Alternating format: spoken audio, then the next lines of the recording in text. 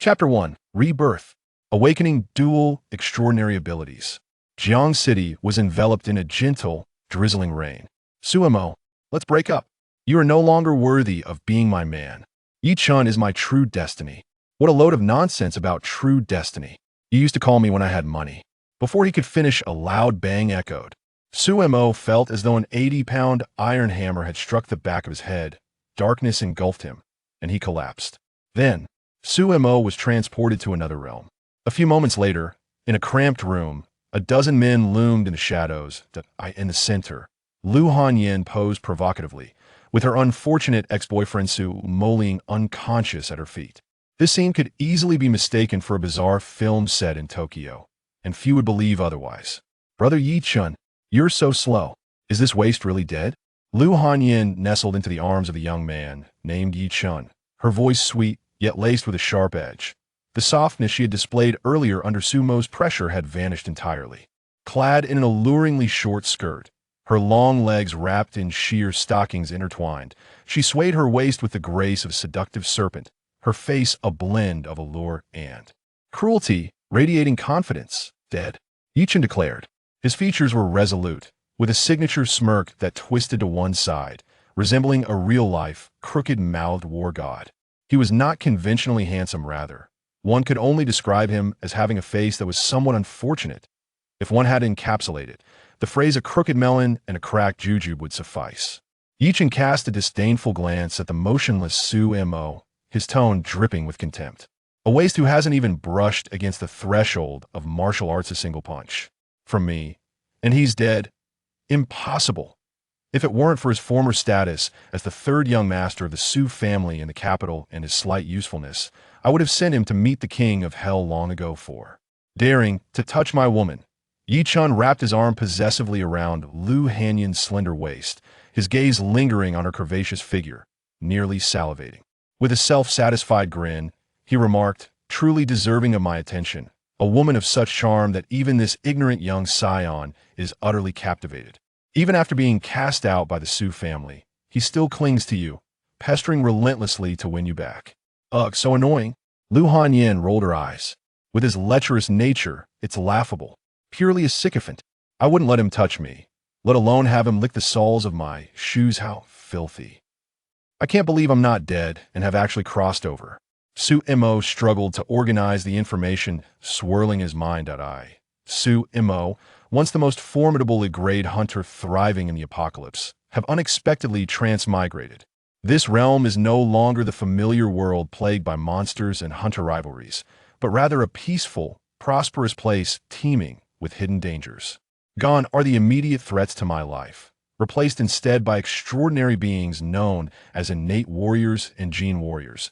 And I am neither a soul transfer nor a body swap. I have taken the place of this world's Suemo. The original Suemo has now become, well, organic fertilizer in the apocalypse world. Meanwhile, I have usurped his identity as the third young master of the Su family, a title that once rang with prestige.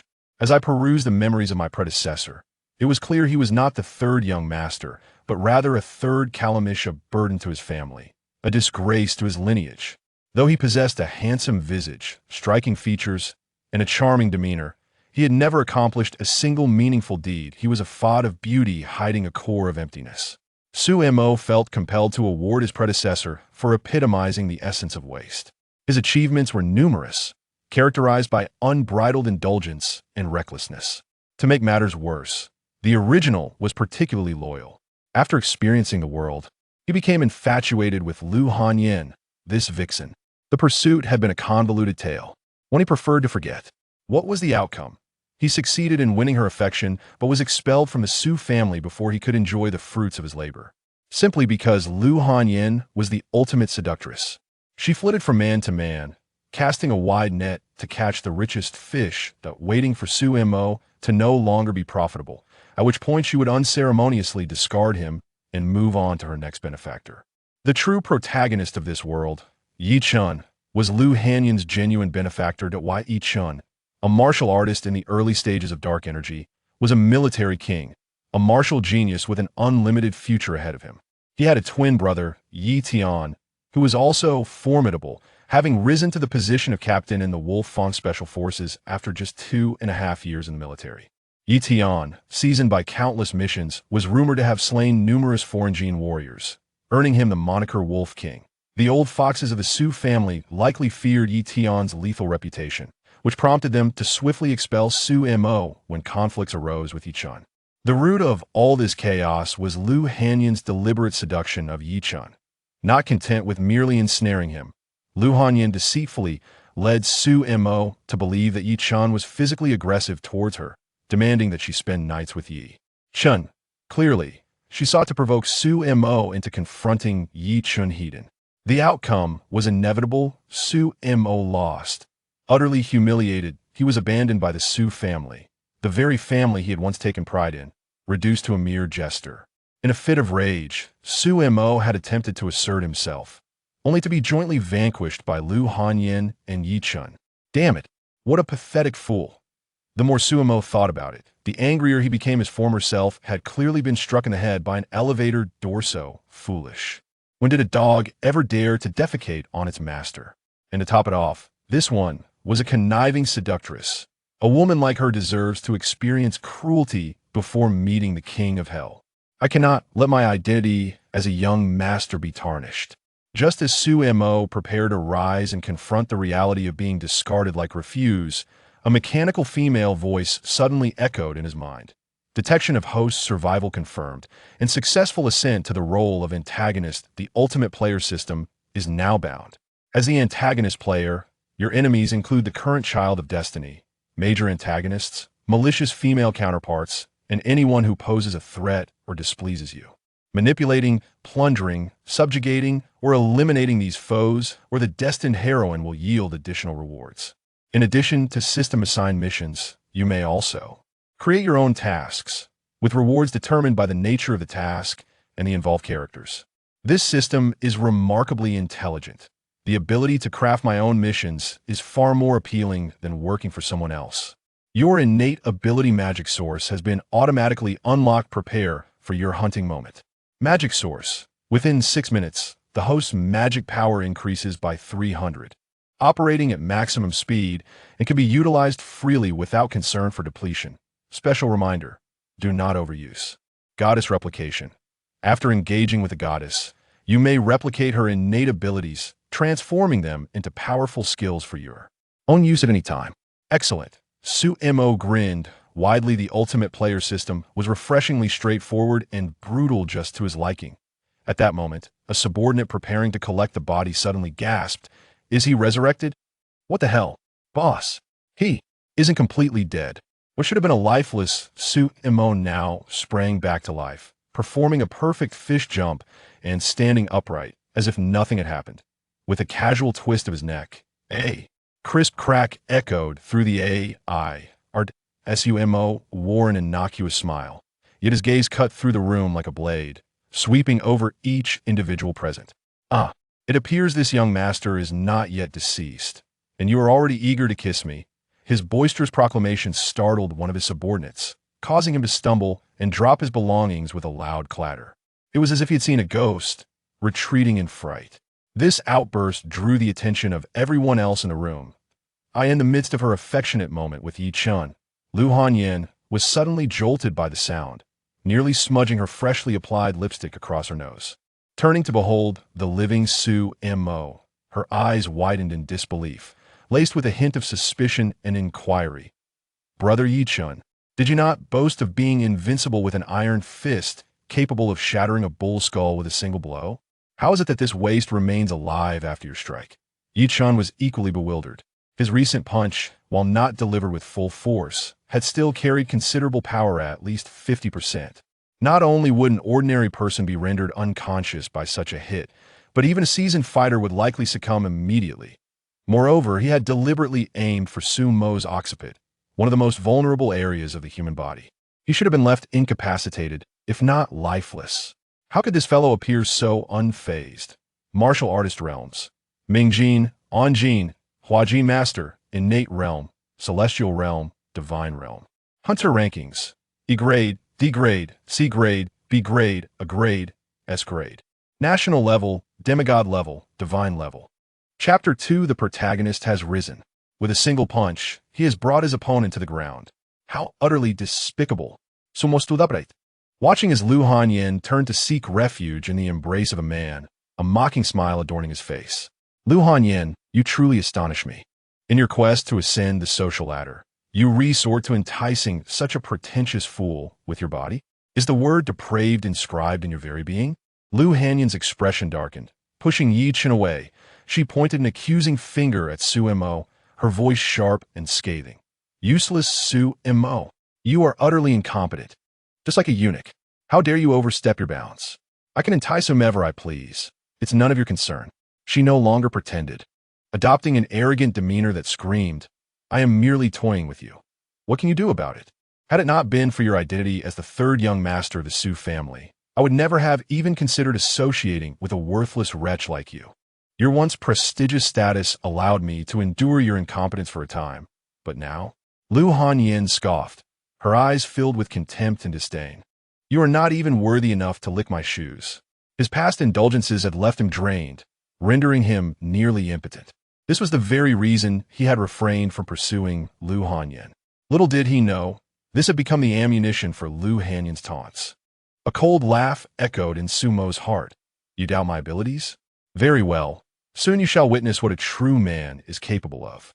Yi Chen, having been pushed aside by Lu Hanyin, was already in a foul mood, and upon hearing Su Mo dare to insult the woman he desired, his rage flared.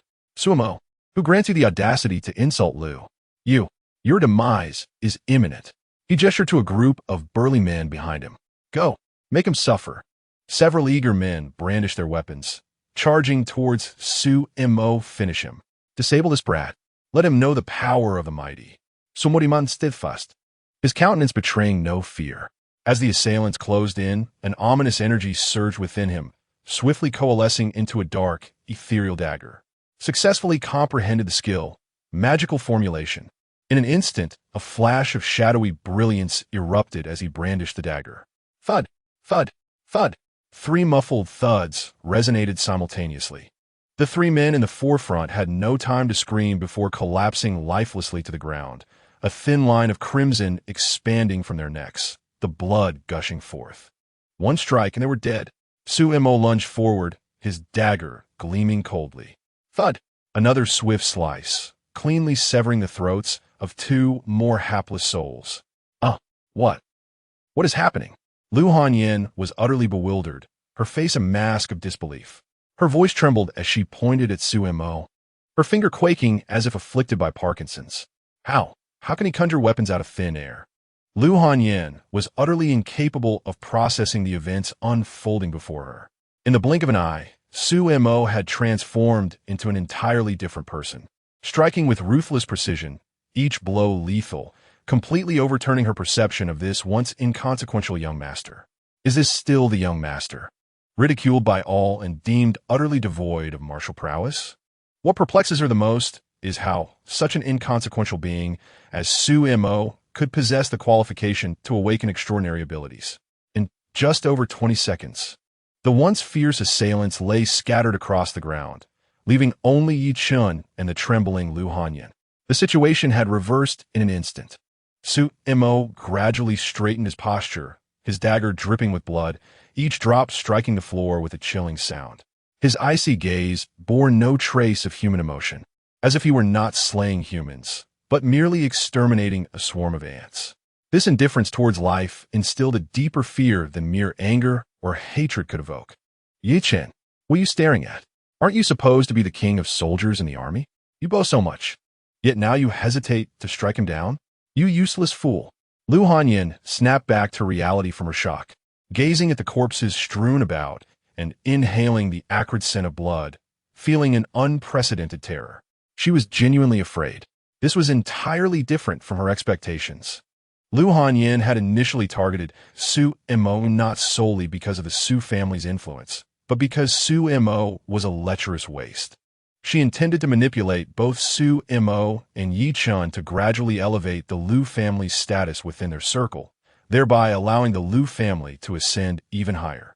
In doing so, she would be better positioned to serve that esteemed individual and acquire more of the irresistible special perfume, which she could then use to enchant powerful men, compelling them to grovel at her feet like obedient lapdogs. Yet the outcome was unexpected. This so-called waste had transformed into someone akin to that esteemed individual, awakening extraordinary powers. Suemo, do not get too arrogant. Yi-chan bellowed, his gaze locked onto Suemo. Though he could not fathom the sudden ferocity of Suemo, he knew he must not show weakness before his woman, for he could not afford to lose face. If he were to suffer humiliation, how could he continue to boast in the future? Do you think you can dazzle with mere tricks? I clawed my way out from the depths of despair.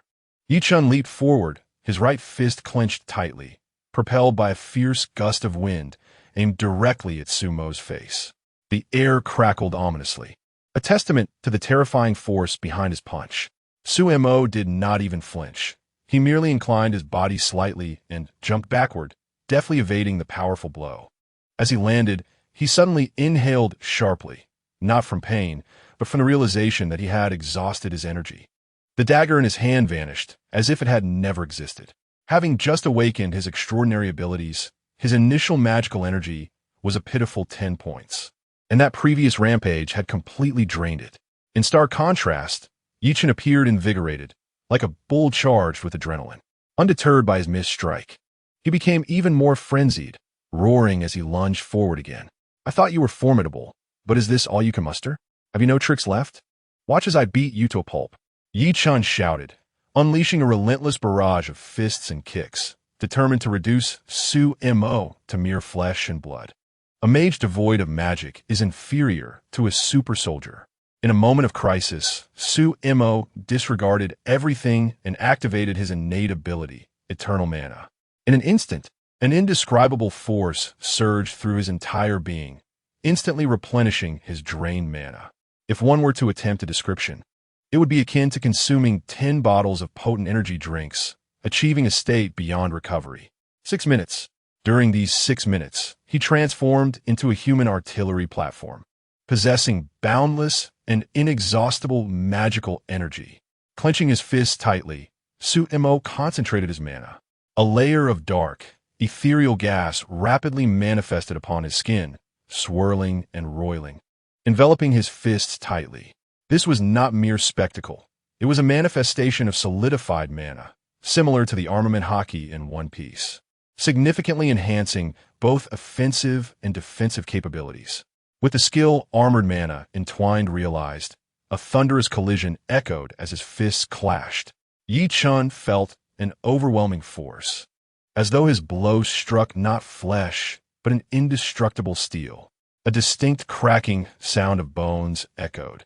His right arm twisted at an unnatural angle, the inertia of the impact causing him to stagger backward, toppling furniture and landing clumsily on the ground.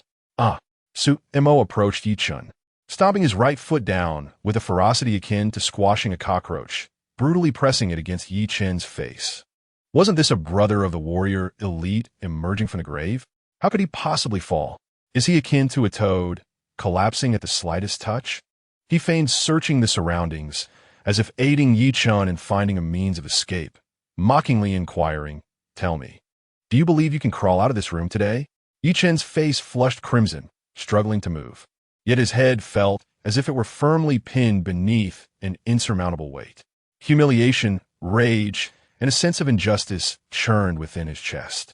He felt as if his very skin was being rubbed raw, a fiery pain coursing through him.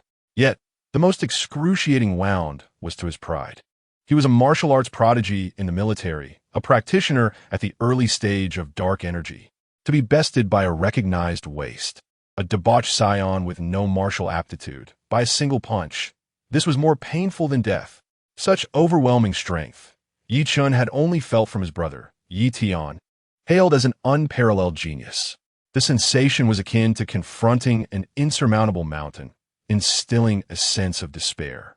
Yes, my brother is Yi-tian. In his moment of desperation, Yi-chan grasped at a lifeline, shouting hoarsely, "Suemo, listen well. My brother is Yi-tian, the captain of the Wolf Fong Special Forces, a figure whom the Su family dares not provoke lightly. If you dare to harm me, you will not live long." My brother will come back at all costs to kill you. He believed that invoking the name of Yi Tian would instill fear in Su Mo, compelling him to release him. After all, within the borders of Dragon Country, who did not know the legendary reputation of the Wolf King, Yi Tian? He was an icon in the military, a legend in the hearts of many. However, Su Mo merely chuckled disdainfully, tauntingly replying, "So, you think that by sending the lesser, the greater will follow? Is your Yi family perhaps made of sugar? And you, a mere spoonful of sweetness? Do you truly believe that your so-called martial arts geniuses are impressive? The times have changed. True essence is but refuse in the face of magic. And you are merely hypocritical elites." Su Mo declared, bending down to manipulate Yi Chen's fingers, counting them as one would count beans. "You stole my woman, drove me to bankruptcy, and cast me from my home, and engaged in treachery." With each of Yi Chen's transgressions that Su Mo recounted, the pressure from his grip intensified. Yi Chen's fingers cracked audibly, eliciting cries of agony akin to that of a slaughtered pig. The wails pierced through the walls, reverberating in the desolate room. Nearby, Lu Hanyan was struck with fear, her face drained of color. Her legs weakened, and she collapsed onto the floor, her beautiful eyes wide open, witnessing this gruesome spectacle. "In the end, you think mentioning my brother Yi Tian will spare you?" Sumo's voice suddenly escalated, laced with a fierce intensity. "You vile scoundrel! Today, if you manage to evade my grasp, then you are something extraordinary." Sumo raised his thumb in a gesture of mock admiration. "If I were to let you escape, then I would be less than contemptible." His thumb then pointed downward, signifying disdain. Chapter 3. A single step to crush the protagonist. Severe punishment for Lu Hanyan. With that, Sumo lifted his foot, magic coalescing beneath it, aiming for Yi Chen's neck, and stomped down with tremendous force. The child of fortune? Not even worthy of a desperate struggle. No matter how great your luck, without growth, you are merely a cockroach surviving by chance. Yi Chen's pupilles constricted, reflecting the terrifying force of Sumo's foot. In that moment, he felt the chilling breath of death. Coldness and despair engulfed him like a tidal wave. How could this be? He was a martial prodigy. He had entered the realm of Ming Jin at 18, and by 20, he had reached the pinnacle of early Jin. Among his peers, he was truly a rare gem. Countless individuals admired and revered him, viewing him as the future master of martial arts. Yet now, he faced death beneath the feet of someone he had always deemed worthless. Having just stepped into the grand city, before he could even display his prowess, he was to meet the end of his life. He could not accept this. The bitterness surged within him. With all his might, Yi Chen attempted to rise. However, it was too late for him to struggle in desperation. Crack! A sharp sound echoed, akin to an eggshell being crushed. This child of fortune's neck twisted at an impossible angle, his eyes bulging, pupils rapidly dilating, and dark red blood seeping from his 7 orifices. Yi Chen's body convulsed a few times before falling completely still. The child of fortune had thus perished. There was no earth-shattering battle, no miraculous counterattack, only a one-sided crushing. Ding! Host has successfully killed the child of fortune, Yi Chen. Reward: 50 free attribute points, 50,000 game points, and the item Devourer Ring. The cold, mechanical voice of the system echoed in his mind. With a thought, Sumo claimed the Devourer Ring. An ancient black ring appeared in his hand, emanating a faint, chilling glow. Its name alone suggested it was a tool designed for obliterating corpses, an essential artifact for those who kill and loot. He gently pressed the corpse, swallowing ring onto Yi Chen's lifeless body. As anticipated, the ring emitted a mysterious energy at a visibly rapid pace, akin to a voracious maw, greedily consuming everything in its path. The body and the bloodstains were entirely devoured, leaving no trace behind. Within moments, the once gruesome scene had been meticulously cleansed, as if nothing had ever transpired. Montag nodded in satisfaction, his gaze shifting to the crumpled figure of Lu Hanyan. Lu Hanyan trembled, the color draining from her face, her expression one of sheer terror. After a prolonged silence, she seemed to awaken from a dream. With a desperate gasp, she clung to Sumo's right leg, tilting her head upward. The charming visage that had once captivated Sumo was now marred by a deep, humble plea. intertwined with bone-chilling dread. Suemo, I was wrong. I was blinded by greed. I should not have plotted against you. I understand your anger, and I am willing to help you quell it. You can do whatever you desire with me. Truly, I am willing to do anything. Lu Hanyan was acutely aware that the man before her was no longer the easily manipulated fool he once was. Suemo had transformed into a formidable being, awakened with supernatural abilities, akin to that powerful figure she could not afford to provoke. As long as she could maintain her connection to this towering figure, she would endure any humiliation, even if it meant demeaning herself. Observing the woman at his feet, Suemo felt no stirrings of emotion, perhaps even a hint of amusement. This woman changed her demeanor faster than one could turn a page. Just moments ago, she had been haughty and dismissive. Now she resembled a submissive puppy begging for mercy. Lu Hanyan, I have a few inquiries for you. Suemo lightly pinched her delicate chin, lifting it slightly. Your responses will determine your fate. Should your answers please me, I shall grant you an opportunity to appease me. However, appeasement does not equate to forgiveness. A twisted smile crept across Sumo's face, his eyes devoid of mirth. He was no saint. Vengeance was his style. As for appeasement, the side effects of his endless power would not weaken her or leave her severely injured, but would ignite a burning desire within her. In this lifetime, he was no longer the master of time he had been in his previous existence, surrounded by countless beauties, with women numbering in the hundreds, leaving him with no shortage of outlets for his urges. Now, tell me, who sent you to seduce me? Lu Hanyan's body quivered, her gaze flickering, her lips trembling. I do not know the name of that esteemed individual. Sumo's tone rose slightly, his fingers applying pressure. Lu Hanyan winced in pain and quickly amended her answer. I only know that this esteemed individual hails from an organization called Allure, with the power of seduction. She can turn men into her obedient slaves. She enchanted all the men of the Lu family, selecting me as her representative to seduce men and elevate the Lu family's status, compelling me to serve her diligently. One woman controlled over 100 members of the Lu family? Just her alone? Suemo pressed further. Yes. Lu Hanyan nodded repeatedly, fearing that Suemo might doubt her.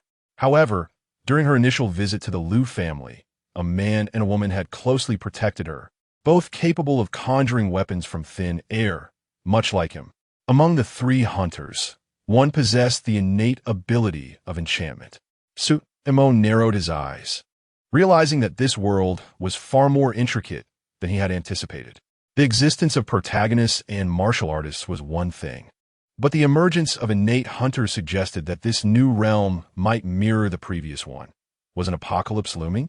Suddenly, a surge of wicked fire erupted from Sumo's lower abdomen, racing towards the crown of his head, reddening his eyes.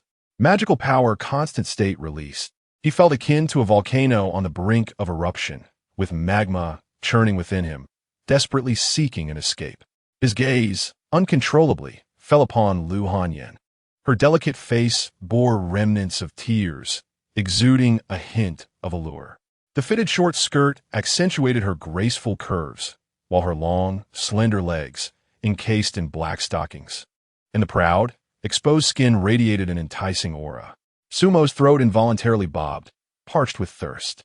Indeed, women with the surname Lu and the character Yin in novels were invariably captivating, beautiful, treacherous, malicious, and tragic, yet never unappealing. Lu Hanyan keenly sensed the shift in Sumo's gaze, a raw, beastly desire within it. Men truly are creatures ruled by their baser instincts. She felt a surge of pride.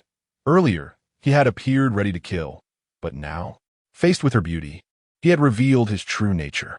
Lu Hanyan leaned slightly forward, her hand gently caressing Sumo's calf, her gaze bewitching. Suemo, I have divulged all I know. Shouldn't you grant me a chance to please you? I assure you, I will seize this opportunity to delight you.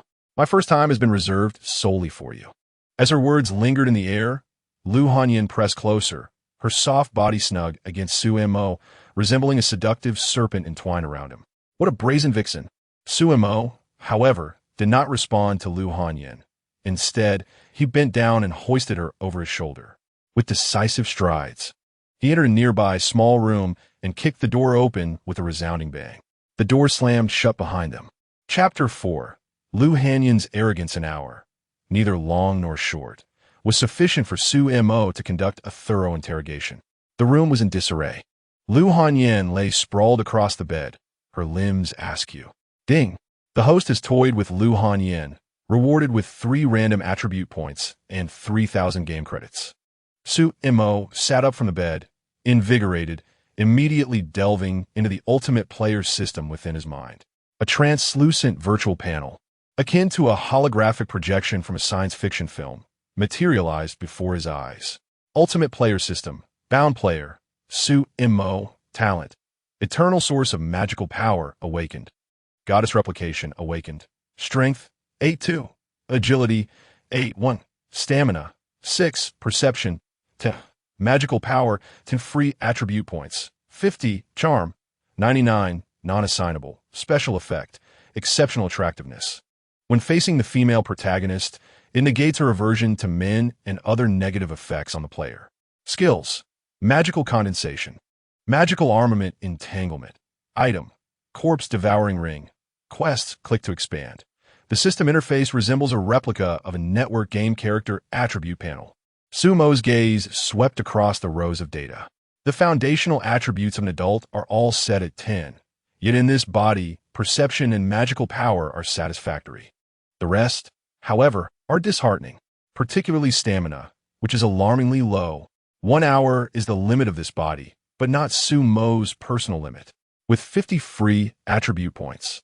Su Mo shifted his attention from the dazzling charm, 99, to the line of free attribute points. After a moment of contemplation, he allocated 5 points each to strength, agility, and stamina, ensuring that these 3 attributes surpassed the passing threshold. After all, the body is the foundation of revolution. Comprehensive development is the true path. Relying too heavily on innate abilities could easily lead to being swiftly eliminated by an assassin. No matter how potent the magical power, a proper output channel must exist. As for the remaining 35 free attribute points, Sumizuri invested them entirely into magical power. Buzz. Magical power. 45. The magical power value on the panel instantaneously surged from 10 to 45. Su Mo distinctly felt a significant enhancement in his internal magical power. Delightful. A few minutes later, Su Mo roughly grasped the system's functions. In simple terms, it entails completing tasks to receive rewards. The rewards are diverse, including free attribute points, random attribute points, various skills, and weapons. System tasks are categorized into tiers: daily tasks, side quests, and main quests. However, what left Su Mo both astonished and anxious was the glaring, golden main quest: establish a hunter association within a month's time. The reward for this task bewildered Su Mo. It was a divine talent. Divine talents. Sumo's eyes instantly reddened, and his heart raced uncontrollably.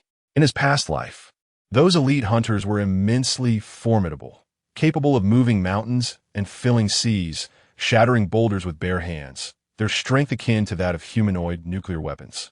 Yet their abilities, their talents, were essentially pilfered from the divine. At best, they were mere replicas, high-quality imitations.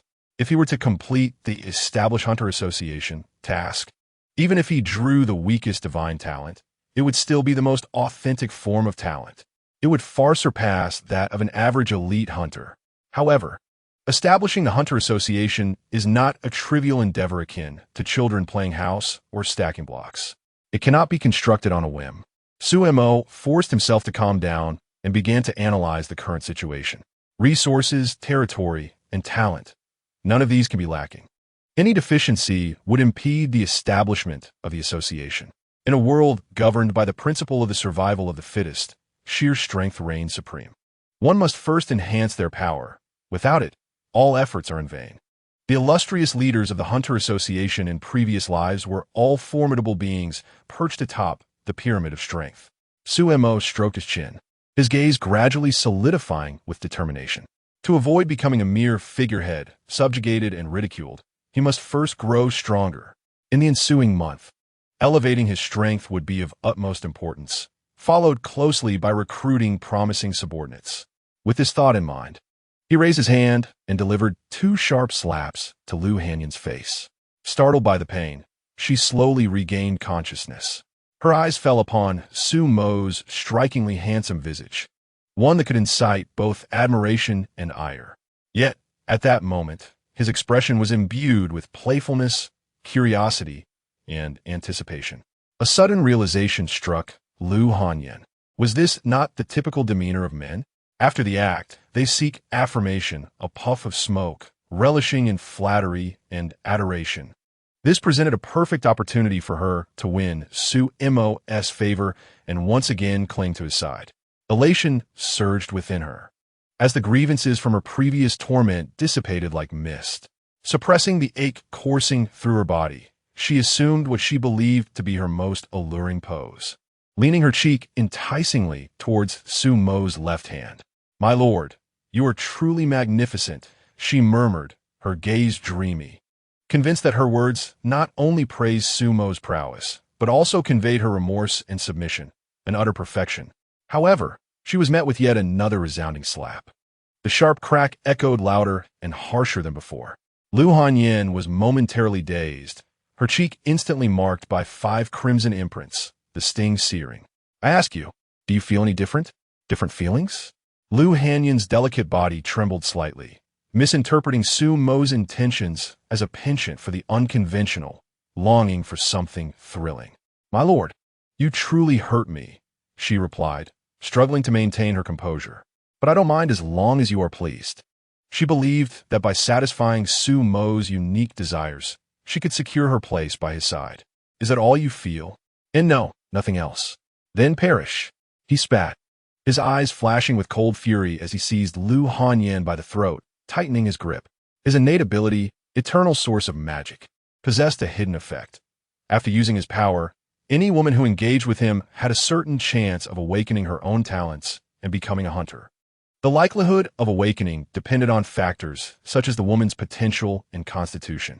In his former life, Sumo had utilized this unique effect to forge a powerful team composed entirely of women. With her throat constricted, Lu Hanyan's pupils filled with profound fear and confusion. Her beautiful face flushed from the lack of oxygen. She began to struggle desperately, her hands clawing aimlessly, while her long, fair legs flailed upon the bed. "Why?" Fragmented words escaped her throat, laden with a deep sense of injustice and bewilderment. Having endeavored to please to no end, even sacrificing her dignity and resorting to flattery, why did Sumo still strike with such ruthlessness? Did Sumo perceive her as unworthy even of being a mere plaything? The answer was simple. Worthless beings devoid of utility ought to be disposed of promptly. Sumo coldly observed Lu Hanyan's struggles, her gaze devoid of any trace of compassion. "This, one would think, should be well understood by a shameless schemer like you." Crack! The crisp sound of bone fracturing resonated. Lu Hanyan's struggles ceased abruptly, her head drooping lifelessly to one side, her eyes vacant, utterly devoid of vitality. Ding! Successfully eliminated enemy Lu Hanyan, rewarded with 10 free attribute points, 10,000 game credits, and the skill hacking proficiency. Chapter 5. The fated heroine Lin Mengyao. For the subsequent half-month, Sumo transformed into an emotionless task machine. Engaged solely in missions or en route to them, the tasks varied widely, rivaling the bizarre tales of contemporary urban news. Investigating a wealthy man's unfaithful wife, only to discover her affair was with a man's chauffeur. A plot more thrilling than any melodramatic soap opera. Repairing a wealthy woman's plumbing, initially perceived as a straightforward task, nearly resulted in a near-drowning experience in her bathtub during an unwanted intimate encounter, exposing a male celebrity-esque scandal.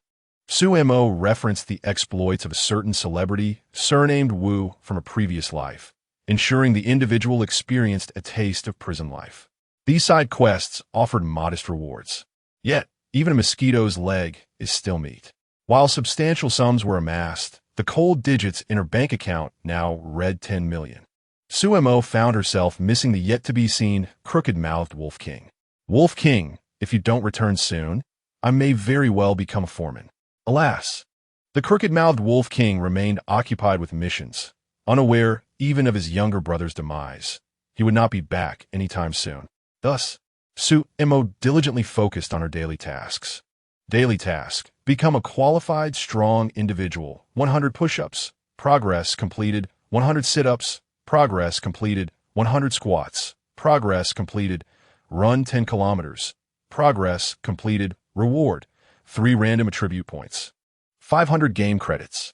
At Jiangnan University, amidst lush greenery, a striking youth, standing at 6 feet 2 inches with a mane of striking white hair, strolled leisurely. The young man possessed an alluring visage, his features seemingly lifted from the pages of a comic, yet exuding a distinctly masculine aura, entirely devoid of any effeminacy.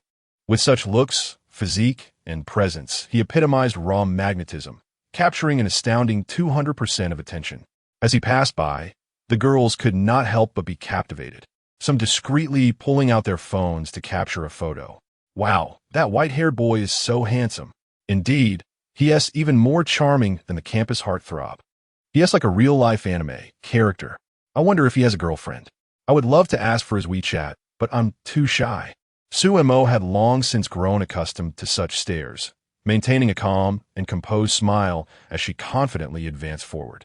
One can still indulge in the fleeting beauty of the scenery along the way. The young women on campus are indeed a feast for the eyes, each adorned in light attire, revealing their fair thighs beneath short skirts. It is evident that they have meticulously curated their appearances, exuding an air of fashion. The variety of stockings they wear seamlessly blends sensuality with innocence, captivating one's gaze. As Sumo strolled along, his eyes lingered on these alluring legs, silently marveling at the joys of youth. Truly, it is no surprise that Jiangnan University ranks among the top 10 in the nation, for the quality of its female students is exceptionally high. The vibrant essence of youth enveloped him, reminiscent of carefree school days. Upon reaching the entrance of the university, Sumo instinctively filtered out the flurry of admirers, honing in on a singular, enchanting figure at the gate. There stood a girl, the true quarry of Sumo for the day. She wore a loose, creamy white oversized t-shirt, her long hair elegantly tied into a high ponytail cascading down her back, paired with trendy gray-white ultra-short shorts and pristine white sneakers complemented by white socks. Her long, delicate legs resembled those of a comic book character. Standing an impressive height of approximately 1.74 meters, her beauty was striking. Flawless porcelain skin, exquisite and three-dimensional features, eyes like paintings, a gracefully defined nose, and subtly glossed lips adding a touch of allure. Her beauty was distinct from the heavily made-up faces of internet celebrities, embodying a refreshing and unadulterated naturalness. This young woman was none other than Lin Mengyao, the destined heroine who had previously rejected the advances of the original protagonist. A princess of the Lin family in Jiangsheng, she and Sumo had been childhood sweethearts, yet she had long forgotten their past. The childhood bond was unreciprocated, and she harbored a disdain for men. While he had once been a notorious scoundrel, how quintessential, a classic trope of disdainful beauty, a high and mighty flower, brimming with pride. According to the conventions of novels, upon encountering the protagonist, would she not readily succumb? However, for Sumo, who had been granted a second chance at life and possessed an extraordinary charm, he was the true protagonist. Once he dispensed with the false leads, he would emerge as the sole hero of this world. At that moment, Lin Mengyao found herself ensnared in a predicament of romantic entanglement. A group of unruly delinquents had encircled her, their lewd remarks preventing her escape. "Little sister, all alone? Would you like some company from the big brothers?" They taunted. "With such beauty, it would be a shame not to pursue a career in showbiz. Come with us. We'll treat you to the finest." Strangely enough, despite their crude words, the delinquents maintained a cautious distance from Lin Mengyao, seemingly wary. Main quest issued. Main quest: assist the destined heroine Lin Mengyao. Content: in a few minutes, the antagonist Zhou Hao will arrive at the entrance of Jiangnan University, enacting a heroic rescue by beating up his own lackeys. Please inform Lin Mengyao of the truth, and ensure she acknowledges the host as her boyfriend. Reward: 20 free attribute points, 5,000 game points. Sumo's eyes sparkled with excitement. The main quest had arrived. He strode purposefully towards the scene, placing his hands on the shoulders of two delinquents. "Hey, you lot. In broad daylight, How dare you harass someone else's girlfriend? Are you itching for a beating, or simply seeking to experience the harsh realities of society? A sudden voice rang out from behind, startling the group of ruffians. Girlfriend? The gang exchanged bewildered glances, questioning when this girl had acquired a boyfriend. Hadn't Hao always been pursuing her? Who among them dared to contest Hao for a woman? Who do you think you are? Mind your own business. One of the brash thugs with dyed yellow hair retorted arrogantly. Su Mo ignored him completely and strode directly to Lin Mengyao, gently inquiring, Lin Mengyao, are you all right? Did these petty rascals trouble you? The unexpected concern left Lin Mengyao momentarily speechless. She stared at Su Mo, her mind struggling to comprehend. The man before her, with his short, silvery hair and chiseled features, exuded a striking aura of confidence. Lin Mengyao blinked rapidly, confirming that this was not a dream. The man, undeniably handsome and radiating charisma, was indeed the once relentless suitor. Su Mo, had he undergone cosmetic surgery abroad? The transformation was astounding. While Su Mo had been handsome in the past, he now appeared leagues apart from his former self. I'm fine, Lin Mengyao replied softly, her voice trembling slightly. She could not discern whether her quivering was due to fear or something else entirely. That's good to hear. Su Mo nodded, positioning himself like a formidable wall in front of Lin Mengyao, entirely shielding her from view. Chapter 6. Do not be so proud. Lin Mengyao. Su Mo turned his head, his gaze sharpening as he fixed it on the gang of ruffians. His tone turned icy. You lot would do well to leave quickly, lest you provoke me into action. The thugs were initially taken aback, only to erupt into laughter. Action? Ha ha ha. Who do you think you are? Yupman? Kid, do you know who we are? Speaking to us like that is a death wish. The woman our boss has taken a liking to. You dare to snatch her away? You must be tired of living. The yellow-haired thug pointed a finger at Su Mo with brazen audacity. I'll give you 3 seconds to kneel and apologize, then get lost. 3, 2, 1. Without hesitation, Su Mo delivered a swift kick to the thug's abdomen, sending him flying like a shrimp, crashing into a nearby trash can with a foul stench. Ouch, what the? The other thugs were still processing what had happened when Su Mo struck with lightning speed, delivering slaps to each of them. They clutched their faces, spinning in disorientation, unable to distinguish their surroundings. In less than 3 seconds, they all lay on the ground, groaning and unable to rise. Su Mo turned back, a subtle smile gracing his features as he addressed Lin Mengyao. They're under Zhou Hao's command, deliberately blocking your way. I suspect that in a few minutes, Zhou Hao will make a grand entrance, ready to play the hero in a rescue drama. Su Mo paused momentarily, a hint of playful mockery dancing in his expression as he remarked, This tactic I have employed on you before. Surely, you remember, Lin Daxiwa? Lin Mengyao glanced at the ragtag group of thugs sprawled helplessly on the ground, their wails echoing in the air.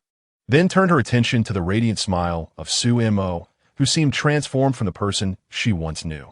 Is it truly you, Su Mo? She questioned, struggling to reconcile her disbelief. Without a doubt, he replied, his tone unwavering.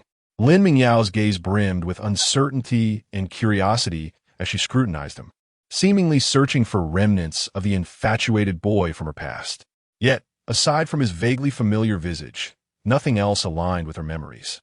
Could it be that he had taken some strange medication? Nevertheless, she could not deny that the current Su Mo possessed a charm far surpassing his former self. At the very least, he no longer repulsed her. Have I enchanted you?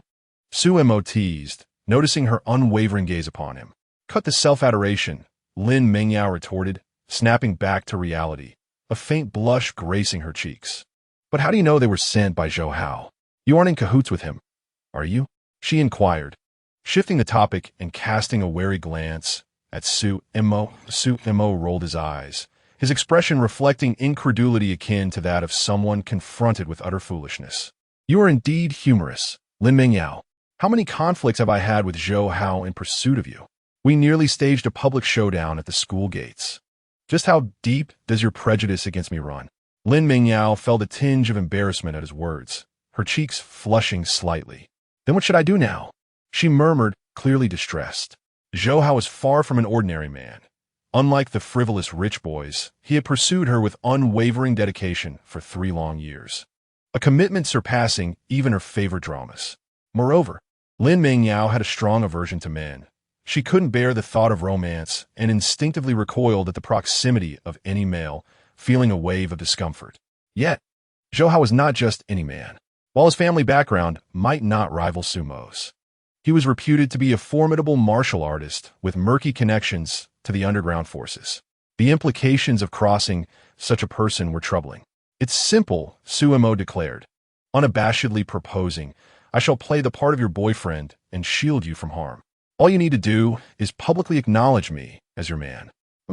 As expected, your intentions mirror Zhou Hao's, seeking to take advantage of me, Lin Mingyao retorted, crossing her arms and stepping back, wearing an expression that read I knew it all along.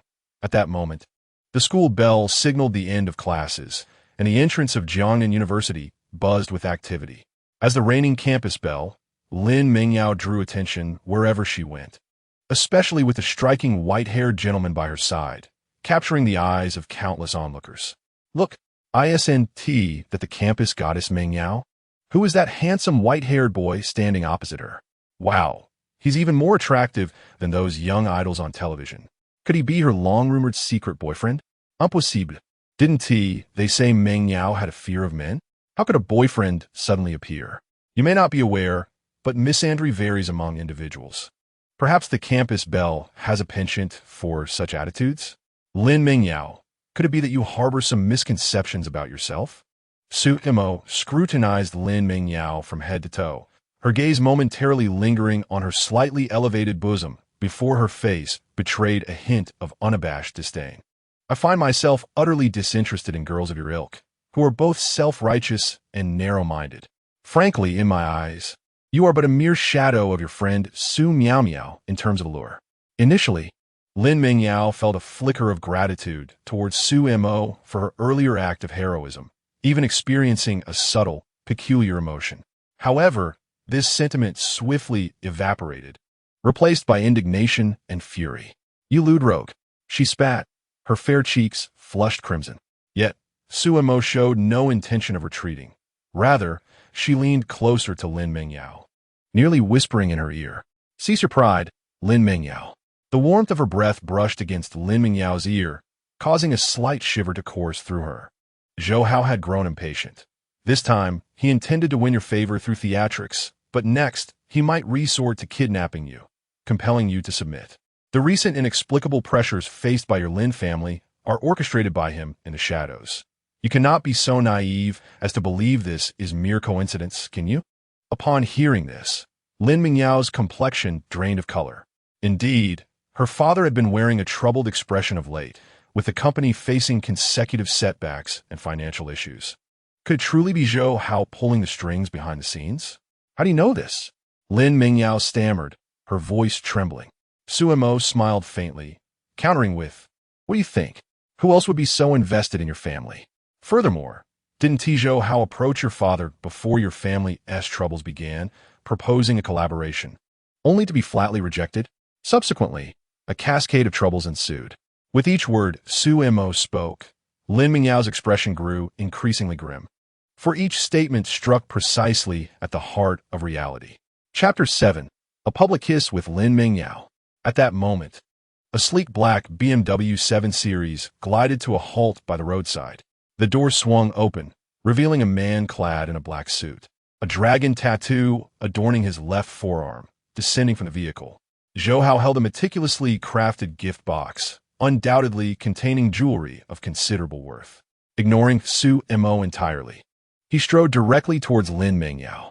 "Yao Yao," he exclaimed, unveiling the gift box. Nestled within was a dazzling diamond necklace, resting on a velvet cushion, its brilliance radiating in the light. "This is the Eternal Heart, a globally limited edition valued at 5 million. Please be my girlfriend. I shall offer you the finest in the world." Kneeling on one knee, he raised the box above his head, his gaze fervent and singularly focused on Lin Mingyao. The atmosphere erupted with excitement, all eyes drawn to the trio. "Wow, Zhou is really pulling out all the stops. A 5 million necklace? He doesn't even blink. Truly, wealth breeds audacity." What is Dreamy Yao to do now? Zhou Xiao's advances are exceedingly aggressive. Is there even a choice to be made? Of course. She should accept Zhou Xiao's proposal. Handsome and wealthy, he embodies the quintessential boyfriend in the hearts of women. However, one must not speak so lightly. Dreamy Yao harbors a disdain for men, and besides, the fair-haired young man beside her is not without merit. Merely a pretty boy. Can he possibly compare to Zhou Xiao? With a mere flick of his finger, Zhou Xiao could make him disappear from Jiangnan. The onlookers buzzed with excitement, their eyes filled with envy and resentment directed at Lin Mengyao. Yet, Lin Mengyao's expression was one of discomfort. She had already rejected Zhou Hao multiple times. Yet this man had the audacity to escalate his pursuit, choosing this very moment and occasion to confess his feelings. This was no longer romance. It was a veiled coercion, coupled with Su Mo's earlier remarks about the hero saving the beauty and secretly dealing with the Lin family. Lin Mengyao finally grasped the situation. Zhou Hao was methodically applying pressure, attempting to force her compliance. Su Mo Lin Mengyao covertly glanced at the young man beside her, seeking assistance from her childhood companion. Su Mo, observing the plea in Lin Mengyao's eyes, allowed a subtle smile to grace his lips, one filled with unspoken implications. To Lin Mengyao, that smile was utterly infuriating. "Hey, what are you laughing at?" she exclaimed, stamping her foot in frustration. Did he not understand the awkwardness of her situation? Still smiling carefree, Su Mo shrugged and replied, "Did I laugh? I don't recall." Lin Mengyao found herself at a loss for words. He was undoubtedly doing this on purpose. Sobering his expression, Su Mo advised earnestly, "I suggest you ignore him. He is merely a clown. A paltry necklace worth 5 million, and he dares to pursue the heiress of a family worth over 50 billion? He claims he will provide you with the best in the world. He is but a shrimp in deep waters." Witnessing Lin Mengyao and Su Mo exchanging glances and openly criticizing him, Zhou Hao's face darkened, resembling the bottom of a pot. "Su Mo, you, a discarded waste from the Su family. I had no intention of acknowledging you, but it seems you have yet to recognize your current standing. Scurry off to the side. You have no right to stand before me, nor to sully Yao Yao's name." Su Mo merely patted Lin Mengyao shoulder, teasingly remarking, "Oh," then continued kneeling and confessing to the heir. With that, he placed his hand on Lin Mengyao's shoulder and turned to leave. This action was undoubtedly adding fuel to the fire. "Stop!" Zhou Hao sprang to his feet, like an enraged beast, glaring fiercely at Su Mo's retreating figure. "Remove your filthy hands. Dare to touch Yao Yao, and I will ruin you on the spot." Su Mo paused, slightly turning his head to wink at Lin Mengyao. "Shouldn't you clarify to this stubborn snake who I am to you?" Lin Mengyao's attention lingered on the hand resting on her shoulder. Why did her body not reject Su Mo's touch? Confusion and panic swiftly overtook her heart. Previously, any man's contact would have elicited a wave of disgust. Yet now, that feeling had inexplicably vanished. She could distinctly feel the warmth emanating from Su Mo's palm, along with a subtle sense of security. What on earth was happening? Lin Mengyao's mind was a blank slate, utterly devoid of any capacity for thought. "Mengyao, to reject me and refuse to be my woman. You resort to bringing this useless person to pretend to be your boyfriend?" Zhou Hao was thoroughly enraged.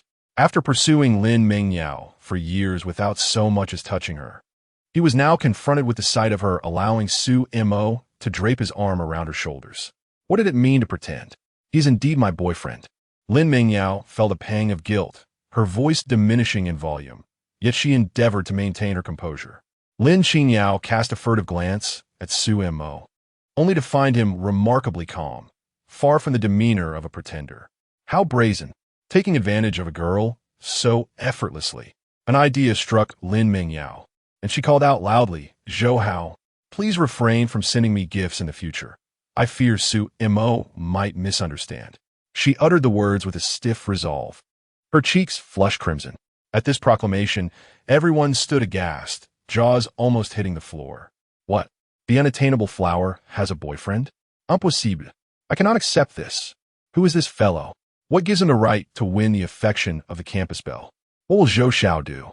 Has he not suffered a crushing defeat? Hearing such a feeble declaration, Zhou Hao could hardly believe it. He fixed his gaze on Su Mo, eyes brimming with warning. Know your place and leave at once, or bear the consequences. In response, Su Mo merely smiled lightly, dismissing the need for words. He opted instead for decisive action. With one hand, he gently caressed Lin Mingyao's fair face, his fingertips gliding over her smooth skin. Then, before the astonished crowd, he swiftly leaned down toward her softly glossed lips. Lin Mingyao's body jolted, as if struck by an electric current. Goodness, how bold! This guy truly dares. My word, this is unprecedented. Every man present looked at Su Mo with intense envy and resentment, wishing to take his place. But that was not all. After kissing their goddess, Sumo's other hand audaciously slid down to Lin Mingyao's long, delicate legs. How outrageous! How unbelievable! Let go of that girl, and let me have her. Zhou Hao watched this scene unfold, his expression darkening with an ominous shade. Ultimately, he remained silent, like a vanquished dog, and slammed the accelerator, speeding away. The mournful wail of the car seemed to echo his final roar. Chapter 8. The exquisite internet celebrity model, Laura.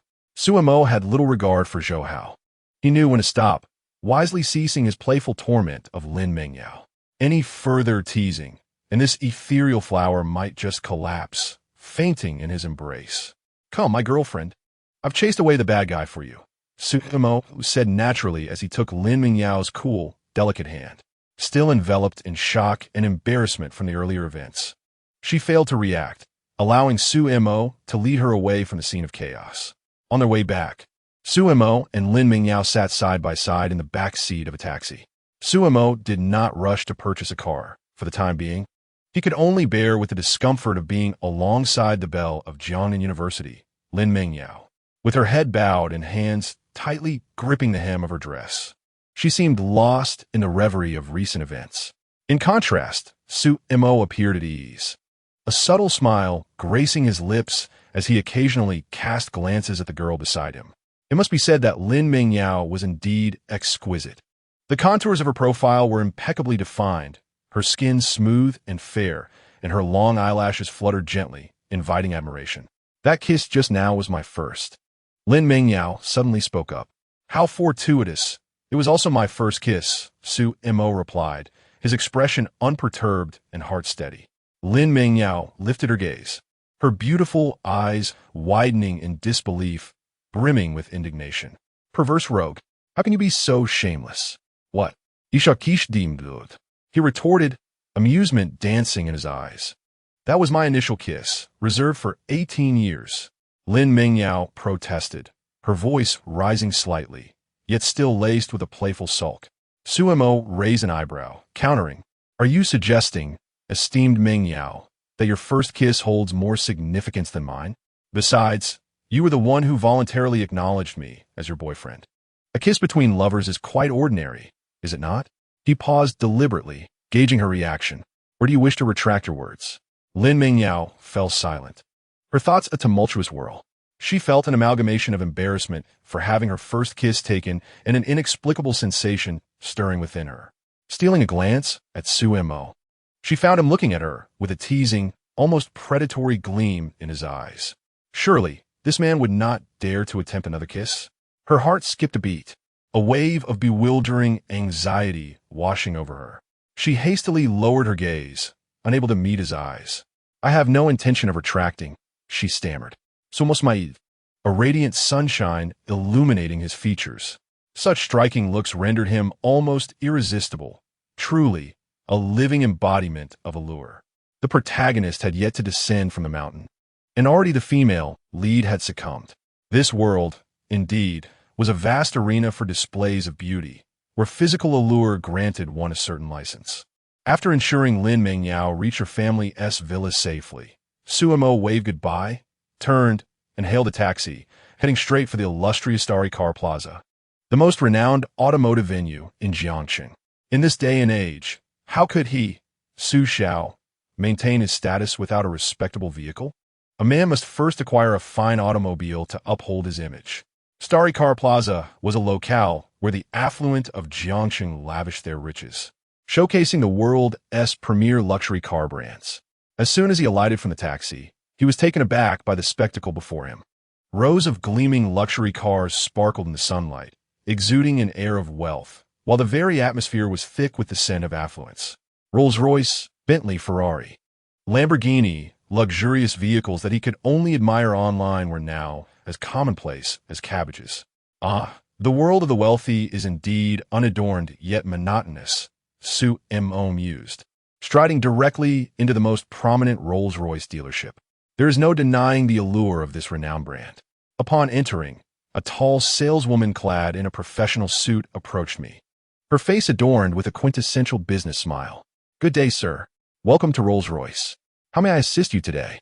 Her voice was melodious and her demeanor warm. Yet there was an unmistakable lack of something in her gaze, perhaps a modicum of respect for a potential client. After all, my attire today was rather understated and hardly suggested that I could afford a luxury vehicle. "I'm just browsing," I replied nonchalantly, scanning the showroom with a casual glance. The saleswoman's professional smile faltered momentarily, yet her training compelled her to maintain a veneer of politeness. She subtly shifted to the side, gesturing for me to proceed. "Please, feel free to explore at your leisure." In her mind, I had already been categorized as merely a curious visitor. I won't just be looking for the sake of it. I'll know if it's suitable, I mused, wandering alone through the showroom, my eyes drifting over the various Rolls-Royce models. The extended Phantom exuded an air of majestic authority, its iconic hood ornament proclaiming its nobility. The Wraith appeared more youthful and sporty, its sleek lines brimming with speed and passion. The Cullinan combined luxury with practicality, radiating an undeniable presence. Each Rolls-Royce was accompanied by a meticulously chosen model. Adorned in various high-end custom gowns, they leaned gracefully against the vehicles, their sinuous curves contrasting yet harmonizing with the car's robust lines, creating a stunning tableau. Most of the onlookers seemed more captivated by the models than the cars, gathering in small clusters, their gazes lingering on the beauties. Occasionally, they would pull out the latest smartphones, snapping pictures from different angles to immortalize the enchanting scene. It was less about the cars and more about feasting their eyes on the stunning women. To my right, a particularly lively exhibit drew my attention, thronged by onlookers. My curiosity piqued, I stepped closer. At the center of the crowd stood the latest model of the Phantom series, the Galaxy. A limited edition of only 300 units worldwide, priced at $9.98 million. The vehicle was adorned with a unique chameleon paint that shifted to reveal a deep celestial purple depending on the light, subtly hinting at a metallic finish that epitomized understated luxury. The iconic hood ornament had been replaced with one crafted from crystal, a symbol not merely of branding, but of a man's dignity, a badge of honor for the successful. Beside the car stood a top-tier supermodel, the internet sensation known as Laura, a part-time Gold Star saleswoman with millions of fans. She wore a shimmering silver sequin sheath dress that accentuated her curvaceous figure, the hem daringly short. Her long, fair legs were accentuated by sky-high heels, amplifying her statuesque presence and commanding aura. She posed enticingly for the cameras, striking various alluring stances as a flurry of photographers captured her every move. "Excellent, simply exquisite. Rolla, let us have another side pose. Give me a more enchanting gaze. Yes, just like that. Hold it." Sue M.O. squeezed through the crowd, positioning himself at the forefront of the display, his eyes shifting from Rolla to the magnificent vehicle, the Galaxy. He touched his chin, appreciating it earnestly. "This car is splendid, grand, luxurious, and quite impressive. Its understated elegance aligns perfectly with my preference for subtlety." Sumo murmured, almost himself. Yet Rolla caught his words. After all, a man like Sue M.O., with striking looks and an extraordinary aura, naturally drew attention wherever he went. Rolla, clad in sky-high heels, sauntered gracefully to Sue M.O., her body slightly leaning forward, perfectly shielding her chest while inadvertently revealing an alluring curve. "Sir, you certainly have exquisite taste. This Galaxy is a treasure of our dealership, with only 300 units globally, each possessing its unique value." As she approached and beheld Sue Mo's visage, her smile radiated even more brightly, more genuine and seductive than when she posed for the camera. Rolla had encountered many affluent individuals, yet one with both striking looks and charm, like Sue Mo was indeed rare. Even if she could not sell the car, befriending him would be splendid. Chapter 9. Purchase a car and receive a stunning model. Sue Mo surmised that any vehicle that could entice Miss Rolla to showcase, it must be exceptional. His gaze lingered on Rolla's radiant face and voluptuous figure before he leisurely added, "After all, people are worth more than cars." Rolla was momentarily taken aback by his comment. Then a melodic laugh escaped her lips, painted bright red. This man certainly possessed a delightful wit. He not only praised the million-dollar luxury vehicle, but also complimented her with just the right touch of humor, far superior to those who merely leered at her physique. Her laughter was enchanting, drawing the attention of the previously aloof and pretentious, successful individuals nearby, their eyes wide with admiration, as if they wished to press their eyeballs against Rolla's captivating face. "Sir, you truly know how to flatter," Rolla said with a playful smile directed at Sue Mo. "If you like, you can admire it up close or even take it for a test drive." She slightly turned to create a pathway, her delicate hand gesturing invitingly. This subtle turn was significant. The silver sequin sheath dress she wore accentuated every nuanced movement, causing the hem to sway. As she moved, the skirt lifted slightly, revealing more of her smooth, delicate skin. Her long, fair legs gleamed under the showroom lights, mesmerizing onlookers. The towering heels elongated her leg lines to perfection, creating a seductive allure that was impossible to resist. Subsequently, amidst the envious gazes of the crowd, Sue Mo followed Rolla to the side of the Galaxy.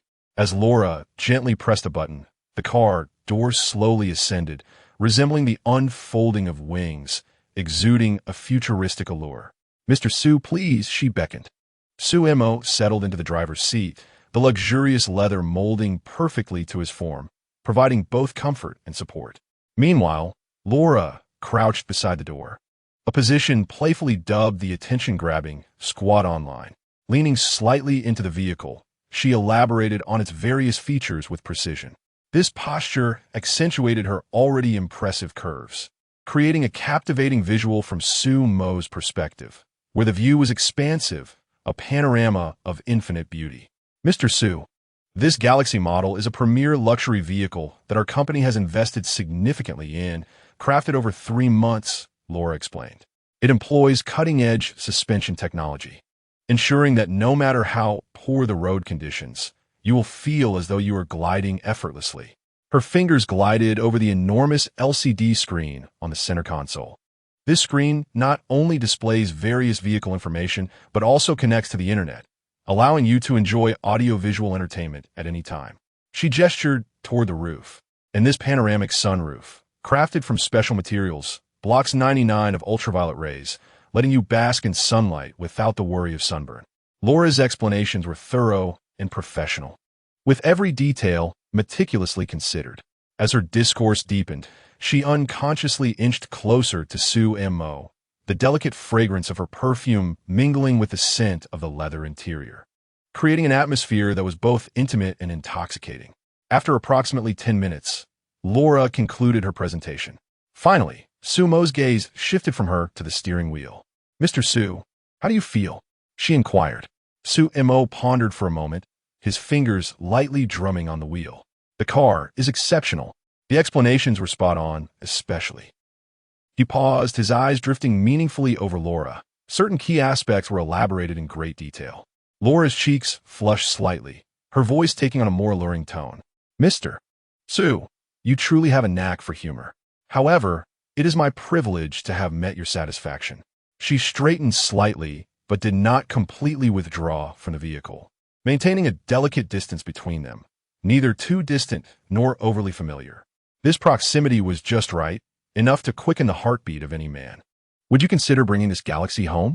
Laura blinked, her eyes sparkling with anticipation.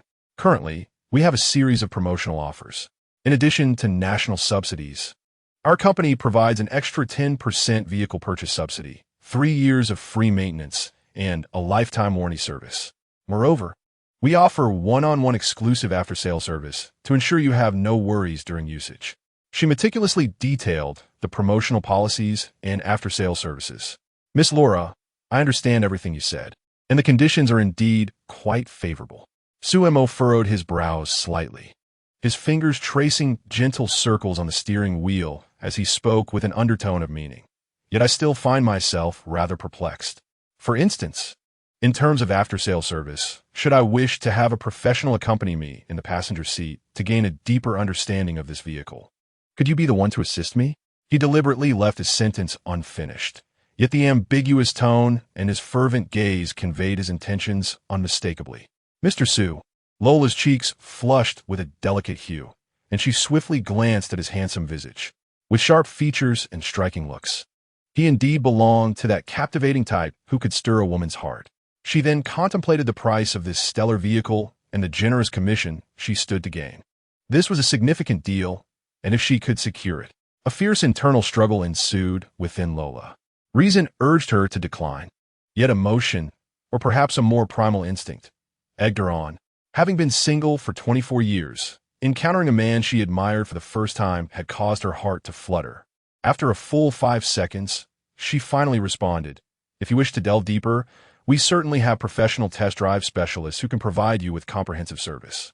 Lola artfully sidestepped Su Mo's inquiry, neither acquiescing nor outright rejecting. However, she added, "If you wouldn't mind, I could also personally provide you with an explanation." Somos maíz. In certain instances, physical allure could wield more influence than wealth, particularly in the presence of a beautiful woman, as if it could indeed serve as sustenance. He slowly extended his hand, stating, "Then it would be my honor to comply." Lola extended her hand as well, their palms meeting briefly before parting, having reached a tacit agreement. Lola had found a dashing and affluent owner for the pricey stellar vehicle, while Su Mo had acquired a professional, top-tier model. Chapter 10. Exposing Wang Fugue's Dark Secrets. System. Investigate him. Just as Lola was about to lead Su Mo to finalize the purchase, sign the contract, and make payment, a rotund figure obstructed their path. "Hold on." A portly man with a substantial belly squeezed his way forward. He had been eavesdropping on their conversation, catching snippets of their dialogue. This self-important man believed that by purchasing this stellar vehicle, he could similarly acquire a top model like Lola along with it. A 2-for-1 deal. A luxury car and a beautiful woman, all in one fell swoop. The thought made the flesh on his face quiver with excitement. "I want this car. Miss Lola. Isn't it? As long as you're willing to accompany me, we can negotiate the price." The greasy man reached out his clammy hand, attempting to touch Lola's face. In an instant, her expression turned frosty as she deftly evaded his unwelcome advance. "Sir, you may have misunderstood. We are a legitimate dealership, selling cars only, nothing else. Moreover, this vehicle has already—" Lola tried to explain, but the portly man rudely interrupted. "What do you mean already? Has he paid? Has he signed a contract?" The corpulent man cast a disdainful glance at Lola, and then turned his attention to Su Mo, his eyes brimming with contempt. "Young man, I advise you to recognize your place and withdraw gracefully.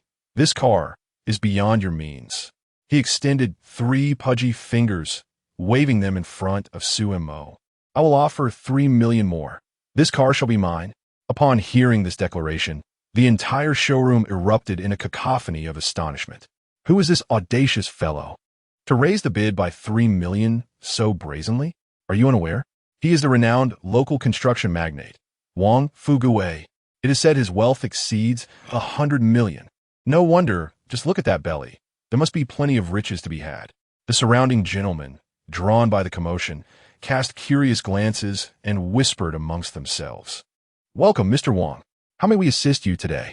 Feel free to inquire about any vehicle you desire." The showroom manager, Liu Kai, hurriedly approached, bowing and scraping. Wang Fugue was a VIP in their establishment, renowned for his prodigious purchasing power, regarded as a veritable god of wealth by the sales staff. Wang Fugue pointed at the Star River, exuding confidence as he declared, "This car is priced at 13 million. I will take it."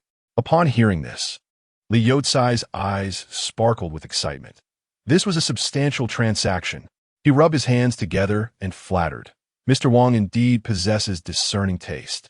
The Star River is our showroom's prized possession, perfectly complementing your esteemed presence." Enough with the flattery. Bang Fugi impatiently interruptali io cais prizas. Once purchased, I require someone knowledgeable to provide a thorough explanation. Understood? Absolutely, Mr. Wang. Please, share your needs. We shall fulfill your requests without fail. Liu Kai quickly responded, grinning widely. I specifically request her for after-sales service. Wang Fugue pointed his greasy finger directly at Lola. I want her in the passenger seat, hands-on, one-on-one, you know what I mean? Liu Kai, understanding immediately, turned to Lola with a serious expression. Lola, Mr. Wang is a distinguished VIP who has requested your service. Consider it a privilege. You must seize this opportunity to cater to Mr. Wang. If you perform well, your commission will be substantial, and promotions will surely follow. Li Youcai's gestures conveyed a clear message. Hurry, don't hesitate. Attend to Mr. Wang at once. Lola's stomach churned as she realized her esteemed client had transformed from a tall, silver-haired, extraordinarily handsome gentleman to the short, rotund, oily man before her. Desperation flickered in her eyes as she sought help from Su Mo. Mr. Su. At that moment, Su Mo felt a surge of frustration. He had been so close to acquiring both the luxurious car and the beautiful model, only for an unexpected rival to appear. Who could endure such a setback? The most pressing issue was that he currently possessed only 10 million, leaving him without the confidence to raise the bid. It truly echoed the old adage, a penny can thwart a hero. Determined not to let this opportunity slip away, Su Mo summoned the ultimate player system in his mind. The system has credited 1,000 game points. I implore you to employ my hacking skills. I desire all the dark secrets of this corpulent man. The more sordid and detailed, the better. Ding. The system has acknowledged the host's request and is deducting 1,000 game points. Initiating hacking techniques, searching for target. Wang Fugue. Data collection in progress. Information obtained. Wang Fugue, male, 45 years old, chairman of Defa Construction Company, has evaded taxes amounting to significant sums, has engaged in bribery multiple times, and leads a chaotic private life. What is the matter? Are you unwilling? Wang Fugue's expression darkened as he noticed Lola's prolonged silence, his tone dripping with menace. You better think carefully. If you offend me, you won't survive in this industry. Liu Kai quickly chimed in. Lola, why are you still dawdling? Hurry and thank Mr. Wang. Lola's complexion turned pale, her face a mask of reluctance. She would rather be dismissed than accompany this greasy man who could easily be her father. Just as she found herself in a quandary, unsure of how to proceed, a clear voice resonated. On April 19th, Huakai Fugue transferred 5 million to Qingzheng Lieming to secure the development rights for that piece of land in the south of the city, a bribe. Su Mo spoke slowly, his voice soft. Yet each word struck Wang Fugue like a hammer. At 12:01 a.m. on May 20th, Huakai Fugue transferred 100,000 to a certain person, under the pretense of a hardship fee. But in reality, it was to maintain a college student, wasn't it? On June 28th, Huakai Fugue coerced a third-tier celebrity to engage in relations with him. Who on earth are you? Wang Fugue gazed at Su Mo in terror, his corpulent body instinctively retreating a few steps. This young man, appearing to be just over 20, how could he possess such intimate knowledge of his dark secrets? Those clandestine transaction records, those unsavory dealings, could not possibly be known by anyone other than himself and the involved parties. I am not someone you can provoke. Sumo's tone remained calm, hands in pockets, gradually approaching Wang Fugue with a light chuckle. This car was initially intended as a gift for Miss Lola and myself. However, it seems you are in greater need of it. How about this? You make the payment, but the car remains mine. Does that sound agreeable? Why should I? Wang Fugue retorted defiantly, his voice shaking with a false bravado. Are you threatening me? Threatening? No. I merely forgot to mention something. Su Mo feigned regret, snapped his fingers, and continued to divulge. On September 20th at 10:30 a.m., your wife jumped from the building downstairs. This matter is undeniably linked to you. Isn't it? You've implanted surveillance in my mind. How do you know everything? Wang Fugue was genuinely frightened this time, his legs giving way as he collapsed to the ground. The precision of the details was terrifying. This was the secret he feared the most. Although the police had classified his wife's death as a suicide due to depression, it was, in truth, a consequence of his prolonged domestic violence and psychological abuse. If this information were to be exposed, Wang Fuguei would undoubtedly face imprisonment. What do you want from me? It was quite simple.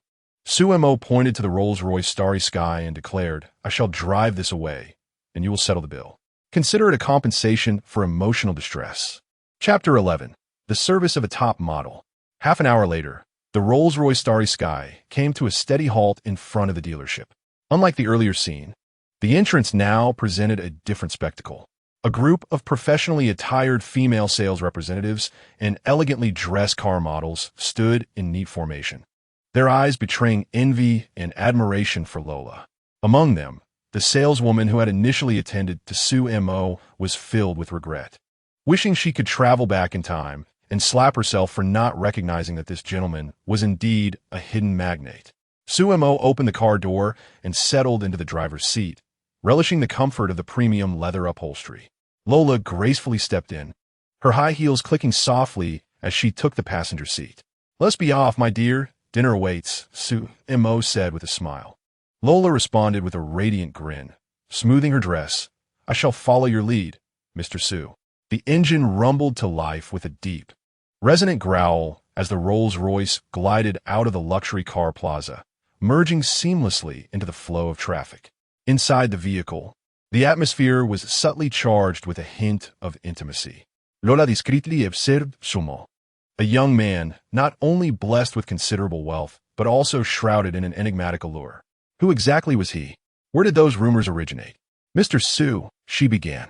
You may call me Su Mo, she repeated, slightly awkwardly. What are your plans regarding Wang Fuguei? Lola hesitated, her beautiful eyes flickering with concern. Wang Fuguei was a notable figure in Jiangcheng. If a confrontation ensued, it would likely not conclude easily. I have already sent the evidence to a justice-driven police officer. She will handle it appropriately. There is no escaping for him, Su Mo replied confidently. Police officer?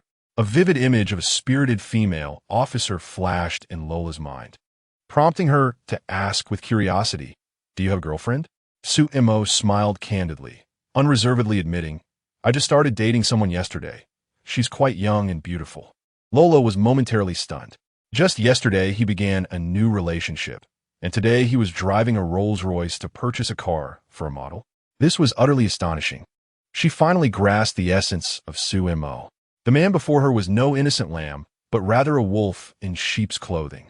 Lola cast a lingering glance at Su Mo, admiring his sharply defined and flawless profile, which was mesmerizing from every angle, quickening her heartbeat. She silently withdrew her gaze, making a bold decision. With a graceful lift of her long leg, she playfully positioned her foot on the dashboard, her shoe slipping off and landing softly on the plush carpet. The temperature inside the car was comfortable, yet Lola felt an inexplicable heat rising within her. Slowly and deliberately, she placed her alluring legs on the dashboard, igniting an undeniable tension. Sumo's fingers tightened around the steering wheel at the corner of his eye, catching this audacious display. The stature of this Lola is truly remarkable. She skillfully flaunts her advantages. Her long, slender legs are prominently displayed on the dashboard, swaying restlessly, an unabashed provocation. Sumo siete de interneti. This was his new car, freshly acquired and scarcely driven. It felt tarnished by the presence of this model. Su Mo would not permit anyone to so brazenly defile his new possession. With a serious demeanor, he resolved to set an example by personally removing those troublesome legs. However, standing at a height of 1.78 meters, Lola's legs were fair and smooth, proving to be a formidable challenge for him to displace. As night fell, the most vibrant commercial district of Jiangcheng sparkled with neon lights and bustling traffic. The starry sky wove through this scene, resembling a dazzling celestial body that captivated countless gazes. Dinner was arranged at a revolving restaurant named on Cloud 9, situated atop the city's tallest building, offering a panoramic view of Jiangcheng's nocturnal splendor. The exquisite French cuisine, romantic ambience, and the beauty seated across from him created a delightful atmosphere as they dined and conversed. Su Mo soon realized that Lola was not merely a pretty face. She possessed her own insights into fashion, art, and business, which deepened his appreciation for her. After dinner, Su Mo drove Lola back to her apartment. Along the way, She gazed out at the rapidly passing scenery, several times on the verge of speaking, yet ultimately unable to voice her curiosity. Lola had anticipated a sleepless night, wondering which man could resist her allure. Suemo, youthful and dashing, affluent and enigmatic, was merely taking her home? A swirl of emotions stirred within her, as she had prepared herself for the unfolding narrative of the evening. She even had her excuse ready for the next morning. But was this all? Surely he wasn't just a pretty face without substance. The starry sky gradually led them into an upscale residential area, halting beneath a luxurious apartment building. We've arrived, Suemo announced in a low voice. Huh? Oh, Lola responded, slightly dazed as she unfastened her seatbelt, a flicker of disappointment flashing in her beautiful eyes. Suemo noticed her reaction and decided to tease her. What's the matter, Miss Lola? You seem a bit disappointed. Not at all, she hastily refuted. Suemo chose not to press the matter, instead offering a knowing smile before abruptly inquiring, by the way, what do you think of the actual performance of this starry sky? Lola was momentarily taken aback. After a pause, her cheeks flushed a deep crimson. She found it perplexing, yet could reluctantly accept it. As the esteemed owner of the starry sky, only your personal experience with such technical matters could yield the most accurate answers. Wouldn't you agree? She replied. Then, Miss Lola, could you enlighten me on this? Suemo asked earnestly, like a keen learner eager for knowledge. Of course, Lola conceded with a reluctant nod. Chapter 12. Disrupting the mood? Pursuing to the other's lair. As time ticks away, the streetlight beneath the apartment casts a warm, yellow glow, elongating the silhouette of the starry sky.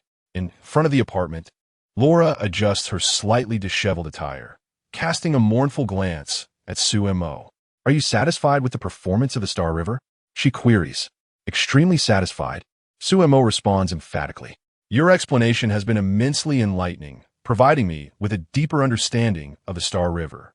Moreover, any doubts I harbored regarding the vehicle's novelty have been thoroughly addressed through your insights, affirming its worth at this price point.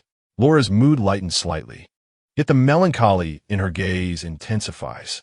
She feels a sense of frustration, akin to preparing a lavish banquet, only for the guests to take a solitary bite before setting down their chopsticks. It is reminiscent of dressing to the nines in the most alluring attire, only to engage in a lengthy discussion of theoretical knowledge. Suemo, perceptive to the sorrow reflected in her eyes, seeks to clarify to prevent any misinterpretation. This evening, I have some personal matters to attend to, and my time is rather limited. Laura pauses, her eyes flickering with surprise. However, tomorrow evening, I will personally meet you at the square in front of everyone, and I will ensure to escort you inside your home.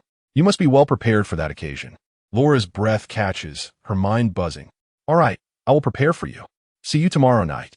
Indeed, sumoriplais. Laura sways her hips gracefully as she returns to the apartment, her high heels clicking rhythmically against the pavement. In the distance, within a black sedan, several pairs of eyes are fixated on her enticing figure. This girl is quite something, her waist twisting so alluringly. She possesses a perfect physique, so curvaceous. To think such a striking woman is a member of the Sue family? That lucky lad.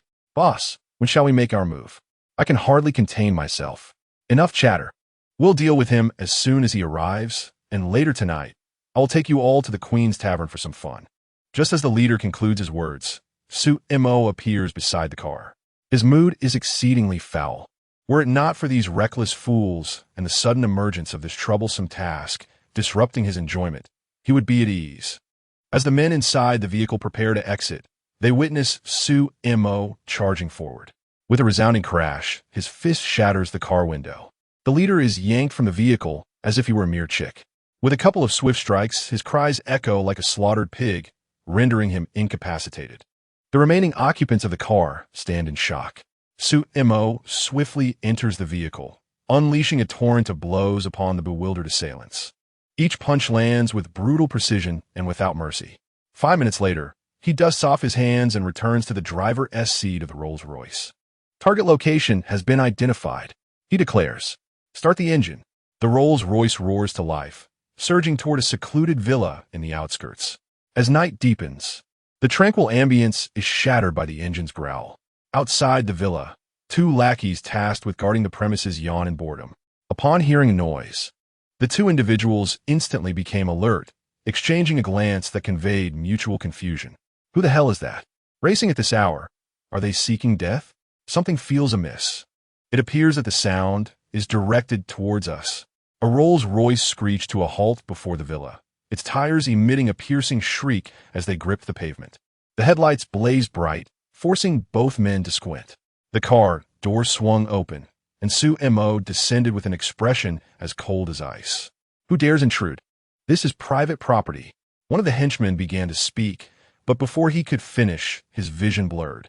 Sue Mo struck with lightning speed, delivering a precise punch to each of their abdomens. The two men groaned and slowly collapsed, clutching their stomachs. Having dealt with the guards, Sue Mo lifted his foot and, with a resounding crash, kicked the seemingly sturdy door of the villa off its hinges. Splinters flew, and dust swirled in the air. The commotion startled those inside the villa. What is happening? Who the hell dares to cause trouble here? Go and check it out. Amidst a cacophony of curses, a dozen burly men charged out from the villa. Each one appeared menacing, armed with various weapons, and some even brandished firearms. Kid, who the hell are you? Do you have a death wish, coming here to stir up chaos? Sue Mo slowly raised his right hand. Black energy began to swirl around his fingertips, rising ominously. In a swift motion, he lunged towards the hulking men. Bang! With just one punch, the massive figure was sent flying, crashing heavily against the wall with a sickening crack of breaking bones. Attack! Take it down! A shout rang out from the crowd, and the remaining men seized their weapons. Charging at Sue Mo moved with agility, like a tiger among sheep. Amidst flying fists and feet, anguished cries echoed. Bang! Crack! In less than a minute, several men lay sprawled on the ground, each either dead or severely injured. Bang! Bang! Bang! One of them drew a handgun and began firing frantically at Sue Mo. The bullets whistled through the air, but they halted mere centimeters from his body. A layer of black magic enveloped him, forming an impenetrable barrier. Clink! Clink! Clink! The bullets struck the magical shield, producing a sharp sound, unable to penetrate even slightly. What in the world is this? A monster! He is a monster! Having dispatched the troublesome adversaries, Sue Mo stepped into the villa's interior, which was remarkably soundproof. After walking just a few meters, he could faintly hear the soft moans of a woman from within. Sumo's anger flared upon hearing the sound. You've ruined my good mood. While I'm here, you're already enjoying yourselves? Bang! Sue Mo raised his leg and kicked the door open. What met his gaze was a mature woman entangled with a bald man. The woman was startled, halting her actions, and hurriedly covered herself with a blanket, curling up in the corner of the bed. Sumo, the third young master of the Sue family. The bald man recognized the uninvited guest at a glance. Isn't this the very target he had just ordered his men to handle? Wasn't it said that this young man had been disowned by the Sue family as a wastrel? Why has death come knocking at my door? A sense of foreboding surged within the bald man, causing his heart to skip a beat. Do not even consider reaching for the handgun beneath your pillow. Such trifles hold no sway over me. Sue Mo approached with measured steps. The beads of sweat trickling down the bald man's forehead were more plentiful than the creases on the luxurious custom-made bedsheet beneath him. Firearms ineffective against him? Could he possibly be a master of the transformation realm? The thought briefly flickered through his mind, only to be swiftly dismissed. A master of the transformation realm? What a ludicrous notion. If the elders of the Sue family were to discover that one of their own had attained such mastery, they would undoubtedly revere him as a deity. There was no chance they would willingly cast him aside. Young Master Sue, you must be mistaken. It was merely my disobedient subordinates who inadvertently provoked you. They acted on their own accord, and I have never instructed them to trouble you, the bald man stammered. As compensation, I can transfer some money to you, and we can consider today as incident forgotten. What do you think? He squeezed out what he believed to be a congenial smile, though it appeared more grotesque than a frown. Regrettably, I have no interest in money. What I desire is your life. Upon hearing Sue Mo's brutal declaration, the bald man realized that there was no way to resolve this matter amicably. A fierce glint flashed in his eyes, and he suddenly lunged forward, delivering a punch aimed at Sumo's forehead. After all, he was a peak master of the Ming realm, and perhaps, by catching him off guard, he might seize a glimmer of hope. Bang! His fist struck Sumo's forehead with a solid thud. However, it was the bald man who let out a cry of pain. Cradling his hand as if it had struck steel, his bones nearly shattered. Too hard. Sumo cast a disdainful glance at the bald man, raised his foot, and sent him sprawling to the ground. You, like the young lady, are also awakened to extraordinary abilities. The bald man struggled to lift his head. Gazing up at Sumo, he finally discerned that a layer of black energy coalesced upon Sumo's forehead, distinct from the protective true chi he was familiar with, exuding a bizarre yet formidable aura. Young lady? Sumo arched an eyebrow. Who is your young lady? His curiosity was piqued. Chapter 13. The enigmatic Su Miao Miao. Her name is Yu Qiangwei, the sole daughter of Master Jin. Surely you are aware of Master Jin? He is the leader overseeing the underground forces of our city. Miss Yu is no ordinary heiress. Her martial prowess is astonishing, and she is notorious for her ruthless demeanor, earning a fearsome reputation in the underworld. The bald man strained to infuse his tone with heightened emotion, hoping to instill a sense of caution within Sumo. Yet, Sumo's focus lay entirely beyond the perils emphasized by the bald man. Yu Qiangwei, the daughter of an underworld magnate, with territory, manpower, and the awakening of extraordinary abilities. She was the perfect ally he had been desperately seeking for the past half-month. What does Yu Qiangwei look like? What is her figure like? Sumo suddenly interjected. The bald man was momentarily taken aback, nearly biting his tongue. Brother, your thoughts leap quite rapidly. That is Yu Qiangwei we are discussing. Genius cherished jewel, the infamous black rose of the underworld, the heiress of the entire city's underground realm. To even inquire about her appearance and figure is a matter that demands one to weigh their own worth and lives. I must warn you of her perilous nature. Yet you seem undeterred. The bald man, with trepidation, stammered, Miss Yu is undeniably exquisite. I have encountered her only once, but she is truly a celestial beauty. As for her figure, let me put it this way. She is the most captivating I have ever seen. A glimmer of intensity flickered in Sumo's dark eyes as he swiftly grasped the mobile phone on the table, searching through his contacts. After a prolonged search, he found it devoid of any pertinent numbers. It was to be expected. The bald man was merely a subordinate, unworthy of possessing the number of a powerful figure. With merely half a month remaining for the primary quest of the Hunter Association, time was of the essence. Sumo's thoughts raced, and he considered. For mere 2,000 gaming points, I could acquire Yu Qiangwei's private phone number. He exchanged the points, and a series of numbers materialized in his mind. Without hesitation, he dialed the number using his own phone. After a suspenseful 30 seconds, the call connected, and a chilling female voice resonated through the line. Who are you? Sumo. How did you obtain my private number? What is your purpose? One of your subordinates attempted to kill me. I retaliated and acquired your contact through special channels. There was a brief silence on the other end. And then, I wish to meet you and forge a friendship, Sumo stated plainly. I am not in need of friends. What about that man? I aspire to be your man. Sumo's boldness was unwavering. On the other end, a sharp intake of breath was audible, as if his words had momentarily rendered her speechless. After a moment of silence, Yu Qiangwei's voice returned, laced with a warning tone. Tomorrow, someone will come to meet you. I hope you can maintain your current confidence and not disappoint me. Rest assured, I will exceed your expectations. 5-star review.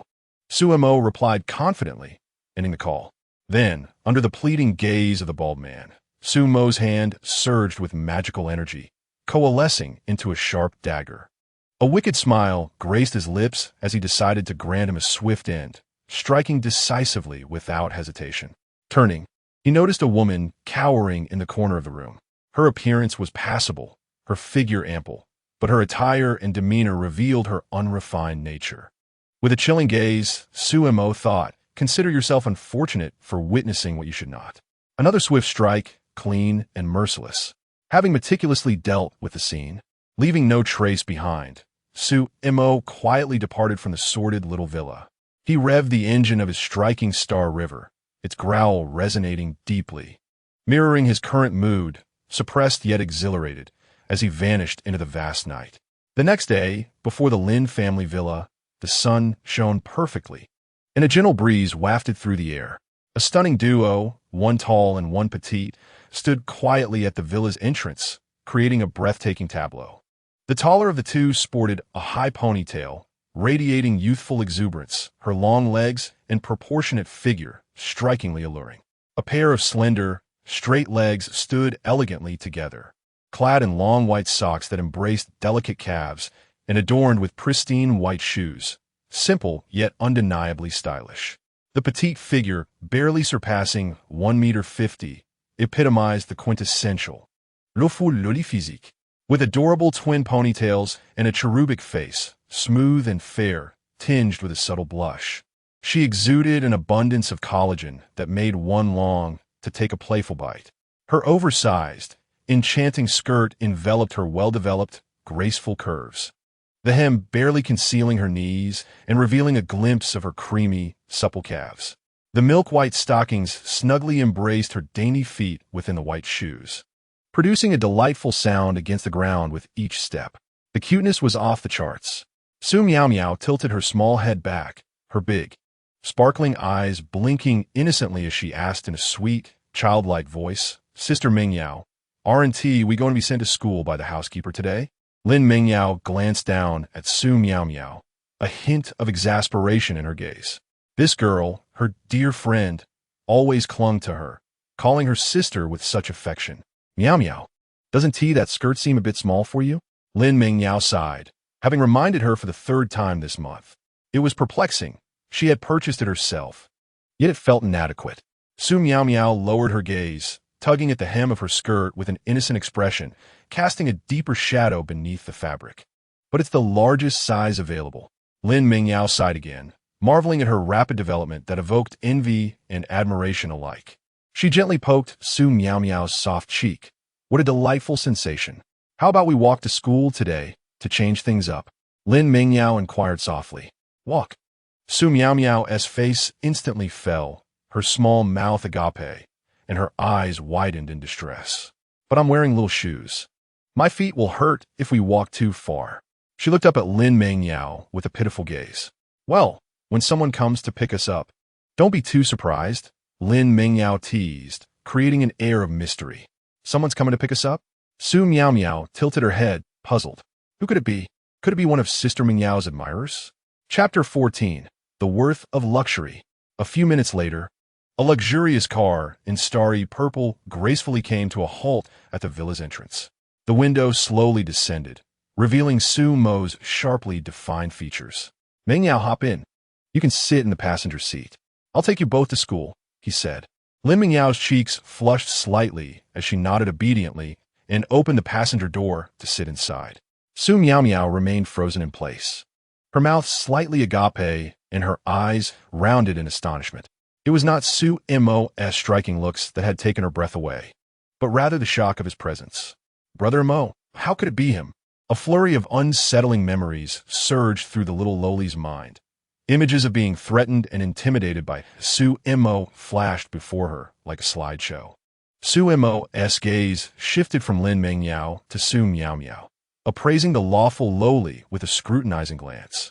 Her slightly immature face contrasted sharply with her exceptionally developed figure, the fullness of her curves nearly bursting the oversized skirt. The stark contrast elicited a raised eyebrow from Su Mo. Her development is remarkably advanced. Noticing the change in Su Mo's gaze, the little girl felt an unsettling chill run down her spine. "Oh, dear, this is it. Why is Su Miao Miao dawdling? Is she a snail? Oh, here she comes." Inside the Rolls-Royce, a delicate fragrance lingered, reminiscent of Lin Mingyao. She sat with her legs together, slightly turned, a hint of confusion gracing her cheeks as she softly inquired, "Su Mo, I thought you went bankrupt? This car doesn't seem inexpensive." She vividly recalled that Su Mo had been expelled from the Su family with nothing. Not even a bicycle for transportation could he afford. With one hand on the steering wheel, Su Mo casually replied, "Oh, this? It was a kind-hearted person who gifted it to me before heading to prison." A kind-hearted person? Going to prison? Which benevolent soul would bestow a luxury car upon someone before entering incarceration? Lin Mingyao's brows furrowed slightly, concern flickering in her clear eyes.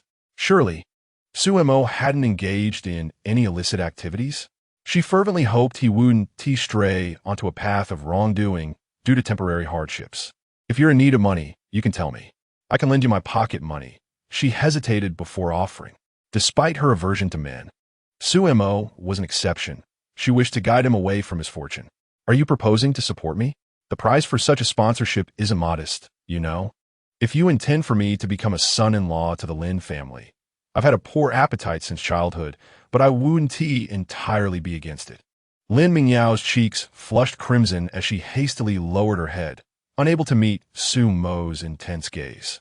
In the back seat, Su Miao panicked. This bully, Su Mo, would surely torment her daily if he became part of the Lin family. The thought was terrifying. No, absolutely not. Su Mo gidge as a man. You should venture out on your own. Sister Mingyao doesn't like men encroaching upon her space. Please don't trouble her. Su Miao mustered her courage to say in a soft, endearing voice. Su Mo shifted his attention from Lin Mingyao to Su Miao's anxious little face. Oh, then I won't trouble Mingyao. How about I trouble you instead? Su Miao quickly shook her head, her little head bobbing like a rattle. I have no money and can't afford you. Su Mo gidge. Can't you take care of yourself? Don't worry, Miao. I have money, so I can take care of you. Huh? Being supported by Su Mo? Wouldn't that mean I'd be subjected to his torment daily? Besides, I've feared hunger since childhood. My greatest dread is not having enough to eat. If I were to be supported by Su Mo, I would surely wither away. The mere thought of becoming a mere skeleton sent a shiver down her spine. No, I can't accept that. Su Miao's small frame seemed to spring back with urgency. I don't want you to take care of me. Why not? Isn't it good for your brother to support you? Su Mo observed Su Miao's flustered demeanor with keen interest through the rearview mirror. Su Miao stamped her feet in exasperation. Her little face flushed, yet she couldn't find a suitable reason to refuse. I have a huge appetite and would end up bankrupting you. The little girl's eyes sparkled with an epiphany as she finally discovered a brilliant excuse. Internally, she reveled in her cleverness, thinking to herself how astute she truly was. Indeed, I could devour an astonishing amount of food. Sustaining just me would be sufficient for you to care for several others. To bolster her credibility, she proudly puffed out her chest, emphasizing her prowess. I am rather expensive. Upon uttering these words, a flicker of pride inexplicably surged within Su Miao. At least when it came to eating, she possessed a considerable confidence. Oh, is that so? How delightful, Su Moyu replied in a calm tone, although his gaze instantly ignited with fervor. Su Miao's expression of pride froze, staring blankly at Su Moyu, perplexed as to why he would say such a thing. I have a fondness for girls who can eat, Su Moyu continued, and there is a reason for the costliness. Su Miao fell into a stunned silence, her body rigidly seated in the back, too afraid to move. At this moment, she wished fervently to be invisible, hoping to evade Su Moyu's notice. A wave of regret washed over her. Why had she indulged so voraciously? She had allowed herself to become rather plump, thus attracting the attention of this gluttonous wolf. The car fell into a profound silence, the only lingering scent being the faint fragrance of Lin Mingyao that pervaded the air. Lin Mingyao discreetly cast a sidelong glance at Su Moyu, quickly glancing back at Su Miao in the rear seat. What was transpiring between these two? It felt rather peculiar. Lin Mingyao pondered, yet her innocent mind, as pure as white paper, could not comprehend the underlying nuances of their exchange. At noon, the sun blazed intensely. The entrance of Jiangnan University bustled with life, teeming with students. A sleek, flamboyant supercar sat quietly, its design extravagant. The crystal statue adorning the front of the vehicle showcased its extraordinary opulence. Wow, a Rolls-Royce crystal, a global limited edition, exclaimed an astute young man. This car must be worth over 10 million. Which department's wealthy heir is this extravagant? Others nearby expressed their envy. What do you know? Just that crystal figure alone could purchase a BMW. Someone scoffed in response. After dropping off Lin Mingyao and Su Miao at the university gate, Su Moyu rolled up the car window, He had no interest in playing the part of a spectacle for onlookers. As soon as Lin Ming Yao and Su Miao Miao stepped onto campus, a group of fashionable female students quickly surrounded them. "Handsome, let us add each other on WeChat." One girl in a short skirt boldly batted her eyelashes. "Indeed, young man, let us hang out together in the future. We can have much more fun than that aloof campus beauty." Another girl chimed in, equally undeterred. Through the car window, Su Moyu cast them a dispassionate glance. Their appearances were passable, perhaps scoring a 7 or 8 out of 10. However, he simply retorted, "Get lost," and promptly shut the window. The girls stood momentarily stunned, their faces alternating between shades of embarrassment and anger. "What's the big deal? It's just a fancy car," one girl huffed, stamping her foot in indignation. "Perhaps it is merely a rental." Another girl chimed in with a hint of envy. Su Mo was hardly inclined to engage with such superficial individuals. Aspiring for advancement? Certainly. However, one must possess the requisite attributes. Beauty, physique, and grace are all tangible metrics. Chapter 15. I've always been the most honest one. As the hum of the engine filled the air, Su Mo drove away from Jiangnan University, speeding along the wide road. 300 meters ahead, a black luxury vehicle emerged from a side street, blocking his path. The door swung open, and a burly man leaped out. Dressed in a black tank top, his muscular arms bulged as he strode menacingly towards Su Mo, the oppressive aura palpable even through the car window. "I am Brother Hu, and you are Su Mo from the Su family. You are well aware of what transpired last night." The man approached the window, his voice gruff and commanding. "Missy wishes to see you. Drive with me promptly, without any tricks. Otherwise, you shall face dire consequences." With that, he turned and returned to the black vehicle, starting the engine, which expelled a cloud of smoke as it sped away. Su Mo narrowed his eyes. Intriguing. He lightly pressed the accelerator, and the Rolls-Royce Crystal surged forth like an elegant cheetah, closely tailing the black car. Brother Hu glanced in the rearview mirror, astonished to find Su Mo actually following him, then let out a derisive laugh.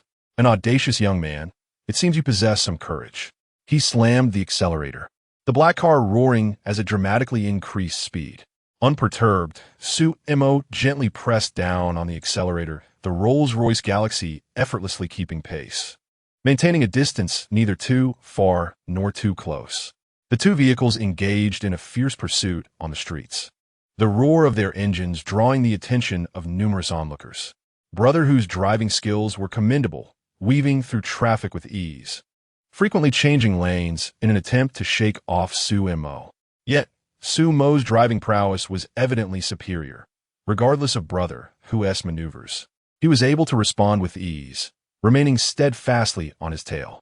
Gradually, the two cars raced side by side. Su Mo lowered his window and shouted to Brother Hu, "Hey, my friend, your car is lacking. It resembles a snail. Is it running low on fuel?" Brother Hu, incensed by Su Mo's flippant demeanor, felt the veins on his forehead throb. Damn it, this arrogant kid. With a swift press of the accelerator, the Rolls-Royce Galaxy surged forward like a bolt of purple lightning, effortlessly overtaking the black luxury vehicle. The gust of wind generated by the car swept up leaves from the roadside. Su Mo deliberately slowed down, positioning himself firmly in front of Brother, transforming the chase into a lead. Leaning out, he called back to the relentlessly pursuing Brother Hu, "I must say, my friend, your skills are lacking. Who taught you? Did your driving school instructor neglect to teach you how to overtake?" Brother Hu, unwilling to concede, shouted back, "Kid, don't get too cocky. If you dare, switch cars, and let us see who fares better." "Switch cars? Let us be realistic. With your clunker, what are we comparing? Who can burn more fuel? I'd rather use it as a footrest than endure its discomfort. I will be waiting for you in the affluent villa district on the west outskirts of Jiangcheng." Su Mo uttered a phrase, raised the car window, and pressed the accelerator as the Rolls-Royce swiftly vanished from sight. He was well aware of where Brother Hu intended to take him. After all, the charming Umaran had just relocated the previous night, a feat in which he had played a significant role. How on earth did this lad know? He was even aware of the young lady's newly acquired address. Brother Hu, both furious and helpless, could only watch as Su Mo's Rolls-Royce disappeared from his view, the exhaust fumes left behind resembling a silent mockery of his predicament. Speeding along the road, brother who finally arrived at the affluent villa district on the western outskirts of Jiangxing. He parked his vehicle before an extraordinarily grand private estate. Its gates firmly shut, and the security apparatus at the entrance clearly bore a hefty price tag. Su Mo leaned casually against the luxury car, one hand tucked in his pocket and the other holding a cigarette, leisurely exhaling wisps of smoke. "Hey, brother Hu, you've certainly made good time. I thought you would have to circle Jiangcheng a few more times," he remarked with a grin. "Kid, don't get too cocky. There will come a time for you to weep," brother Hu retorted. Su Mo flicked the ash from his cigarette nonchalantly, responding, "Weep? Why would I weep? Is Miss Yu preparing a grand feast to entertain me, provoking tears of gratitude?" With heavy steps, brother Hu approached the estate's entrance. "Enough chatter, come inside." He pressed the doorbell and spoke into the intercom in a low voice. "I've brought him." Moments later, the massive iron gates of the estate creaked open with a deep, resonant sound. Brother Hu led Su Mo through the meticulously manicured garden, along a pebble-paved path, until they reached an opulent villa. At the entrance stood several bodyguards clad in black, each one imposing, their gazes sharp as hawks. "Miss Yu is inside." Brother Hu indicated towards the villa, his expression stern as he cautioned Su Mo, "Go on in, and you'd best behave. Be mindful of your attitude when you meet the young lady. This is not a place for you to act recklessly." A smirk played on Su Mo's lips, his smile audacious and unrestrained. "Rest assured, I have always been the most well-behaved one." With an air of calm composure, Su Mo strode toward the villa, his steps leisurely, devoid of any sign of anxiety or fear. It was as if he were not attending a perilous banquet, but rather a gathering among friends. Brother Hu observed Su Mo's retreating figure, a flicker of gravity crossing his gaze. This lad was either truly fearless or a brazenly relentless individual. A foreboding feeling stirred within him, hinting that today's events would not unfold as simply as he might hope. Chapter 16. The breathtaking Yuqiangwei in stark contrast to the orderly front yard. The rear garden exuded a more natural charm. At its heart stood an octagonal pavilion, evoking a sense of winding paths leading to serene seclusion. Within the pavilion sat a woman, poised in quiet elegance. Even her mere silhouette was enough to captivate. She wore a form-fitting black leather jacket that accentuated her stunning curves, her ample bosom straining against the zipper. Below, she donned matching tight shorts, layered with sheer gray-black stockings that clung to her impossibly long legs, crossed in a manner that accentuated their length and allure. On her feet were black high-heel boots, adding an extra touch of wildness and sensuality. Su Mo approached the pavilion, his gaze fixed upon the visage of Yu Qiangwei. It was an exquisite face, imbued with an innate aura of nobility, far surpassing the mundane, uniform looks of typical actresses. The pride emanating from her brows and eyes resembled that of a queen surveying her realm. Her full, slightly upturned crimson lips bore an elusive smile, exuding a dangerously alluring charm. This was Yu Qiangwei, the daughter of the underworld's ruling figure in Jiangcheng, a woman embodying beauty, grace, and power.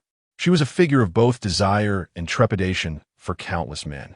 As Su Mo admired her beauty, he could not help but marvel inwardly. Indeed, she was a rare gem of the mortal realm. Coupled with her strikingly voluptuous physique, a score of 98 would be a conservative assessment, he mused. Simultaneously, Duqiangwei scrutinized Sumo. This audacious man who dared to stand before her seemed shrouded in an enigmatic mist, rendering him inscrutable. She had gleaned some insight from Xiao Hu about recent events, a discarded heir of the Su family, single-handedly dispatching over a dozen of Xiao Hu's armed subordinates, and accurately locating her new residence. This alone hinted at something extraordinary. He even audaciously proclaimed his intent to become her man. "Have you seen enough?" Her cold, haughty voice concealed a hint of amusement, akin to a regal queen surveying her subjects.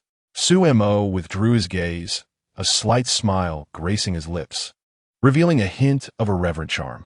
"Not yet, but I can take my time, for there is much ahead of us."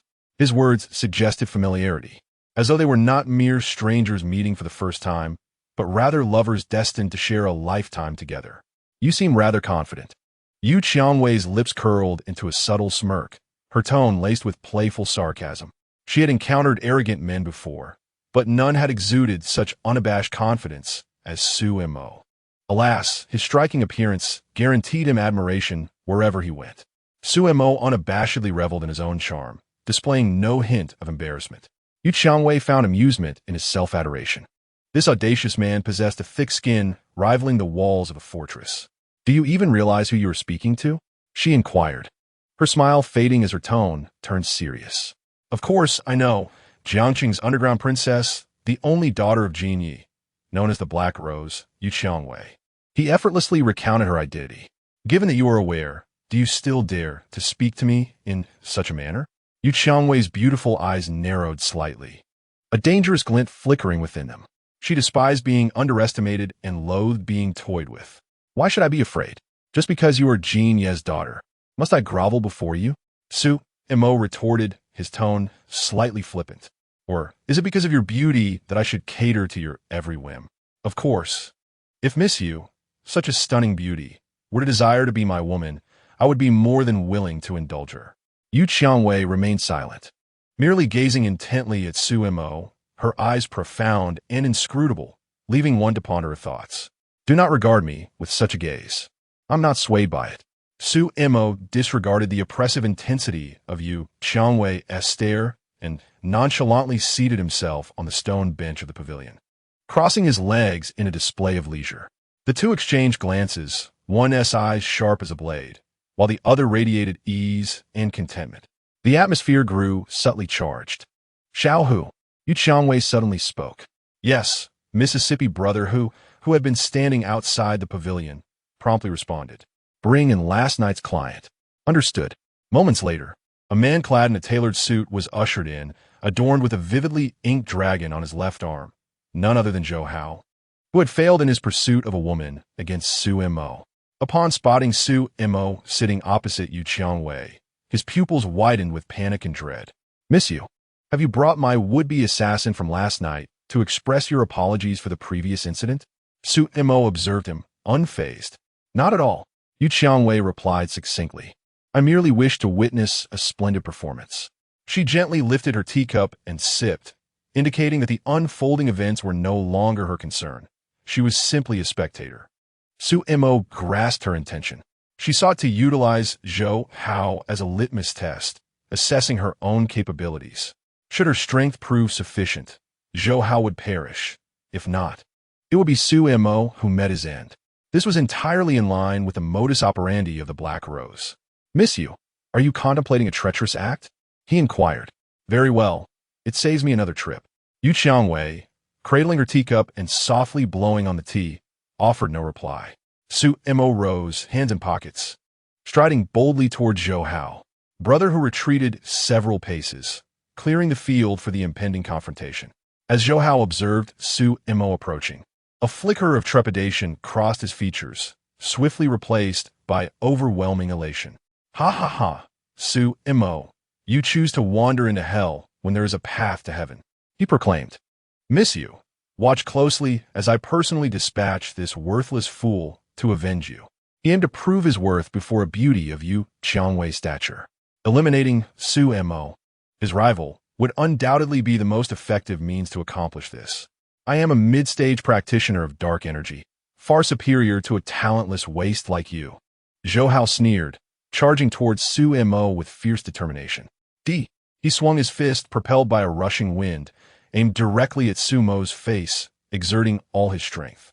"Fool, do you still believe in the supremacy of martial artists in this day and age?" Sumomat. Zhou Hao's fist was mere inches away when Su Mo made no attempt to evade. Instead, he summoned the dark energy within him, ready to withstand the blow. Crash! Zhou Hao's fist struck Su Mo's chest with full force. Yet, Su Mo remained utterly unmoved. "How is this possible?"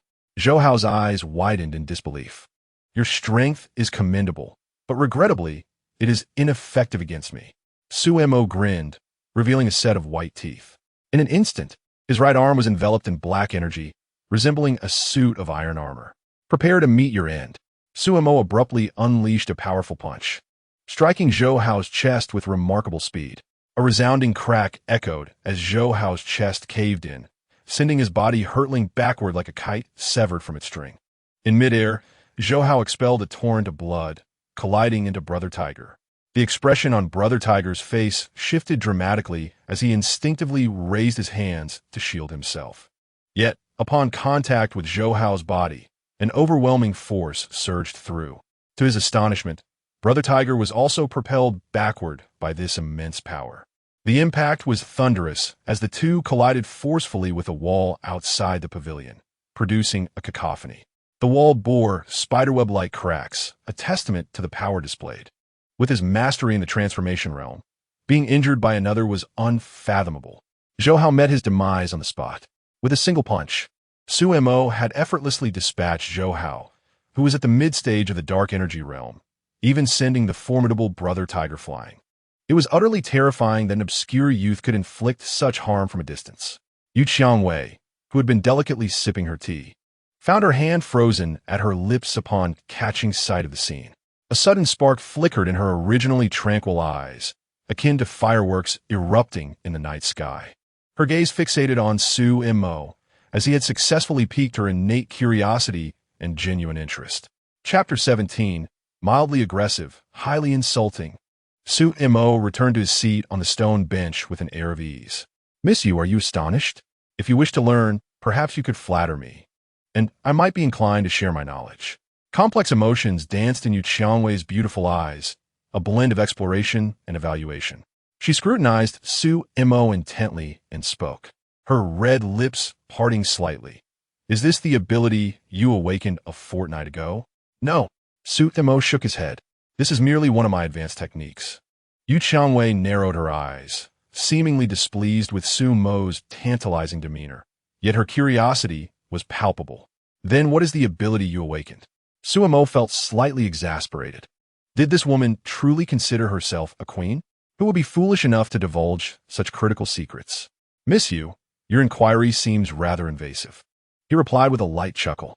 Why not share what would compel a martial prodigy like yourself, who has reached the pinnacle of the transformation realm, to renounce your inner power and abandon martial pursuits? What is your awakened ability? Su Mo tossed the question back to her, eager to see how this proud black rose would respond. Want to know? Then let us compete, and you shall discover. Yu Qiangwei rose, her phoenix-like eyes slightly arched, radiating a hint of provocation. Su Mo's gaze boldly swept over her form. She was tall, perhaps a staggering one, 85 meters, enhanced by her high-heeled boots that elevated her stature to nearly 190 meters. This height, combined with her striking physique, rendered her a veritable weapon of allure. A visual spectacle. Su Mo, who considered his own height of 188 meters to be quite respectable, found himself needing to look slightly upward to meet her gaze. What? Afraid? He taunted, sensing the challenge in her demeanor. Su Mo regarded this lowly provocation with indifference. Did one really need to resort to such tactics with a mere child? Yu Qiangwei's tone dripped with disdain, subtly implying that he was unworthy. Very well, you are the boss. Your word is law. So mostrag, adopting an expression that suggested he could not contend with her. Nevertheless, in a competition, there must be a prize, right? What do you desire? Yu Qiangwei watched him with keen interest, awaiting his proposal, her gaze akin to that of spectator observing an oblivious jester. If I win. Su Mo elongated his words, his gaze fervently lingering on Yu Qiangwei's exquisite figure, particularly pausing for a moment on her strikingly long legs clad in sheer black stockings. And then, Yu Qiangwei crossed her arms, a gesture that accentuated her already formidable assets, rendering her a veritable weapon of allure. If I win, you shall join the association I am establishing as an investor. Su Mo finally articulated his intention. Yu Qiangwei was taken aback. I expected you to propose something as foolish as wanting me to be your woman. What if I were to utter such a foolish remark? Then it would not be deemed a contest. Yu Qiangwei's eyes narrowed, a dangerous aura emanating from her. You appear quite confident in yourself. Su Mo sensed the shift in her demeanor, yet he did not falter. Rather, he probed her with renewed interest. A smidgen more than you. Yu Qiangwei retorted, unyielding. An arrogant woman, Su Mo silently assessed her. A presumptuous man, Yu Qiangwei likewise labeled him in her mind. The air crackled with tension, an impending clash on the horizon. Positioned 20 meters apart, they faced each other defiantly. Brother who wisely retreated 100 meters away, wary of becoming collateral damage in their impending duel. Whoosh! Yu Qiangwei struck first, raising her mesmerizingly long legs, aimed directly at Su Mo's left cheek. Her speed was indeed impressive, but that was all. Su Mo remained unperturbed, effortlessly blocking her attack with his hand and then seizing her ankle, her high-heeled boot hovering just a centimeter from his cheek. Miss you.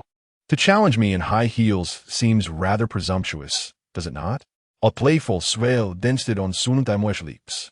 While high heels can indeed enhance the force of a kick, one must first land the blow. He tightened his grip on her ankle slightly. Who would stand there like a wooden post for you to kick? Now that I have your ankle firmly in my grasp, aren't you a bit like a doll? In response to Su Mo's teasing, Yu Qiangwei remained unfazed and suddenly yanked her leg back. Crack! A sharp sound echoed as her high-heeled boot was forcefully removed by Su Mo. Su Mo held the still-warm boot in his hand, observing as Yu Qiangwei's delicate, black-clad feet touched the icy floor. He feigned disdain and tossed the boot aside. Yu Qiangwei, while competition is one thing, I implore you to refrain from employing chemical weapons. Though their aggression may be minimal, their insult is profoundly impactful, severely distracting one's opponent. He asserted earnestly, although his gaze inadvertently wandered to her slender feet encased in black stockings. Yu Qiangwei responded with a dramatic eye roll, perceiving the man's hypocrisy. In defiance, she removed the other high-heeled boot, creating a soft thud as it hit the ground. Now, both of her feet, adorned in black stockings, rested directly upon the frigid floor. Su Mo raised an eyebrow slightly, yet maintained his serious demeanor. Yu Qiangwei, if this is all you can muster, I suggest you surrender while you still can. Of course, if you have no intention of capitulating, then hasten to unleash your true prowess and launch a more vigorous assault on me. Brother Hu, observing from a distance, saw through Su Mo's intentions immediately. However, rather than envy, his expression revealed sympathy. This foolish lad, attempting to take advantage of Miss Yu, ought to consider whether he is worthy of such an endeavor. Brother Hu silently lit a candle for Su Mo in his heart. Your wish is my command, Yu Qiangwei replied coolly. Meanwhile, Su Mo adopted a seemingly defensive posture, yet one riddled with flaws. What was he planning? Next, he would passionately portray a defensive master, showcasing the aesthetic of a combat style that emphasizes defense over offense. He could hardly wait to witness Yu Qiangwei's splendid performance, or so he believed, in Yu Qiangwei's eyes. However, Su Mo was merely courting disaster. Chapter 18. Yu Qiangwei locked in Su Mo's embrace, and the next moment, the long-anticipated attack arrived as expected. Once again, she initiated with her long, powerful legs encased in black stockings. Whoosh! Yu Qiangwei's figure appeared before Su Mo as if she had teleported. Without mercy, she delivered a kick squarely to his handsome face. Bang!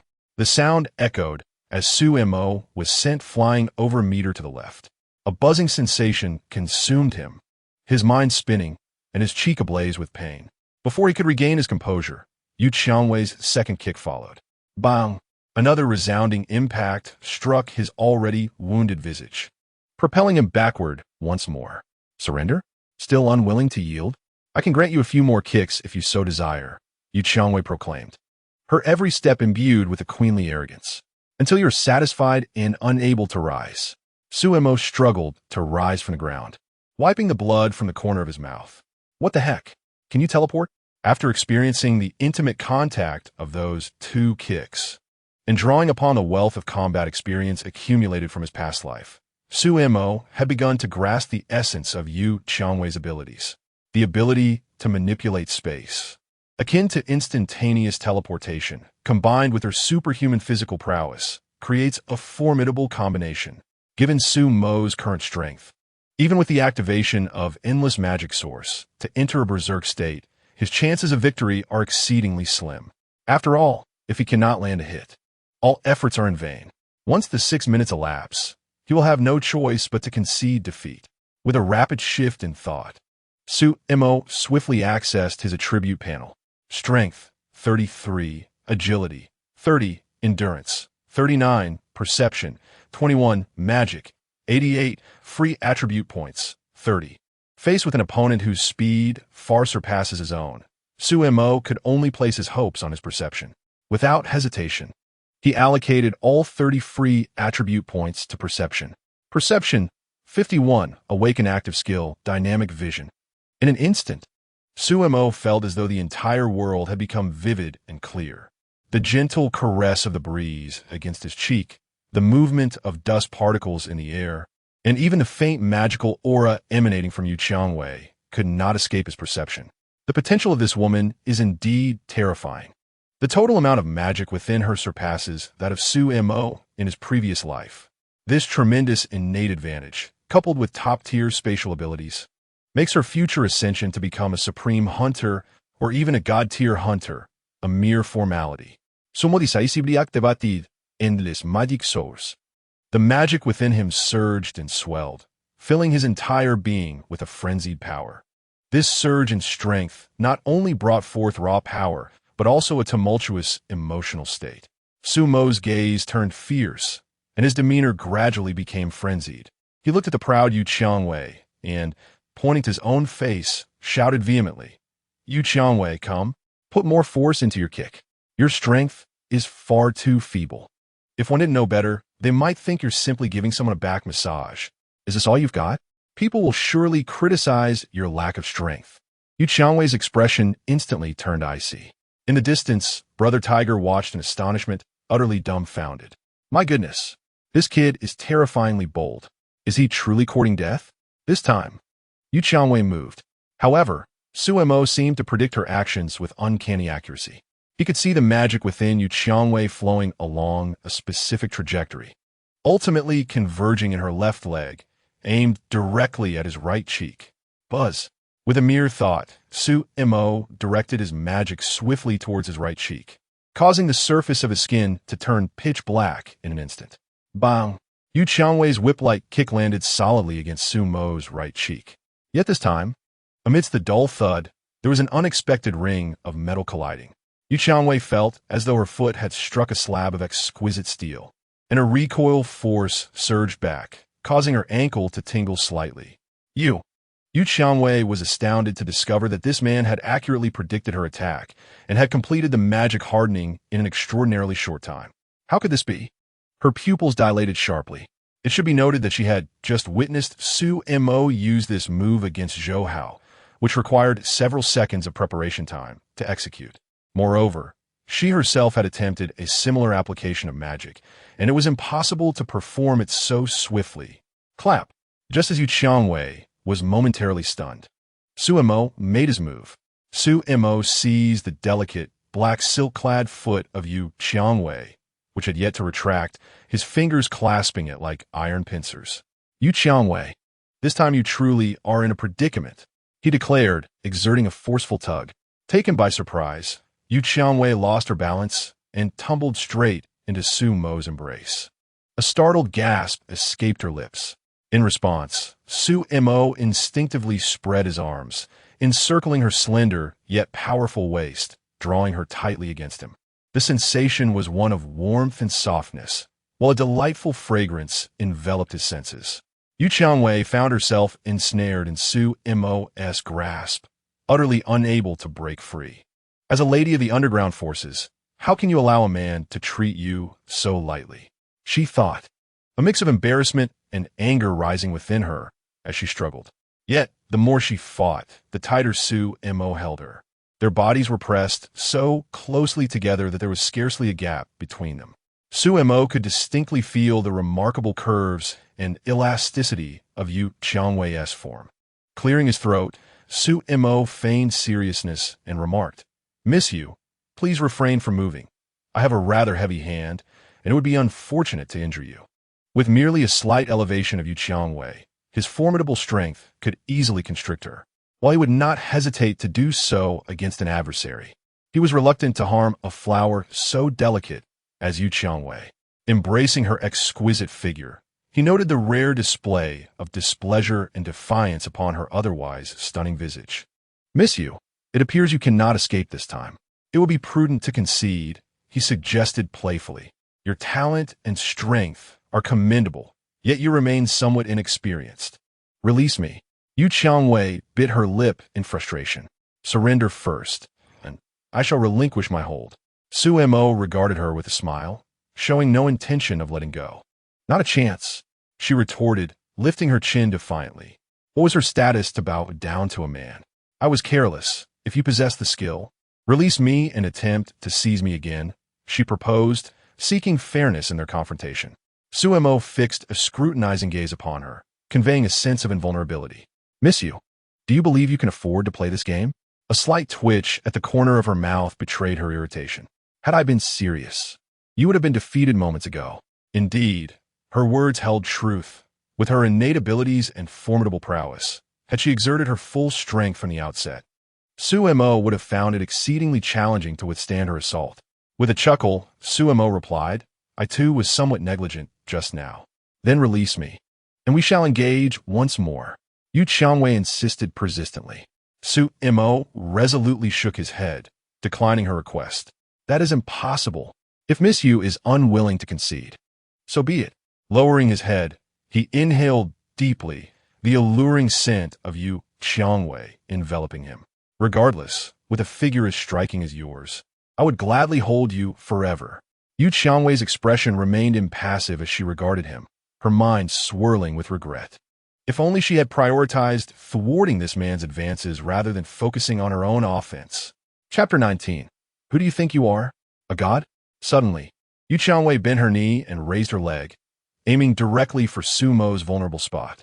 This strike, swift and ruthless, executed from an unexpectedly acute angle, clearly emanated genuine ire. However, the ever-prepared Suemo effortlessly parried her assault with his hand. With a playful smile, he gazed at Yu Qiangwei and quipped, Miss you. What are you attempting? A kick to obliterate my lineage? Alas, your strength is too feeble. It's barely enough to tickle. Observing Sumo's self-satisfied demeanor up close only deepened Yu Qiangwei's discontent. Upon reflection, she realized that her extraordinary abilities seemed to be severely restrained by one of Sumo's powers, significantly diminishing her prowess.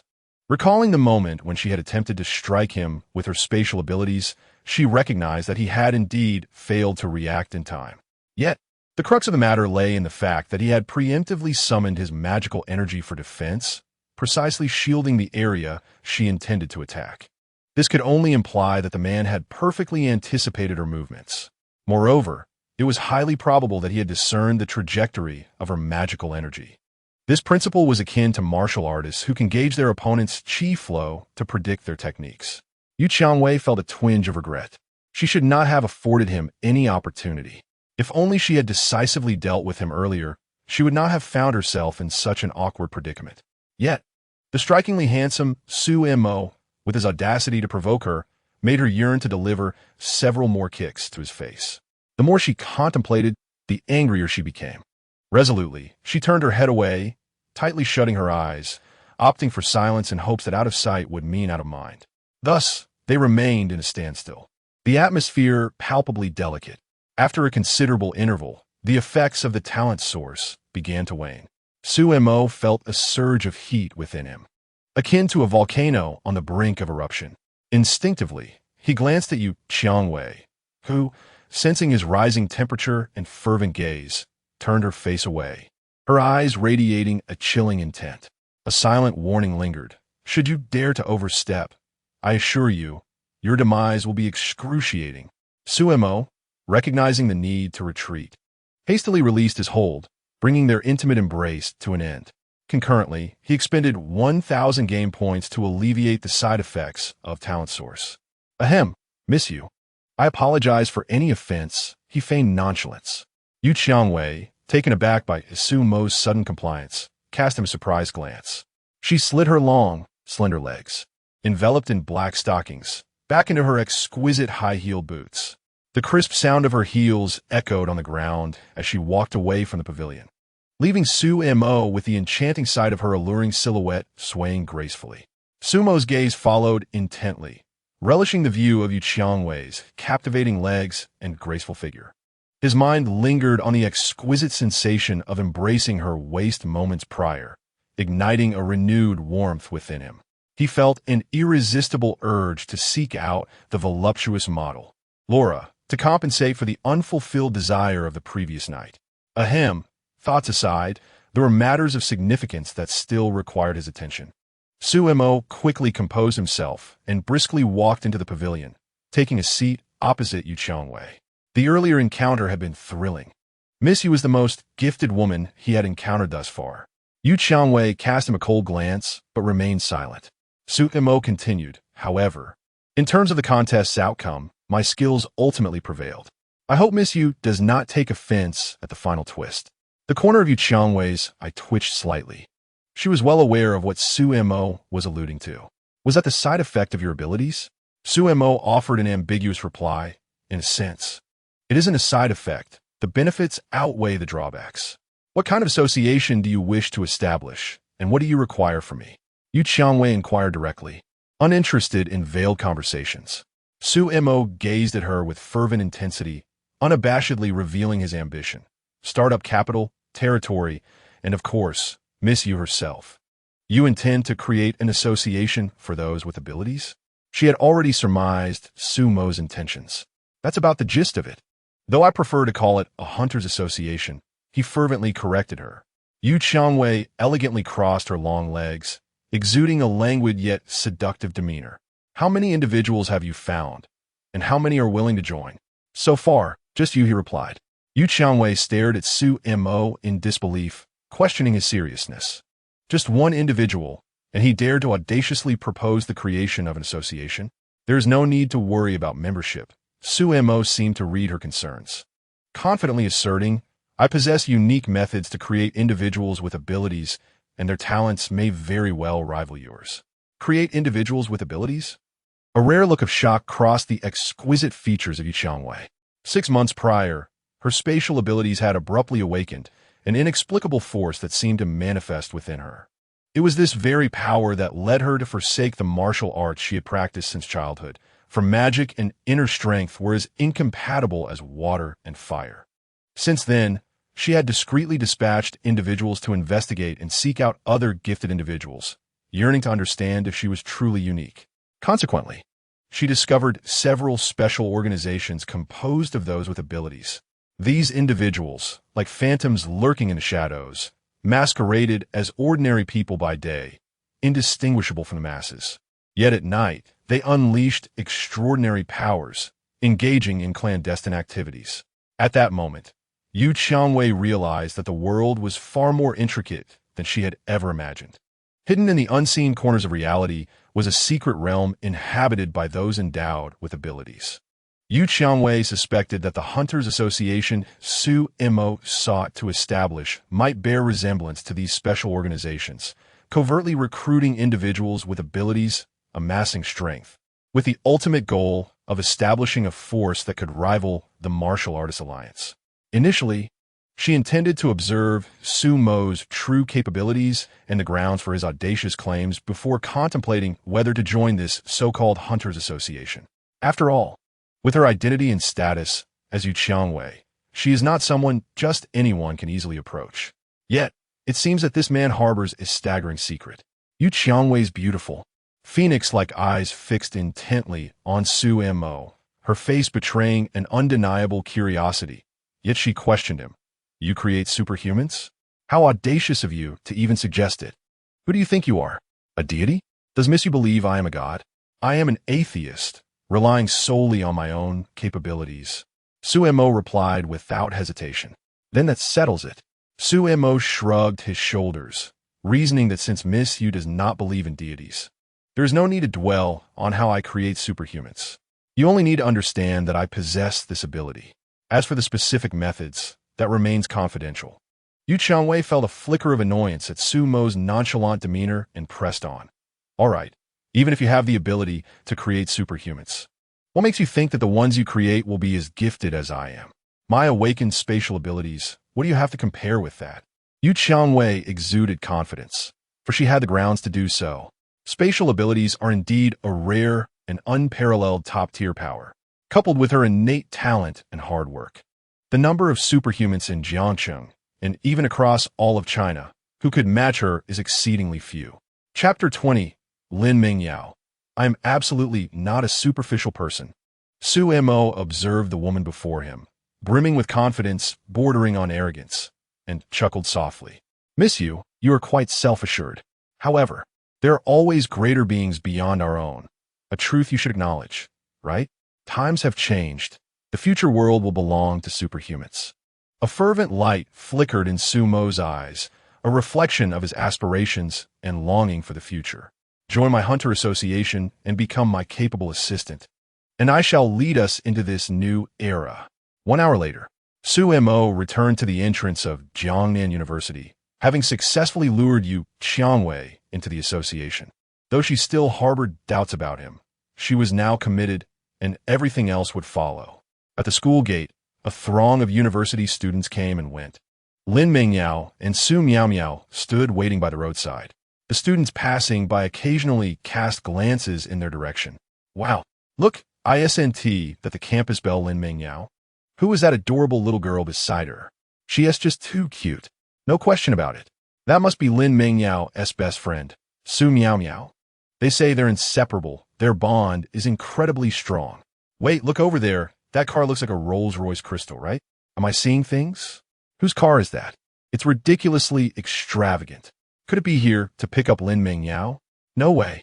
Is our school's unattainable goddess really about to be whisked away? Oh no. My goddess. My youth is over. The surrounding male students were heartbroken at the sight. Their pure goddess had been taken away by a man driving a luxury car, a reality they found hard to accept. Amidst the envious and jealous gazes of the crowd, the Rolls-Royce Crystal came to a graceful halt before Lin Mingyao. The door swung open, revealing Su Mo, his strikingly handsome visage captivating everyone's attention. Wow, who is this stunning man? His looks are simply extraordinary, akin to a celebrity. I can hardly fathom how Lin Mingyao managed to win his affection. It's utterly enviable. Please, what's so impressive about that? It's merely a case of her attaching herself to a wealthy man. Exactly. This kind of gold digger will inevitably be discarded. Just wait for the spectacle. A campus belle? More like a joke. The university girls whispered amongst themselves, attempting to mask their jealousy and disappointment with words. Amidst their chatter, Lin Mingyao opened the passenger door, lowering her head to avoid the peculiar stares surrounding her. She swiftly settled into the car, the door slamming shut with a definitive thud.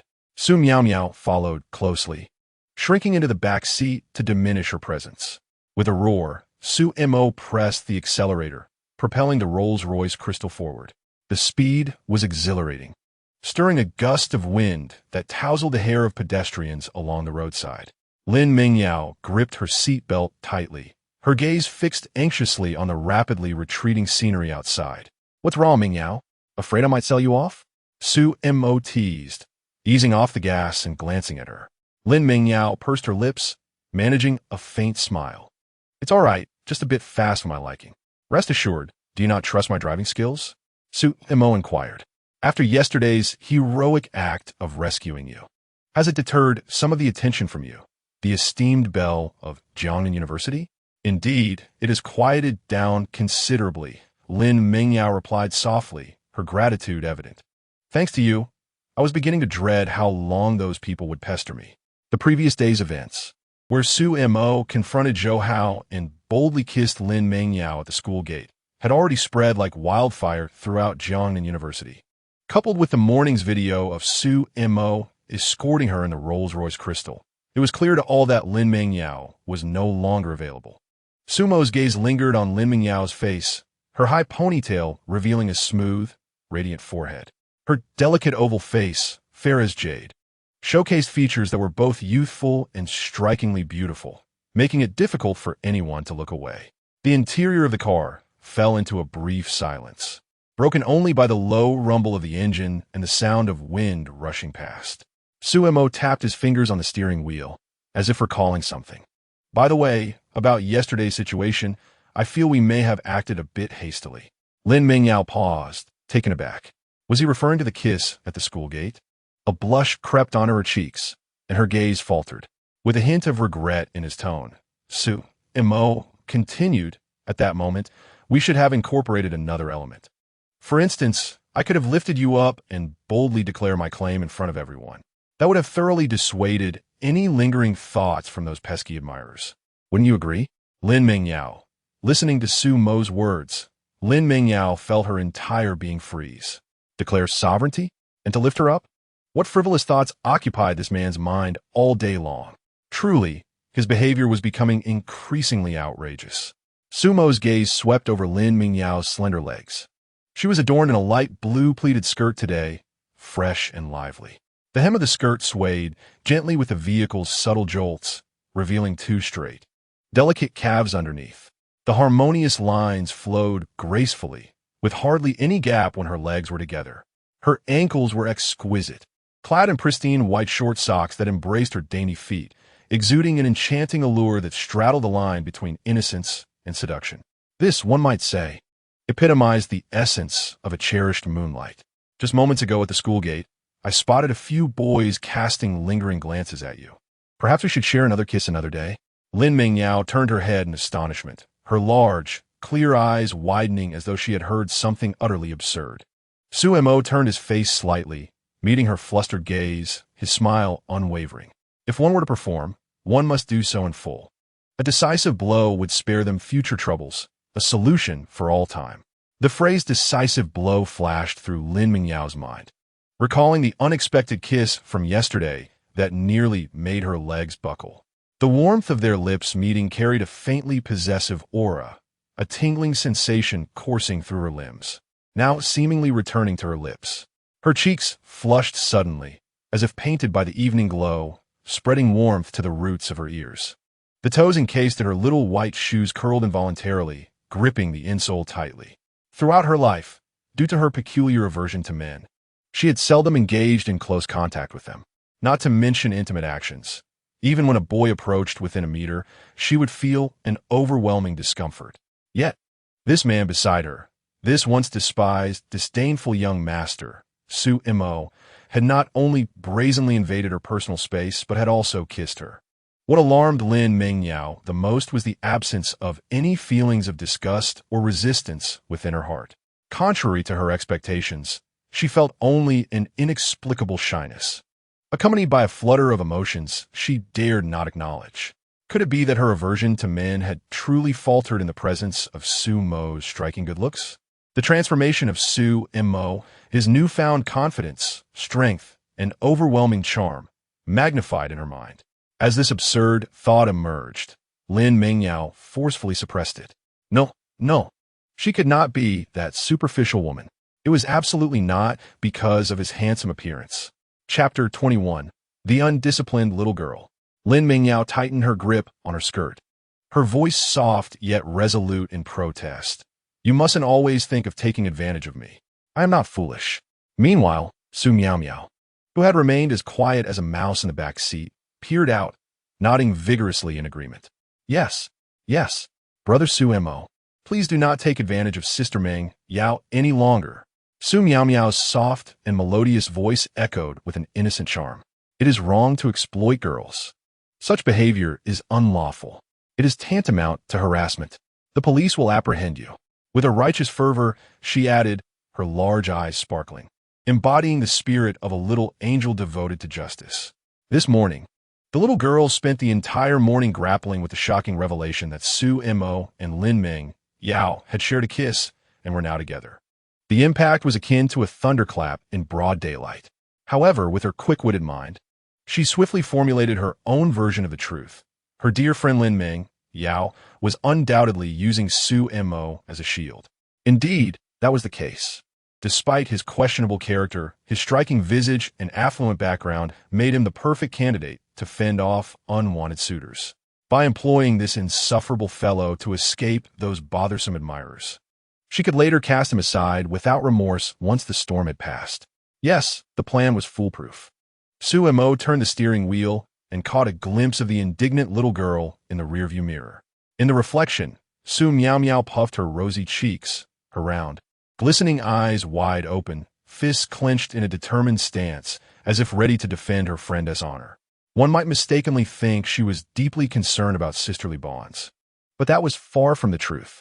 This seemingly harmless little girl had intricate thoughts. Her concern wasn't for Lin Ming Yao's well-being, but rather that Lin Ming Yao might actually run off with someone else, leaving her to ponder who would buy her beautiful clothes, who would pay her debts, and who would willingly support her like a benevolent fool.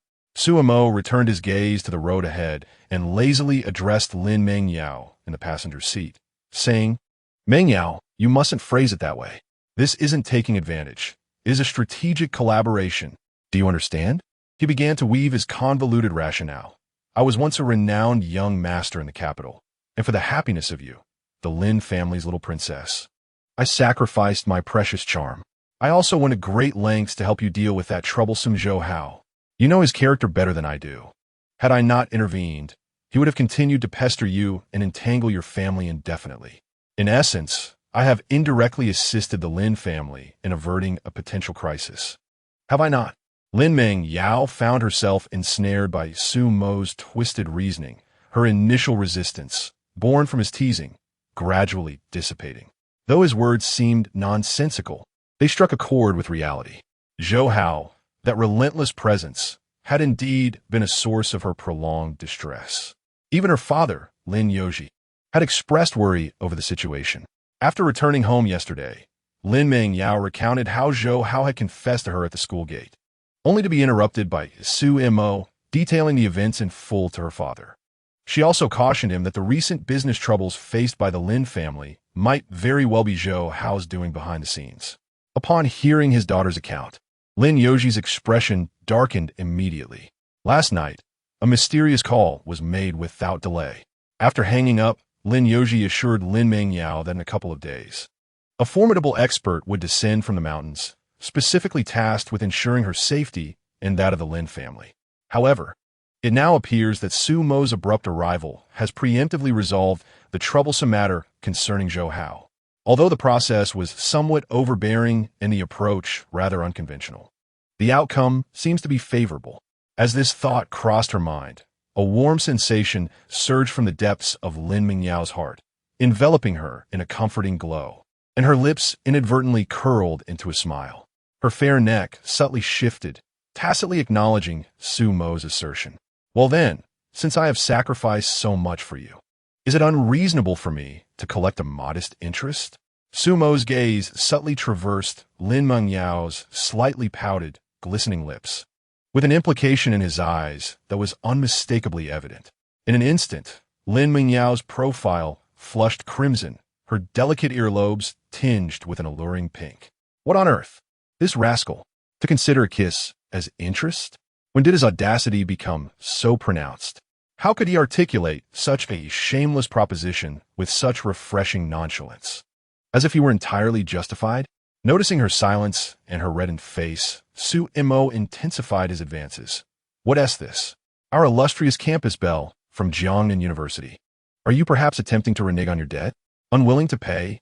I have just resolved a monumental dilemma for you. And you balk at even the interest of a kiss? Lin Mengyao was thoroughly embarrassed by his words and could no longer endure the conversation. She promptly covered her ears with both hands, her rosy lips pressed tightly together, deliberately avoiding such blushing disturbances. Meanwhile, Su Miao, who had been eavesdropping from the back seat, leaned forward and sweetly retorted on behalf of her friend. Brother Su Mo, how can you be like this? Helping Sister Mengyao does not entitle you to demand interest. Kisses cannot be casually requested. Su Mo squinted slightly and turned to regard the little girl in the back seat, who was dressed in a cute skirt. Her playful attire contrasted with Lin Mengyao's style, making her appear particularly adorable. The milk-white knee-high stockings encased her calves, extending to the tops of her thighs, while her petite feet dangled just above the soft carpeted floor of the car, swaying gently out of reach.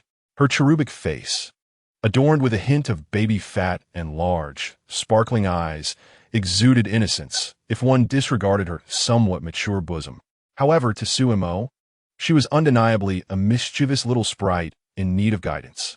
Su Miao quickly tucked her legs together, knees pressed, arms tightly clasped against her chest, trying to lean as far as possible toward the window. Her small face was etched with vigilance as she continued in her soft, melodic voice. Brother Su Mo, I am not mistaken. You helped Sister Mengyao with a minor favor, yet you wish to take such a significant advantage. This is not how one pursues a girl. As Su Mo listened to the little girl earnestly lecturing her, the desire to teach this mischievous child a lesson only intensified within her. How naive! It seemed she had yet to grasp the principle that children should refrain from interrupting adults when they speak. Chapter 22. From today on, please call me Hunter indeed.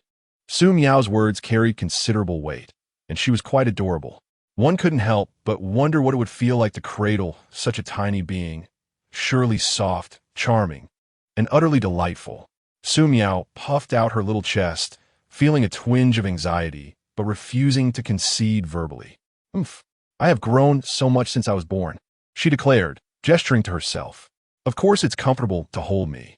Sister Mengyao loves to cuddle with me every night. I only let her hold me. Is that so? Su Mo glanced at Lin Mengyao in the passenger seat, who was covering her ears, and smirked. Perfect. I've been having trouble sleeping lately. Mengyao, how about you lend me Su Miao for a few nights? I promise I won't kiss you. I'll return her to you in perfect condition. What do you say? Hearing Su Mo's bold words, Lin Mingyao's grip on her ears loosened slightly. How could he have the audacity to request borrowing Su Miao? Yet, upon hearing I won't kiss you, Lin Mingyao's hand resting on her fair thigh curled ever so slightly. To her surprise, she hesitated for a few seconds. Should she be relieved to escape the embarrassment of his advances, or scold him for his sudden change of affection? In the back seat, Su Miao was free from such conflict. Upon hearing Su Mo's intention to borrow her, she did not immediately refuse. Instead, she hesitated. The little girl was nearly ready to leap from her seat. Wow, Sister Mengyao, don't agree to him, Su Miao exclaimed, her face paling with urgency. Her voice tinged with tears as she flailed towards Lin Mengyao. Brother Su Mo has a wicked heart. In her panic, she could not hold back any longer and began to spill her grievances. She pointed her delicate finger directly at Su Mo in the driver's seat. He even threatened me before. Just because you ignored him, he came up with a bad plan. He ordered me to secretly drug your water. He said he would make you faint and then take you to his room to do those terrible things. As she spoke, Su Miao grew increasingly agitated, her eyes reddening, her little shoulders trembling. She appeared to be a pitiful girl coerced by a villain, almost on the brink of despair. With a sniffle, she continued her accusations. Of course, I refused him. How could I help him harm Sister Mengyao? I have turned him down several times. He must hold a grudge against me, which is why he said he wanted to borrow me. He simply wants to take revenge on me and do those wicked things. Her heartfelt speech, filled with emotion and clarity, struck Lin Mengyao deeply, particularly the alarming keywords: drugging, taking to his room, and doing bad things. Initially torn between embarrassment and excitement, Lin Mengyao found herself swaying in indecision. At this moment, upon hearing Su Miao's astonishing revelation, he felt as though he had been struck by lightning, completely immobilized. How could he, having failed in his pursuit, resort to such despicable tactics, threatening Miao Miao to aid him in drugging her, luring her into a room for that kind of affair? A person more sinister, vile, and perilous than Zhou Hao had been lurking right beside him all along. She had just felt a flicker of admiration and excitement for Su Mo, believing that this reckless young man had truly transformed, shedding his former self. It now appeared that everything had been a fade. His confidence was a mere illusion. His strength a deceit. Even its seemingly domineering protection might have merely been a pretext to satisfy his perverse possessiveness. The clarity in Lin Mingyao's eyes, once tinged with shyness and warmth, swiftly evaporated, replaced by skepticism and a deeper loathing, painting her fair visage anew. Sumo, did you truly threaten Miao Miao just to do that to me? Su Miao immediately halted her feigned tears, nodding vigorously. Sister Mengyao, you have no idea how terrifying his gaze was at that moment. The little girl extended her trembling finger towards Su Mo. He secretly slipped me some money, trying to persuade me to betray you. He said that if I placed the drug in your water, I would receive even greater rewards afterward. Miao Miao declared vehemently that she would rather starve or leap from this place than engage in such wicked deeds. After expressing her righteous indignation, she couldn't help but cast a furtive glance at Su Mo, observing his reaction. He merely glanced at her through the rearview mirror, his gaze calm and unruffled, even smiling, devoid of any embarrassment or anger at being exposed. A wave of anxiety washed over Miao Miao. This rogue seemed utterly unperturbed. Had he anticipated that she would report him? Su Mo was, indeed, rather indifferent. The original owner of this body, in a fit of infatuation, had foolishly issued threats that had nothing to do with him. The time displaced Su Mo. He was willing to take the blame, but one must discern whose blame it truly was. However, faced with Lin Mingyao's disappointed and questioning gaze, he opted for honesty. Well, what Miao Miao said is mostly true.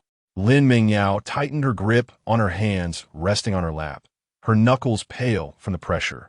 He admitted it. He truly acknowledged it. The image of him, once viewed as nothing but a loathsome scoundrel employing underhanded tactics, suddenly resurfaced with clarity. Ignoring the rekindled wariness and disdain in Lin Mingyao's eyes, Su Mo continued, "In my previous life, as the ineffectual young master of the Su family, I possessed little genuine skill. I found myself captivated by beautiful girls, yet apart from having a modicum of wealth, I lacked any other attractive qualities. In a moment of desperation, having failed to win the affections of the girl I desired, I did resort to some rather unsavory methods to intimidate her." Lin Mingyao gazed at Su Mo's impeccably handsome profile with disappointment. This face, undeniably striking, concealed a far less admirable essence. "But Mingyao," Su Mo's tone suddenly shifted.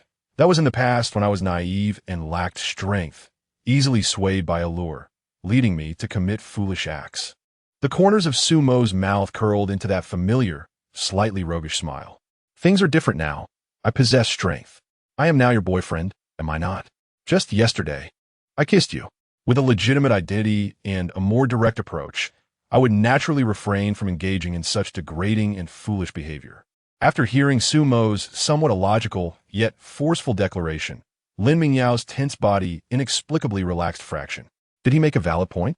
In the past, when he lacked strength, he resorted to underhanded means to pursue what he desired.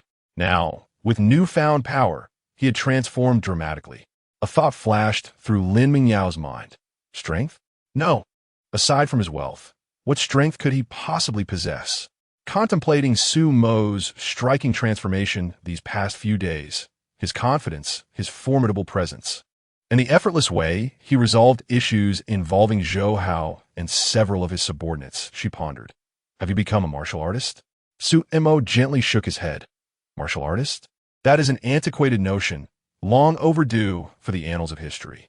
Lin Mingyao was taken aback. In today's society, martial artists held a revered status, with powerful warriors admired by the masses. How could Su Mo dismiss it as something to be eliminated? No longer looking at her, Su Mo's gaze remained fixed ahead as he casually raised his right hand, resting it above the steering wheel.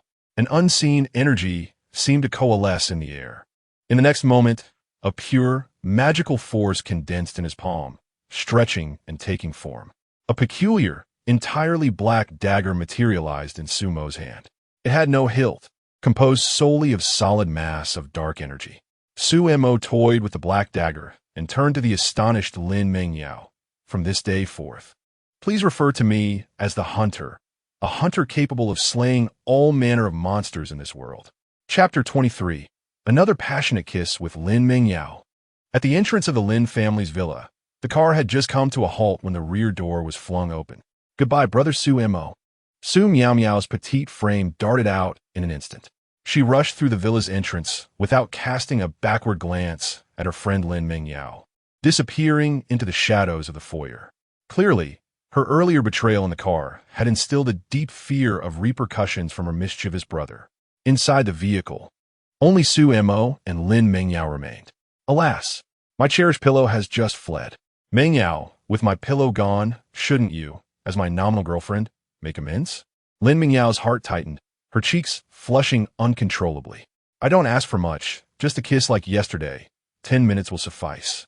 Su Mo's gaze was fixed intently on the visibly tense girl beside him. A kiss for 10 minutes? Lin Mingyao's heart skipped a beat, her hand stealthily grasping the car door handle. Escape. She must flee from this perilous man immediately. Just as this thought emerged, Su Mo moved even faster. His large hand deftly grasped her slender wrist, gently pulling her closer. Lin Mingyao barely managed to let out a short gasp before being lifted from her seat by sudden force. She was effortlessly drawn towards Su Mo, her delicate form colliding involuntarily into his warm and solid embrace. Instantly, the powerful masculine aura that belonged to Sumo enveloped her. As she felt the strong heartbeat resonating from his chest and the unabashed aggression reflected in his deep-set eyes, Lin Mingyao's mind went blank once more.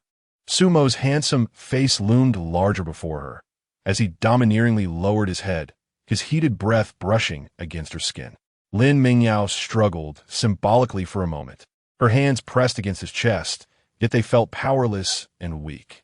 The familiar sensation surged back, akin to their previous encounter at the school gate, rendering her peculiar aversion to men utterly ineffective. Weak and feeble, she could not muster the strength for any meaningful resistance. She wished to push him away forcefully, to slap him hard, but why did her limbs refuse to obey her command? The faint flicker of defiance within her was insufficient to fuel any potent retaliation. Why was this happening? In despair, Lin Mingyao closed her eyes, her long eyelashes trembling slightly. Could it truly be that his striking visage was too captivating? That the mysterious and powerful aura he exuded was too alluring? Lin Mingyao would never admit that deep within her heart, she had developed a profound fondness and intense interest in this man. The thought of engaging in a genuine romance with him even crossed her mind. Ugh, Lin Mingyao, what are you thinking? Get a grip. This internal struggle persisted for a full 3 minutes, until she felt as though she were on the verge of suffocation. At last, she summoned an unexpected strength and pushed away Sumo's wandering hands. Gasping for breath, Lin Mingyao's eyes sparkled with unshed tears. Her face flushed in a hue difficult to discern, whether from the suffocating lack of air, overwhelming embarrassment, or a mix of both indignation and fury. You, she exclaimed, raising her hand to fiercely wipe her slightly swollen lips, hurling an accusation. You scoundrel! In a flurry, she pushed open the car door and fled into the villa without a backward glance. Inside the car, watching Lin Mingyao's panicked retreat, Sumo pressed his lips together, thoughtfully savoring the moment. Well, this is quite intriguing. He had not anticipated that Lin Mingyao, the seemingly tall and slender campus belle, was indeed substantial in more ways than one. Her long, fair legs were only the beginning. Her development surpassed that of most girls by a considerable margin. She was likely a formidable contender. Truly, she embodied the quintessential narrative archetype, initially aloof and reserved, only to transform into a sweetly naive heroine once ensnared. Sumo mused within himself. Given the current pace of his pursuit, capturing this seemingly aloof girlfriend and leading her to complete surrender seemed merely a matter of time. Perhaps next time, he could be more direct, take bolder steps, and soon enough, she would be entirely his. Sumo felt a surge of delight, having first persuaded Yu Qiangwei, the future queen of the space, to join forces, and then having stolen a kiss from Lin Mingyao, the luminous goddess of his heart. The sensation of having two goddesses at one's fingertips is indeed delightful. Sumo felt a surge of warmth in his heart as he suddenly recalled the exquisite model from last night, one he had yet to savor, with a figure that was tantalizing and a face that radiated purity. She was not only stunning, but also a long-term singleton, a rare find in the apocalyptic world of his past life. A wave of heat rose from his lower abdomen. With no time to waste, Sumo pressed the accelerator. The Rolls-Royce Crystal roared to life, speeding towards the true destination of the night.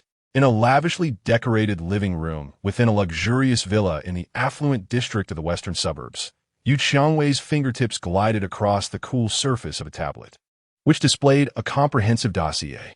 Sumo. The potential assessment section boldly indicated a complete lack of martial arts aptitude.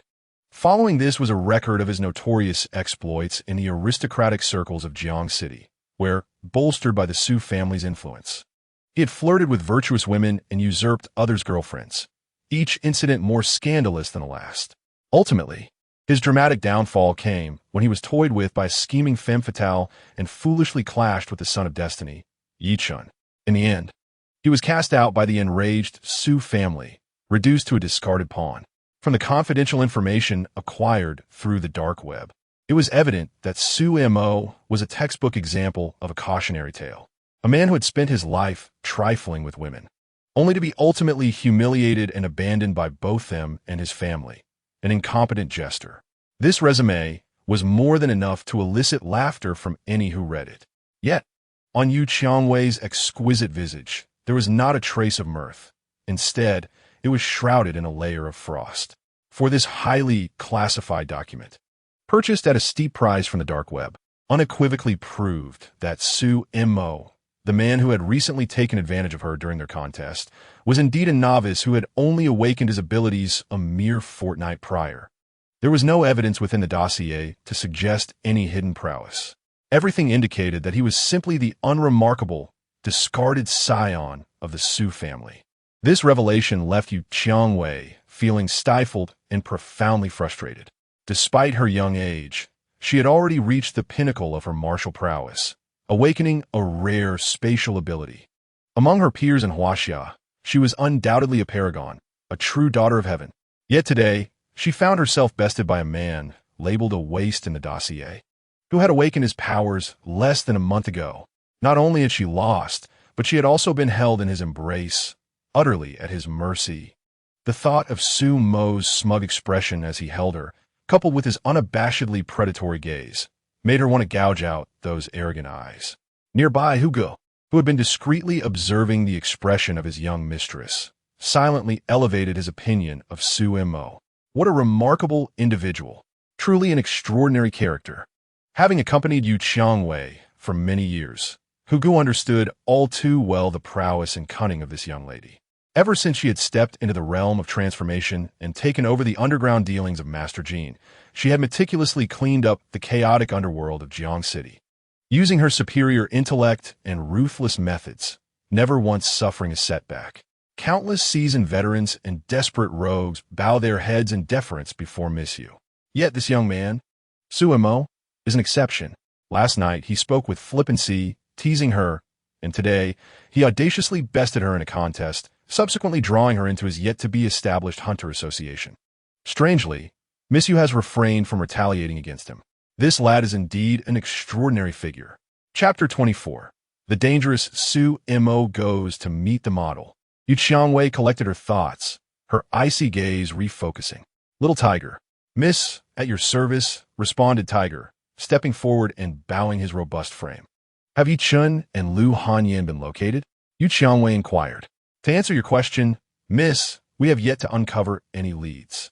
Our team has scoured Jiang City, but those two seem to have vanished into thin air, Tiger replied, his expression grave.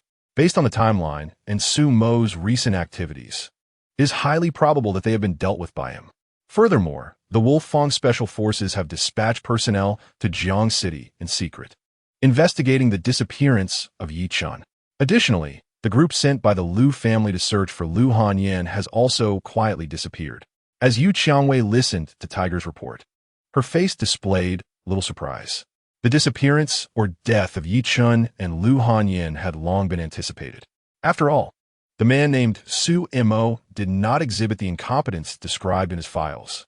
Her slender fingers lightly tapped on the cold tablet, retrieving another encrypted message.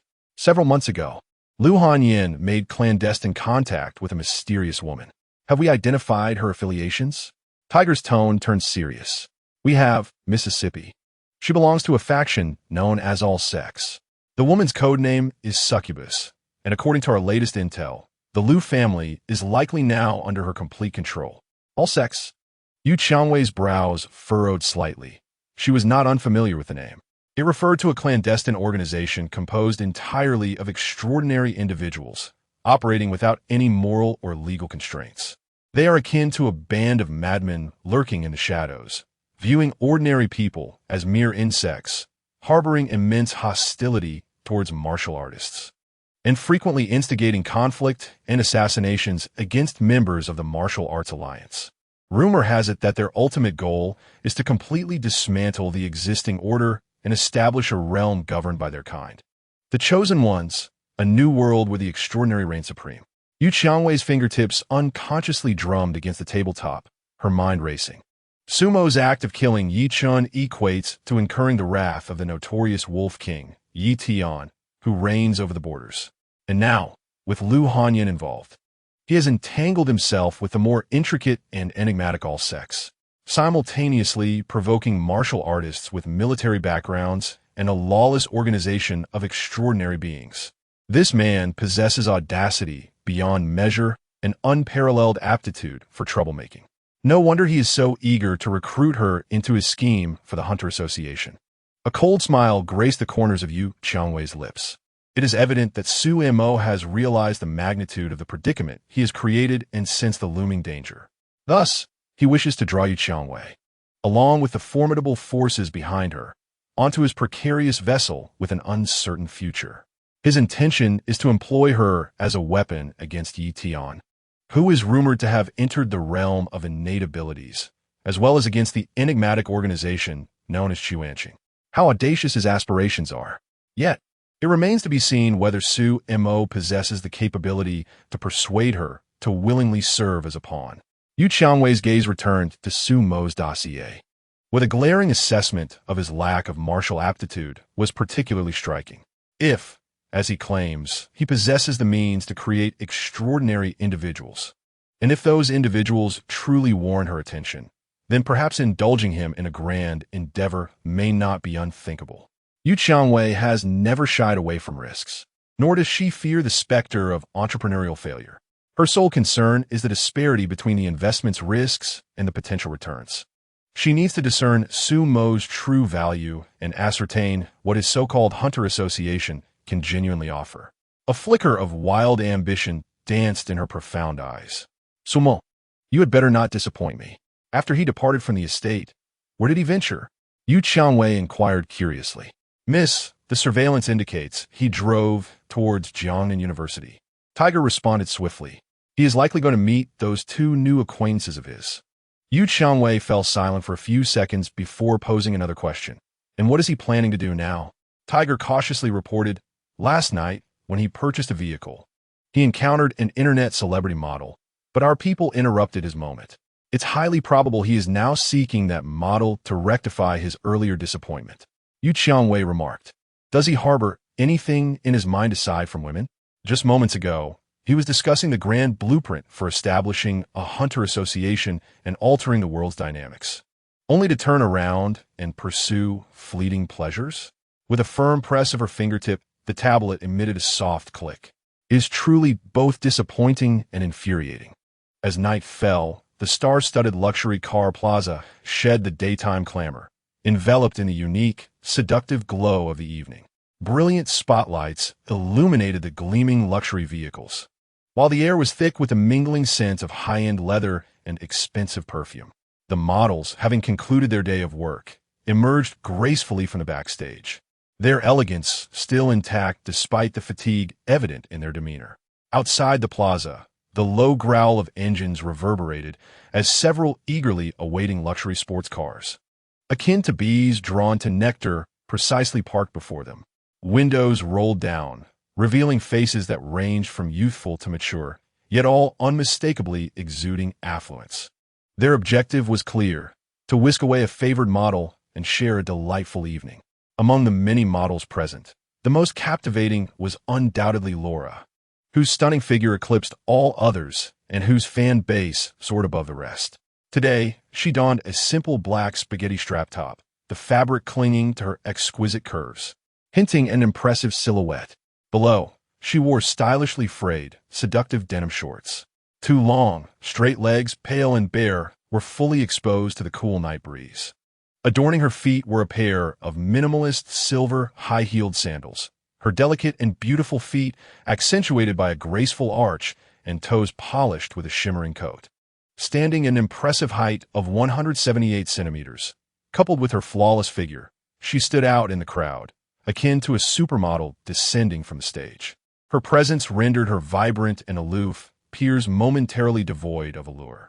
Almost instantly, 4 or 5 luxury cars, each worth no less than $1 million, glided to a halt before her.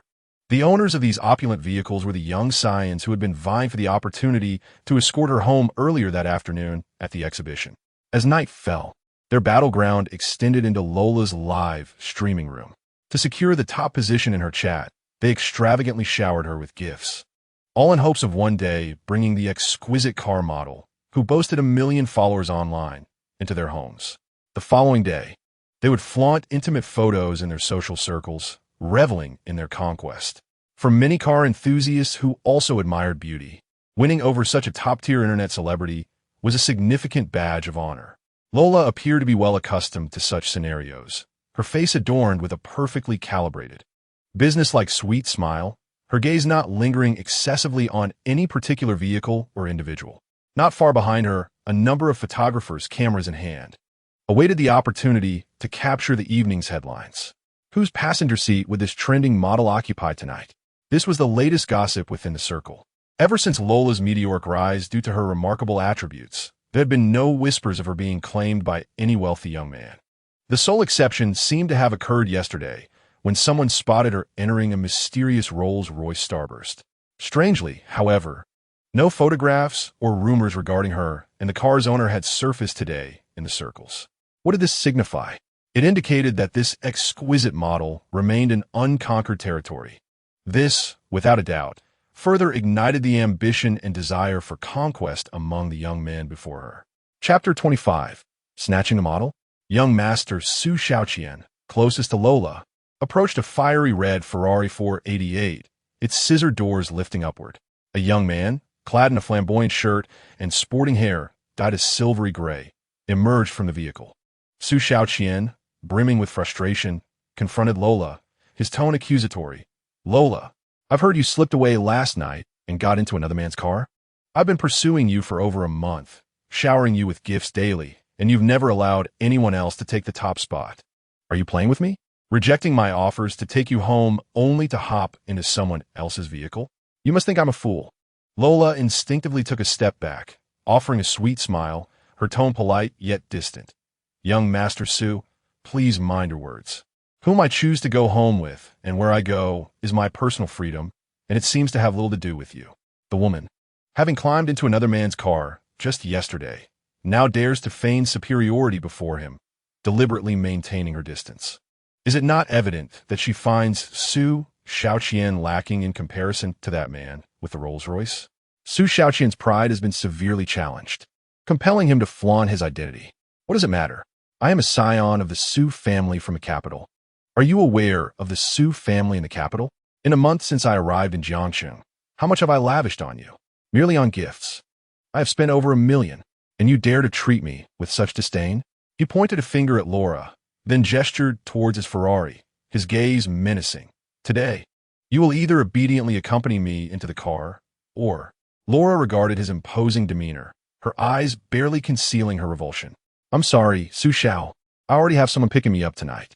Her tone had grown icy, and she could not be bothered to maintain even a perfunctory smile.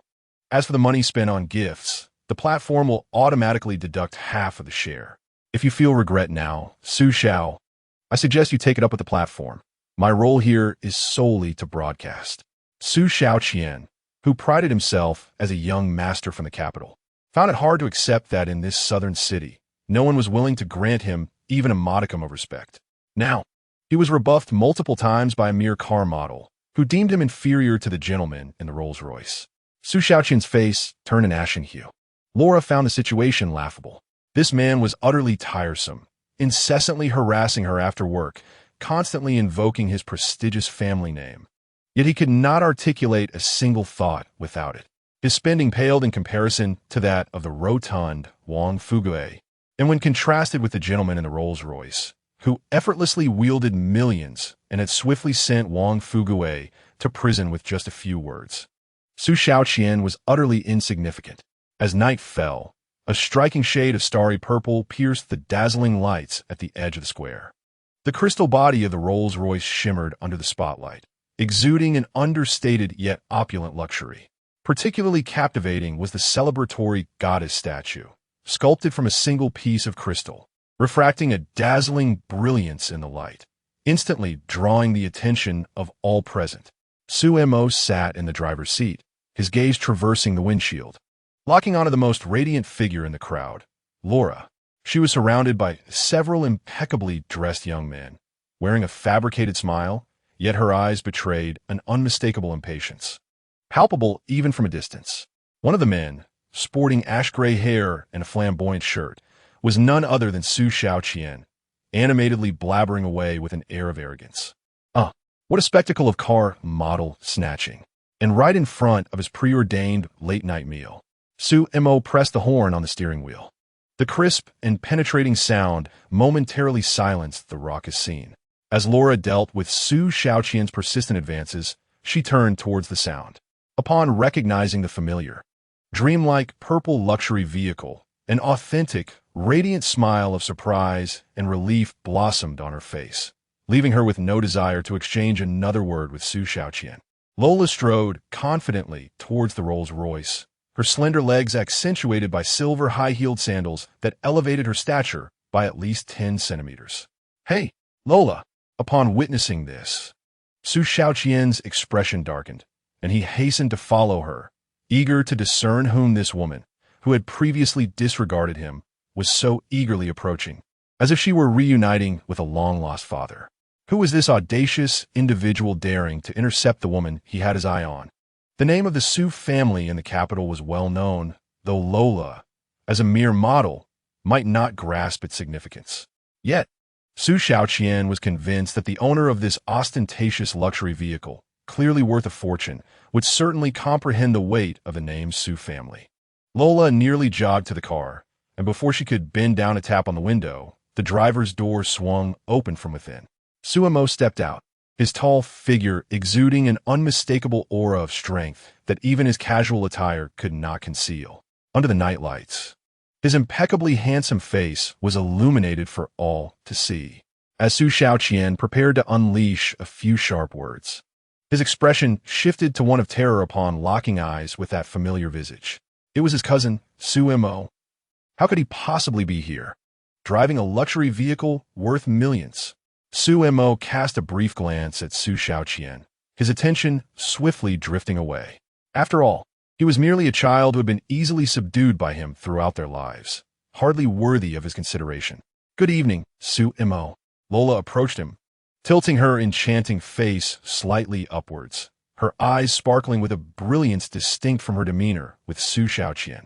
Su Mo regarded the stunning model before him, who, despite her height and elegance, now appeared somewhat demure.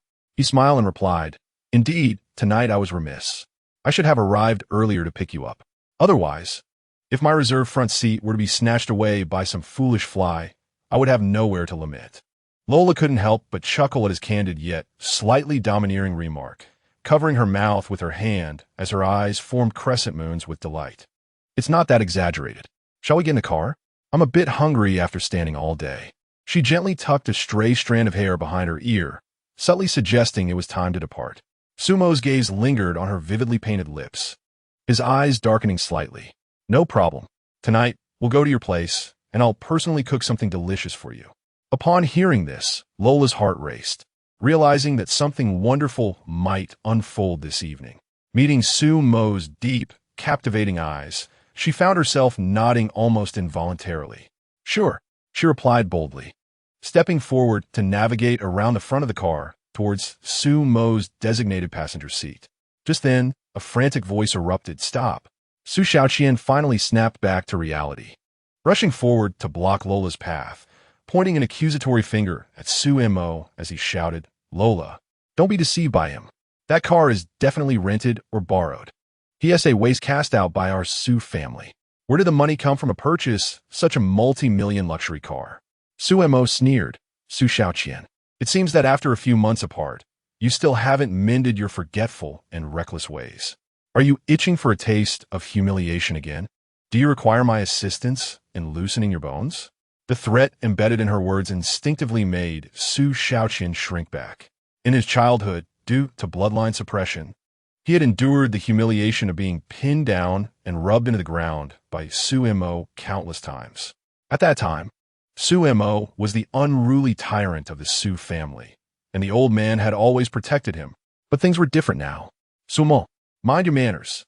Su Xiaoqian straightened his back, pointing a finger at her nose, his face adorned with a morbid excitement and arrogance. "You have been expelled from the Su family, stripped of the old man's protection, and you are nothing now. What right do you have to act so brazenly before me? I have my eye on that Lola. If you know what's good for you, get lost. Once a target for a beating, now he was courting death. Sumo's gaze turned icy in an instant. Her right hand darted out like lightning, precisely seizing Su Shaoqian's finger that was pointed at her. At the moment of contact, Su Shaoqian had yet to react. With a swift twist of her wrist, she exerted force. Crack! The sound of a bone dislocating sent shivers down the spine. Su Shaoqian let out a piercing scream. His entire right arm twisted at an unnatural angle, hanging limply. How dare you lay a hand on me? Su Shaoqian's face contorted in pain. Sumo, you're finished. I swear you will regret this. What responded to him was Sumo's merciless kick. Bang! Su Shaoqian was sent sprawling to the ground like a discarded sack, landing clumsily beside a fiery red Ferrari. Sumo approached leisurely, looking down from her elevated position at the crumpled figure of Su Shaoqian, whose face was twisted in agony. Her gaze was as frigid as if she were observing a mere ant, ready to be crushed at any moment. While I was in the Su family, you were merely a younger brother trailing behind me, scavenging for scraps. Even in my absence, you remain a brother. If those old relics of the Su family dare to seek me out, I will swiftly reorganize the family, and the first to be purged will be you parasitic leeches. Sumo turned her back on Su Shaoqian, who was groaning on the ground. With a gentlemanly demeanor, she casually opened the door to the Rolls-Royce's passenger seat and lazily settled back into the driver's seat. Lola's heart fluttered as she glanced at the writhing Su Shaoqian on the ground, and then at the composed Sumo in the driver's seat. Without a trace of hesitation, she slightly bent down. Her perfect curves, accentuated by the fitted tank top and denim shorts, appeared even more alluring. Carefully caressing her rounded, pert backside, she slipped into the luxurious, plush passenger seat. Just as she settled in and the door was about to close, a sudden cacophony of clicks erupted around them. The photographers waiting to capture gossip about Lola had all trained their lenses in this direction. Under the nightlights, beside the opulent Rolls-Royce, a wealthy young man with a shattered arm, groaning in pain, became the most vivid and ironic backdrop to the glamorous model stepping into the top-tier luxury car. Tomorrow's headline is likely to read, "A wealthy young man from the capital left crippled in a fit of jealousy? A mysterious driver departed with a top model." Or more succinctly, it has been proven that without a luxury car, one cannot attract a top model and may even suffer consequences. The Rolls-Royce glided smoothly away from the bustling square. Outside the window, the dazzling lights of various luxury cars, which had just picked up beautiful women, receded into a blur. Sumo casually rested one hand on the steering wheel and inquired, standing all day in such high heels, and still having to deal with so many cameras and admirers after work, doesn't being a top model wear you out? Lola adjusted her seating position, the supple leather seat perfectly molding to her curves. Simply standing as a model can be somewhat tiring, but I've grown accustomed to live streaming and facing the camera. It's not that exhausting. Oh, it seems you relish the attention of being pursued and adored, living in the limelight? The question was somewhat direct, laced with a hint of scrutiny. Lola's heart skipped a beat as she recalled the frenzy of photographers earlier in the square and the persistent company of Su Shaoqian. Was he displeased? From her understanding of wealthy men, those like Sumo, who appeared easygoing yet were inherently dominant, often harbored an intense possessiveness. He likely disapproved of his possessions being displayed online for all to covet and comment upon. This thought flickered through her mind, and unconsciously, her fingers began to pick at the frayed edges of her denim shorts, a subtle anxiety creeping in. I studied media operation and dance performance in college, so I've become accustomed to being in front of the camera, which is why I considered combining my expertise to try my hand at being a model influencer after graduation. It may appear glamorous and effortless, but unlike her dismissive demeanor towards Su Shaoqian, Lola was particularly cautious in her approach to Sumo. This man was extraordinary, wealthy, handsome, enigmatic, and exuding a dangerously enticing aura. She did not wish to provoke his displeasure over something trivial related to work. "If you don't like it, Mr. Su, I could try to limit or even decline any work that requires filming in the future." Saying this took her by surprise.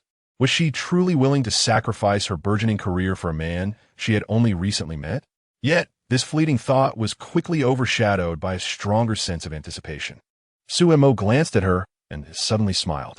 Dislike? No, why would I dislike it? A top model with millions of fans who has not truly been claimed by anyone is, in my eyes, a significant advantage. Lola was taken aback, meeting Sumo's eyes, which sparkled with amusement. An advantage? Consider it. The crowd outside can only admire you from a distance or through a screen. No matter how many gifts they send, they cannot touch you. The more admirers you have, the more those who covet you. And the man who ultimately conquers you will feel an even greater sense of accomplishment. One teehee? Lola's cheeks flushed crimson. His words were so forthright, so commanding. Yet, it inexplicably quickened her heartbeat, instilling a sense of embarrassment as though her thoughts were laid bare. Therefore, continue to be the pinnacle of popularity. The more fans, the better. Let them gaze, envy, and harbor jealousy, Sumo said nonchalantly. After all, they can only admire from behind screen, or like that foolish individual earlier. Howl from the sidelines. They cannot even touch a single fingertip of yours. Sumo's words struck a chord with certain affluent admirers who lavishly spend their wealth. Chapter 27. The Ice Queen, Muhanbing.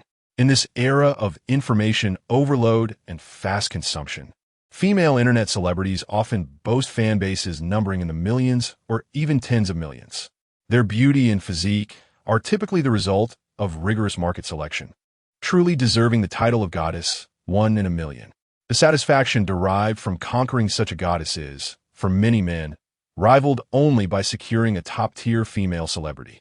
This explains why numerous so-called affluent admirers are willing to lavish millions on gifts, all in hopes of gaining the opportunity to support their goddess in person, experiencing the thrill of transforming the unattainable from the online realm into tangible reality. As for the integrity of these internet personalities and their private lives, Sumo seldom concerns himself with such matters. In his previous life, amidst the struggle for survival during the apocalypse, he had encountered women of all types within his harem.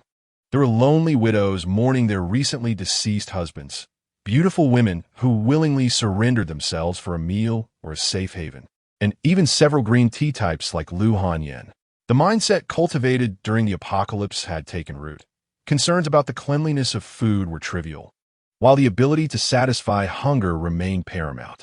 To survive, to grow stronger, to fulfill the most basic desires. These were the norms, regardless of the means. Women, similarly. Sumo's gaze subtly drifted from her innocent yet alluring face, now adorned with a rosy blush, ultimately resting upon the thighs tightly encased in denim shorts, with only a small swath of fabric concealing the upper thigh. Below, long, slender legs lay exposed to the air, their smooth, fair skin exuding a vibrant beauty of health and vitality. Even seated in the passenger seat, one could envision their stunning length and perfect proportions when standing.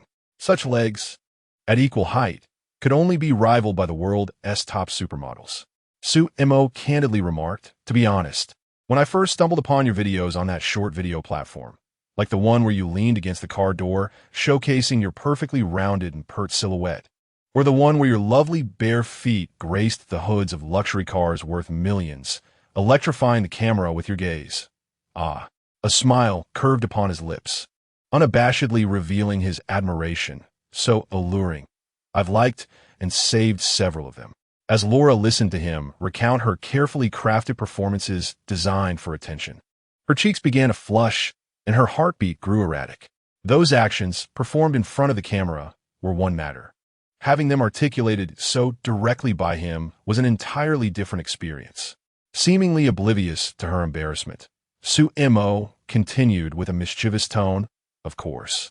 I impulsively purchased this crystal yesterday. Aside from its convenience for transportation, I had a personal motive as well. For instance, if I wish to observe up close the captivating movements of the leading lady from my collection of videos, all within the confines of my own luxurious vehicle. How delightful it would be to pair such an exquisite automobile with the lifestyle of a renowned social media model boasting 1 million followers." At that moment, Lola comprehended thoroughly. This man, having acquired a custom-made Rolls-Royce worth tens of millions, was driven solely by his infatuation with her, indulging in his peculiar whims. She was instantly reminded of the unreasonable request he had made yesterday afternoon when he parked his car beneath her apartment building. The alternating commands to don and doff high heels were undeniably blush-inducing and heart-racing. Lola gently bit her lustrous, crimson lips and tentatively inquired, "So, Su-mo, what exactly is your true intention?" "Quite simply, you will henceforth be my exclusive model," Su-mo declared unabashedly. "Abandon those public gigs that expose you to the limelight. They are exhausting and diminish your value. I will take care of you." In the underground parking lot of a high-end apartment building, Su-mo turned off the engine and unfastened his seatbelt. He exited the vehicle first, circled around to the passenger side, and opened the door for her. Lola steadied herself on the door as she gracefully stepped out, her long legs finding purchase on the ground. Naturally, Su-mo reached out to encircle her slender waist with his arm, feeling the warmth of her skin through the delicate fabric of her top, as well as the tautness of her flat abdomen. With a playful flourish, he gently kneaded her waist.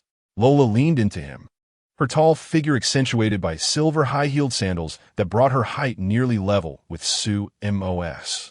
As they walked, her waist swayed alluringly, her curves creating an enchanting rhythm. After a moment of silence, Su-mo's gaze fell upon the exquisite yet perilous high heels adorning her feet. The slender straps clasped her fair ankles, elevating the arch of her feet to perfection. If your ankles are sore from standing all day, feel free to remove your shoes. I shall carry them for you. Wearing such elevated footwear constantly can be detrimental to your feet, he offered. Lola beamed with an exceptionally sweet smile, playfully wrapping her arm around Su-mo's. "No need for that. I'm perfectly fine. However, if it troubles you, I could take them off. Then do not remove them. I am not one to be overly concerned about such trivialities." The two strolled toward the elevator. Just as Su-mo was about to press the button, the sound of high heels striking the ground echoed from nearby. Tap, tap, tap. Su-mo glanced up to see a figure clad in a black bodycon dress, adorned with sheer black stockings and wine-red pointed high heels, striding confidently toward them. Her figure could only be described as stunningly voluptuous, her mature curves accentuated by her professional attire, exuding an alluring blend of restraint and irresistible temptation. Su-mo pressed the elevator door button, causing the nearly closing doors to reopen. The footsteps halted at the entrance. A frosty, commanding visage met Su-mo's gaze, her features exquisitely defined, skin as pale and translucent as porcelain. Her icy blue eyes cast a fleeting glance at Su-mo, a mere look capable of instilling an instinctual desire to retreat, creating an aura of unattainable distance. Suddenly, she walked into the elevator with an unwavering gaze. Not a single word of gratitude was offered for Su-mo's gesture of holding the elevator doors. A breathtaking ice queen, exuding an air of inherent aggression. Luo Lara, standing closely beside Su-mo, inquired about the striking ice maiden who had unexpectedly appeared. "Hello, which floor are you heading to?" 23. The woman's frigid voice resonated, devoid of any warmth. Su-mo's expression subtly shifted. The texture of this voice bore a resemblance to that of Yu Qiangwei. However, where one leaned towards a domineering, queenly demeanor, this was purely frigid. "What a coincidence! You also reside on the 23rd floor. We are neighbors," Luo Lara exclaimed, covering her mouth in excitement. "I am Luo Lara. May I know your name?" The woman fell silent for a few seconds, seemingly disinterested in the conversation. Ultimately, she uttered 3 words: Mu Hanbing. Chapter 28. Tasting the long-legged model, Mu Hanbing in silence. The elevator ascended smoothly. Ding! The 23rd floor had arrived. The doors slid open slowly. Mu Hanbing stepped out first, with Su-mo following closely, wrapping an arm around Luo Lara's waist. Their gazes involuntarily followed the captivating figure. From behind, her physique was undeniably alluring, measuring approximately 175 centimeters tall, only slightly shorter than Luo Lara. However, Mu Hanbing's long legs, tightly encased in a black bodycon skirt, accentuated her well-defined curves, creating an exquisite waist-to-hip ratio. Cold as ice, yet undeniably striking. Without looking back, Mu Hanbing approached the door of room 2303, opened it, and slipped inside, the door slamming shut behind her. Luo Lara halted at the adjacent door of 2302, feeling as though her arm around Su-mo's waist still retained the momentum to follow the mesmerizing silhouette. She reached out a finger and gently poked Su-mo's shoulder. "Stop staring. She has already gone in, and we have reached our doorstep. Sumo, vitre, hergaze. A mischievous smile gracing her features as she leaned down to whisper in Luo Lara's ear. Considering how close we are, do you think our room has adequate soundproofing? I suspect our frosty neighbor next door will have trouble sleeping tonight. Luo Lara's cheeks flushed crimson as she shot Su Mo a playful glare. Unlocking the door with her fingerprint, she urged, "Hurry inside." As Luo Lara entered the room, the lights automatically illuminated, revealing a carefully arranged, cozy space. Turning back to glance at Su Mo, her eyes shimmered with a hint of shyness and excitement, seemingly eager to prove that she was no less captivating than the icy neighbor. Luo Lara refrained from stepping in immediately, leaning slightly forward with one hand resting on the wall beside the doorframe. This posture perfectly showcased her enviable hourglass figure as a top model, unabashedly displayed before Su Mo. The enticing curvature and taut lines, accentuated by her snug denim shorts, radiated both strength and sensuality. Luo Lara lifted one foot, adorned with a silver high-heeled sandal, preparing to relieve herself of the torturous footwear she had worn all day. What the heck? Suppressing the malevolent fire that had long been pent up within him, Su Mo felt it surge from his lower abdomen. Faced with such unabashed provocation, he could no longer endure even a moment longer. Should word of this escape, he would undoubtedly be branded as the infamous inept man. With a decisive motion, Su Mo slammed the door shut. He took several strides forward, seizing Lola's delicate wrist just as she was about to touch her shoelaces. Without hesitation, he swept her up in his arms, cradling her lithe form against him. The warmth and softness of her body radiated a rich fragrance, providing a most comforting sensation.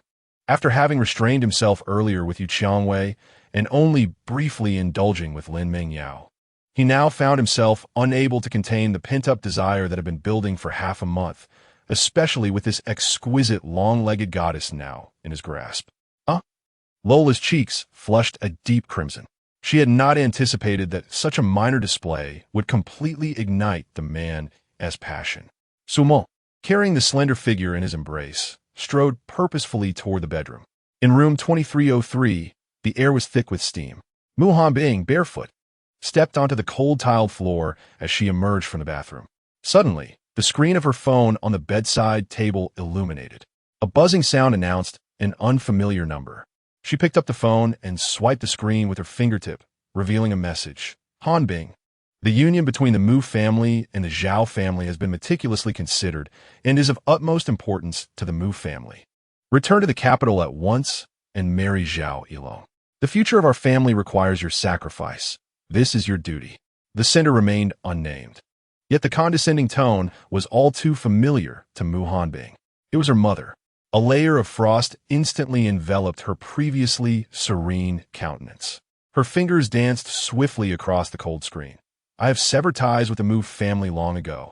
From this moment forth, the glory and shame of the Mu family have no connection to me, Mu Hanbing. If you wish to maintain the Mu family's interest through this marriage and ally with the Zhao family, you may send Mu Hanyue in my stead. She is, after all, the precious daughter you have cherished for 2 decades, is she not? Are you unwilling to threaten her to make sacrifices for the Mu family? Or are you simply afraid? The message was sent successfully. With an expression devoid of emotion, Mu Hanbing added the number to her blacklist. Each time she thought of the Mu family, and of her sister Mu Hanyue, who had always been pampered, a crack seemed to form in the icy barrier of her heart, leaving her unable to find peace. She raised her hand to shield her eyes, leaning back heavily onto the soft bed. The light from the ceiling pierced through her fingers, glaringly bright. She lay still, striving to calm her breathing. After a considerable time, her tumultuous emotions began to settle. It was then that strange noises faintly emerged from the adjoining wall. Initially, Mu Hanbing paid little mind to it. The couple next door, with the man's desires met by the woman's willingness, were merely indulging in youthful exuberance. She remained composed, closing her eyes, preparing to drift into slumber. Thinking to herself, such matters rarely last long. It would soon quiet down. An hour later, the sound from the next door not only persisted but grew increasingly distinct. Mu Hanbing remained in a supine position, motionless, her gaze fixed on the ceiling, her expression devoid of any particular emotion. Oh men, such superficial creatures. What aspirations could they possibly have beyond these trivial matters? Another hour slipped by, edging closer to midnight. At last, Mu Hanbing could no longer maintain her earlier composure. She swiftly turned over, curling her body into a tight ball, her knees nearly touching her chest. The blanket was drawn high, covering her head, yet the effect was minimal. Chapter 29. Aiding the Frost. Assisting Mu Hanbing in achieving her long-cherished wish, the sun's faint light penetrated the curtains. Successfully conquered the goddess Lola, earning 50 free attribute points and 20,000 game credits. Lola has awakened her unique ability, Shadow Split, successfully transformed into your exclusive skill.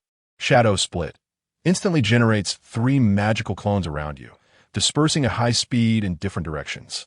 Each clone possesses 75 of the original's attributes, lacking physical form, but capable of absorbing damage for the original. Sumo opened his eyes, his mind clear without a trace of the sluggishness often accompanying a hangover.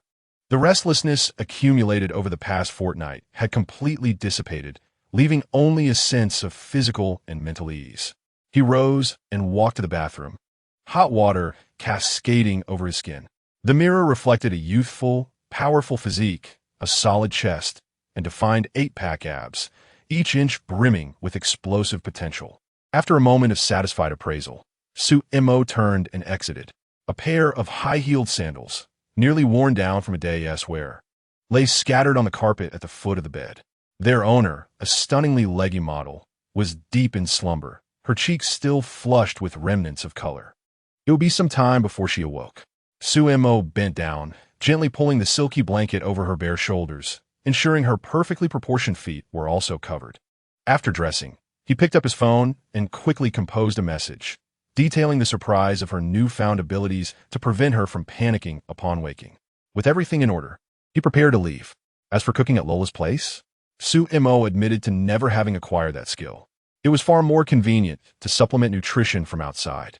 As he closed the door to 2302, almost simultaneously, the door to 2303 swung open. Mu Hanbing emerged, clad in an exquisitely fitted black bodycon dress that accentuated her voluptuous yet flawless curves. Her upper body was adorned with a minimalist white shirt, buttoned neatly to the top, yet still failing to conceal the fullness beneath. However, the ethereal beauty of her face bore a hint of pallor, betraying a night disturbed by noise, depriving her of restful sleep. Their eyes met, and the air hung heavy for a few seconds. Sumo distinctly perceived a flicker of discontent in her gaze. Clearly, she had heard every detail of the commotion from last night with Lola. "Good morning, neighbor. What a coincidence. Shall we have breakfast together? My treat, as an apology," Sumo offered courteously. On the exquisite visage of Mu Hanbing, there were no superfluous expressions, her gaze coldly sweeping over him. Childish. It is only children who take delight in flaunting their trivial vigor. With her words spoken, she no longer regarded him and strode directly towards the elevator.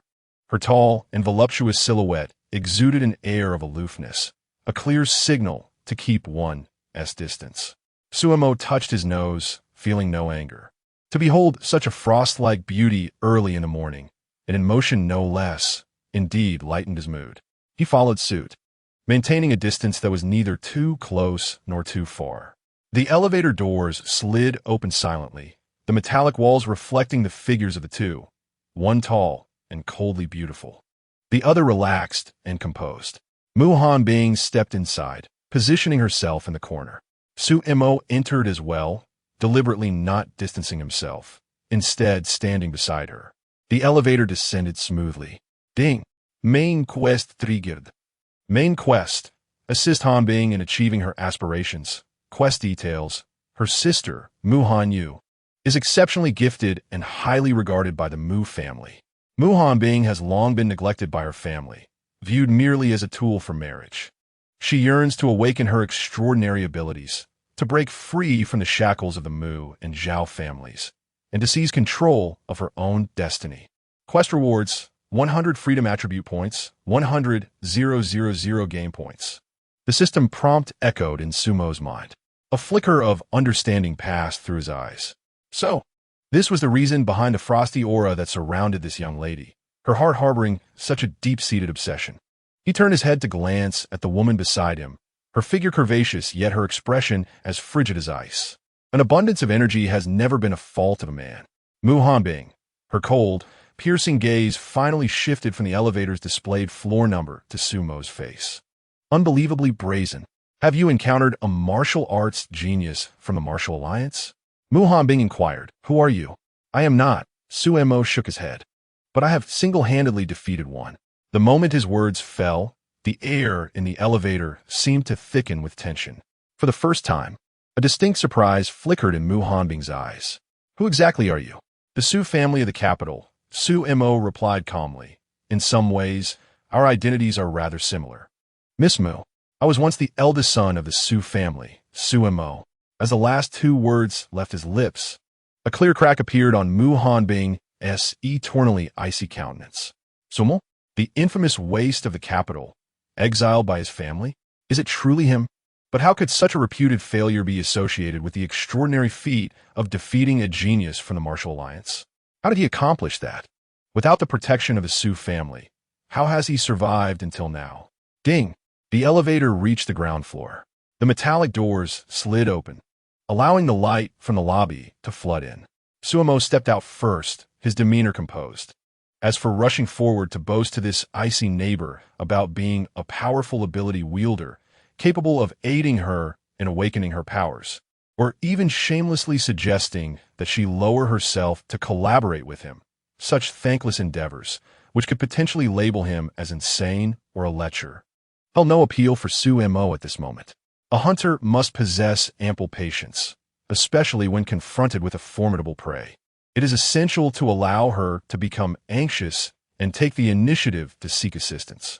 Mohuenbing trailed behind, momentarily pausing to observe Sumo's silhouette, which exuded an air of calmness that appeared genuine rather than feigned.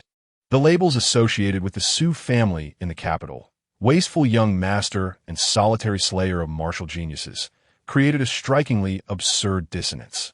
This statement, a blend of truth and falsehood, was difficult to discern. The only credible assertion was that his exuberance was excessive, as he attempted to provoke her attention through such clumsy means. Mu Huanbing pressed her lips together, offering a cold scoff within. Men who revel in fishing are often boastful. I hope your confidence is matched by genuine prowess, rather than mere verbal bravado. She then strode away from Sumo, heading in the opposite direction. Chapter 30. The Overworked Lola. As Sumo exited the hotel, he made his way directly to the nearest buffet restaurant. It was mealtime, and the establishment buzzed with lively chatter, the aroma of food mingling with the cool air of the air conditioning. He selected a corner table and commenced his feast. The speed at which he piled his plates far surpassed that of the average diner. Steaks, grilled meats, seafood, and fruits flowed into his mouth like a torrent. The plates accumulated in towering stacks, only to be swiftly emptied. The gaze of fellow patrons transitioned from casual indifference to astonishment, ultimately settling into a state of bewilderment. Initially, the waitstaff approached politely to collect the plates, but soon their pace quickened to the point of near frenzy, their eyes regarding Sumo as one might observe a prehistoric behemoth.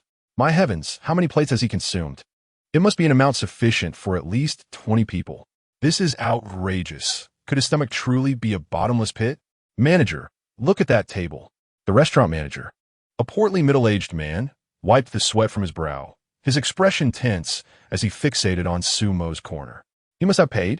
Yes, he paid upon entry, offering double the price, claiming he feared it would be embarrassing to eat too much. A young waitress replied in a hushed tone.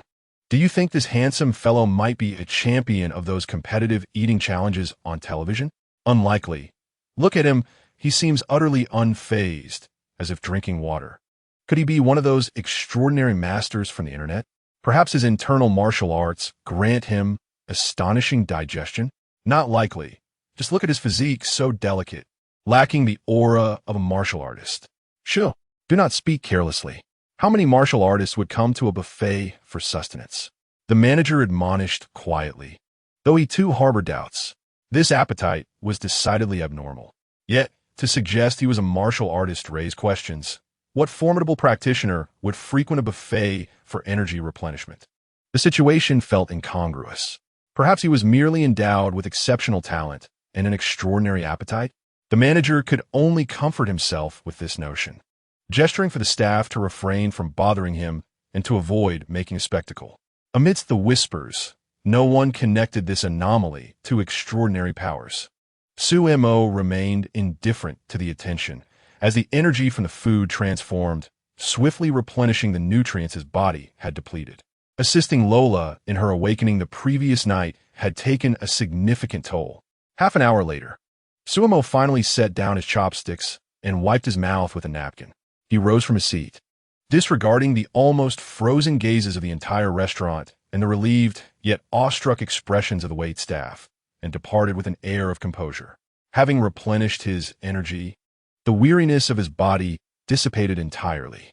Upon returning to the hotel, he ascended directly to the 23rd floor. Before room 2302, Sumo swiped his access card.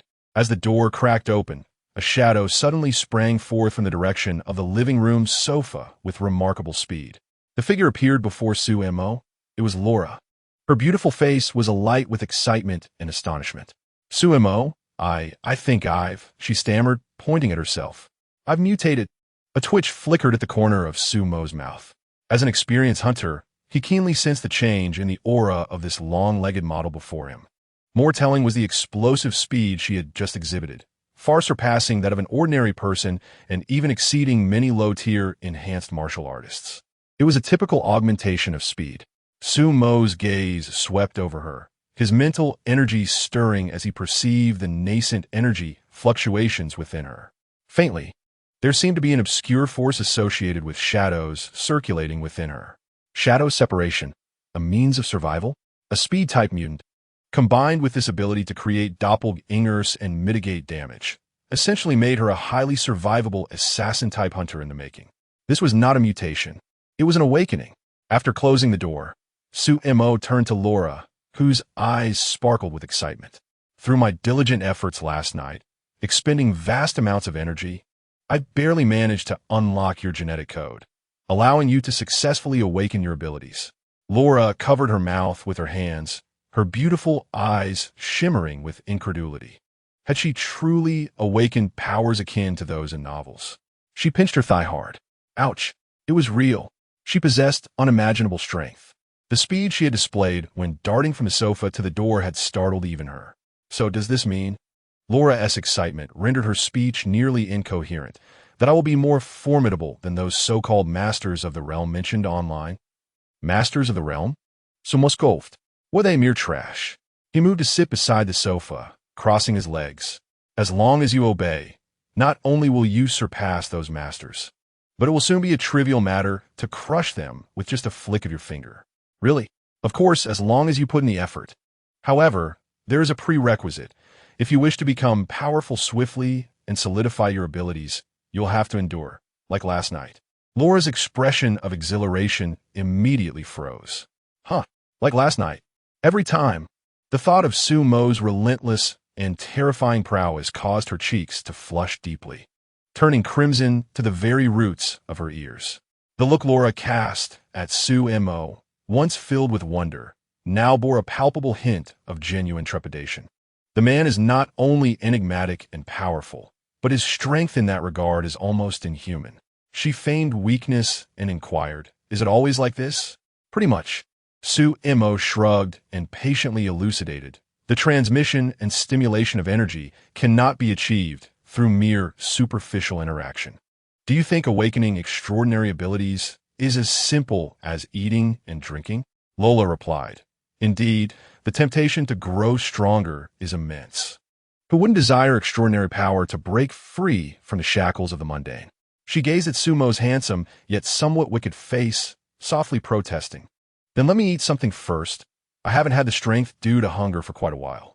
Sumo raised an eyebrow, sensing that Lola might have slightly misinterpreted her own meaning, yet he chose not to clarify. Chapter 31. The Night Queen, Shunman, the Ice Queen.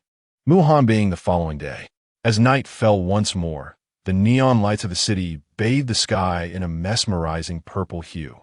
At the Queen's Bar, luxury cars lined the entrance, establishing it as one of the benchmarks of nightlife across the nation. Tonight, the atmosphere was still alive with a cacophony of voices. The air was thick with the scent of expensive perfumes, potent alcohol, and the omnipresent aroma of hormones, intertwining to create a distinctive fragrance of the night.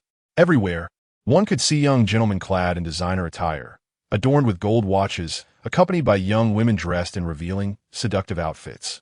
These women nestled into the arms of their affluent partners, yet their eyes would occasionally dart elsewhere, in search of more prosperous prey. Here, noise, extravagance, and desire intertwined in a raw and unabashed manner. However, tonight, all the brilliance seemed to converge upon the elevated platform in the center of the dance floor. A woman clad in a dark red high-slit cheapao commanded the attention of all present. Her visage was one of striking allure, embodying the essence of a captivating femme fatale.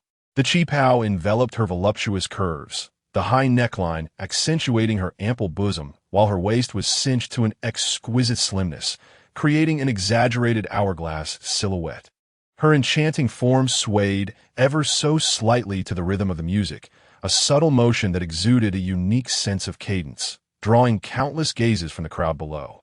Her eyes casually scanned the densely packed audience beneath her. The cheapao's slit extended high, revealing glimpses of her flawless, smooth legs adorned with butterfly patterns, which tantalizingly peeked out with her delicate movements. There were no exaggerated dance moves, no deliberate provocations. Rather, it was an aura cultivated through extensive experience in the realm of pleasure. It possessed the ultimate allure of a courtesan while maintaining an elevated sense of distance, making onlookers both restless and hesitant to trespass. She was Shun Man, the underground queen of Jiang City, a top-tier talent nurtured by Yu Qiangwei, the most dazzling gem of the Queen's Bar. The men below, even those cradling stunningly beautiful companions, found it difficult to restrain their gazes at that exquisite enchantress on the platform. Like a pack of ravenous wolves, they fixated intently on her. The women beside them sensed their partner's inattentiveness. Some rolled their eyes discreetly, while others nestled more firmly into their men's embrace, attempting to reclaim their attention. Yet, their efforts proved largely futile. The souls of the men had been utterly captivated by Shun Man on that stage. In a dimly lit corner, muffled exclamations of vulgar admiration echoed. In another relatively quiet and shadowy private room, a group of elegantly attired young men, whose demeanor starkly contrasted with that of ordinary wealthy heirs, gathered. Their table was laden with expensive foreign spirits, yet no female companions graced their presence.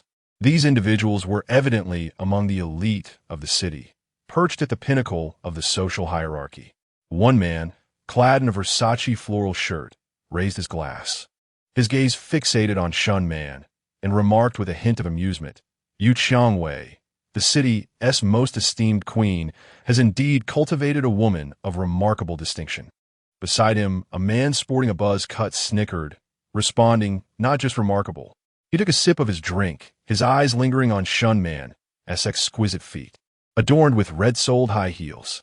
She is an enchanting temptress, having indulged in numerous women, stars, supermodels, and innocent school beauties. None compare to the allure she possesses. It is a beguiling charm, laced with a sharpness that is utterly irresistible. The man in the floral shirt raised an eyebrow, glancing at his companion. "What? Are you smitten? Hoping to possess her?" The buzz-cut man's eyes flickered momentarily, hesitating to respond. The floral shirt man's demeanor grew serious as he set down his glass and sternly warned, "Have you lost your mind? Who dares to approach you, Qiangwei? Have you forgotten how the young master of the Zhao family ended up with his leg broken?" Upon hearing this, the heat in the buzz-cut man's face faded significantly. The incident involving the Zhao family's young master was no secret within their circle. In a misguided attempt to forcibly claim one of Yu Qiangwei's prized prodigies, he was discovered the following day, his kneecaps shattered, destined to spend the rest of his life in a wheelchair. The methods employed were ruthlessly severe, leaving no room for mercy. Even the Zhao family dared not provoke her lightly. In Jiangcheng, the name Yu Qiangwei represented an untouchable aura of intimidation. Those who wish to challenge her must carefully weigh their own strength and consider whether their family could withstand the repercussions of such retaliation. The young lords, who frequented the Queen bar, were acutely aware of this reality. A stunning siren like Shun Man, without the protection of a formidable background, would have long been devoured, leaving not a bone to spare. Were it not for the formidable presence of Yu Xiangwei looming overhead, Shun Man would likely struggle to survive even a single night unscathed. Yet, in this moment, they could only observe and imagine. This tantalizing torment, visible yet unattainable, only heightened Shun Man's allure. This was one of the reasons Yu Xiangwei went to great lengths to shield her prized prodigies. A hungry wolf, unable to grasp the succulent meat before it, would only yearn more fervently and be willing to invest greater effort. Half an hour passed. The fervor on stage remained undiminished, with Shun Man still the focal point. However, an unusual shift was occurring. The men, who had previously been riveted around the stage, as if under a spell, now began to redirect their attention. As if they had stumbled upon a new discovery, they surged toward the bar area. The commotion spread from the bar, catching the attention of several top-tier young lords within the private room, who were now aware of this peculiar disturbance.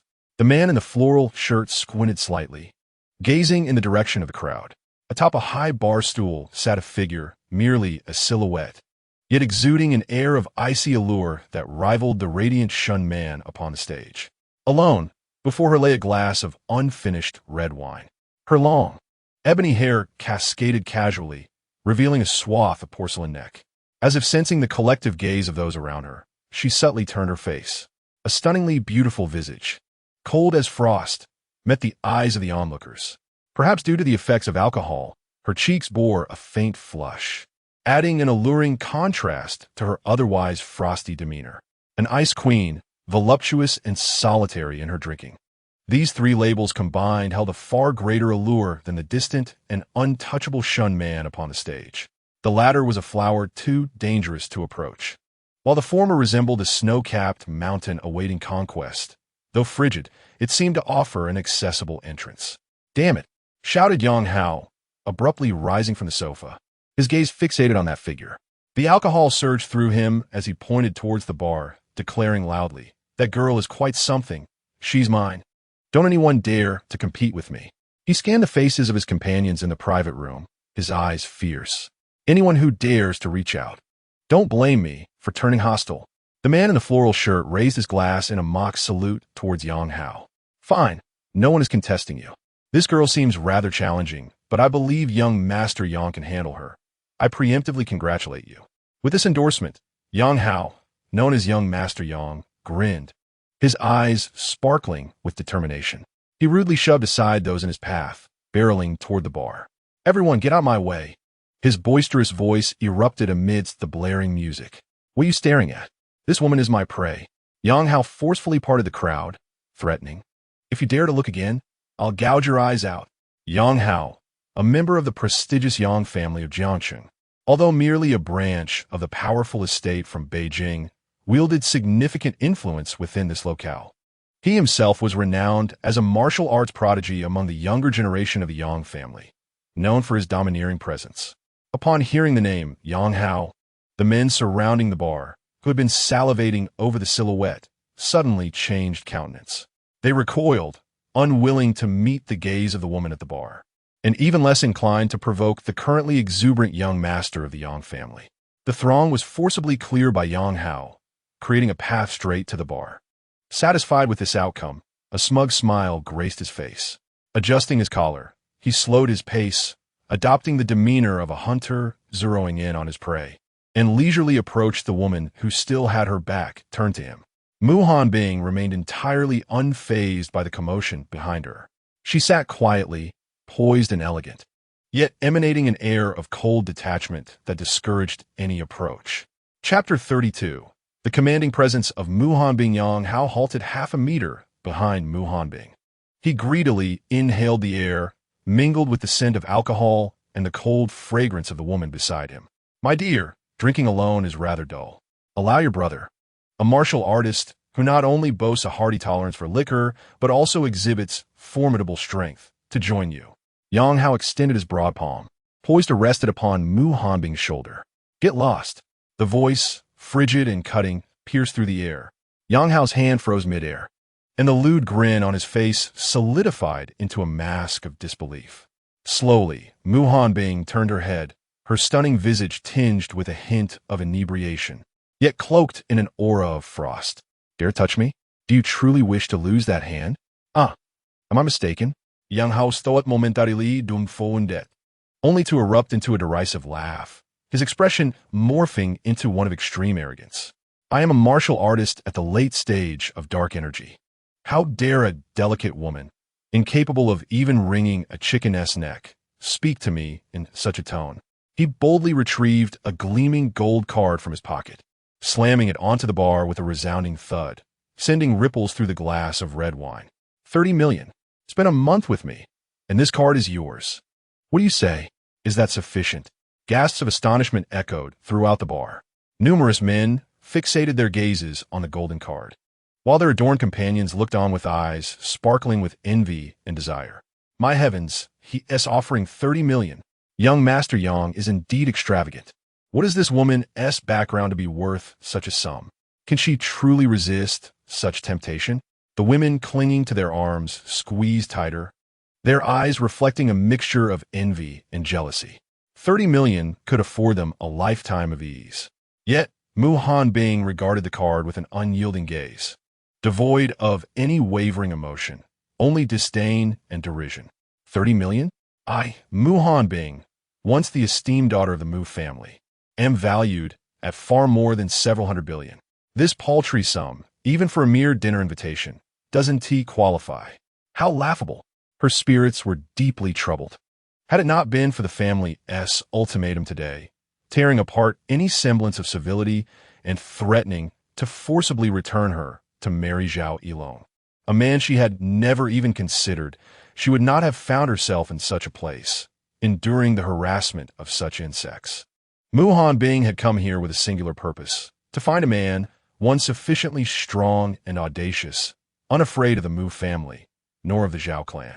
A man who would dare to take her to a hotel, escalate the situation, and deliver a resounding slap to Zhao Yilong's face. In this manner, she would repulse that self-important Zhao Yilong and disgust those family elders who pressured her. With this thought, the chill in Mu Hanbing's eyes intensified, and a cold smile graced her lips. You dare to bed me? Are you not afraid of my fiancé seeking you out for retribution? Do you fear for your life? Upon hearing the word fiancé, Yang Hao was momentarily taken aback, only to erupt into an even more boisterous laughter.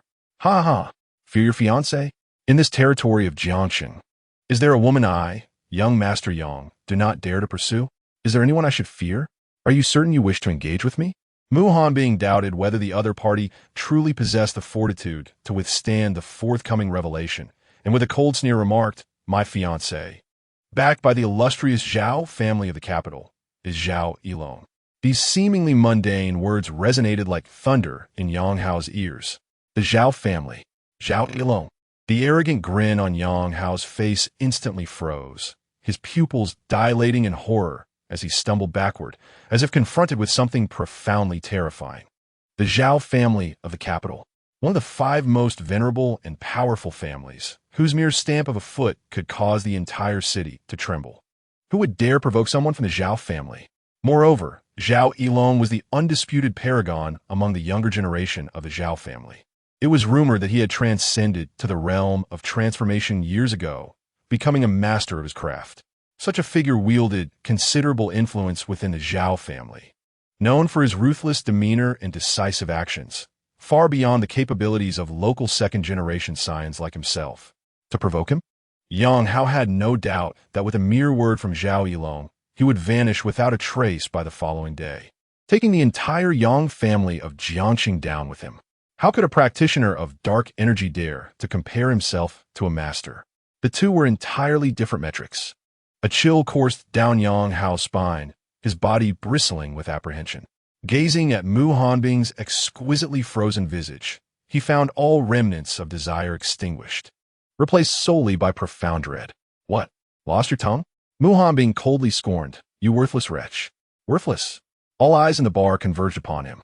Yang Hao's face turned a deep shade of crimson, the veins in his neck bulging. To be labeled worthless by a woman, in front of so many people. This was a man's ultimate disgrace.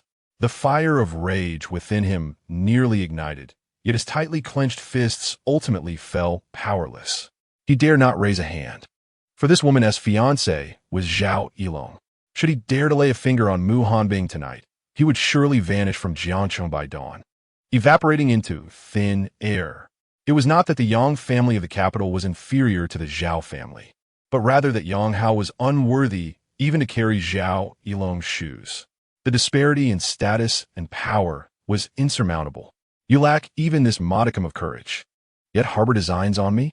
Mu Hanbing's icy blue eyes were filled with pure disdain, finding it a waste of time to even bestow him another glance. Get lost, you worthless trash. She lifted the half-full glass of red wine from the bar, her wrist flicking with a flourish. The crimson liquid splashed across Yang Hao's astonished and enraged face, trickling down his cheeks and staining his expensive shirt. The scent of wine pervaded the air. Yang Hao trembled, frozen in place, still too afraid to retaliate. The once boisterous bar fell into a profound silence. Everyone was stunned by the scene before them. This was young Master Yang. In their eyes, he was an untouchable figure of great stature. Yet here he was, being so casually humiliated by a woman, not even daring to utter a sound. The gaze of the onlookers towards Mu Hanbing underwent a complete transformation, as reverence and fear surfaced on every face.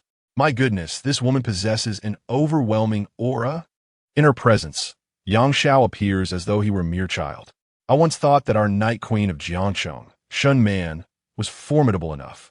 Yet this lady is the ultimate embodiment of the Ice Queen. A mere touch could potentially shatter bones into fragments. Who was it that claimed 30 million was a fair price? This woman is far more enticing than 30 million. This is a death warrant. In an instant, the bar buzzed with discussions, and no one dared to cast the same covetous or frivolous glances at Mu Hanbing as before. This icy beauty is more intoxicating than the strongest liquor and more frigid than the coldest ice. To inadvertently offend her would spell doom for one's entire family. Chapter 33. Teasing Mu Hanbing. One punch to the ground indeed, he possesses little prowess. He boasted extravagantly, only to falter before the contest even commenced. A mocking voice abruptly pierced the suffocating silence of the bar. Suemo, unbeknownst to anyone, had quietly positioned himself beside Mu Hanbing. He naturally took the empty wine glass from her hand, lightly tracing his fingertip along the rim before presenting it to the bartender, signaling for a refill. The crimson liquid was poured anew, and a vivid lip print adorned the glass's edge. Unfazed, Suemo raised the glass and took a generous sip from the spot marked by the lipstick. Mu Hanbing furrowed her brows, casting a disapproving glance at Suemo, a flicker of displeasure glinting in her eyes. What a coincidence, Miss Mu. Suemo, seemingly oblivious to her expression, continued, I was worried when I hadn't seen you all night yesterday. It turns out you were at the bar, indulging in life and seeking out a strong man. As he spoke, Suemo casually wrapped his arm around Mu Hanbing's shoulders, his actions so practiced they resembled those of a couple in the throes of romance. A wave of masculine energy enveloped them. Feeling lonely? Suemo leaned closer to Mu Hanbing's ear, lowering his voice to a sultry whisper. You should have said so earlier. Come find me. You know how formidable I can be. Mu Hanbing's ice-cold visage seemed to display the slightest tremor of emotion. Sumo's sudden appearance successfully captured the attention of the entire venue. The bar, particularly the female patrons, became instantly enthralled. Who is this man? His striking features carry an air of nonchalance, and his aura is distinctly different from the so-called young masters of Jiangcheng. What astonished everyone even more was his audacious demeanor. That is Mu Hanbing, the Ice Queen, who even Yang Hao dared not approach, let alone douse with red wine. Yet this man boldly drapes his arm around her shoulder and speaks in such an intimate manner. Incredible. Who is this handsome stranger? Is he out his mind? He has the audacity to embrace someone even Yang Xiao would not dare to provoke. Furthermore, what does he mean by being formidable? The implications are staggering. Gasps and murmurs of amazement erupted from the crowd. Mu Hanbing felt the pressure on her shoulder and the faint scent of tobacco emanating from the man beside her. Her gaze flickered momentarily as memories of the man's boastful words in the elevator yesterday resurfaced. After a brief contemplation, instead of pushing Su Mo away, she raised her delicate fingers to point at Yang Hao, who stood there, his face flushed with humiliation. Just now, he attempted to seduce me. Mu Hanbing redirected her gaze to meet Su Mo's smiling eyes. Did you not claim to be formidable? Assist me in teaching him a lesson. It will be the perfect opportunity for me to gauge your true prowess. Absolutely, Su Mo replied, releasing his arm from around Mu Hanbing's shoulders. However, a person of his caliber cannot truly test my abilities. Only a splendid beauty like Miss Mu deserves to experience the full extent of my strength. As soon as Su Mo finished speaking, he turned and strolled leisurely toward Yang Hao, his demeanor so casual that he hardly regarded Yang Hao as a threat. Are you seeking death? Yang Hao erupted in fury. Being publicly humiliated by Mu Hanbing was an unbearable disgrace, one that stripped him of his dignity.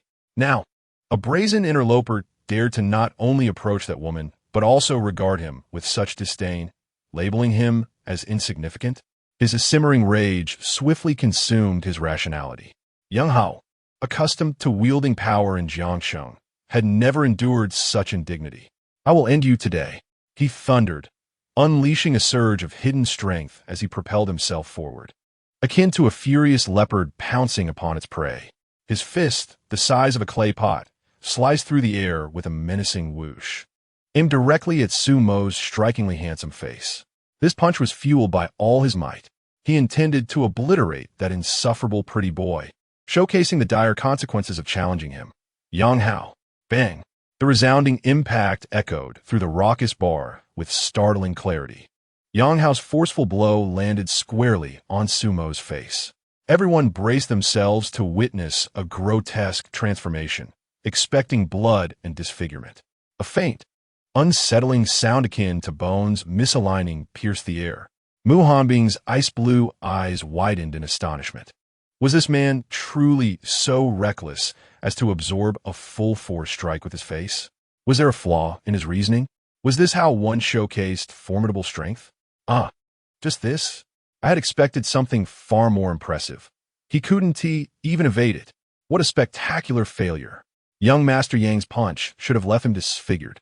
A momentary silence gave way to scattered jeers from the crowd. Yet, contrary to their expectations, Su Mo did not crumple or display any signs of injury.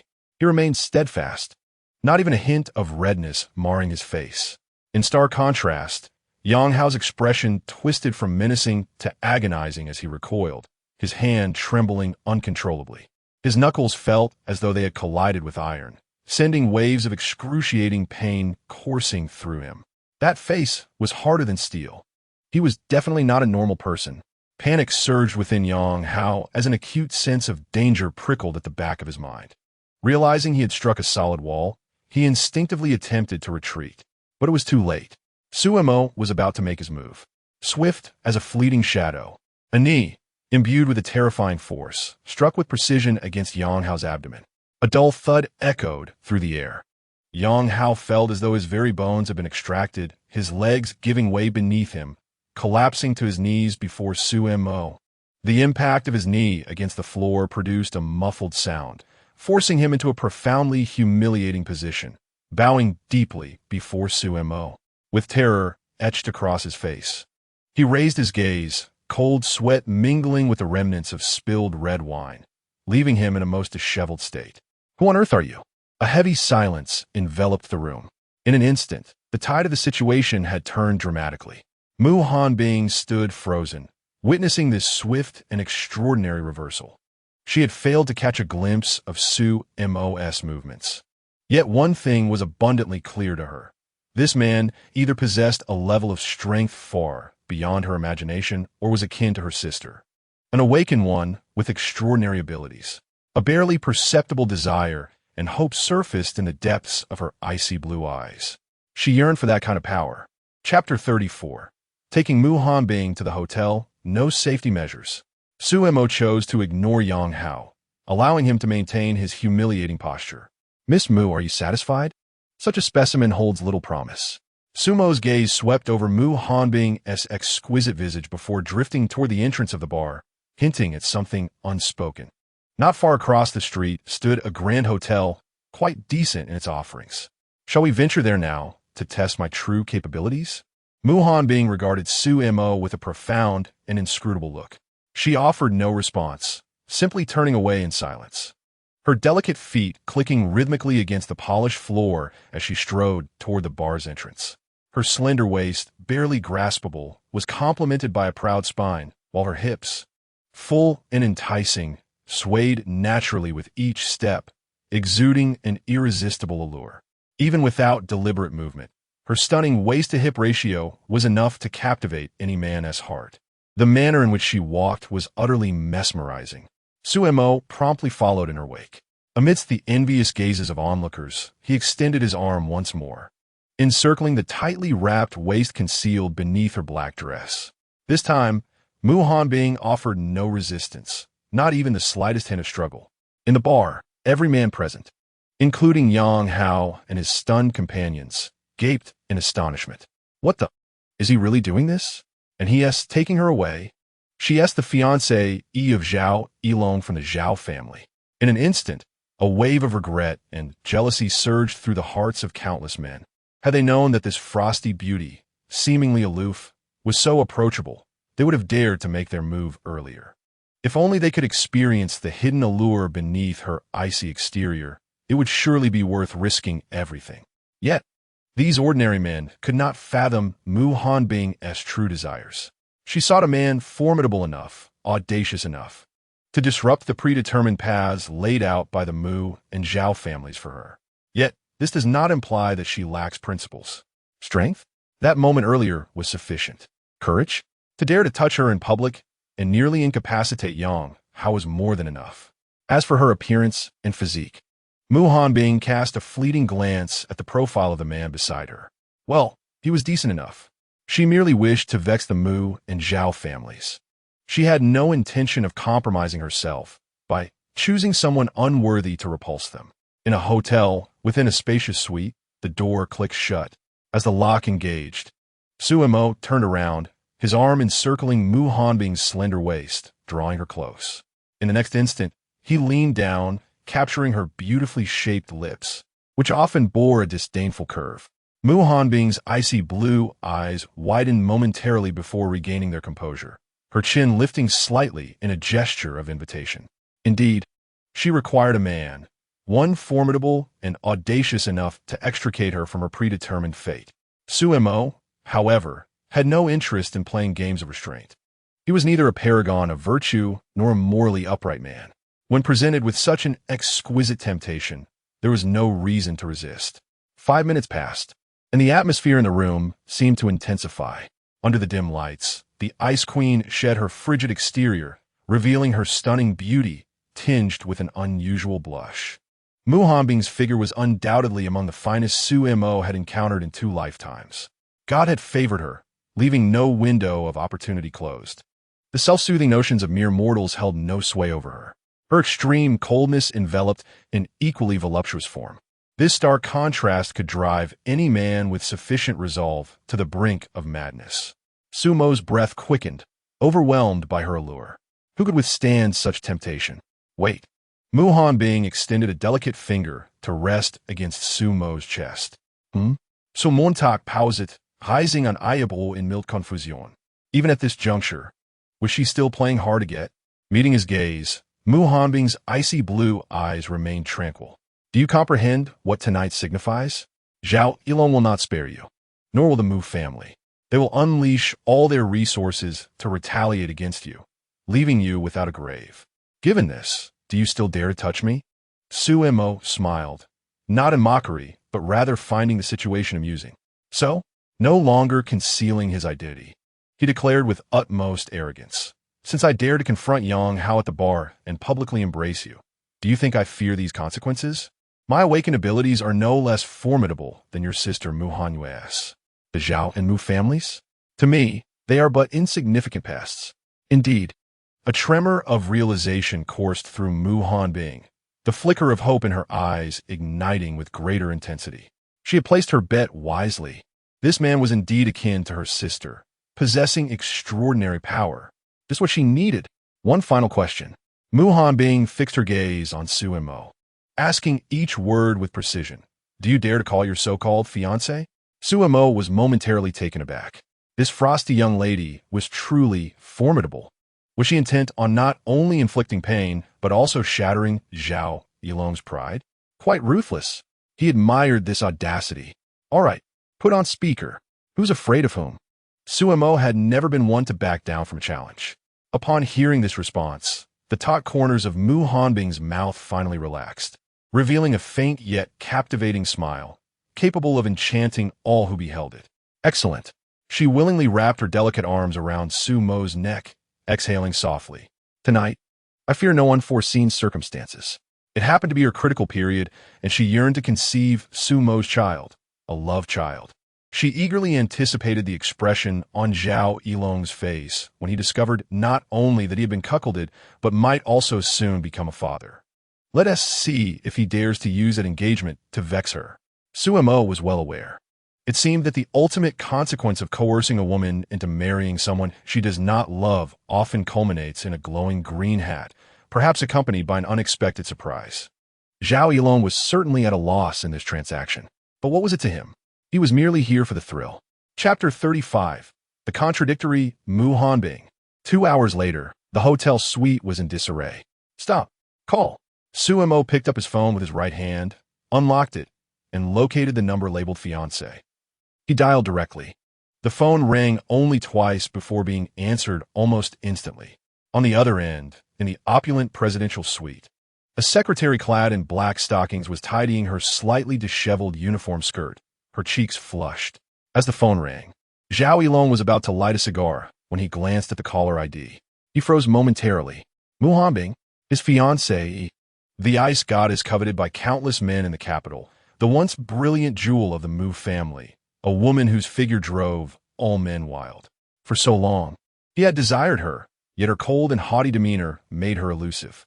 Considering the pressure from his family, it would not be long before this icy beauty was entirely his to toy with at his leisure. A predatory smile crept across Zhao Yilong's face as he pressed the answer key, brimming with superiority.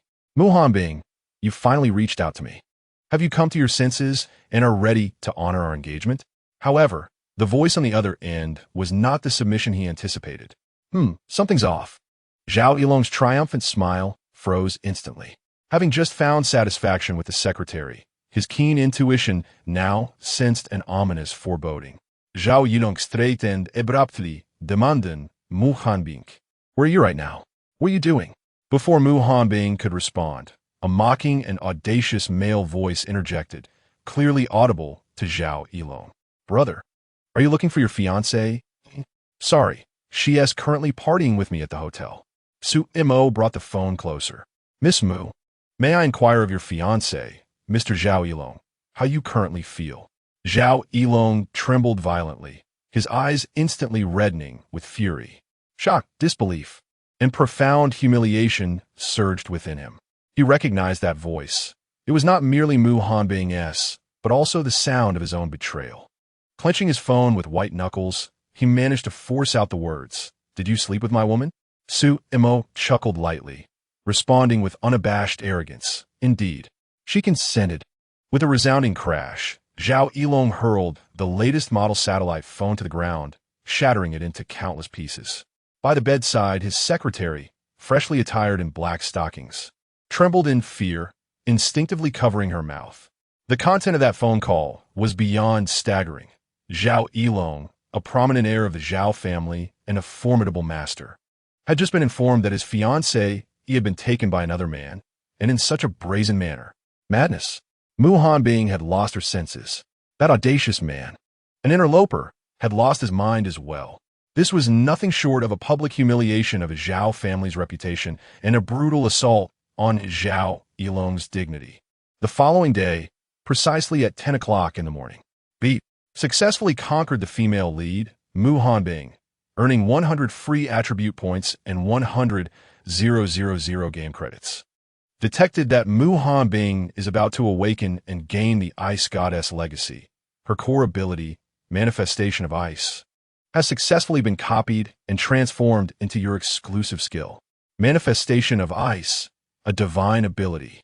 Any object, whether physical or energetic, that you touch can be forcibly transformed into ice, which you can control entirely. Ice God trait. Absolute immunity to all conventional ice-type attacks. In the bathroom, Suemo felt a jolt of exhilaration. The legacy of the Ice God. Not merely a rare supernatural ability, but a legacy directly bearing the name of a deity? My goodness, Mu Hanbing's potential and fortune are terrifyingly formidable. Suemo could scarcely believe it. Gaining a divine legacy essentially meant that as long as Mu Hanbing did not meet an untimely end, she was destined to become an immensely powerful hunter with world-ending capabilities. This potential surpassed even that of the future Space Queen, Yu Qiangwei. This replication had granted him two core abilities of Mu Hanbing. Although it seemed that some aspects of the Ice Goddess legacy had not been entirely transferred, likely because she herself had not fully mastered them, it was still an extraordinary boon. The sound of water ceased. Suemo turned off the shower and grabbed a towel to dry himself. A few minutes later, with his hair dried and dressed in clean attire, he emerged from the bathroom, exuding a refreshing aura. The wildness of the previous night felt like an ordinary respite to Suemo, whose physique had nearly reached 100. In the bedroom, the silk quilt on the large bed stirred. Mu Hanbing pulled the covers tightly around her alluring figure, revealing only her strikingly beautiful yet weary face. Leave? I do not wish to see you again. Suemo paused, taken aback by her words. Having encountered numerous scoundrels who abandoned their partners after fulfilling their desires, he himself could be considered one to some extent. Yet, I have never witnessed someone so callous as to evict their spouse immediately after a night spent together. Suemo approached the bedside, leaning down to scrutinize the icy visage before him. What is this? Are you so eager to cast me out? Was one night not sufficient to satisfy you? Mu Hanbing's cheeks twitched imperceptibly, seemingly provoked by his blatant mockery, though her greater sentiment was one of helplessness. She turned her head slightly. Allow me to remind you, the Zhao family may come searching at any moment. If you do not leave now, when they arrive, it will be too late for you to escape. Suemo expressed surprise. I thought you were renouncing your husband altogether. Turns out you're concerned for my well-being. Beneath the covers, Mu Hanbing's body quivered lightly. I merely do not wish for you to perish in my room. The blood would stain me, and that would be quite unsightly. Suemo moved to the window, drawing aside the heavy blackout curtains. Sunlight flooded in, dispelling the lingering atmosphere of intimacy within the room. He was not swayed by Mu Hanbing's words. Proud women often speak thus. They outwardly reject, but harbor honest intentions within. Chapter 36. The Inheritance of the Ice God. Divine Abilities. With a thought, Suemo expended 20,000 game points to enable the system to swiftly locate all known power distribution points of the Zhao family in Jiangxing. Subsequently, he opened the system panel visible solely to himself. Focusing his mind, he contemplated the allocation of his remaining 100 free attribute points. He first invested 14 points into his stamina. Stamina, 86,100. His stamina had surpassed human limits, reaching an entirely new echelon. Without hesitation, he allocated the remaining 86 points entirely into his magical power. Magical power, 286, a surge of formidable magical energy coursed through his body. Ultimate player system, bound player, Suemo, talent, eternal source of magic awakened. Goddess replication, awakened. Strength, 33. Agility, 30. Stamina, 100. Sensitivity, 51. Magical power, 286. Free attribute points, 0. Charm, 99.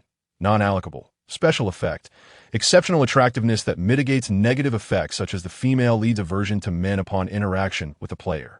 Skills, Manifestation of Ice, divine. Ice God trait, passive. Shadow dispersal, special. Dynamic vision, magic condensation, magical armament entwinement, magic hardening, hacking proficiency, item. Corpse devouring ring.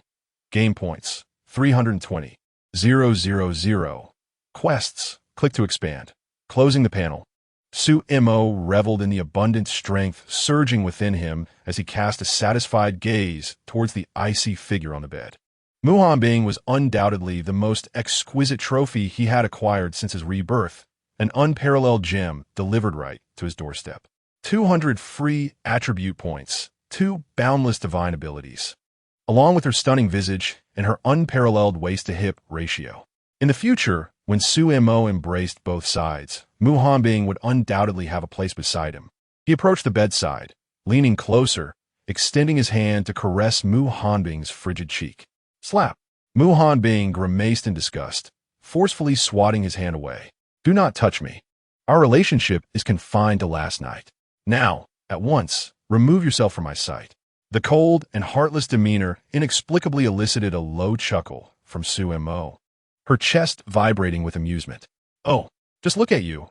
When you need a man, it is certainly not with such indifference. He straightened up, gazing at her leisurely. The speed at which he turned his back after use was swifter than one could flip a book, both heartless and amusing. Mu Han's icy eyes narrowed, exuding an oppressive chill. Is there a problem? Aren't you men all the same, quick to deny responsibility after you pulled up your pants? Su Mo shrugged, responding candidly. That depends on the individual. For those who are handsome and well-built, I am always inclined to maintain a cordial relationship. Oh, came Mu Han's singular, yet sincere reply. In my eyes, you're no different from those men outside. Equally shallow, lecherous, and blindly self-assured. Su Mo retorted nonchalantly. They do not possess my looks, nor my physique. In terms of capability, they collectively fall short of my singular prowess. Mu Han fell silent.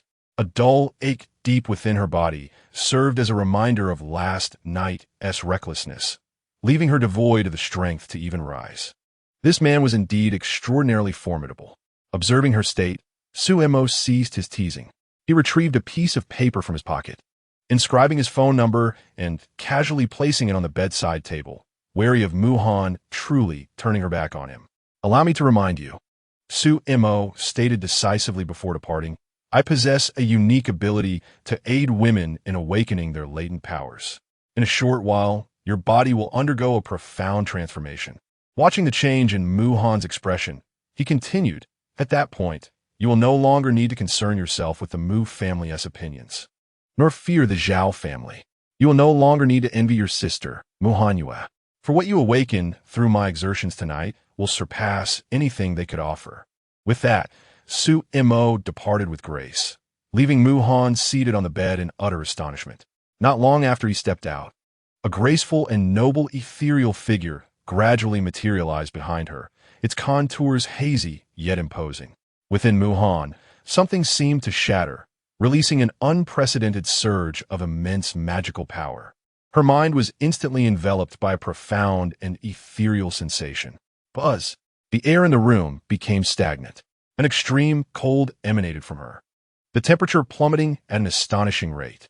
A thin layer of frost rapidly spread across the walls, furniture, and floor, transforming the entire room into a crystalline palace of ice. Half an hour later, Mu Han abruptly opened her eyes, the confusion in her gaze swiftly dissipating, replaced by clarity and strength. Her long, jet-black hair had transformed into a silvery sheen akin to snow, cascading over her shoulders, adding an air of chilling elegance. She raised her hand, feeling the surging, yet harmoniously fitting power within her. This was the power of awakening. Her gaze swept across the frozen room, and her thoughts began to stir. The frigid energy pervading the air seemed to respond to an unseen call, gently retracting into her being. The frost swiftly melted away, and the chill dissipated in an instant. The room returned to its original state, as if everything that had transpired was merely a figment of her imagination. Only a lingering trace of coolness in the air attested to the reality of what had occurred. She extended her slender fingers, delicately caressing the surface of the bedside table. Where her fingertips made contact, an icy blue magic flowed forth. The solid wood of the nightstand froze, transforming into a magnificent ice sculpture.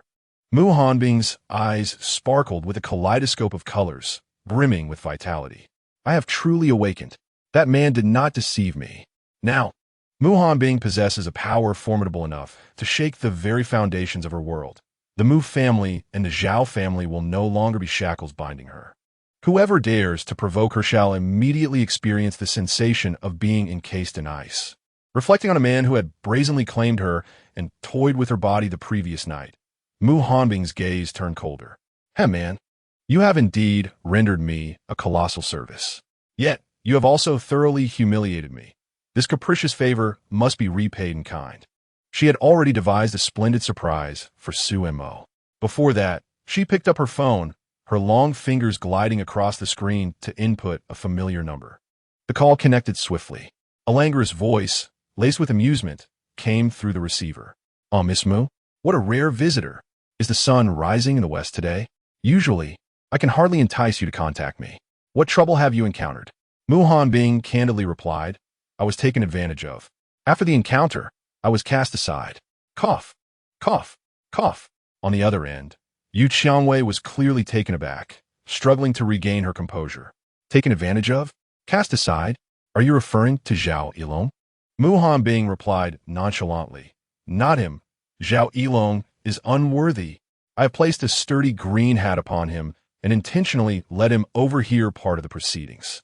Yu Qiangwei remained silent for a few seconds, her interest piqued. Well, Mu Hanbing, you've managed something significant without a word. What are you planning to do now? Do you need me to help you track down the man who abandoned you? Mu Hanbing instructed, come and pick me up first.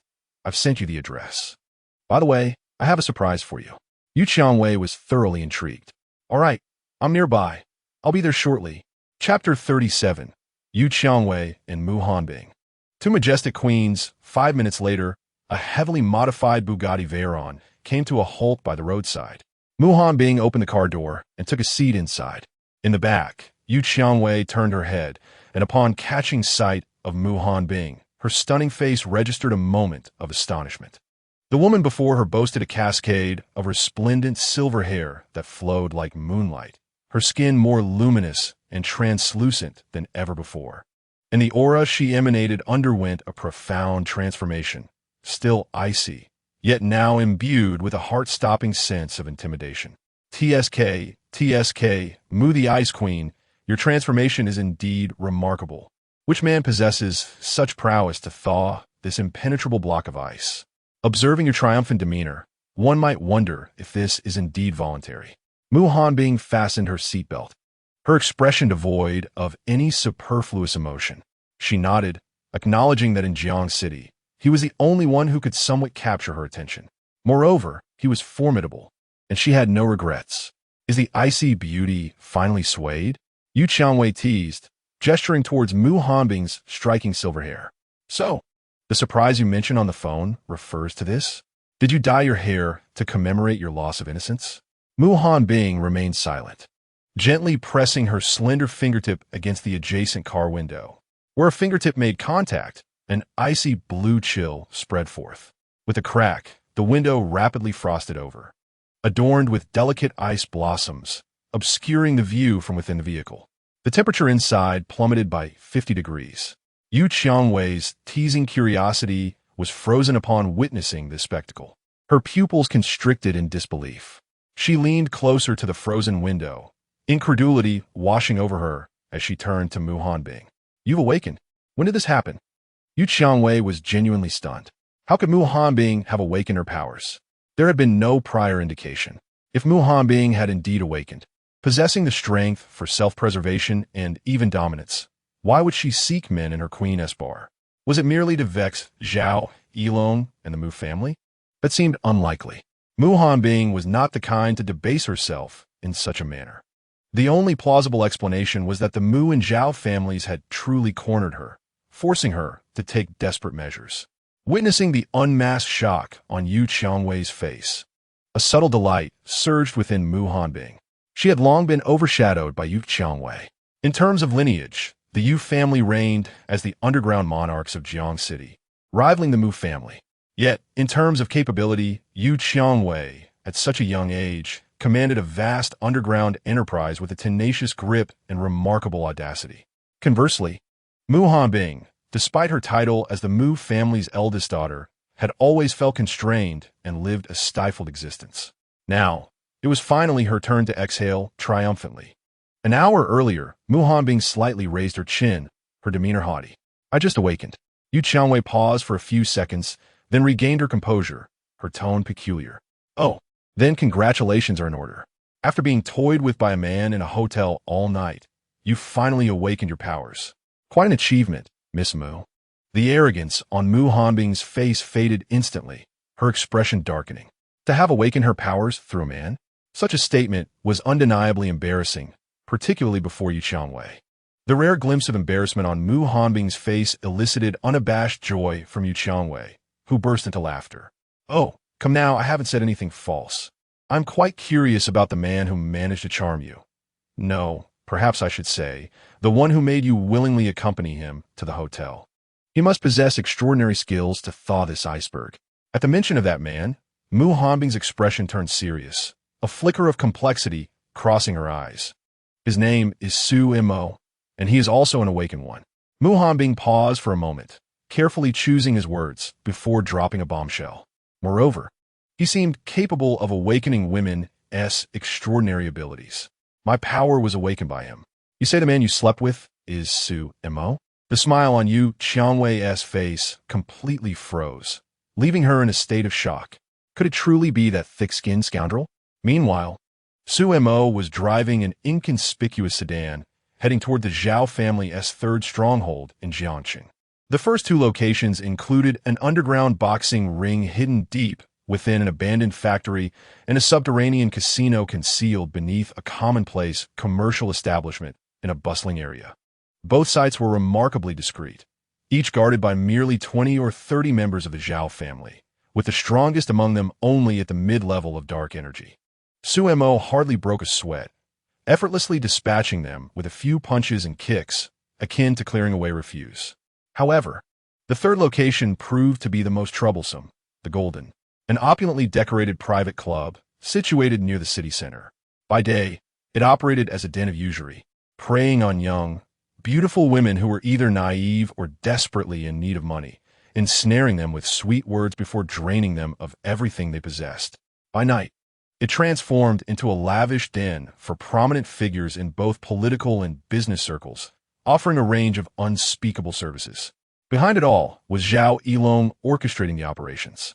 Leveraging the Zhao family's connections, he managed this gray area with great success, making the Golden appear glamorous while it was, in fact, a cesspool of corruption and crime. Consequently, the number and strength of the Zhao family members stationed there were the highest. Among them were over 20 Dark Realm warriors and 2 Transformation Realm masters. Such a lineup was enough to make any force in Jiangxing weigh their options carefully. Yet in Sumo's eyes, this was merely a low-difficulty task, hardly worth mentioning. Inside the car, a phone call suddenly rang. The screen flashed with Lin Mingyao's name. Su Mo answered casually. Su Mo, this is bad.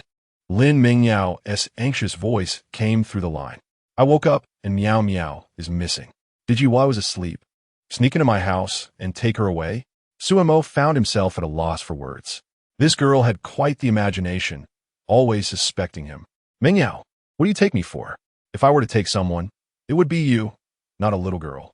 There was a noticeable pause in her breathing on the other end, followed by her flustered response. What nonsense are you saying? Do you have time now? Can you help me find Miao Miao? Su Mo replied, sure. In return, I want a 10-minute passionate kiss. Remember, you're not allowed to push me away midway. Once I sort things out here, I'll return Miao Miao to you tonight. Lin Mingyao hesitated for a few seconds. All right, but only kissing. No wandering hands. So mocheka softly. It's a deal. As for whether there will be any wandering hands, that's no longer up to her. Chapter 38. Su Miao Miao under threat. Meanwhile, the gilded revolving door of Jindingui slid open silently. A petite figure timidly ventured inside. Su Miao Miao, clad in an adorable and immaculate Lolita dress, clutched a bulging cloth bag tightly, as if it contained all her courage. The opulent hall, dazzling to the eye, boasted a polished terrazzo floor.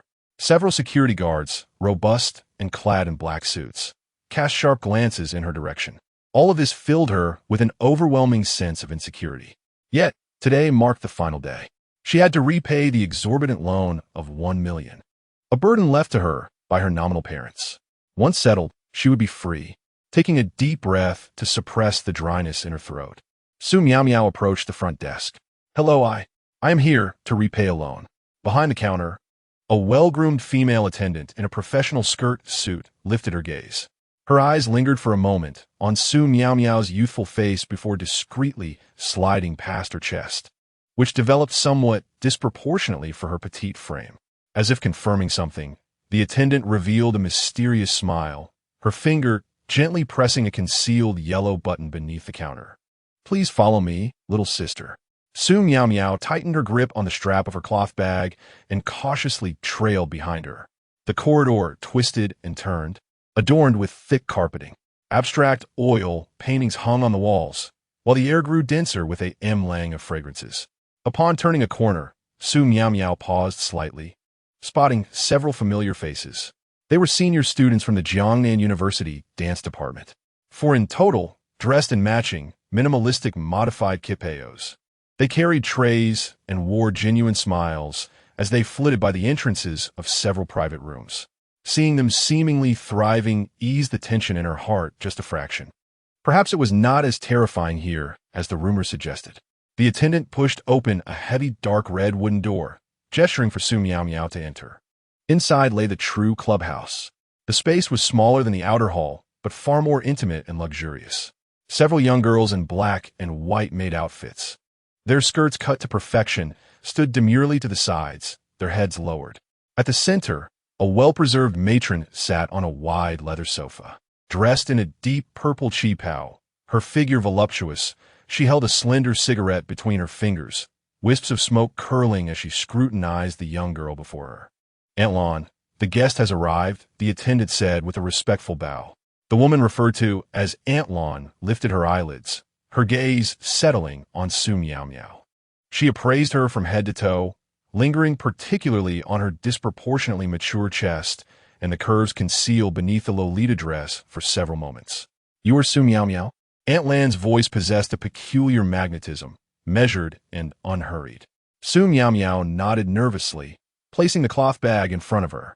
"Yes, Aunt Lon, I am here to repay the money."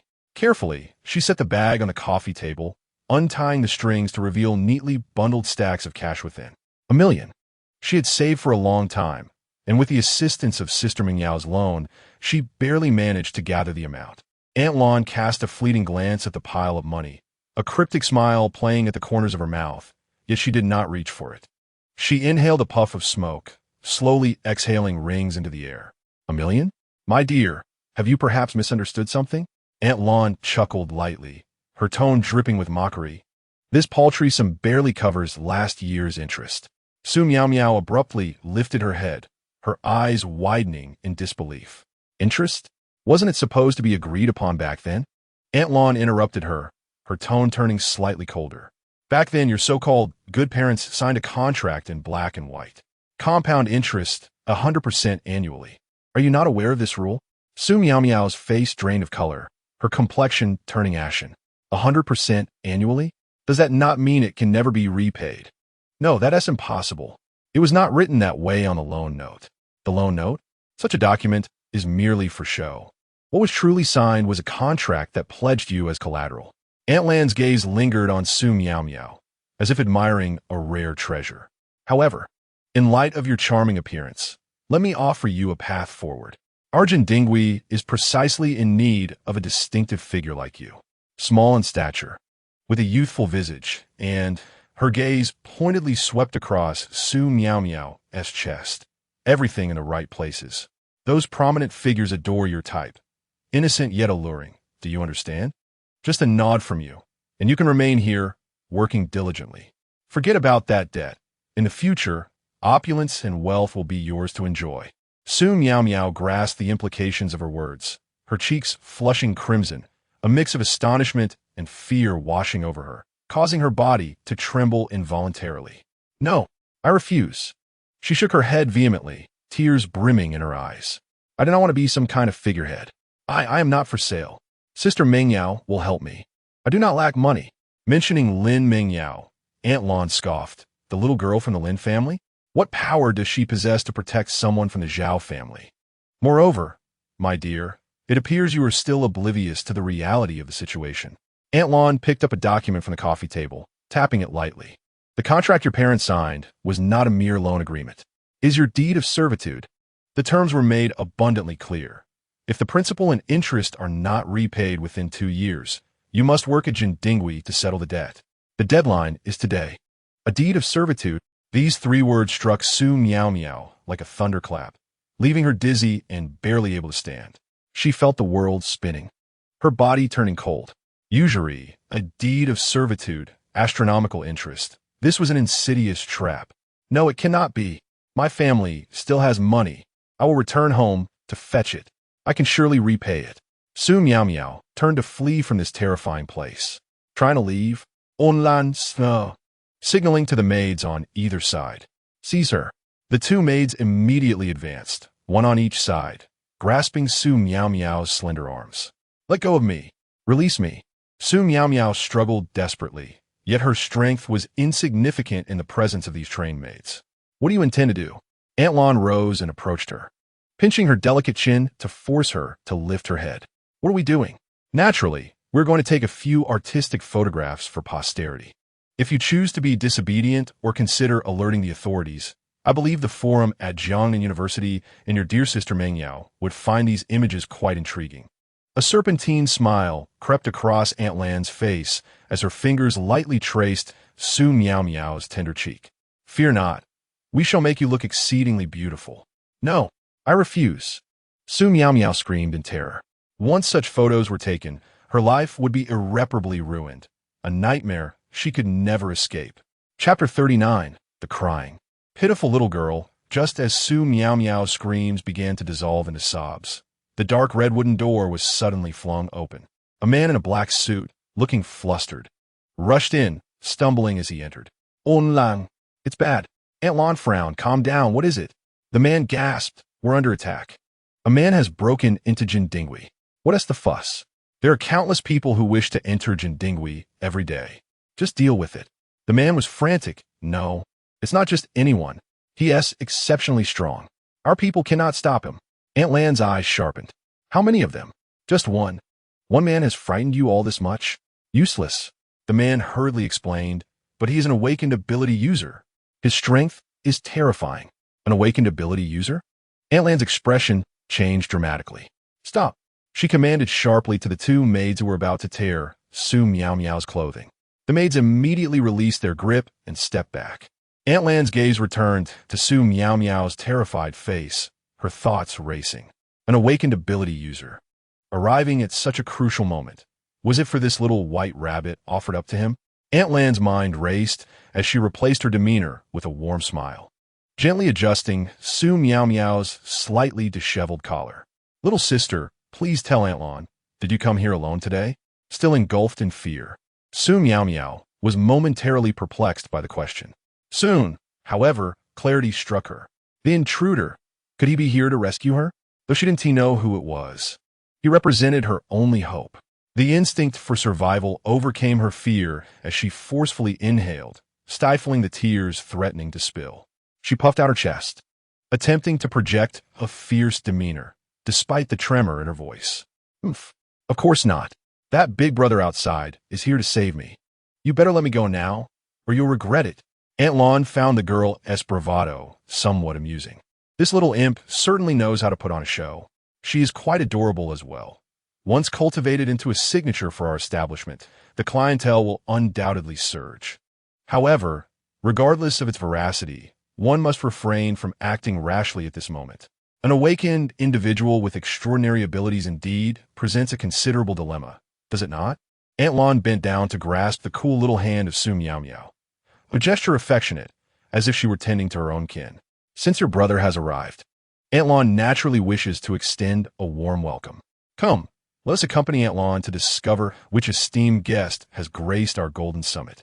She pulled Su Miao Miao along, turning to stride towards the private room's entrance. Alas, Su Miao Miao, caught in Aunt Lan's grasp, found herself devoid of any opportunity to escape, her heart silently yearning for the arrival of her brother, whom Sister Meng Yao had summoned as a savior. The opulent hall of Golden Summit had just witnessed a minor massacre. Over 20 security personnel clad in black uniforms lay sprawled upon the luxurious carpet, utterly silent. The air was thick with the pungent scent of blood. A mere 10 meters away, the remaining small contingent held their handguns, their arms trembling slightly. The dark muzzles were aimed at the figure standing leisurely in front of them. Yet none dared to pull the trigger. The previous lessons had been too harrowing. Bullets had failed to graze their target. And those who fired had met their demise far more swiftly. Their only hope now rested upon the arrival of the true authority of the establishment, Aunt Lon. Alongside another master, Zhao Sanpao. Only a master could contend with this awakened individual. Su Mo stood still, his expression indifferent, patiently awaiting the arrival of reinforcements. The errant henchman who had fled to report back had been gone for nearly 10 minutes.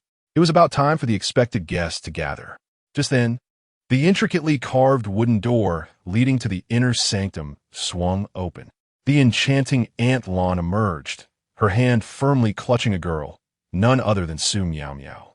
Su Miao Miao's face was ashen, her eyes swollen and reddened from recent tears, clearly distressed as Aunt Lon led her forth, her steps faltering, eyes wide with fear. She glanced up at the hall, and upon recognizing the man standing amidst the bodies, the source of the chaos, she froze entirely. It was Su Mo, the brother who had once threatened her, instilling a blend of fear and resentment within her. In that fleeting moment, a tumult of emotions surged within her, fear intermingling with a genuine sense of poignant grievance. "Sumo," she called out, her voice trembling with emotion. Just as Aunt Lon was preparing to observe the unfolding drama and assess the intruder's prowess, the instant she beheld Su Mo's visage, her eyes sparkled with newfound recognition. What a remarkably handsome man! With a chiseled face and eyes as profound as the night sky, he exuded a captivating nonchalance, even amidst the turmoil, possessing an allure that was utterly irresistible. Having traversed the realms of pleasure for 4 decades and encountered countless men, Aunt Lon had never before laid eyes on one so striking, with such an extraordinary presence. The wariness that once adorned her countenance was swiftly supplanted by an ardent interest, momentarily eclipsing the looming crisis. "Oh, what a delightful young man has graced us!" she exclaimed with a suggestive lilt, her voice taking on a more flirtatious tone. "Where did such a charming gentleman come from? You seem so familiar. Would you be interested in staying with Aunt Lon for a while?" Aunt Lon cast a flirtatious glance towards Su Mo, hoping to turn a potential foe into a guest. However, Su Mo did not spare her even a glance from the corner of his eye. His gaze was firmly fixed on Su Miao Miao, who was being tugged by Aunt Lon. "Oh, Miao Miao, after just 2 days of absence, you've certainly grown bold to find yourself in such a place. Do you wish for me to rescue you?" Su Miao Miao was momentarily taken aback, but she quickly nodded vigorously, her eyes igniting with hope. "Yes, yes," Su Mo continued in a leisurely manner. "It's not impossible. You simply need to serve as my pillow for a month, the kind that warms the bed. Then I shall intervene." At these words, Su Miao Miao's hope swiftly morphed into fury. Her small face puffed up like a bun, a mixture of anger and embarrassment radiating from her. You must be dreaming. Who will want to be your pillow? You shameless rogue." Though her voice trembled with the remnants of tears, her defiance was palpable. Su Mo shrugged indifferently and turned to Aunt Lon, saying, "Aunt Lon, is it? This girl is far too noisy. I am not acquainted with her. So please take her wherever you wish. I shall not hinder you." "I have lost interest." Aunt Lon, astute as ever, immediately grasped Su Mo's implication. He was engaging in a playful power struggle. Her face broke into a wide smile as she was more than willing to comply. This little girl was indeed a rare gem, capable of fetching a handsome price. Aunt Lon was reluctant to let her go. "Oh dear, since the young master has said so, Aunt Lon will not hold back." With a firm tug on Su Miao Miao's arm, Aunt Lan's grip was forceful enough to elicit a cry of pain from her. "Come now, my little treasure, sister will take you back and treat you well." The emphasis on treat was particularly laden with ulterior motives. "No." Su Miao Miao was genuinely frightened now, tears streaming down her face like pearls from a broken string. She struggled desperately to free herself from Aunt Lan's grasp. "Let go of me. Release me." Reaching out her hand towards Su Mo, she cried out for help. "Brother Su Mo, save me, please." Aunt Lon held her tightly, unyielding, a smile of amusement gracing her features. unable to break free. Su Miao Miao was once again engulfed by despair.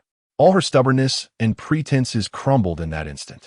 She burst into tears, looking at Su Mo with a pitiful gaze. Her voice choked and incoherent. Woo-woo, Brother Su Mo, I was wrong. I truly was wrong. I promise you. I promise. Is that not enough? I will be your pillow a month, no, even 2 months, please. Please save me, woo-woo. Her small frame trembled violently under Aunt Lan's hold, weeping like a rain-soaked pear blossom, a sight that tugged at the heartstrings. Chapter 40. The Pale Woman, Golden-Armed Enforcer, Zhao Sanpao. The little lowly cried her heart out, finally providing a satisfactory response.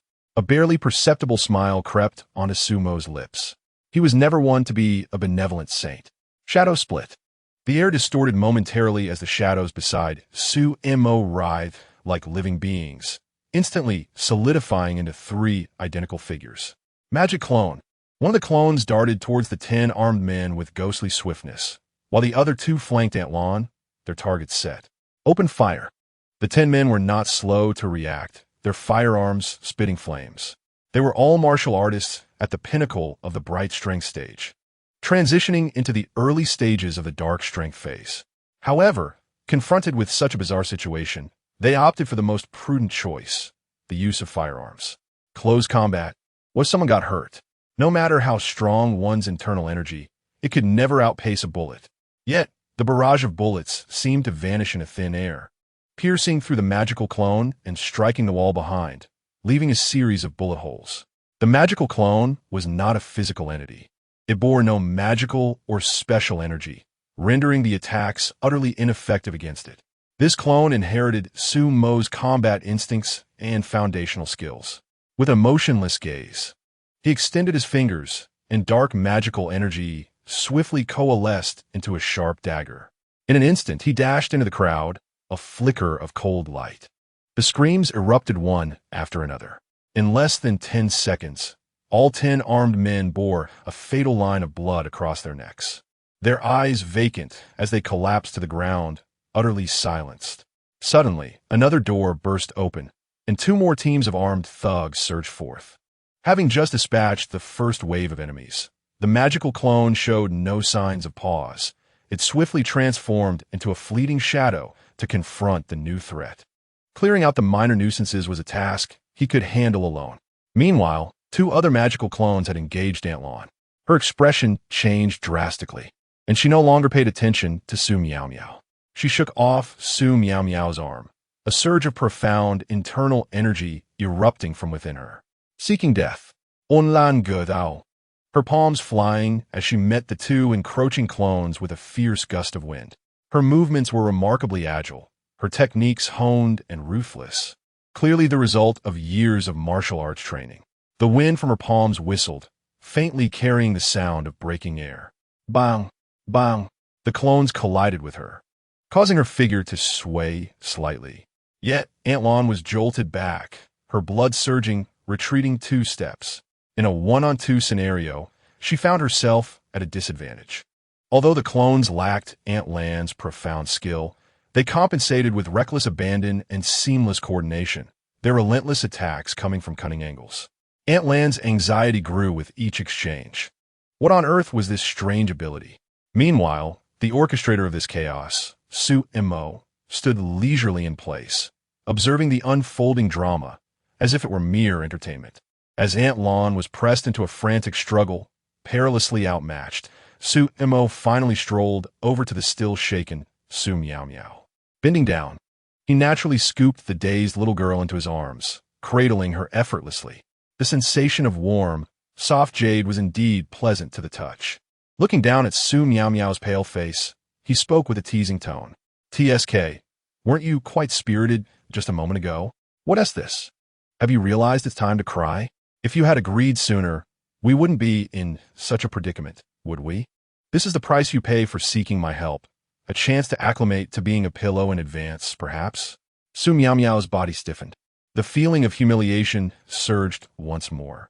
Yet, as she surveyed the fallen bodies around her and the sight of Aunt Lan being overpowered by 2 Su Mo clones in the distance, all thoughts of resistance extinguished. Her small hands instinctively wrapped around Sumo's neck. Su Miao Miao buried her face into Sumo's shoulder, too timid to glance at her surroundings or utter a word. The very thought of having agreed to serve as a mere pillow for Lin Mingyao's boyfriend, in order to avoid falling into the clutches of a place like Jindingui, left her feeling utterly despondent about how she would face her dear sister Meng Yao in the future. Su Mo, feeling the immense softness against his chest, couldn't help but smile slightly. The little girl was still so naive, yet her development was undeniably rapid. The last gunman, his neck spraying a mist of crimson, fell to the ground in defeat. The magical doppelganger flicked the blood off its dagger without a moment's pause, swiftly turning towards Aunt Lan's direction. On Lang, already struggling against two opponents, was on the brink of exhaustion, her back soaked with sweat. As she saw Su Mo join the fray, her heart sank to the depths of despair. 1 against 3? How could she possibly contend with that?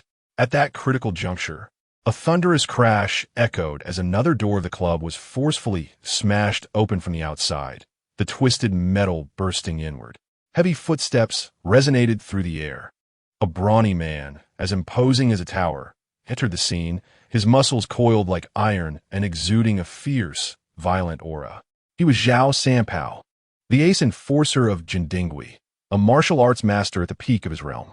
Following Zhao Sanpao was a woman, her skin as pale as parchment, her face devoid of color, emanating a sickly pallor.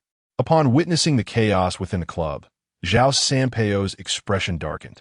Which audacious fool dares to cause trouble on Zhao's territory? He roared, his fists flying with ferocity. With a single punch, he obliterated a doppelganger that had already expended half its magical energy into fragments, its power dissipating into nothingness. Aunt Lan felt the pressure ease and seized the opportunity to catch her breath, her gaze towards Zhao Sanpao filled with resentment. You wicked man. Finally, you decided to show up. Zhao Sanpao's eyes gleamed with determination as he focused on the remaining 2 doppelgangers. Aunt Lan, take a break. Leave these 2 to me. Chapter 41. 1 against 3, a piece of cake. The pale-skinned woman chuckled softly, her figure shifting as she approached one of the doppelgangers. Her movements were light and enigmatic, her fingertips releasing several strands of transparent silk that ensnared the doppelganger. Zhao Sanpao, don't hog all the fun. I do like to stretch my limbs as well. Seeing this, Aunt Lan ceased her bravado and joined forces with the woman to confront one of the doppelgangers. Meanwhile, Zhao Sanpao engaged the other. The tide of battle shifted instantaneously. Zhao Sanpao's punches and kicks were fierce and unstoppable, each strike imbued with terrifying power, forcing the doppelganger to retreat repeatedly, its magical form trembling and growing ethereal. On the other side, Aunt Lan seasoned martial arts combined with the pale woman's strange silk quickly subdued the remaining doppelganger. The woman's threads seemed to possess a corrosive quality, gradually depleting the doppelganger's magic. In less than a minute, with 2 resounding crashes, the last 2 magical doppelgangers were utterly annihilated by the combined might of Zhao Sanpao, Aunt Lan, and the pale woman, vanishing into thin air. The battle had come to a close.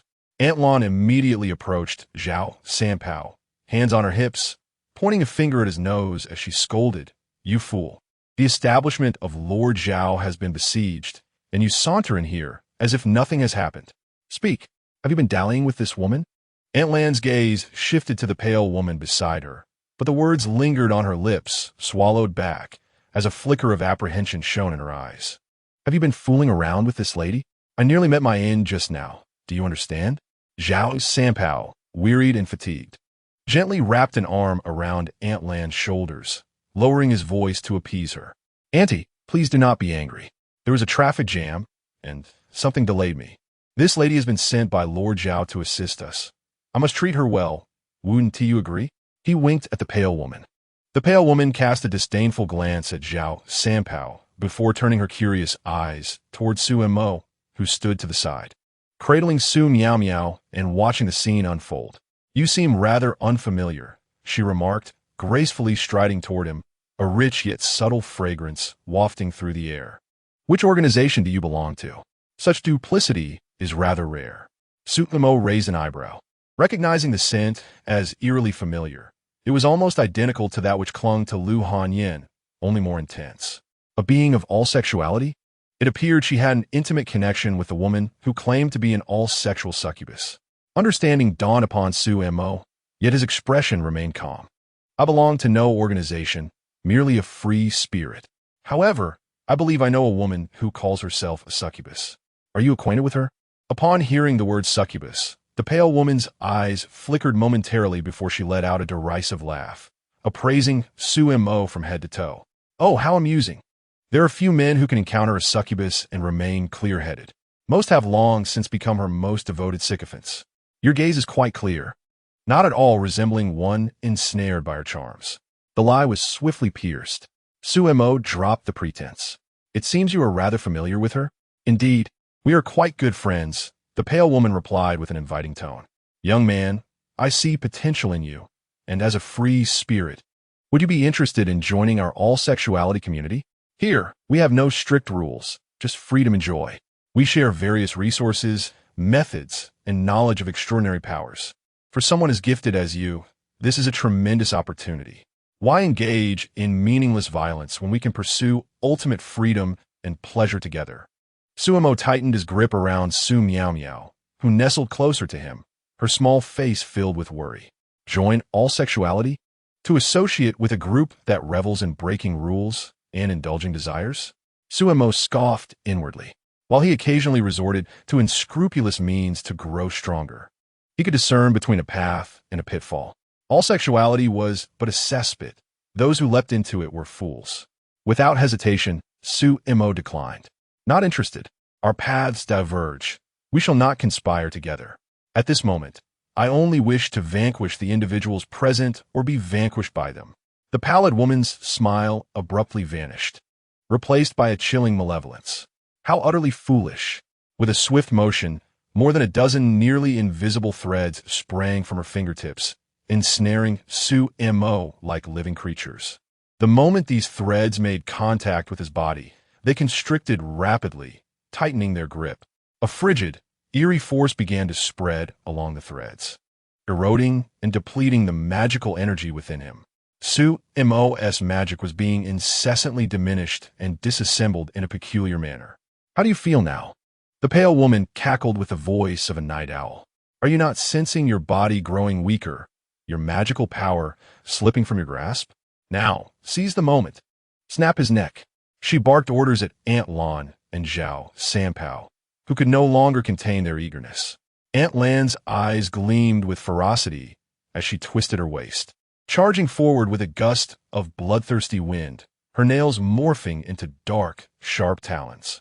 Zhao Sanpao's muscles bulged, his fists clenched tightly, and the ground beneath him cracked slightly as he followed suit, aiming directly for Sumo's heart.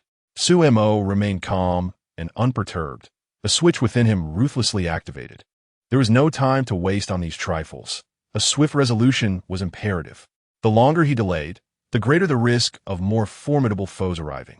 With a surge of innate talent, he activated his magical energy. In an instant, an icy, formidable magical power erupted from his being, radiating outward with a chilling intensity. The magical energy not only remained but surged beyond its previous limits.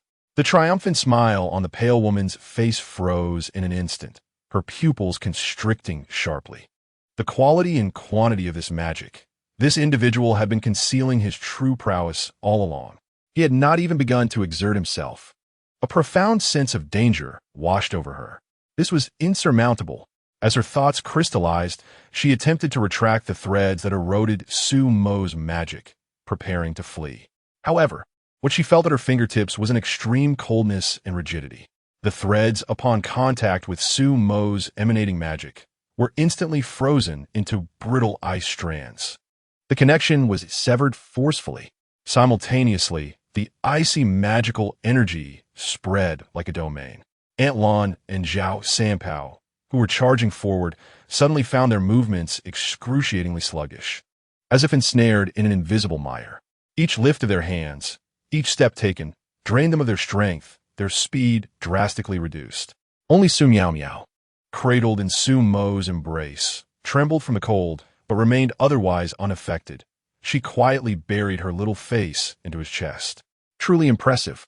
Sumo marveled, recognizing that a person of broad-mindedness can achieve what others may never accomplish in their lifetimes. He extended his right hand, his index and middle fingers delicately touching Antlan's forehead and Zhao Sanpeo's chest. Crack! The piercing sound of freezing reverberated. The malevolence and murderous intent etched on Antlan and Zhao Sanpeo's faces instantly solidified, their bodies transforming into lifelike ice sculptures, frozen mid-charge. The pale woman screamed in horror. Ice-type anomaly? You are a double-element awakened being. In martial arts parlance, such individuals are born warriors, one in a myriad. The innate magical power of the individual far exceeds that of their peers, with a potential for future growth that is astonishingly high. Such a prodigy is precisely the target that the organization has expended countless resources to seek in secrecy. To encounter one here today, and as an adversary nonetheless, was utterly unexpected. Were it not for her skin being as pale as parchment, she would surely have appeared ashen. Chapter 42. Su Miao Miao, Woo-woo bad brother. Sumo offered her no time for a response. With a gentle flick of his joined fingers, the threads of ice that coiled around him swiftly changed direction and surged towards the pallid woman. Anything he had frozen in ice was under his command. Simultaneously, the two freshly crafted ice sculptures, Antlan and Zhao Sanpeo, sprang to life. They maintained their aggressive postures and charged fiercely towards the immobilized woman. With a piercing sound, the icy statues effortlessly penetrated her form, releasing a spurt of crimson. Sumo gazed at the scene before him with an expression of indifference. He was quite satisfied with the effects of his godly ability, the power to freeze all things. The ability to freeze and manipulate ice was exceptionally formidable. It appears we have arrived too late. About a quarter of an hour later, three figures emerged in the center of the hall. Leading them was a woman with long, flowing peach-colored curls cascading over her shoulders, her beauty enchanting and alluring. She was none other than the renowned succubus, Daji, of the organization. Following closely behind were a man and a woman. The woman bore a cold demeanor and a lithe form, while the man's face was wrapped in thick bandages, completely obscuring his eyes, revealing only a sharply defined chin. They were the infamous husband and wife assassins, Blind Snake and Viper Woman, whose names instilled fear across the realm. The scene in the hall was nothing short of harrowing. The corpse of the pale woman was impaled by the two human-like ice sculptures, their poses reflecting the ferocity of their attack, pinning her firmly against the rear wall. The ground was strewn with bodies. Clearly, Sumo had no intention of cleaning up the scene, or perhaps he simply deemed it beneath him. Viper Woman crouched down, dipped her fingers into the dark red stains on the ground, inhaled deeply, and meticulously examined the rigidity of the pale woman's corpse. It had been merely 15 minutes since the pale one emitted a distress signal. Considering the coagulation of the blood and the state of the corpse, it was evident she had succumbed to death in less than 2 minutes following her signal. This indicated that the enemy possessed terrifying strength capable of annihilating over 50 combatants, including 2 masters of transformation, in an alarmingly brief period. Sending a distress signal was almost tantamount to declaring one's demise. Viper Woman analyzed cautiously. The enemy is incredibly powerful, with methods that are exceedingly cunning. I do not recommend a direct confrontation. Blind Snake remained silent, retrieving a palm-sized, technologically advanced black device from his attire. His fingers danced swiftly across its surface. Moments later, he spoke in a hoarse, deep voice. All surveillance record from the Golden Cauldron and nearby streets have been erased, executed with remarkable professionalism. However, I have examined the internal user system of Jindingui. Half an hour ago, a girl named Su Miao Miao came here to prepare to repay her usurious debts. Su Miao Miao's fingers danced restlessly, continuing to dig for information. According to internal records, the person she has been in contact with most frequently of late is Sumo, that wasteful young man who was cast out by the Su family and has been missing for over half a month. Sumo. He is not dead. Rather, it is Yichun and Lu Hanyin who have lost contact. Both Blind Snake and Viper Woman, in unison, directed their gaze towards the enchanting figure of Xiang Daji before them. A man. Moreover, a man who once fell under the intoxicating allure of Xiang Daji's magical fragrance, becoming a subordinate beneath Lu Hanyon's skirts. The alluring smile on Xiang Daji's face momentarily faltered, then blossomed anew, her eyes deepening with meaning. Oh, it is him. How intriguing indeed. In the presidential suite of a top-tier luxury hotel, Su Mo strode into the room, clutching the fragrant and soft little girl in his arms, and swiftly locked the door behind him. As for his agreement with Lin Mingyao, that could wait until the evening. At present, he was filled with impatience. The girl in his arms, Su Miao, seemed yet to fully recover from the prior shock and rapid flight. The journey from a place like Jindingui to this seemingly exorbitantly priced hotel appeared to have taken no more than 3 minutes. Even if she had been starving for 3 days, she could not have dashed to the buffet with such outrageous speed. Su Mo gently placed her upon the soft, expansive mattress. The young girl had indeed developed rather splendidly, her contours now more pronounced. Time waits for no one. Only 10 days remain until the 1-month deadline to establish the Hunter Association. The task requires gathering 10 individuals of level or above potential. Presently, not even half had been assembled. A sense of urgency welled up within Su Mo. Su Miao sat dazed upon the bed. Her delicate feet clad in white silk curled anxiously, her toes twitching slightly. She blinked her large, watery eyes at Su Mo. Brother Su Mo. Didn't we agree that you would only treat me as a warm bed pillow? Su Mo began to unbutton his shirt, revealing his well-defined chest. What are you doing taking off your clothes? Su Miao exclaimed in surprise, like a startled little rabbit, quickly reaching out her small hands to grasp Su Mo's firm arms. Using both hands and feet, she attempted to impede his further actions. No, don't take off anymore. It's still daytime. And a pillow, isn't meant to be used like this. Her voice quivered with a hint of tears, her cheeks flushed, whether from embarrassment or urgency, it was unclear. Su Mo did not cease his actions. Instead, he seized the struggling little girl's wrists and pinned them behind her. Leaning down, he grasped her delicate chin, compelling her to raise her gaze. A low, sinister chuckle escaped him. Miao is a big girl now. Brother will help you awaken your powers. This is a good thing. Su Miao shook her head vehemently, tears welling in her eyes. No, I don't want to. If we do such bad things, Sister Mingyao will surely no longer want me. You can forget about pursuing Sister Mingyao in the future. She attempted to use Lin Mingyao to calm Su Mo. That's all right. Su Mo revealed a meaningful and mischievous smile. Soon, I shall assist her as well. With a gentle push, Su Miao toppled backward, her delicate body offering no resistance. Indeed, the frailty of her form was not deceiving. Chapter 43. The transformation of the 1,000-pattern white tiger. The little lowly undergoes a change. Several hours later, Su Miao curled up in Su Mo's embrace, her small hands unconsciously clutching his waist. The little girl was utterly exhausted. At this moment, a transformation was quietly unfolding. Sweat dampened her forehead, and a faint golden pattern gradually emerged at the center of her smooth brow, forming an ancient and imposing royal seal. Shortly thereafter, a pair of fluffy white tiger ears gently quivered into existence among her soft locks, adding a playful touch.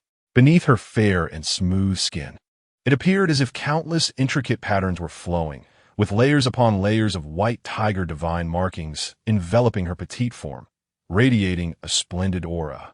A small, dainty tail, covered in the same snowy fur, curiously emerged from behind her, lightly swishing against the bed linens. In that moment, Su Miao had completely transformed into a peculiar being straddling the realms of a human girl and the divine beast, the white tiger. Su Mo gazed down at the girl in his arms, feeling a sense of surprise. He reached out, his fingertips gently brushing against the newly sprouted tiger ears. The fluffy texture was warm to the touch, and the ears twitched sensitively. 1,000-pattern white tiger transformation, illusory beast system ability, not fully awakened. Effect can initially transform into the 1,000-pattern white tiger form, significantly enhancing various physical attributes. The white tiger markings that surface on the skin possess the ability to absorb most energy attacks and convert them into personal energy reserves. Potential assessment. Level. Another genius rivaling Yu Qiangwei. Su Mo assessed inwardly. If this talent were to awaken completely, Su Meow Meow could fully manifest the true form of the thousand-pattern white tiger. Her strength would likely approach that of the demigod realm, perhaps only slightly inferior to Mu Hanbing, who had received the complete ice god inheritance. The value of nurturing her was exceedingly high. At that moment, Su Meow Meow's long eyelashes fluttered, and she opened her eyes. The momentary confusion was swiftly replaced by a newfound clarity imbued with a wild essence. She sensed something unusual within her body, as a torrent of formidable power surged within her. In the next instant, Su Meow Meow leaped up with astonishing swiftness. Her little feet, clad in white stockings, landed with undeniable force upon Su Mo's firm abdomen. "Brother Su Mo," she exclaimed, puffing out her cheeks, her large, watery eyes round with evident fury, her small face adorably fierce. She resembled a fluffily agitated kitten, or rather, a small tiger. "You big bad guy. Super-duper, stinky rogue. You promised I would only be a pillow. What have you done to me? Look, look, I've grown these strange things. Ears, a tail, and all these peculiar markings. It's so itchy." Su Meow Meow stomped her foot in indignation, her tiger ears twitching in response, while her tail swished irritably behind her. "I will bite you, scratch you, restore my innocence." However, that fierce little foot, adorned in white silk, was firmly grasped by a swifter hand just a few centimeters from Sumo's abdomen. He did not rise from his position, but casually lifted his hand to seize her slender ankle within his grasp. With a slight exertion, the unsteady Su Meow Meow toppled backward once more, and Su Mo deftly pressed her down onto the soft bed. "Let go of me. What do you intend to do? If you bully me again, I will truly be angry. Extremely angry."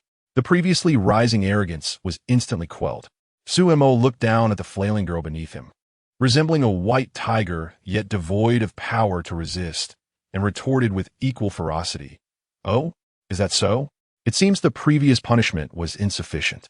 Very well, let me assist you in solidifying your awakening." Su Mo leaned over her again. At midnight, within the bustling all-day barbecue restaurant, the enticing aroma of grilled meat and the sizzling sound of oil ignited appetites. Su Mo reclined against his chair, observing the industrious Su Meow Meow across from him. The girl had been feasting for an hour and a half, with her delicate face smeared with grease and cheeks puffed out as she continued to stuff her mouth with slices of meat. Suddenly, his phone vibrated on the table, illuminating the screen with the name Lin Mengyao. Su Mo swiped to answer. Immediately, Lin Mingyao's anxious voice came through the line. "Sumo, where's Meow Meow? You haven't found her either? She has been in touch all day." Su Mo's gaze fell upon Su Meow Meow, who was joyfully struggling to chew a piece of beef short rib. "I found her. She doesn't wish to return just yet. She is happily eating. I will bring her back later." Lin Mengyao sounded skeptical. "Eating? At this hour? You haven't done anything inappropriate to Meow Meow, have you? I want to hear her voice." Nearby, Su Meow Meow, having swallowed a hefty bite of barbecue, brightened at the sound of Lin Mengyao's voice. Her eyes sparkled, and her lips pouted as she prepared to voice her grievances against Su Mo for his supposed transgressions. "Whoa, Sister Mengyao." Su Mo raised a finger and gently tapped the table. His fingertip pointed toward the stack of bills piled beside him. The 5-digit sum beginning with a 5 stood out conspicuously. Su Meow Meow's eyes darted. The complaint poised on her lips was abruptly stifled, her tone shifting dramatically to an overly sweet demeanor. "Sister Mengyao, I'm perfectly fine. I had a wonderful day. Brother Su Mo is very nice and hasn't done anything bad to me. He said he would take me home soon." Lin Mengyao sighed in relief, but her tone soon turned stern again. "Meow Meow, you must tell me the truth. Are you hiding something from me? The butler told me he saw you sneakily carrying a large bag filled with money out this morning. Speak. Is someone threatening you? Demanding money from you?" Su Meow Meow's gaze flickered, her words caught in her throat. The abandonment by her parents and the debts incurred were matters she wished to keep hidden from Sister Mengyao at all costs. "And no, it's just," Su Mo interjected at the opportune moment. "Do not concern yourself with Su Meow Meow. I have resolved everything. What you should worry about now is the kiss you owe me. When do you plan to repay it?" "Scoundrel." Lin Mengyao raised her voice, the embarrassment palpable even through the receiver. Always thinking of taking advantage of me. Can't you entertain some noble thoughts? Sumocheked softly, his tone laced with a hint of lazy mischief. I cannot help it. I am rather devoted, harboring only impure thoughts for you. Unless I completely possess you, my moonlight, it is challenging for me to find interest in anything else. A brief silence enveloped the call, soon followed by the sound of a busy tone. Lin Mingyao hung up. Such blatant and shameful words were unbearable for her. Her cheeks burned fiercely. Suemo tucked his phone away, gazing at Su Miao Miao, who was still battling her food, seemingly intent on devouring an entire cow. Another hour and a half passed. Finally, Su Miao Miao contentedly set down her chopsticks, patting her round little belly and letting out a delicate burp. When it came time to settle the bill, the waiter presented the total, 860 yuan. Su Miao Miao craned her neck to take a glance, her mind momentarily blank. 100,000? Did she really consume so much tonight? How did her little belly manage it? Surely, there must be some mistake. Suemo, however, remained unfazed, calmly settling the payment. Chapter 44. The Little Gold-Eating Beast, Su Miao Miao, and the Suffering Laura. Upon returning to the Star River, Su Miao Miao blissfully leaned against the front seat, or rather, perched on Sumo's lap. She cradled an enormous bucket of nutritious milk tea, the container nearly larger than her own head. The milk tea bucket was securely placed before her, resting on her petite frame. The straw held in her mouth as she savored it with delight. Suemo's lips twitched slightly. She truly could eat. Just hours after an extravagant barbecue feast, she turned around and consumed an entire bucket of high-energy drink. No wonder she appeared small, yet her capabilities were remarkable. It seemed that all the nutrition was precisely and effectively directed towards her development. Sensing a curious gaze upon her, Su Miao Miao lifted her tiny face, blinking her large, watery eyes with a naive expression. Brother Suemo, do you want to drink some too? Suemo paused for a moment, first shaking his head, then gently nodding. You go ahead. I'll drink after you're done. Okay. Su Miao Miao eagerly lowered her head, blissfully taking a large sip, completely oblivious to the ambiguity in Sumo's words. Once she finished, what could Suemo possibly drink? Suemo reached out, gently pinching her delightfully soft, chubby cheeks. The texture smooth and tender. Meow meow. After your mythical beast powers awaken, your body will instinctively crave a substantial amount of energy, requiring replenishment like tonight's meal every couple of days. Moreover, as your strength increases, this demand will only heighten. You devoured 10,000 right after awakening. As time passes, even Lin Mingyao, no matter how affluent, may find it challenging to sustain such a little gold guzzler. Su Miao Miao halted her sipping of bubble tea, her large eyes quickly brimming with tears as she cast a pleading glance. Her small mouth pouted slightly, her voice as soft and sweet as cotton candy. Brother Suemo, could you possibly raise me alongside Sister Mingyao? I promise to be very obedient. I can serve as your cushion, soft and warm. Please make me chubby and well-fed. And don't let me go hungry, all right? Her endearing antics were irresistible. Suemo gazed at her, his expression inscrutable. It depends on your behavior. Just then, the Star River came to a gentle stop beneath the shadows near the Lin family villa. Watching Su Miao Miao with her cheeks puffed as she eagerly sipped her bubble tea, swallowing repeatedly, Suemo felt a dryness in his throat as well. I suppose I shall sample this fresh nutritional bubble tea and see what it tastes like. Su Miao Miao froze, her face turning crimson, resembling a cooked shrimp. She was taken aback by Sumo's sudden action and words, forgetting to release her straw, staring blankly as he drew nearer, too afraid to breathe. Resistance? She dare not. After more than 10 minutes, the car door swung open. Su Miao Miao, with her flushed little face, clambered out using all 4 limbs. Without looking back, she bounced joyfully into the Lin family villa.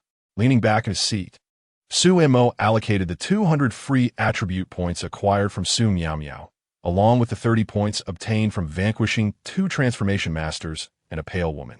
Ultimate player system, player bound, Suemo, talent, eternal magic source, awakened. Goddess replication, awakened. Strength, 40, agility, 50, stamina, 200, perception, 55, magic, 386 free attribute points. 0. Charm. 99 cannot be allocated. Special effect. Exceptional appearance. Negates negative effects, such as the female protagonist's aversion to men on the player. Skills. Universal Ice Transformation, Divine. Thousand Patterns, White Tiger Transformation, Demigod, Ice God trait, Passive. Shadow Instant Division, Special. Dynamic Vision, Magic Forming, Magic Arm Entwining, Magic Hardening, Hacking Mastery. Items. Corpse Devouring Ring. Game points. 500. 000. Quest. Click to expand. He then restarted the Star River, turning the steering wheel as the vehicle merged into the flowing night traffic. Let us go find the long-legged model, Lualar. The following morning, the exquisite model Lualar, forced to work a full night shift, found her hair damp and her silk nightgown soaked with sweat, her exhausted form draped over Su Mo's sturdy chest. The scent of this man enveloped her, leaving only him in her sight. His stamina seemed almost superhuman. Lualar felt as if she were falling apart. Ever since she had joined Su Mo, her routine had been completely overturned, transitioning from a regular daytime model to a nocturnal exclusive. She even felt that the time spent at home in high heels was nearing the duration of her work on the runway. Lola gently prodded Su Mo's chest with her slender fingers. Su Mo, why do you look utterly unfazed after a night of revelry? Su Mo, with his eyes closed and arms wrapped around her soft waist, stretched lazily and replied, "A man engrossed in his passion rarely feels fatigued." Lola pouted, dissatisfied with this conventional response. She shifted into a more comfortable position, resting her chin on Su Mo's shoulder. "I have a friend, a stunning model, who later married a fitness coach with an impeccable physique. Initially, her husband was insatiable, constantly pursuing her. Yet, after less than 2 months, she lamented that he had grown weary, collapsing into slumber as soon as he returned home." Lola's expression turned anxious. "Su Mo, with you engaging in this every night, what if one day you become like him? What if you tire of me or lose interest?" Su Mo did not hasten to reassure her. Instead, he opened his eyes, his profound gaze fixating on the enchanting figure in his arms. In the next moment, he rolled over, demonstrating in the most direct manner the fundamental difference between himself and those who falter after a mere 2 months. "Ugh," Lola let out a soft moan, immediately regretting her inquisitive remark. How could she forget that both she and Su Mo were, in truth, far from ordinary? This probing was merely self-inflicted torment, and she could only brace herself for the consequences of Su Mo's retribution. Chapter 45. Mu Hanbing. Guarding against fire, theft, and best friends' time passed quietly. Approaching 11 in the morning, the commotion in the room gradually subsided. Su Mo personally bent down to gently remove a pair of 10-centimeter heels from Lola's still curled-up feet. Exhausted, she could barely keep her eyes open, surrendering to his ministrations. Suddenly, the phone on the bedside table lit up with a notification. A message appeared from the contact, dubbed the iceberg I conquered. "Mu Hanbing, are you done with your business?" "Su Mo, just finished." "Has the stunning Mu finally come to her senses and decided to pledge herself to me?" The reply came almost instantaneously. "Mu Hanbing, it's not about me. My best friend is looking for you." "Su Mo, your best friend? Is she attractive? Does she have a good figure? If not, I'm afraid I have no time." "Mu Hanbing, stop pretending. Su Mo, Mu Hanbing. You know exactly who she is." "Mu Hanbing, also, I have a pretty good idea about your intentions behind awakening my abilities the other night." "Su Mo, oh, do share." However, before Mu Hanbing could respond, he sent another message. "Su Mo, where are you?" "Mu Hanbing, I've been waiting for you downstairs at the apartment." Su Mo made his way down to the apartment's entrance. A sleek black Bugatti Veyron was parked by the roadside, with a muscular figure in a black fitted tank top standing respectfully beside the vehicle. Upon seeing Su Mo approach, he promptly opened the passenger door with an impeccable gesture, his service impeccable. Su Mo, however, did not even cast a glance at the passenger seat, striding directly towards the rear. He opened the door to the back seat, revealing a starkly different scene within. The air was filled with a cool mist, intermingled with alluring fragrances. To the left sat Mu Hanbing, with silver hair and blue eyes, her snow-like complexion accentuated by the curves of her figure clad in a black bodycon dress. She emanated an icy aura, resembling an unclaimed iceberg. On the right was Yu Qiangwei, adorned in a form-fitting black outfit that accentuated her voluptuous figure to perfection. Her striking countenance bore hints of wildness and arrogance. Her long legs crossed, exuding a dangerous allure. The two queenly beauties sat side by side, their powerful presences distinct yet harmonious. As Su Mo prepared to take his seat, a long leg encased in black leather suddenly extended, blocking his path. It belonged to Yu Qiangwei, who wore a smirk laced with mockery. Your place is in the front. The passenger seat is where you ought to be. Don't mistake your identity. Unfazed, Su Mo's gaze swept over her dazzlingly long leg. His tone calm and unwavering, as if stating an undeniable fact. I shall sit where my woman sits. Yu Qiangwei appeared to have heard the most amusing joke, letting out a derisive laugh, her eyes glinting with mischief. Pray tell, who in this vehicle is your woman? Ha! Su, you truly know how to embellish your own image. You can't possibly think that after a night spent with a woman, she becomes yours, can you? This remark was clearly directed at Mu Hanbing beside her. Su Mo's eyes flickered slightly, discerning Yu Qiangwei's intent. This thorny rose sought to provoke him, venting her frustrations on behalf of her long-absent friend now seated beside her. Unfortunately, her skill was lacking. Without further ado, he reached out and lightly pushed against the leg obstructing him. Yu Qiangwei's leg recoiled involuntarily. Seizing the moment, Su Mo settled into his seat, perfectly wedged between the two stunning beauties. The space grew cramped, and an invisible spark of tension flickered in the air. Leaning back slightly, Su Mo's gaze flitted between the two contrasting expressions before him. One was held in my embrace for an eternity without resistance. He referred to the predicament of Yu Qiangwei, who had struggled in his arms last time without success. The other spent a night with me without objection. He indicated Mu Hanbing, his words laden with implication. So, what do you say? Does that make them my women? A flicker of annoyance crossed Yu Qiangwei's eyes, her temper flaring, while Mu Hanbing's icy gaze also betrayed a hint of displeasure, the atmosphere in the car plunging into a brief silence.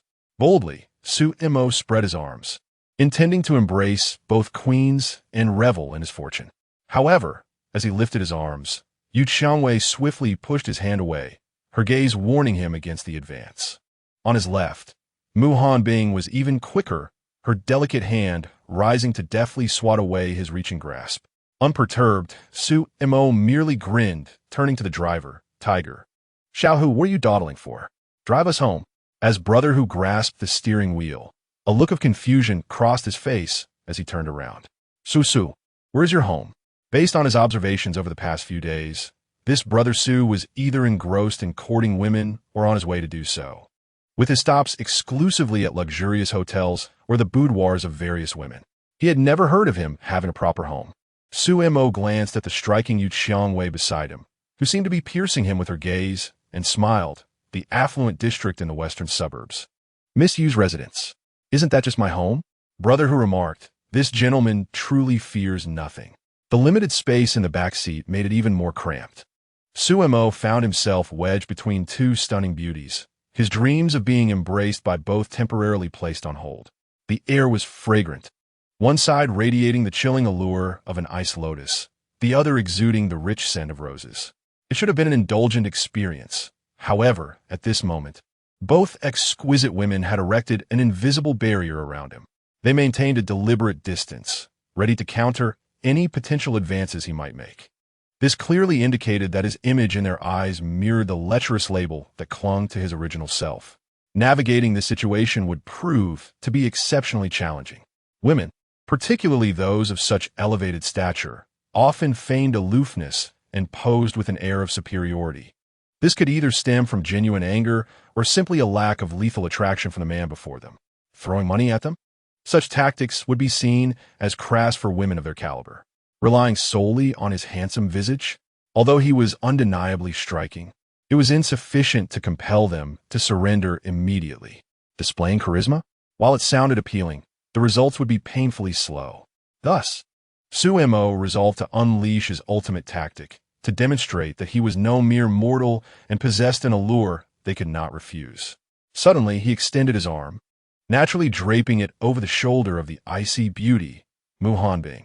The Ice Queen stiffened, an aura of chill enveloping them. Su Mo's expression morphed into one of feigned grievance, mixed with accusation. Muda Maiden, I exerted considerable effort to awaken that coveted ability of yours. How can you so swiftly turn your back on me? It truly wounds my heart. Mu Hanbing turned her face, her frosty gaze devoid of emotion, as she replied. Spare me the theatrics. You helped me, but it was also for your own benefit, wasn't it? You sought to recruit me into your organization, to serve you. We both have our own agendas. Su Mo pretended to clutch his chest in anguish. My intentions were entirely noble, heaven bears witness. Your ungratefulness has truly shattered my heart.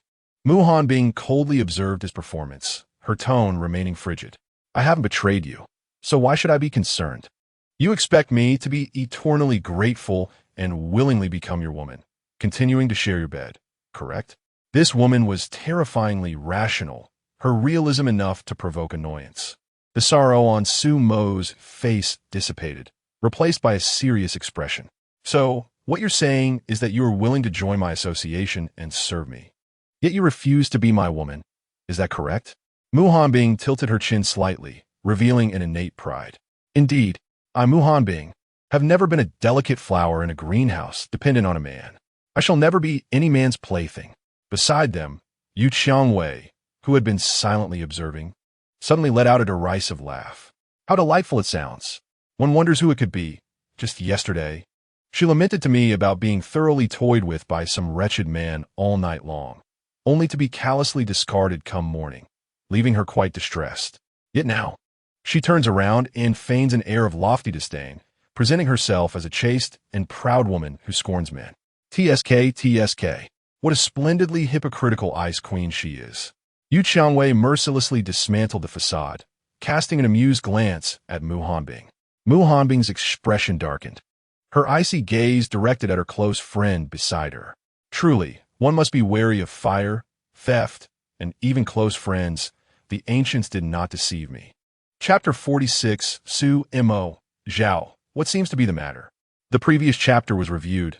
The reason remains unknown. Listening to Yu Qiangwei's mockery, Su Mo nearly burst into laughter but stifled it, turning his attention to the frosty beauty beside him, donning a suitably pitiful expression. It sounds splendid, yet I cannot agree. Clearly, Mu, the stunning beauty, had just completed her morning exercises, and I had yet to regain my strength before she abruptly turned hostile, insisting I leave. My heart felt as if it had turned to ice. Regarding this hard-hearted yet soft-hearted, or rather, profoundly contradictory ice queen, Su Mo sighed softly, his eyes reflecting sincerity. Mu Hanbing, regardless of the circumstances, it is a fact that I assisted you in awakening your abilities. Should you ever require my help, do not hesitate to ask. I should do my utmost to fulfill your needs. Let us consider this a balance, and from now on, we shall mutually assist one another. What say you? His words were imbued with genuine emotion, as if he were truly contemplating their future relationship.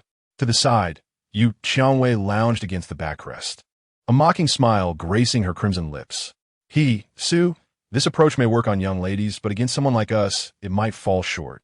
Mu Hanbing remained stoic. Spare yourself the self-importance. Your value to me has been entirely exhausted. Do not expect to touch me again. She crossed her arms defiantly, tilting her chin slightly, issuing a cold command. Remove your filthy hands. Su Mo not only refused to relent, but tightened his grip, a nearly audacious defiance evident on his face.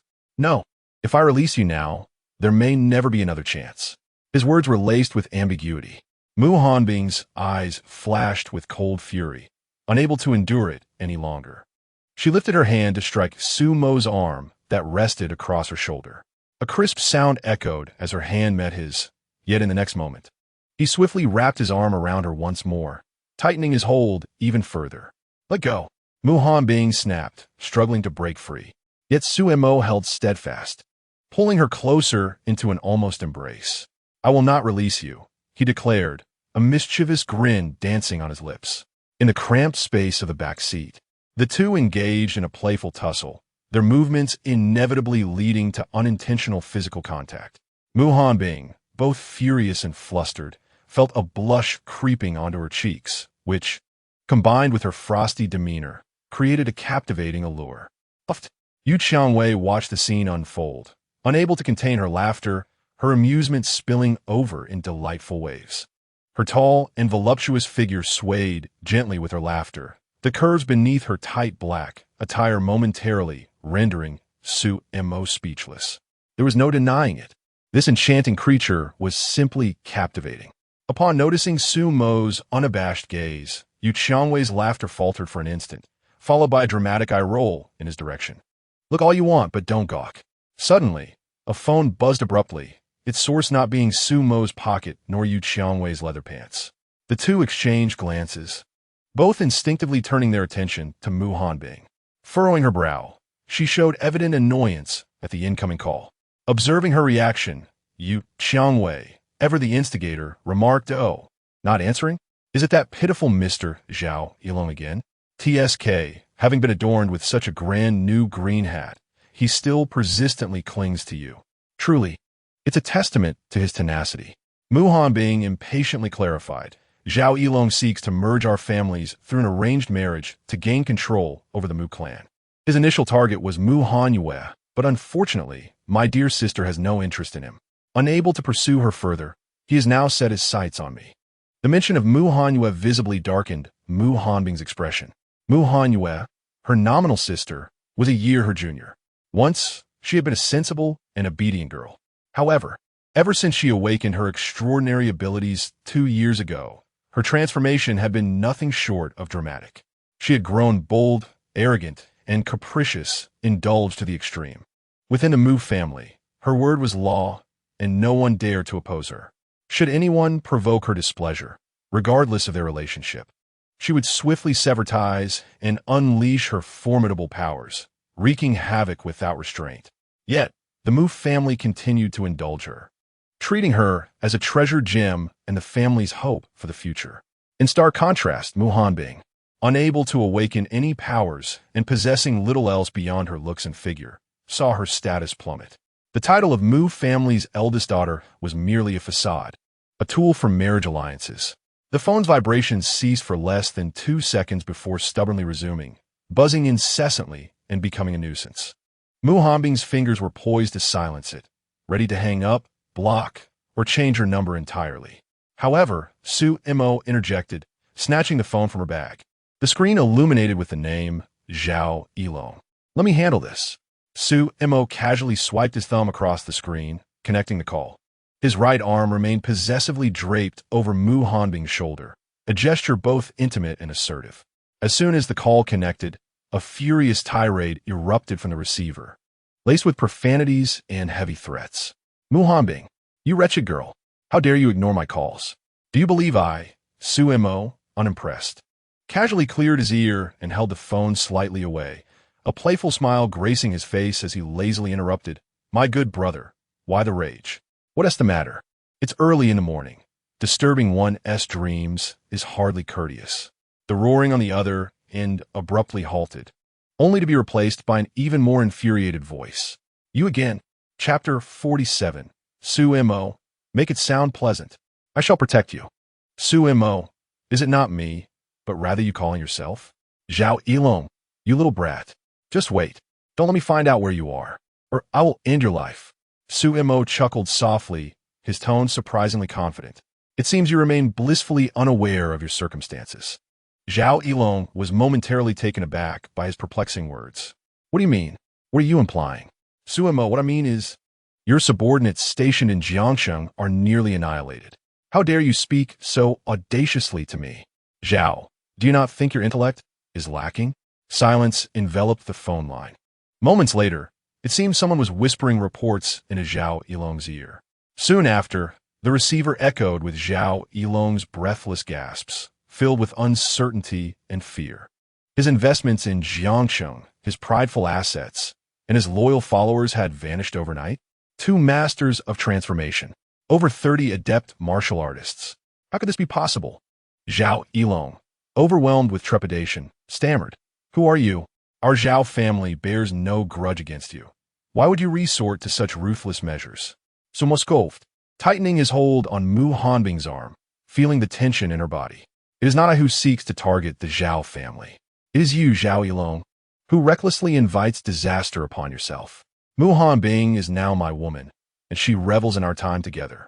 Who gave you the audacity to harass my woman repeatedly? Upon hearing this, Mu Hanbing's icy cheeks flushed a delicate shade of crimson as she glared fiercely at Su Mo. You nonsense-spouting scoundrel. On the other end, Zhao Yilong was utterly unhinged, unleashing a frantic roar. Shut your mouth. Mu Hanbing is my betrothed. Su Mo replied with a flippant tone. The rules are simple. Whoever claims her first owns her. Kindly keep your distance and cease being an eyesore.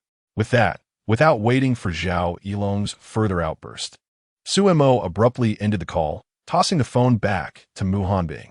The busy tone signaled the end of their brief exchange. Enraged, Zhao Yilong smashed his phone against the ground, the sound of shattering glass resonating in the air. Within the vehicle, an eerie silence settled. Mu Hanbing's chest rose and fell as she fumed over Su Mo's outrageous remark about ownership. Yet, gazing at Su Mo's mischievous grin, she found herself at a loss for how to retort. She could not outmatch him in words, nor could she outplay him in games. This reckless initiative had etched a lifetime of scandal. Beside them, Yu Qiangwei's gaze towards Su Mo shifted. This man was bolder and more audacious than she had ever imagined. Just days prior, he had slept with another's fiancée, and now he had wiped out her subordinates without a trace of negotiation. He had offended a powerful figure, disregarding all consequences, completely annihilating any chance of reconciliation. As the Bugatti Veyron approached the dark mouth of the tunnel ahead, the atmosphere was charged with tension. The peculiar tranquility within the car lingered, remnants of Su Mo's earlier, tension-filled conversation with Zhao Yilong still palpable. Stop the vehicle. Su Mo's abrupt command shattered the silence. The driver, Brother Hu, his reverence for Su Mo overpowering any lingering doubts, instinctively slammed on the brakes. The tires screeched against the asphalt as the luxurious sports car came to a halt before the tunnel's entrance. With a swift motion, Su Mo opened the car door. Make way, I'm getting out. He brusquely nudged aside the astonishingly long legs of Yu Qiangwei, which obstructed his exit. Yu Qiangwei raised an eyebrow, her displeasure evident as she cast a scornful glance at Su Mo's retreating figure.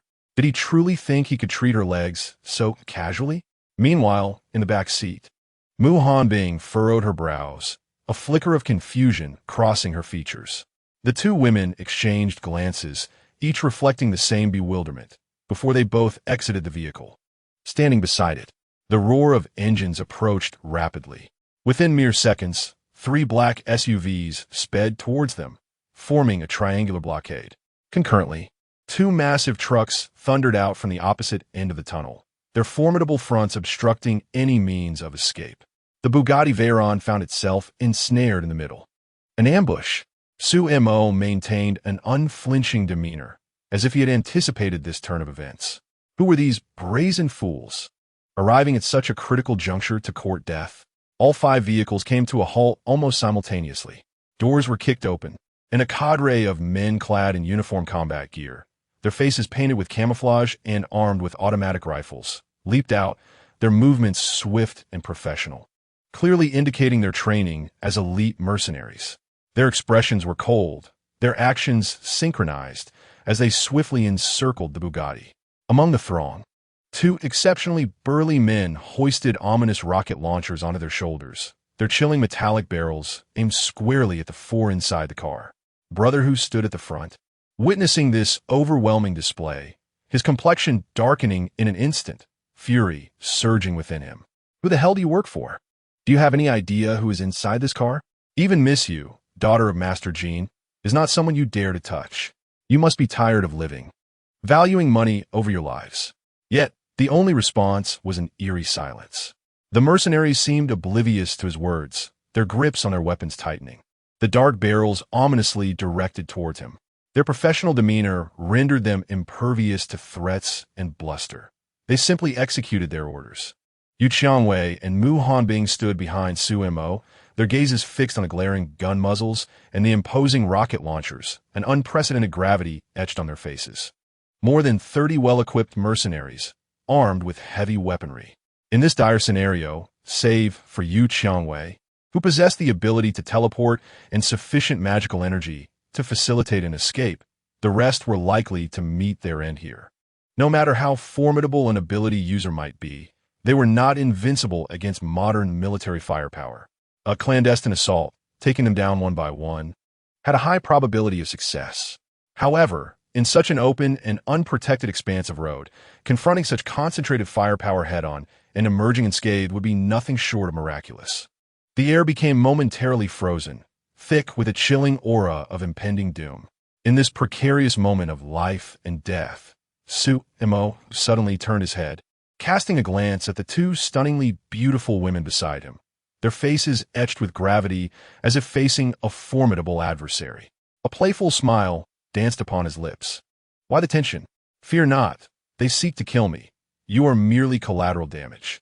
Su Mo extended a finger, playfully beckoning. As long as I am here, I assure your safety. But may I request a melodious call? Perhaps something like husband? Utter it, and I shall spring into action to protect you. Yu Qiangwei and Mu Hanbing simultaneously shot him a sharp glare, delivering a significant eye roll. How could he jest in such dire straits? With death looming near, this scoundrel still found time to make light of their situation, taking advantage of them.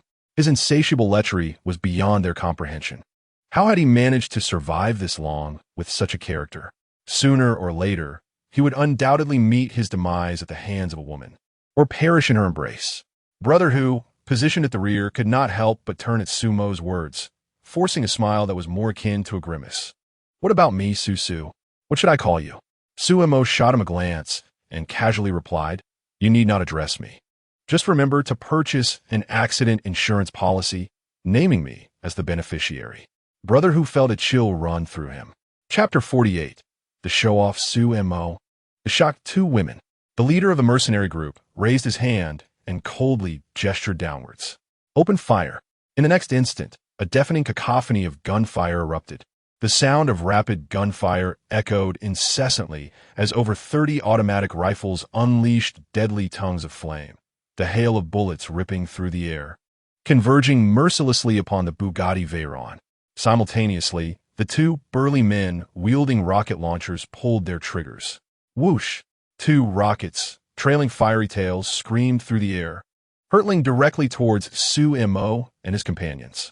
The searing projectiles carved a deadly trajectory through the atmosphere. Good heavens! These madmen! Brother Hu's eyes widened in disbelief. They are truly intent on killing us. They've even resorted to rocket launchers. Under such a barrage, not only would I, an unremarkable master, be rendered to mere shreds, but even a tank would be turned into a sieve. Miss, run! Brother Hu screamed with every ounce of strength he could muster. Tell Master Jean, have him avenge me. With that, he prepared to shield them with his own body. Yu Qiangwei's heart trembled. Run? Where to? Her abilities did grant her the power of instantaneous movement, but the distance was limited, and it required a substantial expenditure of magical energy. Facing such a dense net of firepower, she could evade the first wave, but what then? She glanced at Mu Hanbing beside her, then at Su Mo, who stood resolutely in front. To save them, she would surely not escape. They would all perish together. To abandon her companions and flee alone? This thought flickered through her mind. The internal conflict raged within Yu Qiangwei. Brother Hu had already resigned himself to the fate of reincarnation. Standing behind Su Mo, Mu Hanbing appeared remarkably tranquil. Her gaze remained fixed on the silhouette of the man ahead, Su Mo. An instinct within her assured that this man, who had forcefully intruded into her life, bestowing upon her rebirth and extraordinary powers, would not easily perish here. He must possess a way. Surely, as if to validate her thoughts, a terrifying chill, as if emanating from the frigid Arctic tundra, suddenly erupted around Su Mo. The temperature plummeted to freezing point. An invisible, icy aura spread outward like a tangible barrier. The bullets hurtling towards this realm instantly slowed upon contact with the frigid field. Subsequently, they were encased in a thin layer of ice, crackling as they solidified mid-air. Even the two powerful rocket projectiles, trailing flames, were not spared. They collided with an invisible ice wall, freezing and hovering less than 3 meters away from Sumo, rendered inert. In an instant, lethal weapons transformed into cold, artistic sculptures. The gunfire ceased abruptly, leaving behind an eerie silence. All present were left in astonishment at this bizarre spectacle. The merciless mercenaries exhibited expressions of disbelief for the first time. Tiger Brother was utterly dumbfounded. What on earth was happening? Was it an illusion? Yu Qiangwei's pupils constricted, her heart racing. She sensed an exquisite and formidable ice magic that surpassed her imagination. In that fleeting moment of collective shock, Su Mo merely shifted his thoughts. The bullets and projectiles frozen in midair all redirected their trajectories. Under the icy veneer, the metallic tips gleamed with a chilling radiance. Whoosh! The icy bullets and projectiles surged back with greater velocity than before. Their power appeared even more formidable. With precision, the bullets penetrated the mercenaries' helmets, erupting in splashes of crimson. Boom! The frozen rocket projectiles plummeted directly into the most densely packed area of the crowd. Though they did not explode, the terrifying kinetic force combined with the icy power instantly sent several mercenaries flying, leaving them frozen in place. In mere seconds, over 30 well-equipped and menacing mercenaries crumpled to the ground like cut wheat, silenced forever. The scene was left in disarray, permeated by the acrid scent of gunpowder. Tiger Brother stared in disbelief, his mouth agape, unable to comprehend what had just transpired. Had their formidable foes vanished in the blink of an eye? He swallowed hard, gazing at Sumo with a mix of reverence and fervor. My goodness, Su Brother. Incredible. You are simply remarkable. Yu Qiangwei stood rooted to the spot, her delicate form trembling slightly. Astonishment. Utter astonishment. She fixed her gaze intensely on Sumo's back, her beautiful eyes filled with uncertainty. Ice abilities? Sumo's awakened powers were undoubtedly more than one. This individual was far too enigmatic. Moreover, Yu Qiangwei possessed an intense premonition. This extraordinarily potent ice ability was likely not his true trump card. In contrast to Yu Qiangwei's intricate thoughts, Mu Hanbing appeared far more straightforward. She struggled to comprehend what it signified that Su Mo could wield an ice power derived from the same source as hers. At this moment, her curiosity was piqued by another matter. How did Su Mo manage to instantaneously freeze such a multitude of bullets and shells from a distance? He had not even made contact with them. Although Mu Hanbing had awakened her own ice ability, she was utterly oblivious to how to employ it like Su Mo did. This astonishing control left Mu Hanbing gazing at Su Mo's silhouette, her ice blue eyes shimmering with profound curiosity and inquiry. The car door slammed shut with a resounding thud, severing the remnants of smoke and blood from the outside world. In the rear seat, Su Mo unceremoniously settled himself with a commanding presence, his arms stretched wide, carelessly draping over the backrest of the seat. With one leg crossed over the other, he occupied nearly 2/3 of the space, exuding an air of arrogance. Strangely, both Yu Qiangwei and Mu Hanbing chose to acquiesce to his demeanor. Sumo's arm naturally fell upon Mu Hanbing's shoulder, his fingers gliding slowly down her slender arm. The sensation caused her body to tense almost imperceptibly, yet she refrained from retreating. Ultimately, Sumo's warm hand came to rest on her delicate waist, applying a slight pressure. The ice-cold beauty found herself involuntarily drawn into his embrace, pressed closely against him. Chapter 49. A Daring Gamble with Yu Qiangwei. Mu Hanbing fell silent for a few seconds. She slightly tilted her head upwards, her ice-blue eyes shedding their usual aloofness, locking on Su Mo's gaze with unwavering intensity. Her expression bore no trace of anger or shyness, only an almost stubborn curiosity. A knowing smile curled at the corners of Su Mo's lips. He understood precisely what that gaze conveyed. From now on, whenever I have time in the evenings, I shall teach you the techniques I just employed. Do you wish to learn, my beautiful Hanbing? Mu Hanbing's eyelashes fluttered gently, and without a hint of hesitation, she offered the slightest nod, steadfast in her resolve. Sumo's satisfaction was evident in his smile. However, his fingers suddenly lifted to grasp her smooth, delicate chin, applying gentle pressure to compel her to meet his gaze. Do you still hold a grudge against me for leaving abruptly that morning? Su Mo teased, a provocative glint in his tone. Do you still claim I'm of no value and that I've exhausted my worth? Mu Hanbing's cheeks flushed with an observable warmth. She quickly averted her gaze. Staring out the window, her lips pressed tightly together, unable to utter a single word. She felt as if she had been slapped in the face. She had spoken too soon, too confidently. But what of it? To grow stronger, to no longer be a mere pawn in a political marriage, and to one day trample the imperious Mu Hanyu beneath her feet. She could endure being questioned, even subjected to the same treatment as that night. As long as she could attain what she desired. The humiliation of the night can be endured, it will soon pass. Observing her defiance, a blend of submission and unyielding pride, a mischievous impulse stirred within Su Mo unexpectedly. He lowered his head and captured her enticingly crimson lips, which had been pressed tightly together. Beside them, Yu Qiangwei's eyes widened in disbelief. What on earth? She was still in the car. Was he truly so impatient? Did he not discern the inappropriateness of the occasion? And then there was Mu Hanbing, her usually frigid best friend, who appeared utterly enchanted by the man's words. Yu Qiangwei could scarcely believe her own eyes. She struggled to comprehend the depth of Mu Hanbing's desire for power and mastery over her ice abilities. That obsession, which transcended all notions of restraint and pride, was staggering. The air within the vehicle grew thick with an unmistakable tension. After an indeterminate amount of time, a deliberate cough broke the palpable silence, drawing attention back to reality. It was Yu Qiangwei, who could no longer tolerate the blatant intimacy displayed before her. If she didn't intervene, these two might as well have turned the car into a hotel. Reluctantly, Su Mo released Mu Hanbing, reclining lazily against the seat, a triumphant expression adorning his face. Mu Hanbing quickly averted her gaze, focusing on the fleeting scenery outside, her cheeks flushed with a delicate hue, her ears warm.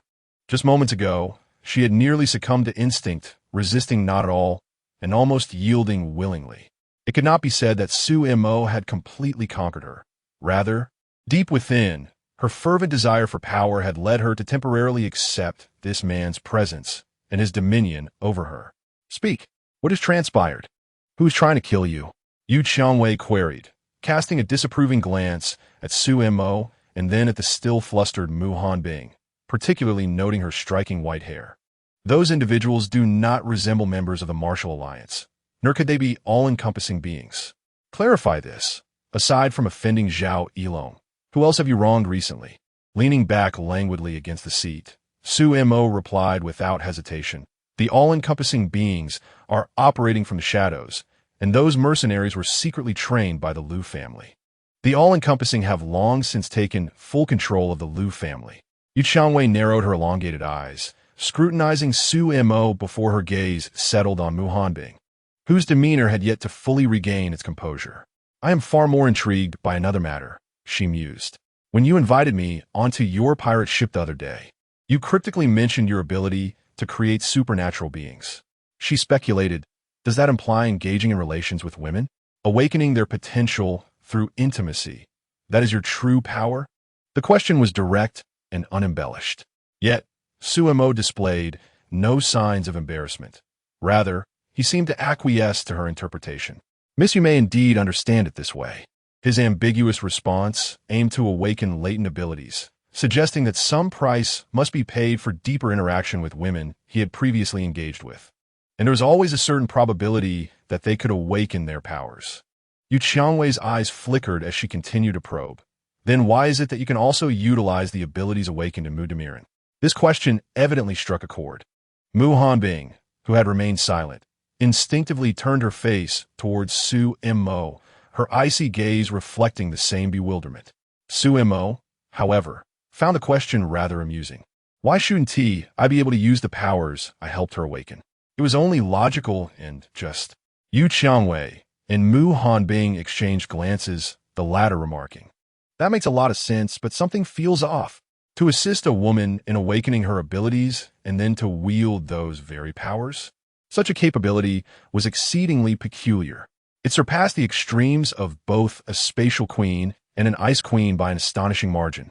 Yu Qiangwei's mind raced, realizing that this individual possessed more hidden cards than she had ever imagined, and they were indeed bizarre. At that moment, Su Mo's hand suddenly moved. His large hand, tentative yet assertive, gently rested upon Yu Qiangwei's exposed shoulder, the smoothness of her skin responding to his touch. Yu Qiangwei tensed, her gaze turning dangerous, akin to a wildcat whose sensitive spot had been touched. Yet Su Mo appeared oblivious, his smile unwavering. "So, miss you, do you still believe I was boasting that day?" His fingers glided over her shoulder with a near imperceptible touch, exuding confidence as he declared, "To be frank, Mudamirin's potential is a level above yours. Later on, freezing nuclear bombs will be a mere trifle." This pronouncement was like a harsh blow to Yu Qiangwei's pride. She, Yu Qiangwei, had always been recognized for her extraordinary talents, accustomed to looking down upon others. Now, someone claimed that Mu Hanbing, a recent novice, possessed greater potential than she. It was utterly ludicrous. Ha, ha, ha. Yu Qiangwei scoffed repeatedly, utterly unconvinced. Although she had indeed noticed that the ice abilities Su Mo wielded naturally countered and suppressed speed-type ability users, it did not imply she would cower, let alone concede that she was inferior to Mu Hanbing. Su Mo, perceiving her thoughts, smiled even more broadly. "Miss you. Don't believe me? How about we wager like last time?" Yu Qiangwei crossed her arms defiantly, her alluring curves accentuated, and raised her chin in mockery, saying, "You speak. I shall indulge you today." Su Mo was pleased. This was precisely the reaction he sought. He casually wrapped his other arm around Mu Hanbing's shoulder, drawing her partially into his embrace, exuding both intimacy and possessiveness. He gazed at Yu Qiangwei with fervor, asserting with conviction, "Within a week, I will personally instruct Mudamirin. Then, on the 8th day, you will engage in a fair contest. Should Mudamirin lose, I will divulge all my secrets regarding abilities to you, and the position of the Hunter Association's leader shall be yours, while I will serve as your deputy, following your every command." The stakes were undeniably high. Yu Qiangwei's eyes narrowed in contemplation. "However, should Miss Yu find herself at a loss, she too must submit to being my subordinate." Su Mo elongated his words, his gaze brazenly lingering on Yu Qiangwei's voluptuous figure, unabashedly revealing the desire simmering within him. "Agree to spend a night with me. What say you? Dare to accept?" As his words echoed, the air became palpably still. Chapter 50. Su Mo. "Mudamirin, please trust your man." The driver, Brother Hu, nearly lost his grip on the steering wheel upon hearing this. My goodness, what a wager! The audacity of the proposition. Brother Hu quickly composed himself, wishing to block his ears, too afraid to hear another word. The world of these magnates is utterly insane. Mu Hanbing's heart raced. A week? Defeating Yu Qiangwei? This woman, who awakened her powers half a year earlier and possessed a strength tenfold greater than hers. It seemed utterly implausible. Yet, gazing into Su Mo's steadfast eyes and feeling the strength of his hand at her waist, her recently awakened abilities stirred a yearning to grow stronger, igniting a flicker of genuine hope within her. What if he could truly achieve it? Yu Qiangwei scrutinized Su Mo, her expression fluctuating. To lose would mean submitting to this man, even offering her body. Such a condition, a blatant humiliation. Yet, winning would grant her all of Su Mo's secrets and the position of the association's leader, an equally colossal temptation. More importantly, would she, Yu Qiangwei, ever lose to a novice who had only awakened his powers a week ago? What nonsense! With a defiant tilt of her chin, she displayed a radiant yet wild smile. "All right, I accept your wager. A week from now, you will willingly refer to me as Lady Yu." As dusk fell upon Yu Qiangwei's private estate, Su Mo's arm possessively encircled Mu Hanbing's slender waist, a cheerful smile gracing his face. "From this evening onward, this rose manor will be shared, half for Hanbing and half for you. No objections, I trust?" His words were directed towards the smug Yu Qiangwei, as if discussing the allocation of their shared territory. Yu Qiangwei remained speechless, her fingers tightening imperceptibly. Did this man truly consider her domain a playground for his indulgence? Ignoring the icy disdain in her gaze, Su Mo continued, "I will take my Hanbing upstairs to delve deeper into the mysteries of awakening powers. Shortly, a starlit purple Rolls-Royce will arrive, with a model named Usurer, and she is mine. Miss Yu, Kindly attend to her. With that, Su Mo disregarded Yu Qiangwei's fiery glare, embracing Mu Hanbing as he turned and ascended the grand staircase. Mu Hanbing paused momentarily, memories of their previous encounter at the Queen's bar flashing in her mind, where he had similarly led her away. Yet this time, she hesitated only a second before striding forward with her long, elegant legs, silently following him up the opulent spiral staircase. Yu Qiangwei remained rooted in place, watching the intimate silhouettes of the two disappear around the staircase's curve, her chest heaving with indignation. Humiliation, utter humiliation. On the second floor, within the spacious and luxurious master suite, Su Mo casually surveyed the surroundings, nodding in satisfaction. Last time, I was not in the best condition and couldn't fully showcase my abilities. This time, I assure you, I shall leave you utterly impressed from the inside out. Mu Hanbing turned her face away, evading his overly intimate aura, casting him a cold glance. If your mind is preoccupied with such sordid matters, you might as well head downstairs and kneel before Yu Qiangwei in surrender. After all, the embarrassment does not fall upon me. Her words dripped with her characteristic icy sarcasm. However, Su Mo remained unfazed, puffing out his chest with a resounding thud. Fear not, my dear, I am a man of my word. There are countless ways to grow stronger, and I guarantee that 1 week from now, Yu Qiangwei will be left utterly astounded. Now, he leaned closer to Mu Hanbing's ear, his warm breath brushing against her. All you need to do is obediently comply and feel my sincerity. I promise, you will not be disappointed. Su Mo guided Mu Hanbing to sit on the soft edge of the bed. He then knelt on one knee and grasped her ankle, adorned with high-heeled shoes. Mu Hanbing's body stiffened slightly. Cautiously, she slipped off the expensive red-soled heels. Her long legs, glistening with a lustrous sheen, were elegantly sculpted, with skin so delicate it seemed fragile to the touch. Her snow-white, exquisite feet were charmingly petite, with toenails reflecting a healthy pink hue.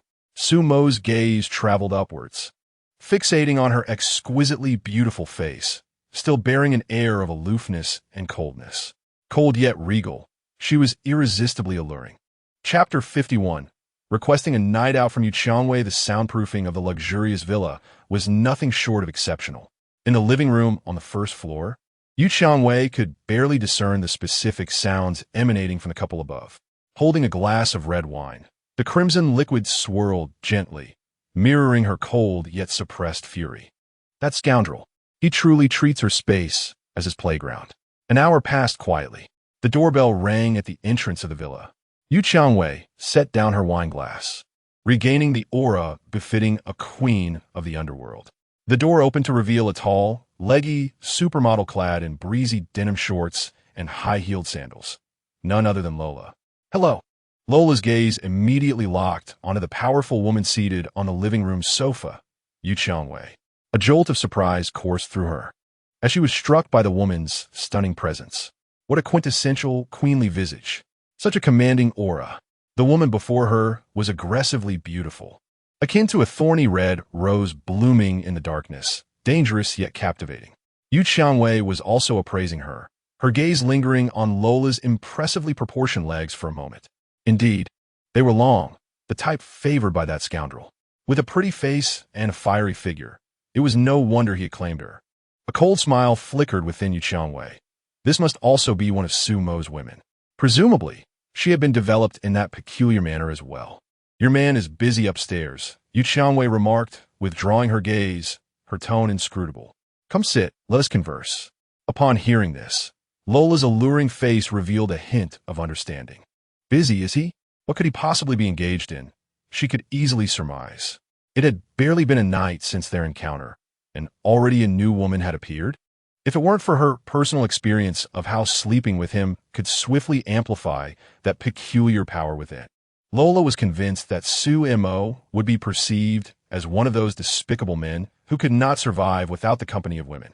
She settled onto the sofa opposite Yu Qiangwei, the soft texture easing her somewhat. However, upon meeting Yu Qiangwei's scrutinizing gaze, an inexplicable tension crept in. This woman exuded an overpowering aura. Lola suppressed her trivial thoughts, allowing her curiosity to take precedence. When did you and Su Mo begin your affair? Lola hesitated, feeling her inquiry lacked directness, so she boldly opted for a more provocative question. Have you also shared his bed? Have you awakened any extraordinary abilities? Lola believed she had been sufficiently forthright. After all, she was aware that Su Mo was not a virtuous man, surrounded by numerous women. Her initial approach was one of cautious experimentation. Confident in her own physique and appearance, she never thought she would be outshone by any woman in Sumo's life. Yet, upon witnessing the real Yu Qiangwei, Lola felt as though she had been somewhat eclipsed, devoid of any competitive advantage. Yu Qiangwei held her wine glass poised in midair, the crimson liquid within swaying slightly, reflecting her stunning visage, yet remaining still. As Lola observed her halted movement, her heart inexplicably skipped a beat. Had she been too direct, inadvertently trespassing upon some unspoken taboo? The commanding presence of the woman before her was palpable. Simply sitting in silence, she enveloped the entire living room in an intangible pressure. After a pause of over 20 seconds, Yu Qiangwei finally brought the glass to her full lips, elegantly taking a sip.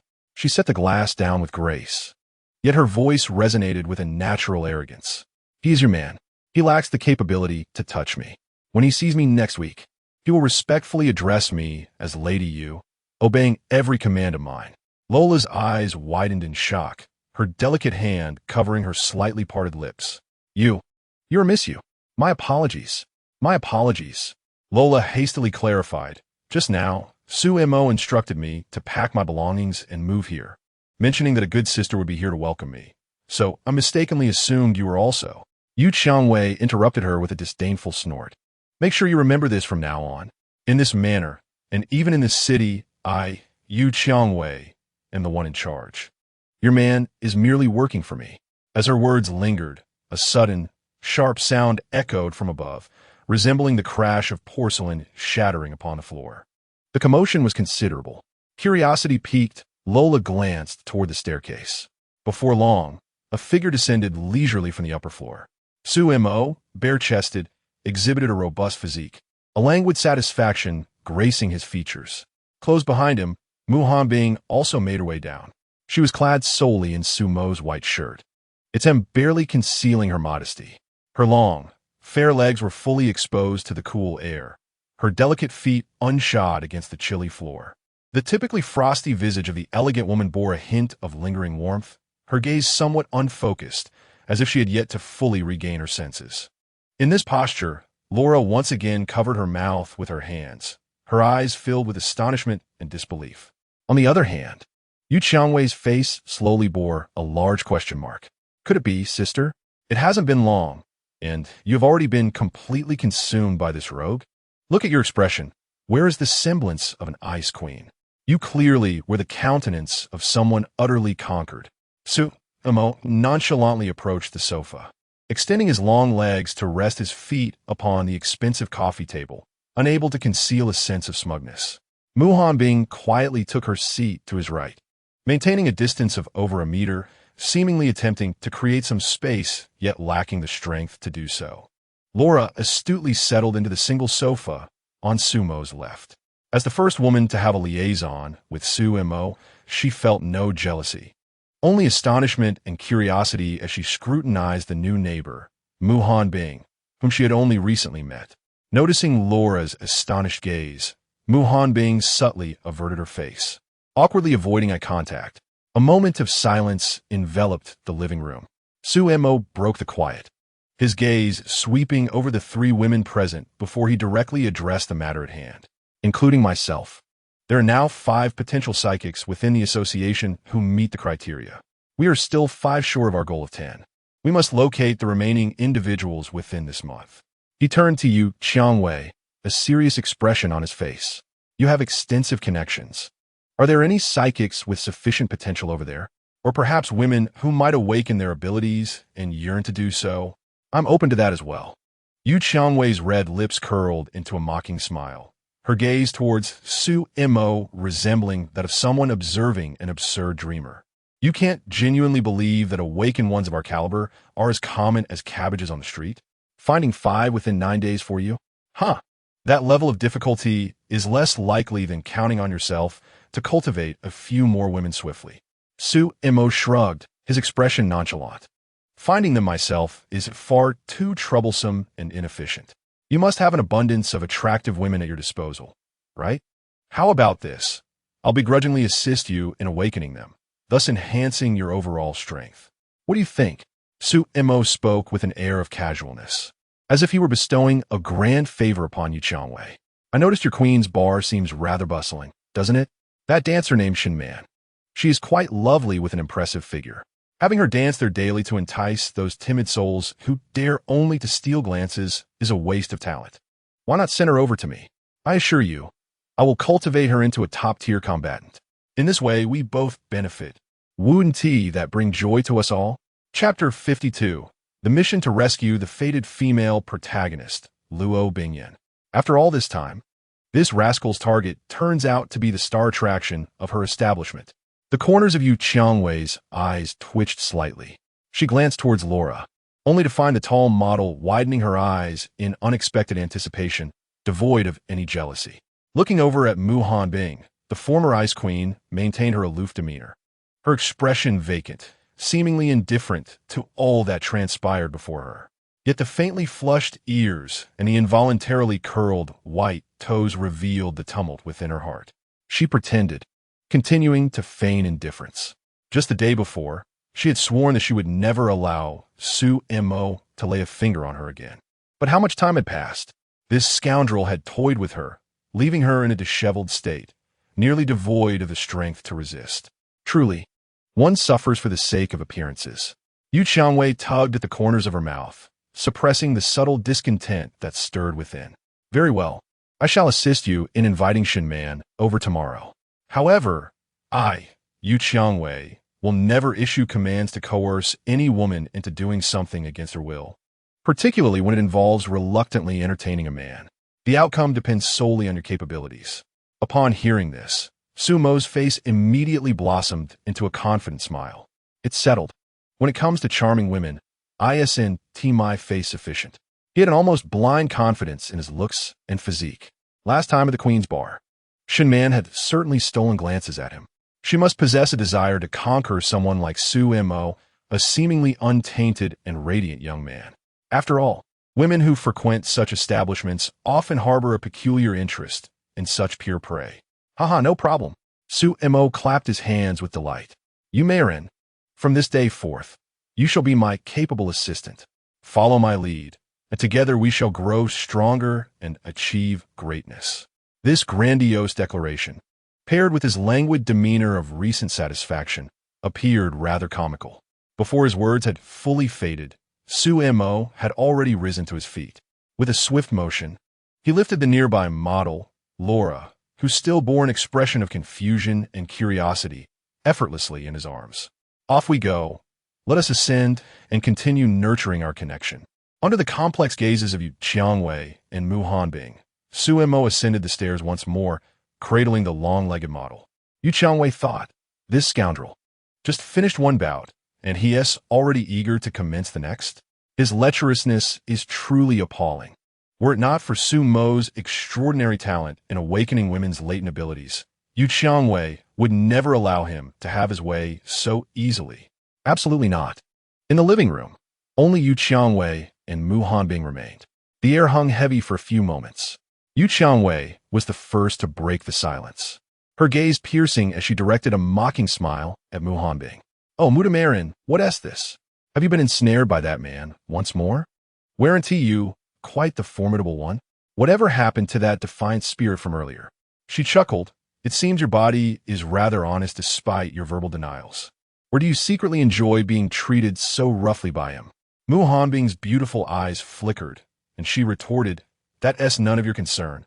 I do as I please. Yu Qiangwei scoffed. Are you perhaps a bit shameless, Mu Hanbing? Mu Hanbing shot her a cold glance. Do not bark here. We shall see the truth in the arena a week from now. Out of respect for our past friendship, I might show you some mercy and allow you to lose without too much humiliation. As Yu Qiangwei raised an eyebrow, a smile broke across her face. Oh, is this where your pride begins? Have you forgotten your own name after merely gaining a modicum of power? Mu Hanbing's tone remained calm, yet it exuded a steadfast confidence. I am merely stating the facts. When you ultimately lose, do not come crying to me. Consider your fate. It may well be more tragic than mine at present. Yu Qiangwei narrowed her eyes, catching a fleeting glimmer of anticipation in Mu Hanbing's gaze. Are you genuinely looking forward to my misfortune? Mu Hanbing unabashedly nodded. Your embarrassment brings me joy. Why? Because when I was humiliated, you laughed with delight. So, I wish to reciprocate that laughter. Yu Qiangwei, what a delightful friend. One who hasn't been in touch for ages, yet remains utterly unamusing. What is so significant about a little laughter? The night was profound. Amidst the stillness, a cold, mechanical voice abruptly resonated in Sumo's mind. New main quest initiated. Main quest. Rescue the destined heroine, Luo Bingyan. Content. Tomorrow afternoon. Due to the security protagonist Shun Fan's deliberate negligence, the princess of the Luo family, Luo Bingyan, will be captured by the minions of the antagonist Yang Hao and taken to a luxurious villa far from Jianghai City. Following the original plot trajectory, this will lead to a classic hero rescuing a damsel scenario. Please, host, proceed in advance to save Luo Bingyan. Reward. 1 opportunity to acquire a special ability. Access to level 2 of the system shop and 50,000 game points. As the system notification faded, Su Mo heard a sweet, melodic voice nearby. Luo Laer had just emerged from her bath, her fair skin still glistening with moisture, yet now adorned with fine beads of perspiration. She lay beside Su Mo, her alluring curves accentuated. Su Mo replied absent-mindedly, his gaze still fixed on the void as he processed the task information. Luo Laer gently kicked off her high heels, exposing her delicate, exquisite feet to the air. Furrowing her brow, she began to massage her aching ankles. Standing in high heels for an extended period had become second nature to her, yet the previous exchange had truly drained her energy. Sumorifuku said, his gaze drifting down to her fair, graceful feet. He grasped one of her ankles, his warm fingertips applying gentle pressure. Luo Laer curled her toes. She looked up at Su Mo, genuine curiosity sparkling in her eyes. You possess such immense strength. What is your purpose in establishing that association? Su Mo's hands remained in motion. Nothing of great significance. It is merely for convenience in future endeavors. Convenience? A jolt of realization coursed through Luo Laer. What kind of endeavors? Given Su Mo's relentless demands earlier and his unabashedly lascivious nature, certain images swiftly flooded her mind. The so-called convenience was merely to facilitate his pursuit of women, to engage in the sort of activities she and Su Mo had just shared. A wave of profound disappointment washed over her. Luo Laer's eyes dimmed as she recalled her university days. As the belle of the dance department, she was never short of attentive suitors. Yet, she steadfastly upheld her principles, unwilling to become a temporary girlfriend for a mere pittance like some of her peers. Later, she ventured into the car modeling industry. Her exceptional beauty and proportions quickly set her apart. However, this was soon followed by threats from agents and industry mentors. They demanded that she sell her body, not only to accompany them, but also to share the bed of some unsavory men. Otherwise, she would remain perpetually obscure. During that dark period, Laura found herself nearly pushed to the brink. Ultimately, she reluctantly chose the path of an internet celebrity and model, hoping to carve out a niche for herself. Yet, as her fame grew, so did the number of predatory gazes upon her. Wealthy and powerful men, like sharks scenting blood, sought to transform her into a cage canary, their personal plaything. It was at an auto show that she first encountered Su Mo, a clean, sunny, handsome, and rebellious man. She felt a flutter in her heart, believing she had seized an opportunity to alter her fate. Eager to grasp this seemingly perfect man, she sought to secure him quickly. In hindsight, her destiny indeed shifted. She awakened to extraordinary abilities, possessing strength she had never dared to imagine. Su Mo, aside from his slight lecherousness and formidable physical prowess, was remarkable in many ways. Yet she found herself unable to fully comprehend this man. His strength was overwhelming, both in capability and allure. Laura's confidence swiftly waned. Looking at Yu Qiangwei and Mu Hanbing, each a breathtaking beauty with top-tier looks and figures, she questioned what she could use to compete with them. Not to mention that Suemo was destined to encounter even more exceptional women in the future. The thought that Suemo built his power merely for convenience made Laura's heart sink further. She felt unable to control such a man, much less compete with him. Noticing the lingering worry in Laura's eyes, Suemo had no intention of providing lengthy explanations. Some matters are more effectively conveyed through action than words. Over time, true feelings are revealed. Tired of the theatrics, Suemo had no interest in playing the part. As long as they remained obedient and did not entertain chaotic thoughts, he would ensure they were treated well. A woman who understands priorities is truly deserving of love. Chapter 53. The youngest female CEO, Luo Bingyan, the following noon. Sunlight streamed through the floor-to-ceiling windows, filling the dining room. Suemo changed into comfortable casual attire and leisurely descended the staircase. At the dining table, Yu Qiangwei and Mu Hanbing were quietly enjoying their meal. Yu Qiangwei, alert like a vigilant guard, still wore her form-fitting black attire, seemingly unchanged. Her high-heeled boots encased her beautiful legs, determined not to allow Suemo any advantage. She guarded him as one would a thief. In contrast, Mu Hanbing maintained her cool demeanor from the previous night, her delicate, snowy feet resting on the floor, unshod, creating a picturesque scene. Suemo walked directly over, pinching a tempting piece of beef from Yu Qiangwei's plate. He then picked up the milk glass that Mu Hanbing had just sipped from, tilting his head back to drink deeply. The milk still bore the warmth of her lips. He smacked his lips and glanced at Yu Qiangwei, a look of approval in his eyes. Quite impressive. The poppy flower, with such fragrant lunch preparations, possesses the potential of a Michelin 5-star chef. It seems I shall soon enjoy delightful culinary experiences. This evening, I wish to indulge in braised pork with preserved vegetables, spicy hot pot, shredded pork and garlic sauce, boiled beef, and kung pao chicken. Suemo eagerly recited the names of the dishes, ordering a plethora in one breath. Yu Qiangwei's temple throbbed slightly as she shot him an exaggerated eye roll. If you desire these dishes, you ought to prepare them yourself. Have you not grown hands? Suemo raised an eyebrow. What sort of guest arrives only to be expected to serve themselves? Yu Qiangwei laughed in exasperation, incredulously saying, "Oh, so you can distinguish between host and guest, can you?" "Of course. Sumogerin. I can also differentiate between who will be the dish on the table and who will be the guest in a week's time." Yu Qiangwei felt subtly insulted, yet lacked evidence to confront him. "Let me borrow your flashy sports car for a moment. I have matters to attend to." This was directed at Yu Qiangwei. After speaking, Suemo turned and planted a kiss on Mu Hanbing's smooth forehead. He whispered softly, "Today, I lack the time to properly instruct you. Await my return this evening. I have a grand surprise for you." Mu Hanbing's cold eyes sparkled as she nodded gently. "All right." Suemo, satisfied, turned and strode out of the villa, the roar of the engine fading into the distance. The restaurant fell silent once more. Yu Qiangwei set down her cutlery and glanced at the quietly dining Mu Hanbing. Unable to resist speaking up, "He intends to deceive you into his room again tonight. Do you honestly believe such nonsense?" Mu Hanbing sipped her milk, her expression calm. "I do." Yu Qiangwei observed her naive demeanor, feeling a mix of frustration and concern. "Foolish woman, have you become addicted to his games?" Mu Hanbing replied, "I am not foolish.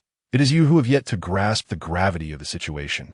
In the afternoon, on a broad avenue, 3 heavily armored black bulletproof vehicles traversed steadily, maintaining a 5-meter distance, exuding an air of authority. In the rear seat of the central vehicle sat Luo Bingyan. Standing at 1.7 meters tall, she wore a deep blue gown, its hem adorned with sparkling sequins that twinkled like stars in the night sky. Her black high heels accentuated her long, slender legs, radiating an ethereal elegance. At merely 20 years of age, she had already ascended to become the youngest female president of the Luo Group, renowned and revered, a goddess that countless young talents aspired to but could not attain. Her beauty was striking, with crescent-shaped brows, eyes that shimmered like stars, and sensual red lips pressed together. Her skin was as pure as snow, akin to meticulously sculpted cold jade, exuding an otherworldly allure. At that moment, Luo Bingyan furrowed her brow, intently scrutinizing a message from an unfamiliar number on her phone. The content of the message was alarming in its bluntness, In 1 minute and 11 seconds, 10 masked assailants will attempt to kidnap you. Remain inside the vehicle and do not exit. Kidnapper? Luo Bingyin's first reaction was disbelief. She, the jewel of the Luo family. Who would dare to lay a hand on her? It seemed like a prank from some bored individual, yet the message conveyed an undeniable certainty. Her personal number was known to very few, which stirred a flicker of doubt within her, though she did not fully succumb to belief. The phone screen lit up again, revealing a new message. In the vehicle trailing closely behind her, there lurked a traitor. A traitor? Luo Bingyin's gaze sharpened. Through the rearview mirror, she cast a glance at the identical Black Knight shadow that followed closely. The windows were bulletproof, obscuring the shadows within. However, the occupants were elite bodyguards dispatched by her family for her protection. Could there truly be a traitor among them? Such a notion was utterly absurd. What manner of entity was the Luo family? In the vicinity of the 3 provinces, who was unaware of the Luo family's reputation? The family had always acted with discretion and steadiness, possessing extensive connections and profound heritage, never having forged deadly enmities. Who would dare to risk such peril to harm her? The cherished jewel of the Luo family? Were they possessed of the audacity of a bear and the ferocity of a leopard? Rationality insisted that this was impossible. Yet, the inexplicable tightness in her chest lingered. It felt as though an invisible net was quietly closing in. Luo Bingyin took a deep breath, her fingertips twitching, ensuring her seatbelt was securely fastened. Regardless of whether this was a mere prank, caution was never misplaced. A minute had slipped away. Only 11 seconds remained. Luo Bingyin lifted her gaze, scanning the world beyond the car window. Ahead, a massive vehicle approached ominously, and aside from that, everything else was disturbingly tranquil. Her eyes fixated on the behemoth.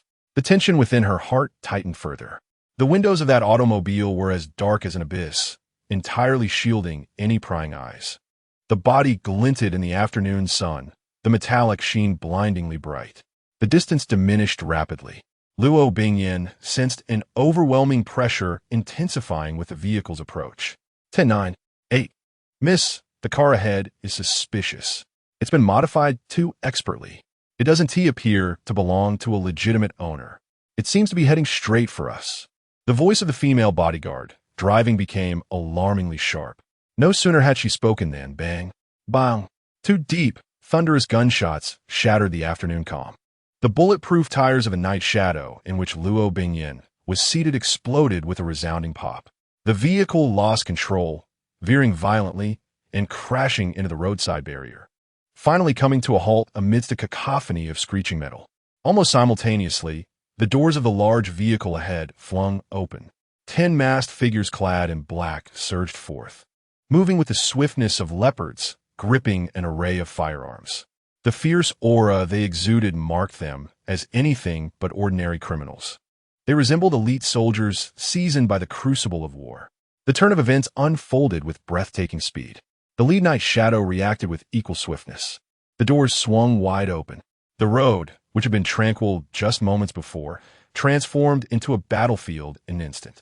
10 well-trained bodyguards from the Luo family erupted from the vehicle, swiftly seeking cover as they engaged in intense gunfire with the 10 masked assailants. The gunfire rang out like a torrential downpour. Bullets whistled through the air, igniting brilliant sparks. The black-clad assailants were evidently well prepared. Not only were they clad in heavy bulletproof vests, but they were also equipped with superior weaponry, their firepower fierce and their aim terrifyingly precise. 10 against 10. The crossfire intertwined, and the battle escalated to a fever pitch. Chapter 54. It turns out that cutting-edge technology is more effective than talents. The brief standoff lasted merely a few seconds before chaos erupted. A member of the bodyguard team, positioned at the rear, abruptly turned his firearm towards his unsuspecting comrades. The sudden betrayal was swift and merciless. A series of muffled shots rang out, and 4 loyal bodyguards collapsed into a pool of blood, their eyes wide with disbelief. Another bodyguard, struck in the shoulder, staggered but driven by instinct and rage, managed to fire a shot in his final moments. The bullet found its mark, piercing the traitor's forehead, freezing the triumphant smirk on his face as he fell lifelessly to the ground. Yet, the situation had already deteriorated. 10 assailants now faced the remaining 4 bodyguards of the Luo family. Seizing the opportunity, the attackers charged without hesitation. Miss. Their S.A. Mole. The female bodyguard at the wheel momentarily faltered, but her gaze remained resolute. She swiftly retrieved a silver handgun from the compartment, handing it back to Luo Bingyan. I have issued the highest alert to the Luo family S-Guard. Take this and protect yourself at all costs. I will fight to buy you time to escape. Without a moment's hesitation, she flung open the car door and nimbly rolled out, joining the uneven battle. Pale and trembling, Luo Bingyan clutched the cold silver pistol, striving to maintain her composure as she sat in the back seat. However, her heart pounded violently, echoing in her ears like a war drum. Ignoring the bodyguard's advice, she knew that no amount of speed could outrun a bullet. The unsettling truth of the earlier warning struck her. The threat was real, and someone truly dared to attack. Bang! A gunshot rang out, and one of the black-clad assailants fell. Outside the window, the female bodyguard valiantly fought against the enemies, but ultimately, her fists were no match for their numbers. Soon, all the Luo family bodyguards were slain. The remaining assailants exchanged glances before rushing toward the vehicle where Luo Bingyan was seated. Her fingers trembled uncontrollably from fear. Forcing herself to remain calm, she hastily typed a message on her phone. Whatever you desire in return, wealth, power, the Luo family can provide. Please come to my aid immediately. The message was sent successfully. Almost instantly, a new reply illuminated the screen. Deal. I'm on my way. For a fleeting moment, Luo Bingyan felt a slight easing of tension in her heart. The other party was indeed motivated by self-interest, which inexplicably offered her a sense of security deeper than the mountains. Another message popped up. Now turn around and close your eyes. The mysterious figure was about to make a move. Luo Bingyan dared not hesitate. She quickly turned her body, facing away from the window, and tightly shut her eyes. The black-clad assailants were now less than 20 meters from the vehicle, the shadow of death looming ever closer. Suddenly, a thunderous roar of engines shattered the air, growing louder as it approached. The remaining 9 masked assailants paused instinctively, drawn to the sound. A fiery red apparition burst into view. It was an extraordinarily sleek supercar, resembling a blazing inferno. Its speed was so swift that it left only an afterimage. The car, situated 100 meters away from Luo Bingyan's vehicle, suddenly executed a dramatic drift. The tires screeched against the pavement, producing a piercing sound. The vehicle came to a precise halt across the road, blocking their path. Just then, an object was launched from the supercar, tracing an arc through the air before erupting in a thunderous explosion. A blinding white light instantaneously engulfed everything, searing the eyes of the men in black with excruciating pain, rendering their vision a stark white. They instinctively raised their hands to shield their eyes. Their offensive abruptly halted. The door of the fiery supercar swung upward, revealing a figure stepping out. Suemo, donning oversized sunglasses that obscured much of his face, held a desert eagle in each hand, their muzzles glimmering with a deadly glint. In the sunlight, Suemo resembled an invincible god of war, a harbinger of doom on the battlefield. This time, he had outsmarted the situation, opting for advanced technology over supernatural abilities. The game was over. 3 bullets struck with deadly precision. The foreheads of the 3 nearest men in black exploded in a mist of blood, falling without a sound. The remaining assailants were thrown into complete disarray. They gritted their teeth against the pain and wildly raised their weapons to fire, attempting to suppress him with gunfire. Another trio of shots rang out, followed by 3 more. With each shot, another man in black stood rigid, as if manipulated by invisible strings, before collapsing lifelessly to the ground. At a distance of over 400 meters, they seemed non-existent beneath his aim. In an instant, all 9 elite assailants lay dead, their bodies sprawled across the scene. Sumo's expression remained unperturbed. He smoothly holstered his dual weapons at his waist, then raised a hand to gently blow at the non-existent smoke. Lock and load, infinite bullets. It was proven that advanced technology could sometimes surpass innate abilities. His phone screen lit up with a new message. All taken care of, you may come out now. Inside the car, Luo Bingyan's taut nerves suddenly relaxed. She slowly opened her tightly shut eyes. The outside world returned to tranquility. with only the scattered corpses bearing witness to the recent peril. The crisis seemed to have truly dissipated. A faint electronic sound echoed.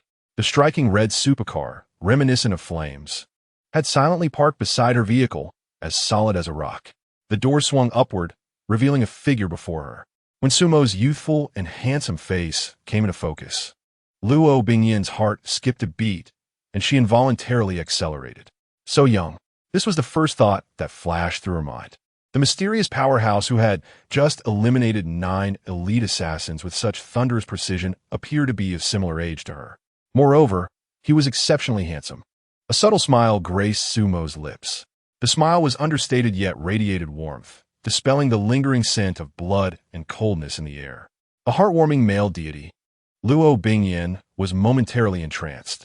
The one who had rescued her from the brink of death was none other than this enigmatic and extraordinarily attractive figure of immense strength.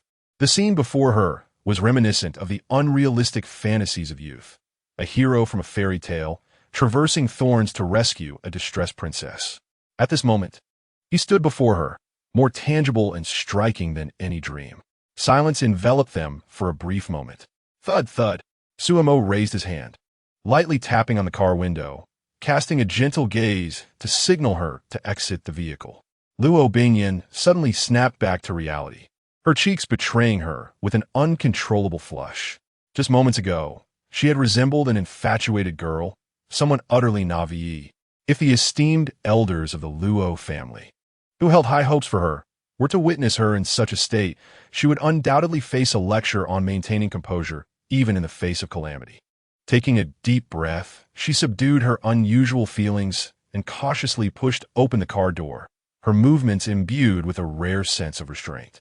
As the door swung open, Luo Bingyan's exquisitely flawless visage was fully revealed to Sumo.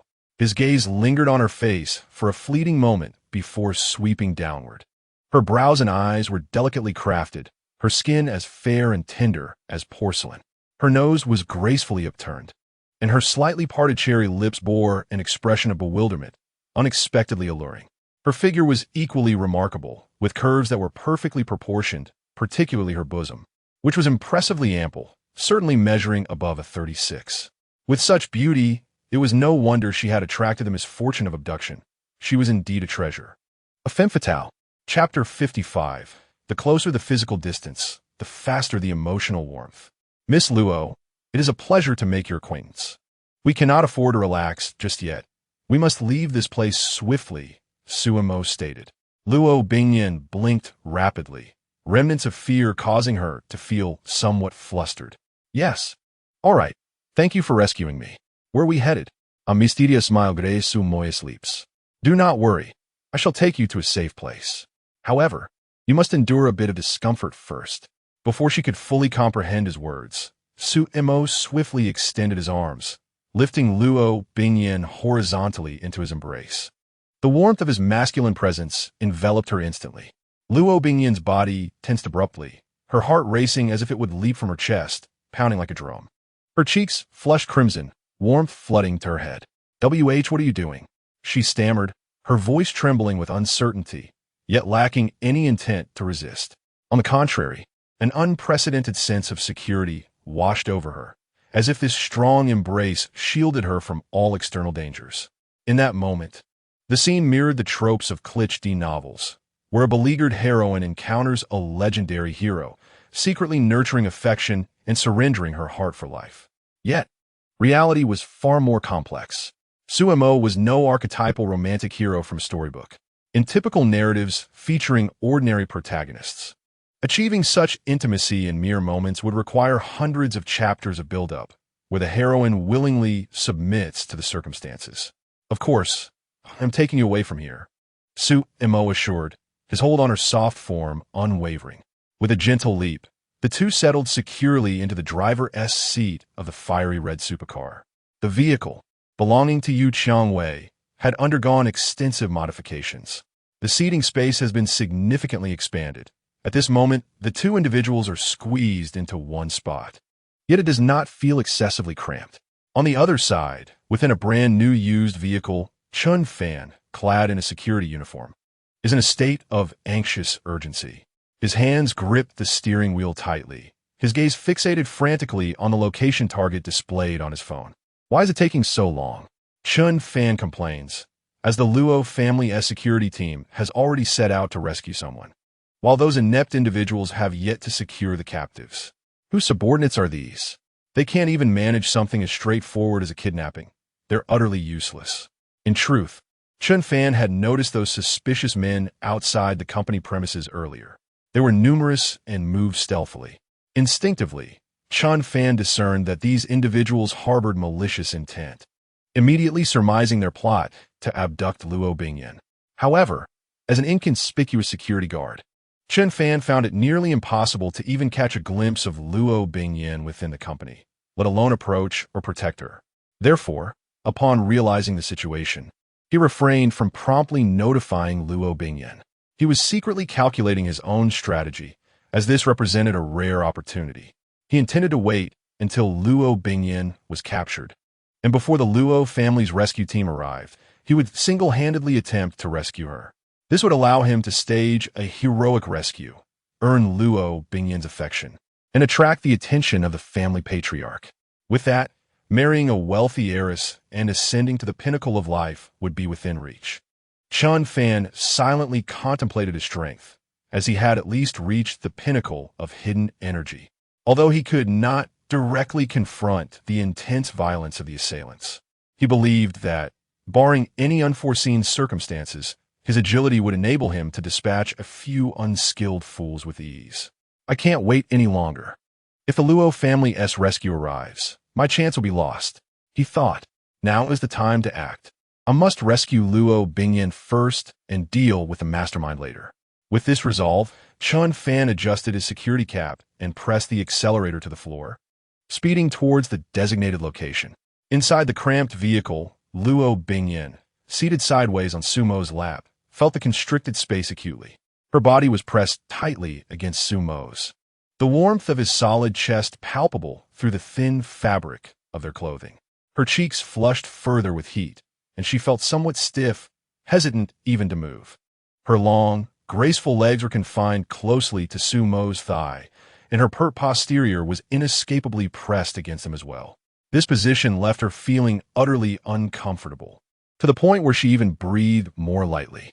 "My name is Sumo," he replied, his gaze fixed ahead, his tone neutral. "You may call me Sumo." "Miss Luo." Luo Bingyan mentally repeated the name, softly biting her cherry lips. It seemed vaguely familiar, yet she could not quite recall from where.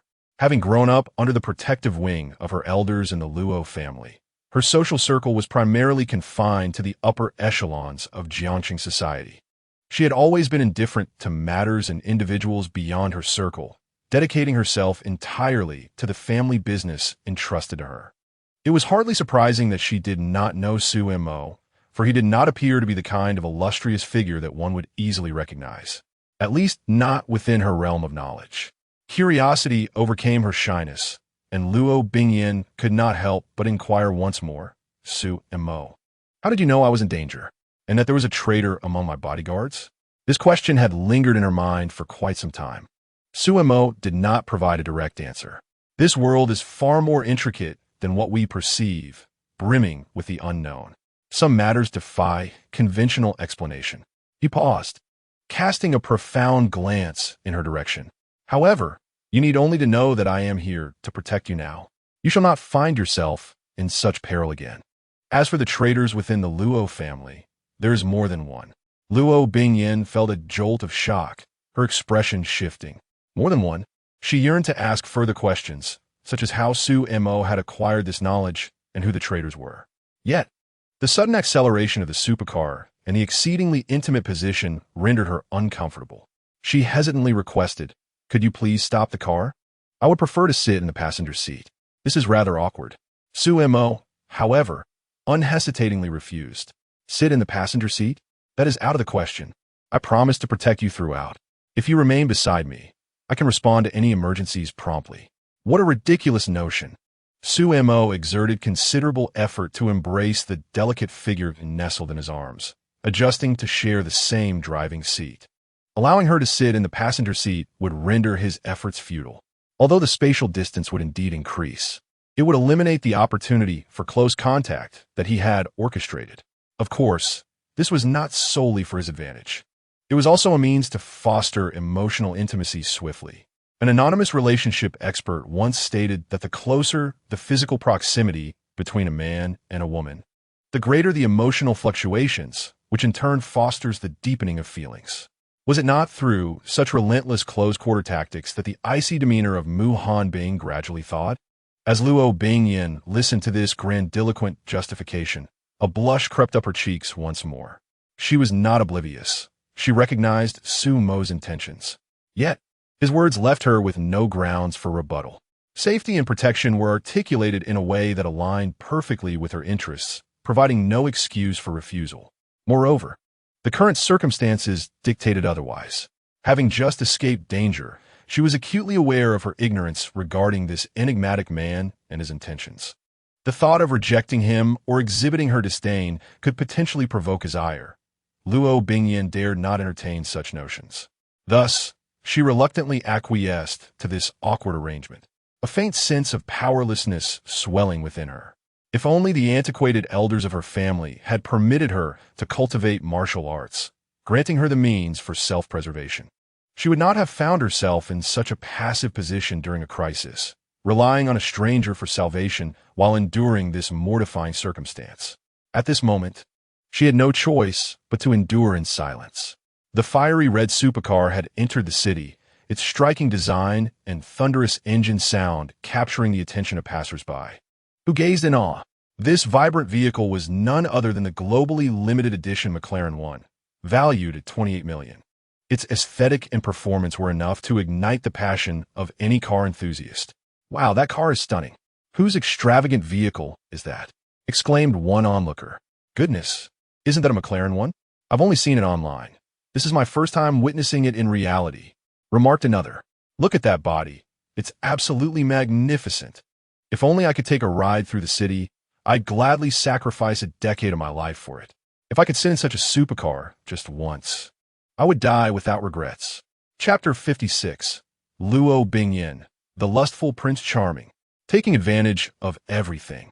Inside the supercar, Luo Bingyin lowered her head slightly, her cheek nearly brushing against Sumo's chest, her warm breath cascading over his neck.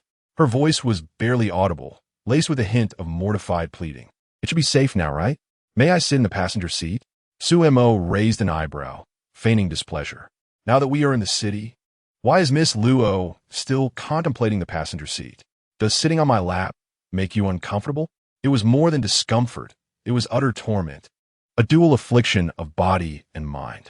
After a moment's hesitation, Luo Bingyin bit her lip, summoning her courage to adjust her position slightly, seeking a pose that might afford her some relaxation.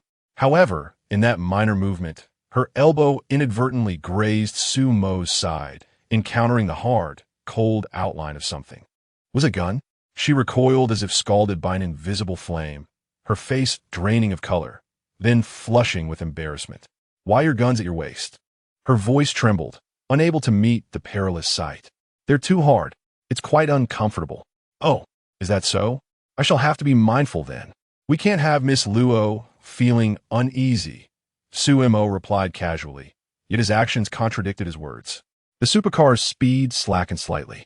With one hand firmly grasping the steering wheel as he navigated through traffic, the other effortlessly encircled Luo Bingyin's slender waist, applying just enough pressure to secure her tightly against him, leaving no space between them. "Miss Luo, these guns are not toys. It will be best if you remain still. Should an accident occur, I trust you would not want to bear the consequences," he warned, his tone laced with intimidation and implication. Luo Bingyin's body stiffened in an instant. She clearly understood the threat woven into Sumo's words. A chill surged up her spine, and she dared not make any further movements, striving to keep her body still, fearful of once again brushing against that emblem of absolute danger, the cold metal. Resignedly, she leaned against him, compelled to lift her gaze, her eyes meeting Sumo's inscrutable depths. In that moment, Luo Bingyin's mind raced, momentarily suppressing her discomfort and embarrassment to address a matter of greater urgency. You must be aware of the origins of the group of enigmatic individuals clad in black who attacked me, correct? Were they targeting the Luo family, or is their focus solely on me? Furthermore, you previously mentioned that there is more than one traitor within the Luo family. Her sixth sense is in a frenzy of warning. The man before her, seemingly youthful, yet exuding an air of dominance and mystery, undoubtedly possesses knowledge that eludes her. Despite the almost coercive intimacy imposed by Su Mo, which renders her profoundly uncomfortable and even somewhat humiliated, it is peculiar that she feels little genuine aversion deep within her. Is it true that lust is an inherent trait of man? Or perhaps the adage holds true: beauty is justice, as long as one possesses attractive features. One's values follow suit. No, Luo Bingyan swiftly cast aside such trivial thoughts. She is not a woman of superficiality. Rather than being perturbed by the verbal or physical advances of a handsome man, her paramount concern lies with the safety of her family, and she is more intent on unmasking the traitor lurking in the shadows, poised to strike at her and her kin. That is the true sword of Damocles hanging over her head. Meeting Luo Bingyan's resolute gaze, Su Mo asserted that their intentions were not directed at the Luo family, but rather at you, Luo Bingyan herself. Their motives are neither for wealth nor for any other interests of the Luo family. Their sole target is you. As for who has sent them, Su Mo paused slightly, seemingly savoring the subtle shifts in her expression. I not only know, but I can also assist you in dealing with them. However, the price for my intervention will not be trifling, for I am not in want of money. This vague yet suggestive response struck Luo Bingyan's heart like a boulder, stirring tumultuous waves of speculation. Who exactly is he? A mysterious leader of an underground faction? An heir from a prestigious family shrouded in secrecy? Or perhaps a disciple of those legendary recluses? Countless conjectures swirled in her mind. Meanwhile, Su Mo, oblivious to her myriad suspicions, discreetly relished the soft sensation of her presence. The delicate fragrance that enveloped her was both subtle and enchanting. Having a beauty in his arms certainly proved distracting. Nevertheless, he maintained a semblance of composure. Ultimately, achieving his final objective was of greater import than indulging in ephemeral pleasures. Appreciating the graceful contours of Luo Bingyan's figure was indeed a delight. Her skin was as fair as snow, her beauty unparalleled, which man could remain utterly indifferent. Su Mo, being a vigorous young man, felt little need for restraint at that moment. Sometimes, a man must adopt a more assertive and forceful demeanor. As the old saying goes, a man who is not a rogue is not loved by a woman. The sports car suddenly swerved, coming to a steady halt by the quiet roadside. Su Mo's fervent gaze, akin to a spotlight, fixed firmly upon Luo Bingyan's exquisite visage. His eyes, unbidden, slid down to linger upon her elegantly elongated legs. Clad in delicate silk, her alabaster feet curled within those expensive black stilettos, her slender ankles and enticing curves adding an extra layer of irresistible allure. "Miss Luo," he remarked, "I just risked my life to extricate you. Shouldn't you express your gratitude properly?" As the conversation unfolded, Su Mo's warm hand gently lifted, his fingertips lightly brushing against Luo Bingyan's slightly flushed cheek. The astonishingly smooth sensation transmitted through his fingertips was exquisite beyond compare. Her visage was a natural beauty, far more vivid and genuine than those so-called goddesses plastered with layers of makeup on television. Luo Bingyan's cheeks instantly flushed crimson, a suspicious pink hue creeping to her ears. Her beautiful eyes shimmered with evident shyness and fluster. "How do you wish for me to repay you?" she stammered, instinctively leaning back to create a half-meter distance between them. The astute Luo Bingyan quickly deduced Su Mo's blatant intentions. This man had saved her, and indeed, he was impeccably handsome. Yet, she was not a woman who could be bartered with her body or intimate gestures. However, the moment she moved, Su Mo's other arm tightened around her waist like an iron hoop, leaving her with no escape, no means to evade. The distance between them was once again forcibly closed. The depths of Su Mo's dark eyes grew more profound, akin to an inescapable night. His thumb glided almost imperceptibly over Luo Bingyan's luscious lips. "I have heard that Miss Luo was once deemed the most beautiful woman in Jiangsheng by some well-meaning souls. I am not one to resist beauty. My desire for repayment is quite simple. He leaned in closer, his heated breath nearly cascading upon her face. Your first kiss will suffice. Before his words fully lingered in the air, Su-mo had already lowered his head. His lips did not immediately descend upon hers. Instead, they bore a teasing, almost punitive quality, first gently imprinting on her smooth forehead, then on her trembling eyelashes caused by her nervousness, the tip of her elegantly arched nose, and finally landing accurately upon her two enticingly red lips. A faint electric current seemed to resonate at the moment of their contact, or perhaps it was merely an illusion exploding in Luo Bingyin's mind. After what felt like both an eternity and a mere half-hour, Luo Bingyin stood alone by the roadside, the midday breeze tousling her slightly disheveled hair and the edges of her clothing. The ostentatious sports car had long since vanished from sight. The Luo family's escort vehicles were rapidly approaching from a distance, their flashing lights drawing nearer. Bah! Luo Bingyin spat into the air with force. What a farcical hero saving a damsel in distress. What a white knight.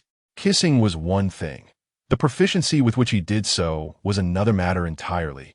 And those hands were far too unruly. They roamed across her, igniting a fiery sensation. He was nothing short of a seasoned rogue. It was true, she had been rescued. Yet she had been thoroughly harassed for half an hour, nearly losing her composure. Nevertheless, that scoundrel had not completely taken advantage of her. Just before she was on the verge of losing control, Su-mo finally released her and succinctly provided her with the three answers she most desired. First, the orchestrator of this attack, the one who sought her demise, was the illustrious young master of the Yang family in Jiangcheng, Yang Hao. Second, an unidentified individual with malicious intent had infiltrated her company's security department and required immediate removal. The concealed traitor within the Luo family, who had been consistently undermining her, turned out to be her own aunt. This betrayal stemmed from jealousy over her youth and the significant control she wielded over the company's shares. Luo Bingyin clenched her fists, her nails digging painfully into her palms. A mingling of humiliation and fear engulfed her. Yet, more prominently, there was a chilling resolve that emerged as she pierced through the fog of confusion. Regardless of who Su-mo was, the pressing matter at hand was to purge the traitor and restore order. As for Su-mo's absurd claim of returning to the Luo family to propose, Luo Bingyin dismissed it outright, choosing to ignore such nonsense. Chapter 57. Everyone, whatever happened to the adorable and gullible little girl? At the entrance of Jiangnan University, the afternoon sun cast a warm glow upon two striking figures. Lin Mingyao, tall and ethereal, resembled a delicate lotus flower atop a high mountain. Beside her, Su Miao presented a stark contrast, her cherubic face brimming with youthful exuberance, petite in stature, yet remarkably developed. Swaying gently as she walked in her charmingly whimsical attire, an embodiment of a walking anime figurine. The duo, distinct in their styles, attracted every gaze around them. However, this picturesque scene was abruptly disrupted by an incongruous presence lurking nearby. A young man stood not far behind them, clad in faded second-hand athletic wear and worn-out sneakers. His disheveled hair contrasted with the keen brightness in his eyes. Whispers among the students floated just within earshot. "Look, that guy's been following them since this morning. TSK, a toad dreaming of eating swan meat. He should take a look in the mirror at his own worth. Like a creepy stalker, it's truly disgusting. Where are the security guards? He has been shooed away several times, yet he clings on like a cornered wall." The object of their scorn was none other than Lin Yu. Ignoring the murmurs, he dug into his ears and flashed a grin, displaying his teeth. Utterly pleased with himself, like a country bumpkin making his first foray into the city. His eyes darted eagerly, rarely straying from the two beauties ahead, particularly fixating on Lin Mingyao's long, slender legs and Su Miao's generously curvaceous figure.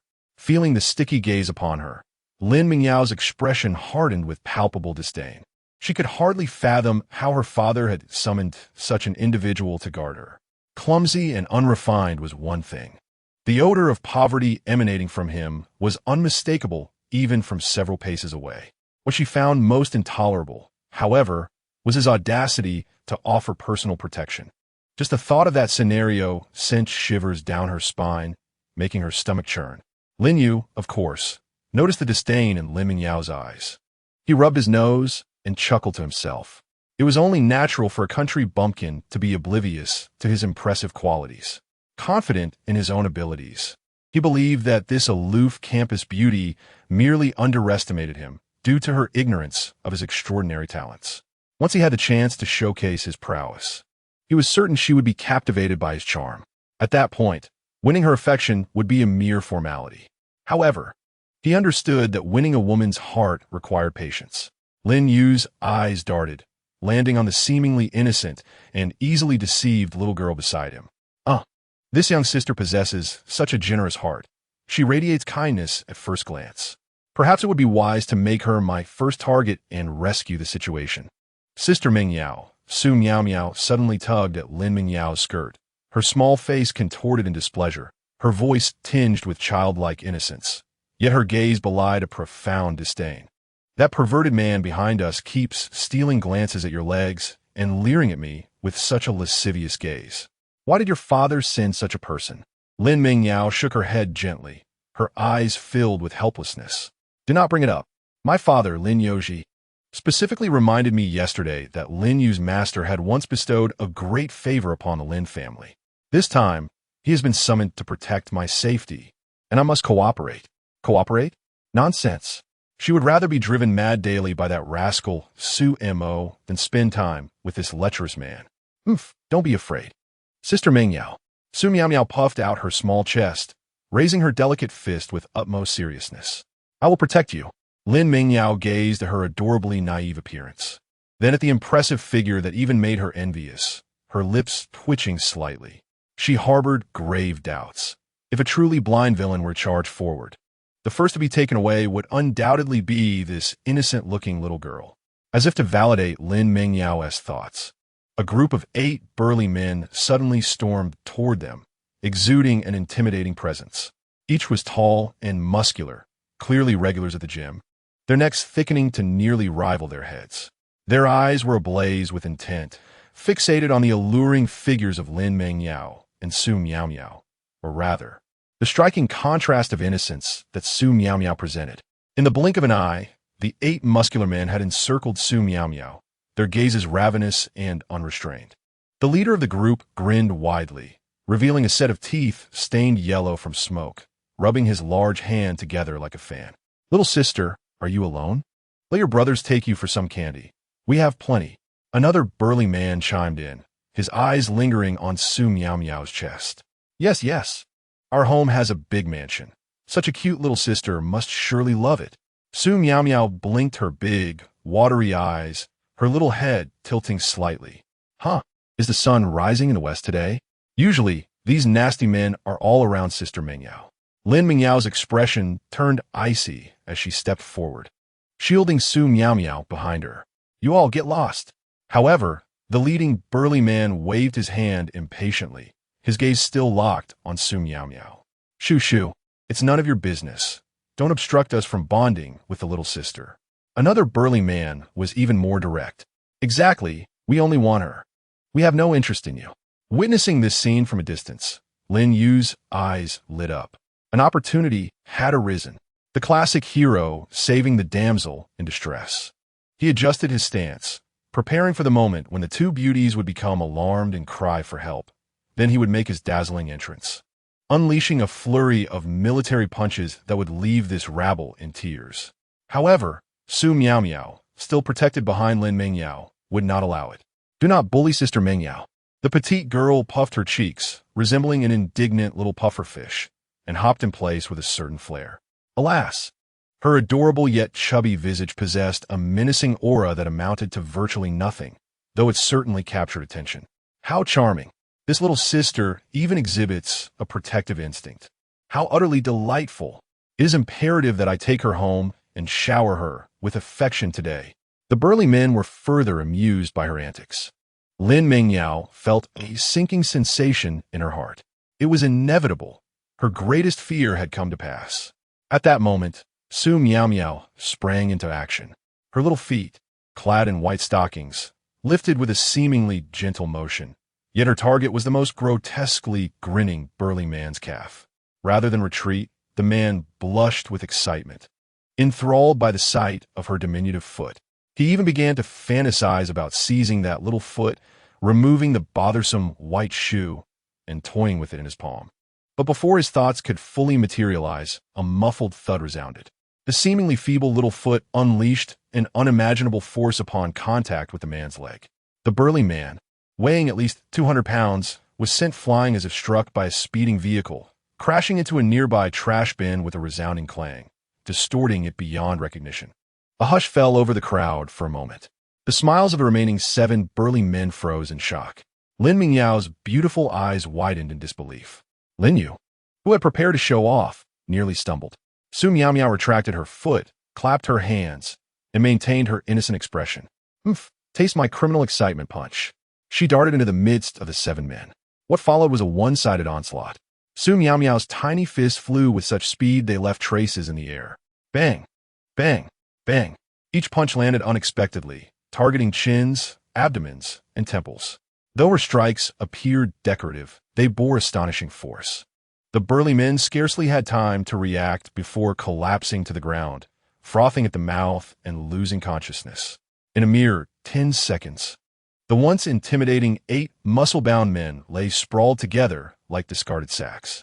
Su Miao stood beside the pile of bodies, stomped her little foot, adjusted her slightly disheveled skirt, and reverted to her harmless little girl persona. Lin Mingyao stood with her mouth agape, unable to close it, her mind a blank. Was this truly the soft and adorable Miao she knew? Lin Yu was utterly dumbfounded. He glanced at the unconscious men on the ground and then at the innocently clapping Su Miao, his worldview shaken to its core. Wasn't she supposed to be a naive and easily deceived little girl? This was nothing short of a violent Barbie. The disparity was staggering. Chapter 58. Unleashing a deluge of affection in front of Lin Mingyao. The surroundings erupted into chaos. On one side lay the burly men, writhing and frothing at the mouth, forming a small mountain. On the other stood a dazzlingly fiery figure. An extravagantly designed supercar glided to the roadside, coming to a steady halt. The eyes of the students were wide with astonishment. Goodness, a top-tier supercar valued at nearly 30 million. Is it another affluent second-generation heir personally coming to pick someone up? Which wealthy young lady could it be? Could it be for Lin Xiaohua? The supercar came to a precise halt beside Lin Mingyao and Su Miao. Lin Mingyao merely glanced at the emblem. It was Su Mo's vehicle. She inexplicably felt a sense of relief, mixed with an indescribable disappointment. Just yesterday, Su Mo had sworn that he would come to fetch her today, insisting on claiming that blush-inducing reward. What a deceiver. She took Su Miao's little hand and turned to slip away. It was better to avoid unnecessary entanglements with strangers. With a hydraulic mechanism, the doors on either side of the car opened like unfolding wings, slowly lifting upward. The window descended, revealing a remarkably handsome face adorned with a hint of playful mockery. What is the rush? It's only been 2 days, and you've forgotten your boyfriend? Lin Mingyao's foot paused mid-step, her legs suspended in the air. Staring at that familiar face, the only male visage she found appealing, she momentarily lost her train of thought. Had he changed cars again in just a few days? And such an ostentatious supercar at that. A blush quickly crept across her fair cheeks as she approached him, somewhat flustered. Why are you shouting? I didn't even know you got a new car. Her voice dwindled, tinged with playful reproach and a trace of unrecognized excitement. Under the gaze of countless envious, jealous, and astonished eyes, Lin Mingyao opened the car door and settled into the coveted passenger seat, a position that just half an hour earlier, the frosty CEO Luo Bingyan had unsuccessfully begged to occupy. Boyfriend. Those 3 words struck Lin Yu like a bolt from the blue, leaving him utterly stunned. The aloof goddess he had just begun to woo, hoping for a chance to display his charm and enact a heroic rescue, was already taken. Moreover, by a top-tier second-generation heir driving a multi-million-dollar supercar, Lin Yu felt as though his heart had shattered into countless pieces, impossible to gather. Some recognized Lin Yu, the foolish protagonist who brought trouble wherever he went, yet he couldn't be bothered to spare him even a glance. In Su Mo's eyes, this so-called protagonist with his mediocre abilities and misguided notions of heroism and romance, was no different from the refuse found on the street. He could easily crush him at any time. Suemo stepped out of the car, glancing at Lin Mingyao, whose cheeks were slightly flushed, and walked to the other side. Then, to Lin Mingyao's mild surprise, he bent down and effortlessly lifted the previously boisterous little girl, Su Miao Miao, into his arms. Su Miao Miao obediently wrapped her small arms around Su Mo's neck, nuzzling her little head against his chest, exuding an air of dependence and affection. Lin Mingyao's mind slowly filled with questions. Why had these two grown so close? Su Mo returned to the driver's seat, securely placing the little girl on his lap. Just as he was about to close the door and leave, Lin Yu, undeterred, rushed forward and blocked the car's entrance. He forced a smile that he believed exuded charm. Sir, I am Lin Mingyao's personal bodyguard. It is my duty to ensure her safety. Could you allow me to join you in the vehicle? It would facilitate my protection of her. Lin Yu felt this reasoning was sound, as it not only highlighted his close relationship with Lin Mingyao, but also showcased his sense of responsibility. Su Mo lifted his gaze, staring at Lin Yu as if he were a fool. His lips parted, releasing a torrent of derision. Are you out of your mind? A personal bodyguard? Look at you. In such a pitiful state. Su Mo scrutinized him from head to toe, his tone dripping with scorn. Your shabby appearance does nothing to mask the odious aura of a loser that surrounds you. Keep your distance. I wouldn't want your impoverished scent to sully my car, which cost 30 million. Can you afford to compensate me if you damage it? And you think you have some sort of prestige? Take a good look in the mirror and see what you truly are. Who gave you such audacity? Liang Jingru? Lin Yu was struck by this unrelenting humiliation. His face flushed with rage, his body trembling. Laughter erupted around him. His fists clenched tightly, knuckles turning white.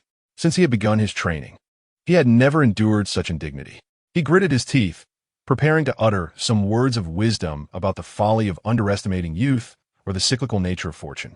But Sumo's icy gaze swept over him. There was not a hint of jest in that gaze, only pure, murderous intent. It was like a tangible blade, constricting Lin Yu's throat in an instant. The words lodged in his throat, unable to escape. What was this gaze? How could one person, with merely a look, instill the feeling that death was imminent? This was not the countenance expected of a wealthy heir. Their first encounter felt laden with deep-seated animosity. Lin Yu was utterly bewildered, his mind blank, fear creeping in. Get lost. Good dogs do not obstruct the path. If you wish to perish, do so on the highway. And do not tarnish my beloved car. With a resounding thud, Su Mo slammed the car door shut. The fiery red supercar roared to life, its engine growling as it sped away, leaving Lin Yu in a whirlwind of confusion, the subject of many pointed stares. The supercar glided smoothly along the route back to the Lin residence. The atmosphere within the vehicle was somewhat peculiar. Lin Mingyao sat in the passenger seat, her gaze frequently drifting toward the driver. Su Mo held the steering wheel with one hand, the other resting on the lap of the little girl, Su Miao Miao, who was completely immersed in her own world. Suddenly, without warning, Su Mo pulled the car over to the side. Lin Mingyao looked on in confusion. Su Mo offered no explanation. He merely unfastened his seatbelt and gently addressed the little girl in his arms. Miao Miao, brother will take you to buy something delicious. Su Miao Miao's eyes brightened instantly, nodding eagerly like a chick pecking at rice. Su Mo opened the car door, bending down to carry Su Miao Miao out. Lin Mingyao watched their retreating figures, her brow furrowing deeper. Buying something delicious? When did these two become so familiar? A few minutes later, the car door swung open once more. Su Mo returned to the driver's seat, still cradling Su Miao Miao. Lin Mingyao's attention was immediately captured. In the embrace of the petite girl, a colossal bucket of milk tea, boasting an impressive 3-liter capacity, appeared, its walls adorned with glistening droplets of condensation. A contented smile illuminated Su Miao Miao's cherubic face as she clasped the straw, indulging in the delightful beverage with exuberance. Su Mo, ever attentive, assisted her in removing the bothersome little shoes. Her dainty feet, clad in smooth, white stockings, were unabashedly exposed to the air, joyfully swaying in rhythm with her sips of milk tea. The glossy toes resembled pearls, charming and delightful. Amused, Suemo occasionally reached out with his free hand to playfully pinch her wiggling feet. Rather than resisting, Su Miao Miao erupted into delightful laughter, nearly spilling her drink in the process. She appeared to relish this affection, snuggling closer into Su Mo's embrace, radiating a sense of dependence. Lin Mingyao, observing the scene, was overwhelmed with confusion, her mind swirling with questions that could almost materialize into a barrage of thoughts on the screen. The beauty of this moment was almost too much to bear. What was the nature of their relationship? Just days prior, they had been at odds, and now they appeared so intimately connected. Was this brazen display of affection in front of her, the so-called official girlfriend, not a blatant mockery? Especially considering the earlier incident where Su Miao Miao single-handedly subdued 8 burly men. Lin Mingyao was now certain that there was a secret lurking between them, a monumental truth concealed from her. Unable to contain her curiosity and indignation, she pointed at the seemingly oblivious duo in the driver's seat, a mix of anger and suspicion evident in her voice. Su Miao Miao, what on earth is going on between you two? Explain yourselves. You're not hiding something shameful from me, are you? Startled by the sudden call-out, Su Miao Miao nearly dropped her straw, her expression momentarily frozen as she glanced between Lin Mingyao and Su Mo, hastily waving her hands. And no, it's nothing, Sister Mingyao. It's just that brother Su Mo bought me milk tea. Her voice was soft, yet her flickering gaze betrayed her uncertainty.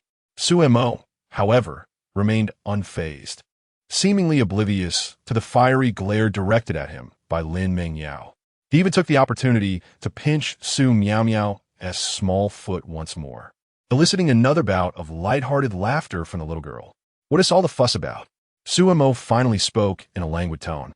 Didn't I mention that I once saved Miao Miao? Children remember kindness. Misunderstandings fade with time, and it's only natural for relationships to grow closer. Was this explanation not overly simplistic? Lin Mingyao's lips twitched, clearly unconvinced by his words. Could a debt of gratitude foster such an intimate bond? Foot massages? Cuddling? What nonsense? Normal? Lin Mingyao raised her voice. Su Mo, please tell me, what kind of normal relationship resembles yours? And Miao Miao, weren't you once quite disdainful of him? Su Mo frowned, seemingly finding Lin Mingyao's inquiries unnecessary. He gently tapped Su Miao Miao's pert little nose with his finger. The thoughts of children are inscrutable. With that ambiguous statement, he dismissed Lin Mingyao's probing questions and restarted the car, leaving her alone in the passenger seat, simmering with frustration as she gazed at the wobbling bucket of milk tea and the swaying white-stocking feet. These two individuals undoubtedly have issues. Chapter 59. A Cute Tiger at Home. Whoa. Lin Mingyao's gaze resembled that of a wronged woman in a secluded chamber, filled with subtle resentment, making Su Mo feel utterly uneasy. Ultimately, unable to withstand this silent reproach, Su Mo let out a deep sigh. Fine, I shall speak. Su Mo rubbed his temples, donning an expression that conveyed his exasperation. Instantly, Lin Mingyao sat up straight, resembling a student eagerly awaiting a teacher's explanation. Clearing his throat, Su Mo commenced his candid confession. 2.5 minutes later, Lin Mingyao processed the astonishing revelation, her long eyelashes fluttering. Her crimson lips parted slightly as she attempted to organize this outrageous information. Are you implying that there exists a mad organization named Chuanqing? They have set their sights on Miao Miao's unique potential? By what means did they deceive Miao Miao into leaving, intending to coerce her into joining them in a world that venerates awakened individuals with extraordinary abilities?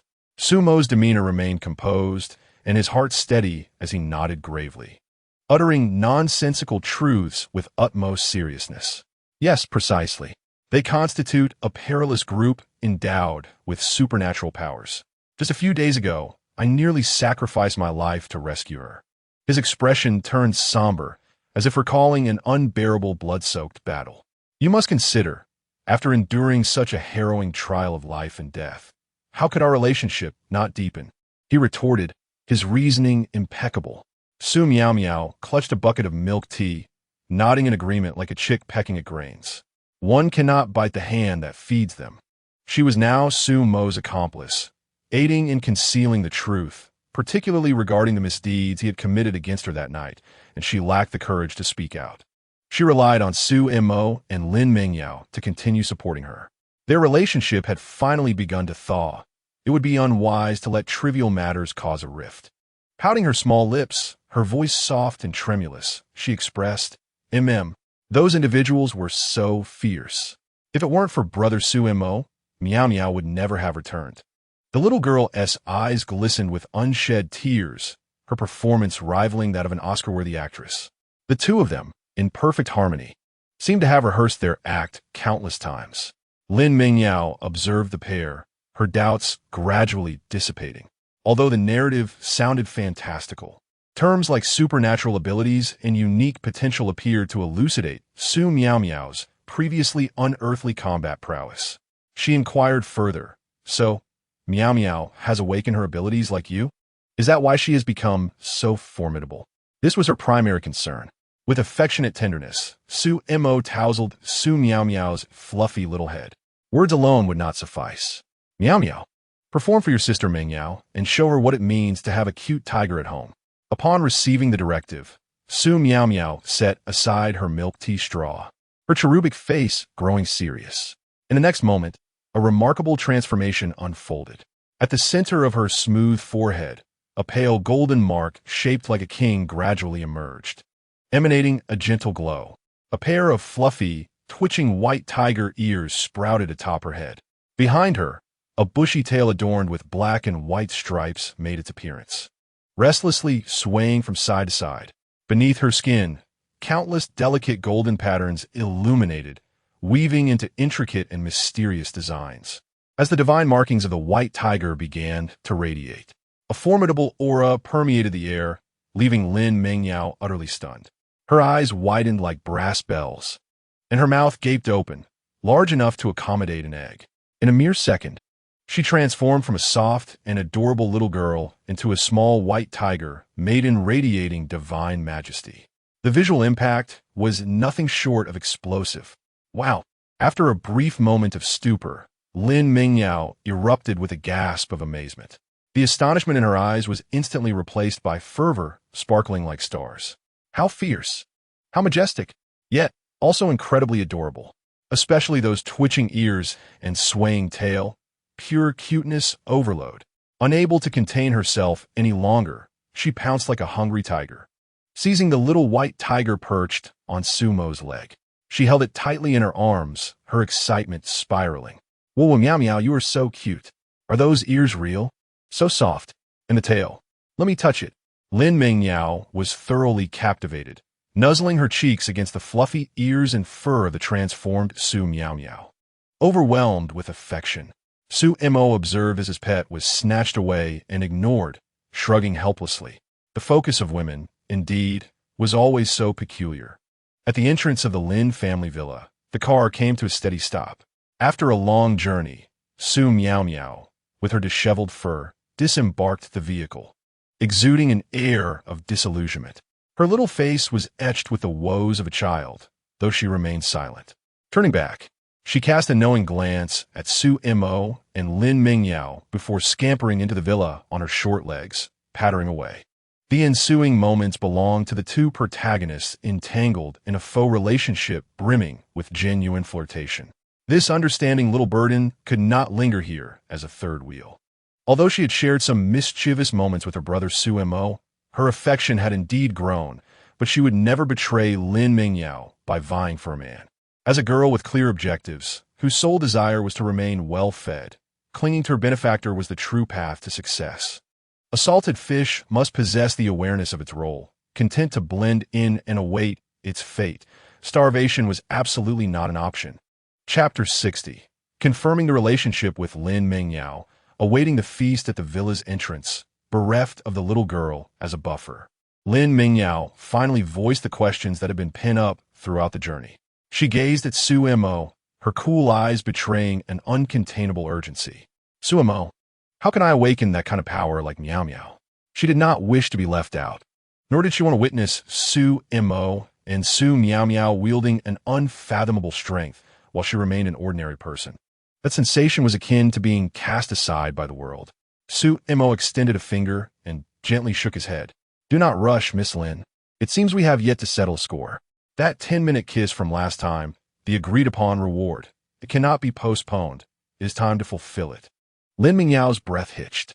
Instinctively, she brought her long, slender legs together, her fair cheeks instantly flushing a deep crimson.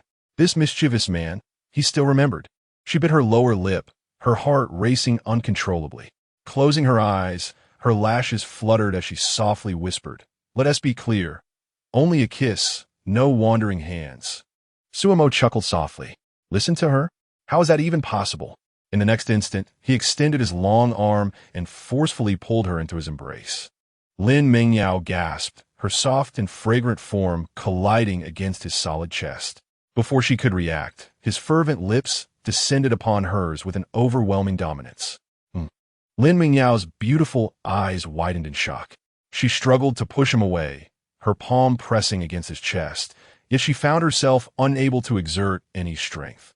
Or perhaps, deep down, she simply did not wish to resist. Almost immediately, she felt a warm hand unceremoniously land upon her smooth, fair thigh, through the thin fabric of her skirt. The heat radiating from his palm seemed almost searing. Lin Mingyao's mind went blank, a haze enveloping her thoughts. She should have anticipated this. Suemo, the notoriously dissolute young master, was hardly a paragon of virtue. How could he possibly be content with mere kisses? Time elongated, each second laden with suffocating tension and struggle. After what felt like an eternity, 10 minutes finally passed. Suemo upheld his promise and slightly loosened his hold on her. Lin Mingyao gasped for air. Her cheeks flushed as though they might bleed, her eyes shimmering with unshed tears. The scent of his overwhelming presence lingered in her nostrils. Her lips were slightly swollen, carrying a tingle of discomfort. Strangely, deep within her heart, there was an inexplicable reluctance to part ways. The thought filled her with both embarrassment and indignation. Stealing her resolve, she refocused on the matter at hand. Now can I ask, what must I do to awaken my abilities like you? Suemo regarded her with a blend of dreamy defiance and mischief flickering in his eyes. Leaning closer, his warm breath brushed against her sensitive ear. My dear Lin, your constitution differs greatly from Yao Miao's. Her potential is extraordinary by nature. To awaken your own, however, you must pay a considerable price. A price? Lin Mingyao's heart tightened, a sense of foreboding rising within her. What kind of price? Suemo flashed a grin, one that bore a hint of wickedness and an air of inevitability. You must fully become my woman. Only then can I harness the power within me to unlock the doors to your potential. Boom. Lin Mingyao felt as if she were about to ignite in flames. Shame engulfed her in an instant. She abruptly lowered her head, unable to meet Suemo's gaze. Her eyes fell upon her long, flawless legs, now marked with several crimson imprints from his grasp. The price for awakening her abilities was to solidify a marital bond with Suemo. To engage in such intimate acts? Lin Mingyao's mind wrestled with conflicting emotions. On one side lay her yearning for formidable strength, while on the other, a profound aversion and embarrassment at the nature of this transaction. Yet there was also a fierce stirring within her, one she dared not explore. Observing her indecision, Suemo resolved to stoke the flames further.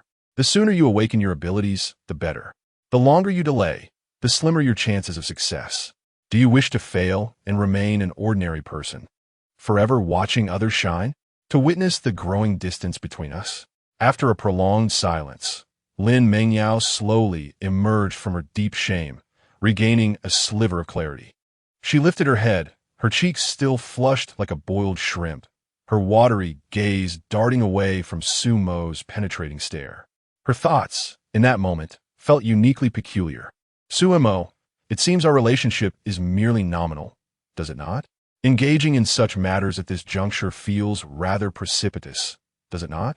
The lack of proper acknowledgement makes it difficult for her to articulate terms like indulgence.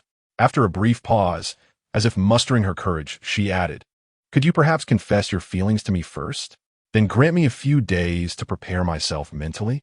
We have yet to embark on a single proper date. Have we?" Suemo was taken aback by her response, genuinely surprised. He gazed at this woman before him, her fingertips trembling with anxiety, Yet she boldly made such a request. It was indeed the first time he encountered a woman with such a uniquely divergent thought process. Truly reminiscent of a highborn heroine from the later chapters of a novel, her ideas were refreshingly unconventional. With a playful interest, Su Mo reiterated her words for confirmation. So, you, the illustrious campus beauty, wish for me to formally declare my feelings, affirm our romantic relationship, and then allow you a few days to prepare, following which, we shall indulge in a romantic evening date, perhaps one where we do not return home? Lin Mingyao blushed deeply at his forthrightness, her neck flushing with color. She straightened her back, feigning composure, and nodded emphatically. Yes, and also, you must announce it on social media. Officially declare our relationship. This little demand was clearly motivated by a desire to secure some evidence, lest Su Mo deny their bond after achieving his aim. A hearty laugh escaped Su Mo.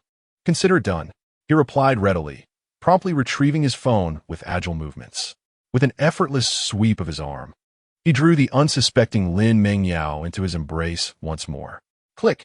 The phone captured the moment, freezing their faces in close proximity. In the photograph, Su Mo beamed like a triumphant hunter, while Lin Mingyao's countenance was a delightful mix of embarrassment and allure, leaning against his shoulder. The dim light of the car casting an intimate glow around them, the faint marks on her legs barely visible, their posture undeniably suggestive. Sumo's fingers danced rapidly across the screen as he composed a text. My girl, Lin Mingyao, I look forward to our future together. He clicked send with fluid grace. Lin Mingyao stared at the freshly minted post on social media, her heart racing once more. Though the process felt peculiar, the objective had been achieved. A sense of relief washed over her, as if the hidden anxiety within her had significantly diminished. All right, I shall take my leave now, Lin Mingyao said, pushing Su Mo away gently, adjusting her slightly disheveled dress and hair before opening the car door to step out. Standing outside, a soft breeze caressed her flushed cheeks. She turned to Su Mo inside the car, unable to resist laying down the law. Sumo, I do not care how many women you have had in the past. From this moment on, I am your official girlfriend. You must not be harsh with me. No deceit. You must treat me well. She rambled on, as if asserting her claim while also bolstering her own courage. Su Mo leaned back in his seat, one hand resting on the steering wheel, amused as he watched her. I understand, Lin the caretaker, he replied casually. This woman was indeed quite entertaining. It was truly his extraordinarily handsome visage that stirred her heart, yet she feared being abandoned for lacking the ability to awaken her own powers, which led her to concoct such convoluted schemes. After all, she had once held the original owner in disdain. Now, the roles had reversed, and it was her turn to feel insecure.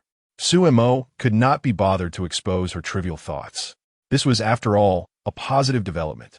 Regardless, the pleasures of the flesh would eventually come to her, and nurturing a romantic connection that had never previously piqued her interest seemed rather appealing.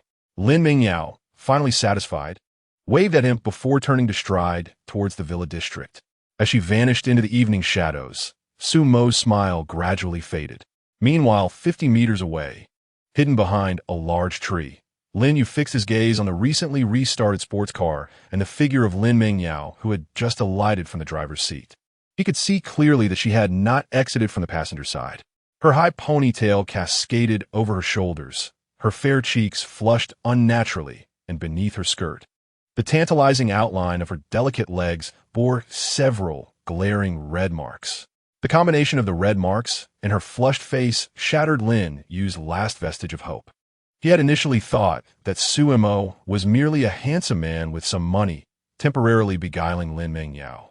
Yet now it appeared that Lin Mingyao was such a loose woman, just because the other possessed wealth and charm. She allowed herself to be so wantonly indulged in the car. A wave of intolerable disgust surged within Lin Yu. Lin Yu, held no regard for such women. His fantasies evaporated, replaced by a profound sense of humiliation and anger. Disheartened, he turned and strode down the mountain without a backward glance. He was determined to grow stronger. He aimed to become a man wealthier and more powerful than Su Mo. 1 month, just 1 month. He would utilize all his abilities to make Su Mo pale in comparison. When the time came, he would be even more audacious than Su Mo, gathering all the beauties of the world, leaving Lin Mengyao to rue her choices. Inside the sports car, Su Mo observed Lin use despondent yet feigned resolute expression through the rearview mirror. How amusing. The archetype of a protagonist descending from the heights of mastery? Truly laughable. Chapter 61. The Remarkable Ascension of Two Women. The Master of Illusions. As night deepened, the supercar returned to Yu Qiangwei's private estate. Brother Hu, standing at the entrance, stood tall and straight. Upon recognizing Yu Qiangwei's vehicle, a respectful smile instantly adorned his face as he personally approached to open the car door. Brother Mo, please. Do come in. Brother Hu welcomed with utmost care, the memory of Su Mo's dazzling display still fresh in his mind. You've worked hard. Su Mo acknowledged with a nod, steadying the sports car before stepping into the brilliantly lit living room. No sooner had he steadied himself than a voice, dripping with sarcasm, wafted towards him. Oh, oh, oh, is this not the renowned Su, the great romantic, who has just publicly declared his intentions? Yu Qiangwei reclined against the armrest of the sofa, swirling the crimson liquid in her glass, her phoenix eyes glancing askew at him. What brings you here? With such fleeting nights, instead of seeking deeper discourse at a hotel, you come to my abode? Ignoring the mockery, Su Mo languidly surveyed the three beautiful women in the living room, each with their own distinct style. He spoke slowly. At home, I have several exquisitely beautiful canaries. Should I select one, or should I bestow my attention equally among them? I am well aware of the significance of each. His gaze flitted between Yu Qiangwei, Mu Hanbing, and Luolar, his tone becoming suggestive. What is it, my lovely ladies? Have your men returned from their affairs without offering a warm welcome? At the opposite end of the sofa, Mu Hanbing sat rigidly, her frosty demeanor resembling a glacier that has not melted for a millennium. From the moment Su Mo entered, her gaze was fixed somewhere in the void, as though he were simply a wisp of air. Yet, the faintly taut corners of her mouth betrayed the tempest of emotions beneath her icy exterior. The Ice Princess seemed to harbor a hint of displeasure. Luolar, however, quickly adjusted her expression, donning a smile that was near perfection, and approached him. Brother Mo is back. You've worked hard. Yet, a fleeting glimmer of disappointment flickered in her beautiful eyes. Hearing the metaphor regarding the canaries, Yu Qiangwei rolled her eyes in annoyance. Who do you think you are, calling yourself my canary? Spare yourself the self-aggrandizement. Su Mo remained unfazed, shifting his gaze back to Luolar. Her smile remained unwavering. He then turned to Mu Hanbing, who still faced away from him, her jawline tense, her silence a mute protest. Finally, Su Mo's gaze returned to Yu Qiangwei, with arms crossed and chin slightly raised. She declared haughtily, "Do not look at me. I am your future superior, not a member of your harem. I have no interest in your romantic escapades. Continue as you please. In 5 days, just remember to acknowledge me as your superior." Upon hearing this, a confident smile spread across Su Mo's face. He strode directly toward Luolar and Mu Hanbing. Luolar, Mu Hanbing, come upstairs with me. Luolar hesitated for a moment, exclaiming in surprise, but quickly composed herself and stood to follow. Mu Hanbing, however, remained unmoved, her frosty visage radiating defiance. Sumokoti, turning to look at her with a suddenly serious expression. Miss Mu, do not misconstrue my intentions. This time, it is a matter of importance. He deliberately emphasized the phrase matter of importance. Mu Hanbing's eyes flickered momentarily, as if weighing the veracity of his words. After a few seconds, she finally rose, silently stepping forward, her delicate feet gliding over the carpet with barely a sound. She led the way toward the staircase, and Su Mo followed closely, his gaze unabashedly tracing the alluring curves of her swaying silhouette. In the living room, Yu Qiangwei watched their ascending figures, her lovely brows knitting together. What scheme is he concocting now? On the second floor, Su Mo guided the two women into an empty room and securely locked the door behind him with a soft click. This mysterious gesture stirred a sense of unease in Luolar, while Mu Hanbing maintained her impassive facade, though curiosity flickered in her eyes. Under the puzzled gazes of the two, Suemo raised his right hand and, seemingly out of thin air, grasped it. In the next instant, 3 metallic syringes, shimmering with a ghostly blue hue, materialized in his palm. Inside the syringe resided a viscous liquid, emanating peculiar waves of energy. This was the second-tier gene enhancement potion he had just exchanged in the system marketplace. 1 vial required a staggering 100,000 game points. 3 vials meant 300,000 points, instantly depleting nearly half of his current wealth. In pursuit of rapidly augmenting his strength and gaining control over these women, such an investment was justified. Suemo shook the metallic syringe in his hand, which shimmered with an ethereal blue glow, the viscous liquid within pulsating with strange energy. "Ladies, it's time for your injection." He turned around, presenting his back to them, ready to administer the potion himself. Curiosity overcame Lola's apprehension as she stepped closer, her beautiful eyes fixated on the azure liquid. "Mo, what is this? What does it do?" Embracing her slender waist, Suemo replied with a smile, "A marvelous substance. It is meant to enhance your physical prowess. After injection, it will comprehensively augment your bodily qualities, and the weaker one's foundation, the greater the enhancement." He added, "Such a thing cannot be purchased even with wealth outside." Upon hearing this, Mu Hanbing's ice blue eyes sparkled with intrigue. Her typically expressionless face betrayed a hint of desire for the first time. She instinctively took a few steps forward, her gaze locked onto the azure potion in Sumo's hand, as if it were a priceless treasure.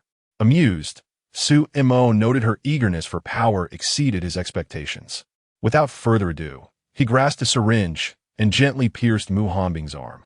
A barely audible murmur escaped her lips as she furrowed her brow, only to relax moments later.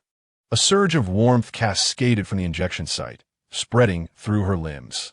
Her strength, speed, and every cell within her body underwent an astonishing transformation at an incredible pace, brimming with explosive vitality. The sensation was utterly marvelous. Withdrawing the syringe, Suemo picked up another and turned his gaze to Lola. Observing the subtle astonishment and joy on Mu Hanbing's face, Lola inhaled deeply, closed her eyes, and summoned her courage. "Come on, Mo, I'm not afraid." With a smile, Suemo deftly injected the potion into Lola's body. Her reaction was even more pronounced than Mu Hanbing's. Her body trembled, a soft moan of comfort escaped her lips, and her face quickly flushed with a healthy glow. A surge of power coursed through her, making her yearn to leap up immediately and test just how much stronger she had become. Finally, it was his turn. Without hesitation, Suemo injected the last vial into his own arm. The sensation was indeed present, yet not as transformative as the experiences of the 2 women. His physical foundation already surpassed that of ordinary individuals. Nevertheless, he could distinctly perceive enhancements in strength and agility, estimating an increase of approximately 100 points in each. His stamina also saw a slight boost, around 50 points. For him, this enhancement was considerable, particularly in the critical combat attributes of strength and agility. Suemo flexed his wrists and ankles slightly, the joints emitting a faint crackling sound, feeling as if his body was both light and powerful, in an unprecedented state of well-being. The 2 women who had experienced the most significant enhancement at this moment felt the intensity acutely. Their fundamental qualities of strength, agility, and endurance seemed to soar as if propelled by a rocket, each surging by an astonishing 110 points. With the sheer strength of their physical forms, they were now capable of facing martial artists who had reached the later stages of dark energy cultivation. What a terrifying enhancement! After sensing the transformative changes in their bodies, both women instinctively turned to Suemo, their gazes filled with a mix of shock, astonishment, and reverence. This man, with seemingly casual ease, had produced something so extraordinary. With the display of his prowess complete, Suemo stepped forward, embracing the 2 women as soft, warm waists once more. His gaze was imbued with sincerity as he spoke. "I, Suemo, have never been stingy with my own people. As long as you follow me and behave, the benefits will be plentiful. I will never neglect or abandon my women. Do you understand my meaning?" Lola was the first to react, her face blossoming into a smile so sweet it could be squeezed for nectar. gently resting her head against Su Mo's broad shoulder. His words, coupled with the invaluable and unprecedented genetic serum, undoubtedly provided her with immense security and a sense of belonging. From aiding her in developing her abilities to the present genetic enhancement, each aspect was priceless, even beyond market reach. This investment was enough to secure countless versions of herself. She had no reason to worry, although Mu Hanbing remained silent. The corners of her tightly pressed lips subtly lifted, while a glimmer of excitement flickered in her icy blue eyes. Power. This was what she yearned for the most, feeling the surging strength within her. Mu Hanbing sensed that the day she would personally press the proud woman downstairs, Yu Qiangwei, into the ground was now one significant step closer. After a moment of tenderness, Su Mo released his embrace. He had initially planned to spend some time guiding Mu Hanbing and Lola on how to harness their newfound powers and familiarize themselves with the flow of magic. However, upon reflection, the master of time management realized his schedule was fully packed, leaving little room for hands-on teaching.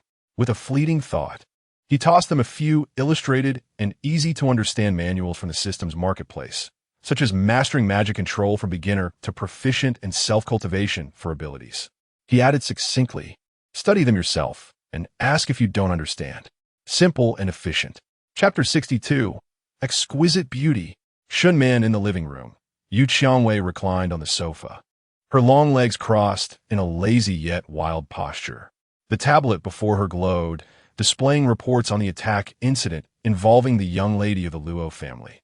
Luo Bingyan. Keywords like masked soldiers, mysterious assaults, Luo family's fury, and a bounty of 1 billion had already stirred quite a storm on the dark web.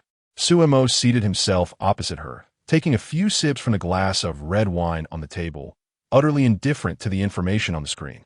In the afternoon, he had already pointed out the direction concerning Luo Bingyan's benevolent aunt and the entanglements behind her. The Luo family had likely commenced an internal purge, and tracing the roots of the matter to uncover the true culprit was merely a question of time. At that point, Su Mo's prophetic image would be further ingrained in the hearts of the people. The patriarch of the Luo family was understandably furious. Having lost a substantial sum of 10 billion, Su Mo confidently stated that it would not be long before the Luo family and the Yang family would completely sever ties. The abduction of Luo Bingyan could not have been orchestrated without the involvement of the Yang family. Thus a rift had been established. Yu Qiangwei raised her gaze, her slender phoenix eyes fixed on Su Mo, her red lips parting slightly. Are you implying that the one who attacked Luo Bingyan is that fool from the Yang family? Yang Hao. Her quick response demonstrated her grasp of the crux of the matter. Su Mo nodded in approval, remarking on her cleverness. To be more precise, it was the all-nature cult that had incited Yang Hao.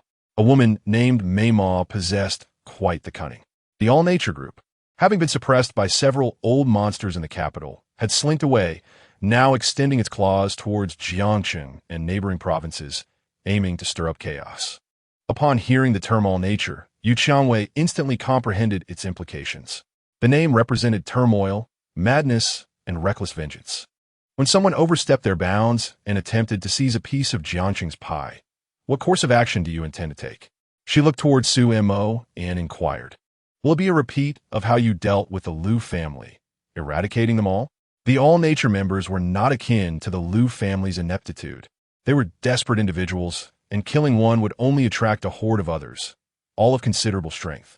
Su Mo leaned back into the plush sofa, his expression reflecting an almost arrogant calm. They are merely a swarm of pests. How difficult could it be to deal with them? One simply needs to find an opportune moment to decapitate a few of the so-called overseers responsible for Jiangcheng within the all-nature sect. A show of force will remind them who holds authority in this territory. Thus, the problem will be resolved.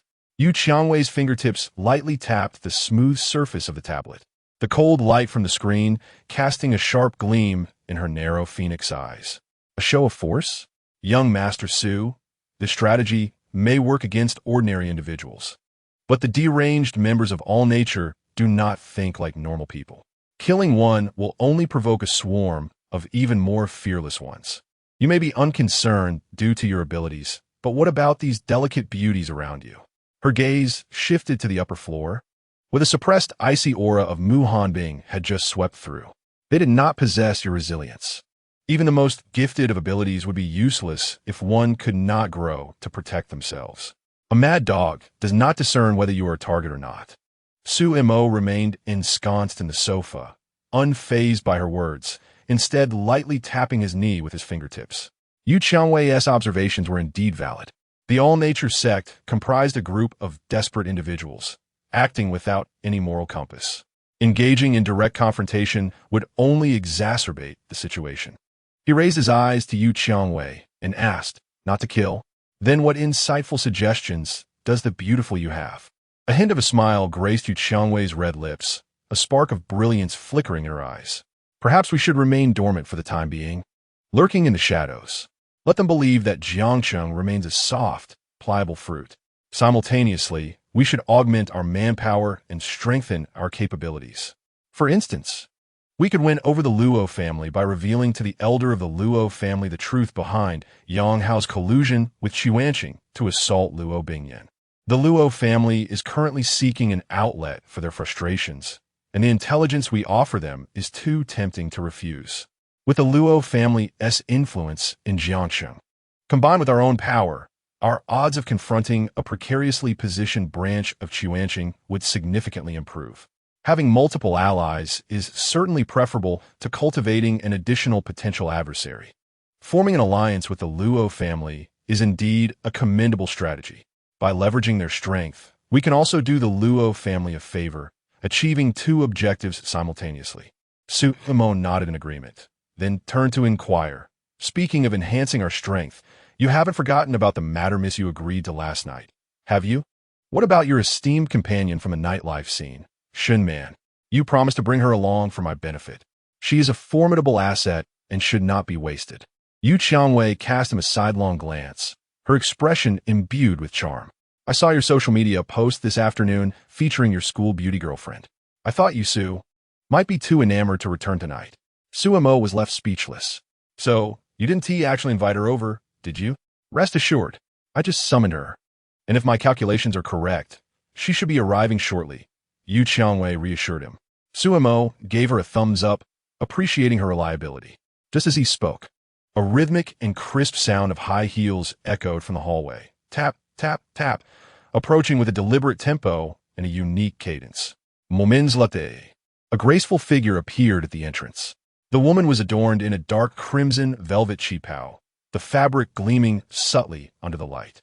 The dress featured a high slit that reached the upper thigh, revealing the smooth, elongated lines of her legs, sparking intrigue. Her waist was accentuated by the qipao, curving upwards to a voluptuous silhouette, while her hips were round and pert, creating an exaggerated yet harmonious hourglass shape. Her exquisite features were crowned by a strikingly beautiful countenance, with slightly upturned eyes exuding a nonchalant allure. Her full, glossy lips bore a hint of a practiced smile. Yet, her aura also carried a subtle detachment, reminiscent of a glamorous dealer in a casino, captivating yet perilous.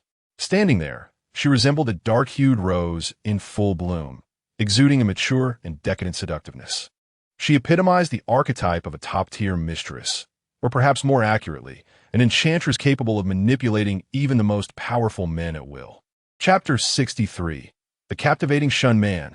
Simply outstanding. Shunman approached Yu Qiangwei and executed a perfectly executed 90-degree bow. This gesture accentuated her already breathtaking hourglass figure, making the qipao appear as though it might burst at any moment. Su Mo felt a rush of heat surge to his head. Who could withstand such allure? It was utterly outrageous, openly challenging the willpower of any man. Yu Qiangwei looked at Shun Man with satisfaction, nodding slightly.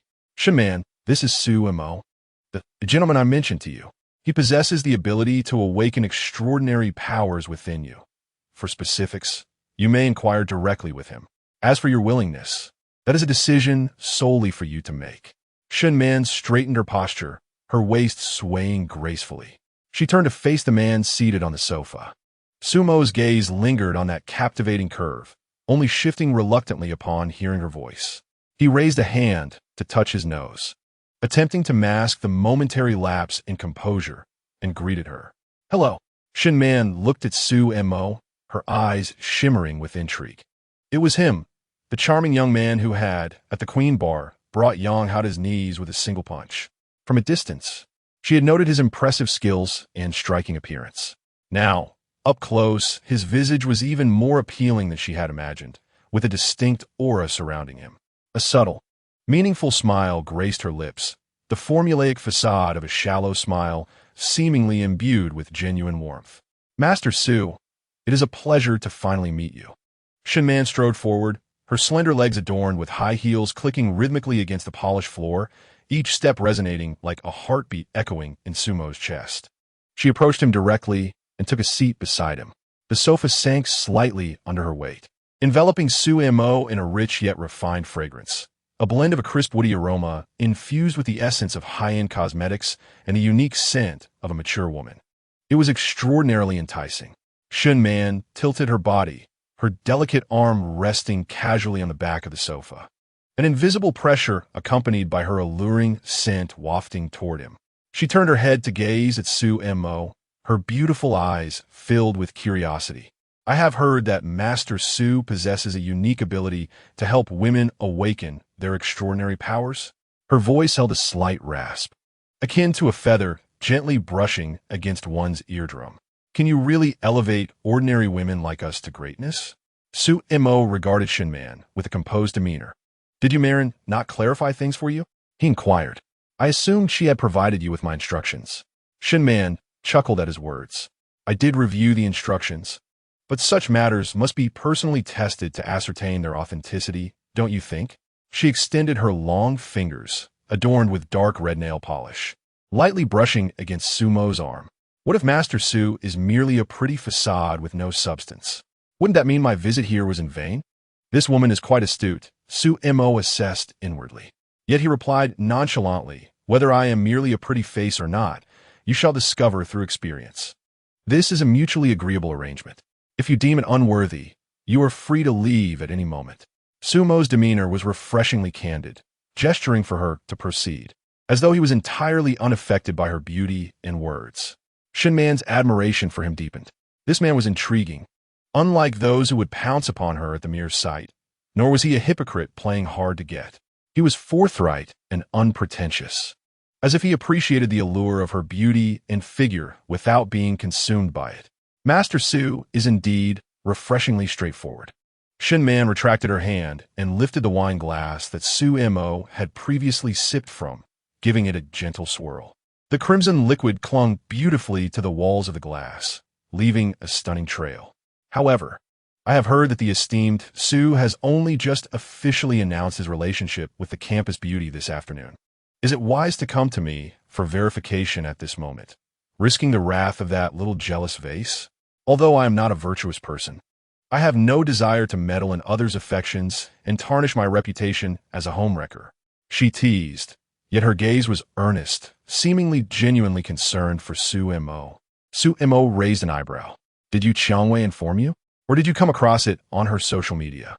Su Mo harbored serious doubts that Yu Qiangwei had shared his posts, perhaps even subtly mocking him. Shin Man took a sip of red wine. Her crimson lips stained with the liquid, making them appear even more alluring. Does it matter? What truly matters is how Su intends to handle this. Is he planning to play both sides, entertaining me? Or is that campus beauty merely a facade? Shin Man's eyes remained fixed on Su Mo, scrutinizing every subtle expression that crossed his face.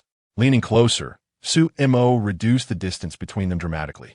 He could clearly see her luminous, fair skin, her curled eyelashes, and catch the scent of wine on her breath. What do you think? Su Mo countered, his voice low and resonant. What kind of person do you believe I am? Shin Man maintained her composure, a deeper smile gracing her lips, yet her body instinctively leaned back, evading his encroaching proximity. I believe she elongated her tone, her fingertips gliding gently over the smooth rim of her wine glass, that the esteemed Su is a person of grand ambitions. Matters of romance may merely serve as a diversion for you? Su Mo chuckled. Astute, he appreciated engaging with intelligent individuals, as it spared him from unnecessary complications. So, what is your choice? To be my diversion, exchanging it for a chance that could alter your destiny? Or to remain in Yu Qiangwei's domain as your gilded emblem? Shenman gazed at him, and after a few moments, she abruptly set down her wine glass. She extended her hand, boldly grasping Sumo's. A chance I certainly desire. However, she gently scratched Sumo's palm with her fingers. I tend to be rather discerning. A diversion must depend on whose diversion it is. Esteemed Su, you must satisfy me. This woman continued to test her limits and patience. The corners of Sumo's mouth curled into a smile. He disliked dilly-dallying. Since both parties were interested, there was no need to engage in these frivolous word games. In the next moment, Sumo's arm exerted force, denying her any opportunity to react, as he assertively lifted Shunman's soft, alluring form directly onto his thigh, positioning her to face him. Shunman gasped, instinctively wrapping her arms around Sumo's neck to prevent herself from falling. Sumo looked down at the exceptionally beautiful woman in his embrace and smiled. Is this verification sufficient? Are you satisfied? After the initial shock, the woman in his arms quickly adjusted, bursting into a melodic laugh, her gaze sultry, her body relaxing and pressing closer against him. Esteemed Su, how domineering you are. Yet it is rather hasty. This fellow has yet to verify. If one cannot feel it, how can they know whether they are satisfied? Her breath, fragrant and warm, cascaded over Sumo's neck, enveloping him in a tantalizing allure. The softness of her body pressed against him, her curves, mature and exquisite, transmitting an astonishing voluptuousness through the delicate fabric that separated them. The flames within Sumo were ignited, leaving him parched and yearning. This woman was the epitome of innate seduction. Each smile and frown ensnared the soul, unblemished by worldly experience. She possessed an intoxicating charm that drove men to madness. He tightened his embrace around this enchantress, nearly wishing to meld her essence with his very being. Let us inspect this thoroughly, he murmured, his voice husky as he lifted her, preparing to ascend to the third floor. Sumo, a mere dalliance is permissible. A voice laced with warning suddenly interjected. Yu Qiangwei had approached unnoticed, her piercing eyes scrutinizing the way Sumo held Shunman at the waist. Before you engage with her, consider how you shall navigate the complexities of old Master Jean. I forewarn you, should trouble arise, do not claim that I, Yu Qiangwei, failed to caution you. Sumo's grip on Shunman's waist tightened, causing her to tremble slightly in his arms. Old Master Jean? Yu Qiangwei scoffed, her tone laced with disdain. A year ago, shortly after Shunman arrived here, old Master Jean took a fancy to her. You are aware of that old reprobate's character. With her beauty, her figure, and that unteachable allure, he was utterly captivated. He has solicited me multiple times, attempting to persuade me to allow her to become his mistress. With a tone of superiority, she continued, the individuals under my purview, even as mere symbols, are not for everyone to touch, let alone become a mere afterthought in his life. I firmly declined. Yet that old goat remains undeterred. Throughout the year, he has sent gifts, jewels, designer handbags, attempting to dazzle Shunman into submission. Thus, if you, young Master Su, wish to indulge, I shall not hinder you. Even rabbits avoid their own burrows. Yet you, a dragon crossing the river, insist on making your debut here, and I shall accept it. I can assist in keeping this discreet, delaying the inevitable. However, the truth cannot be concealed indefinitely. Old Master Jean will discover it sooner or later. Consider how you shall extricate yourself when that time comes. Sumo lowered his gaze, reassessing the strikingly beautiful face of the woman in his arms. Astonishing. He had underestimated her. Even the seasoned old Master Jean, a master of the game, had nearly fallen for her charms. The crucial point was that, judging by Yu Qiangwei's demeanor, Shunman had not yet succumbed to that old man's advances.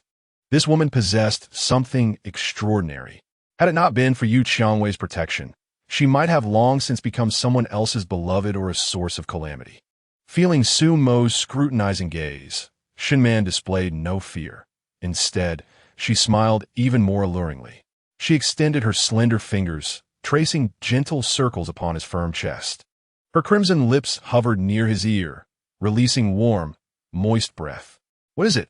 Are you, young Master Su, frightened? Does the name of old Master Jean render you hesitant to touch me? Her voice was laced with temptation, each syllable a tantalizing caress against his heart. The fire within Su Mo was not extinguished. Rather, it blazed more fervently. Fear? That word did not exist in his lexicon. The more thorny the challenge, the more intrigued he became. Suddenly, Su Mo tightened his embrace, holding Shun Man's soft body even closer, lowering his head until their noses touched. Just an old man. He mused. What he desired hinged upon his own consent. Off we go. With an air of arrogant determination, Su Mo strode towards the third floor, cradling Shun Man. Undeterred by any title of Lord Jean or Lordine, this night he intended to claim this woman. As he reached the corner of the second floor, he unexpectedly collided with Laura and Mu Hanbing, who were descending the stairs. Laura immediately perceived Su Mo's impatient demeanor, and, upon glancing at the enchanting woman in his arms, it became evident to even the most naive what was about to transpire.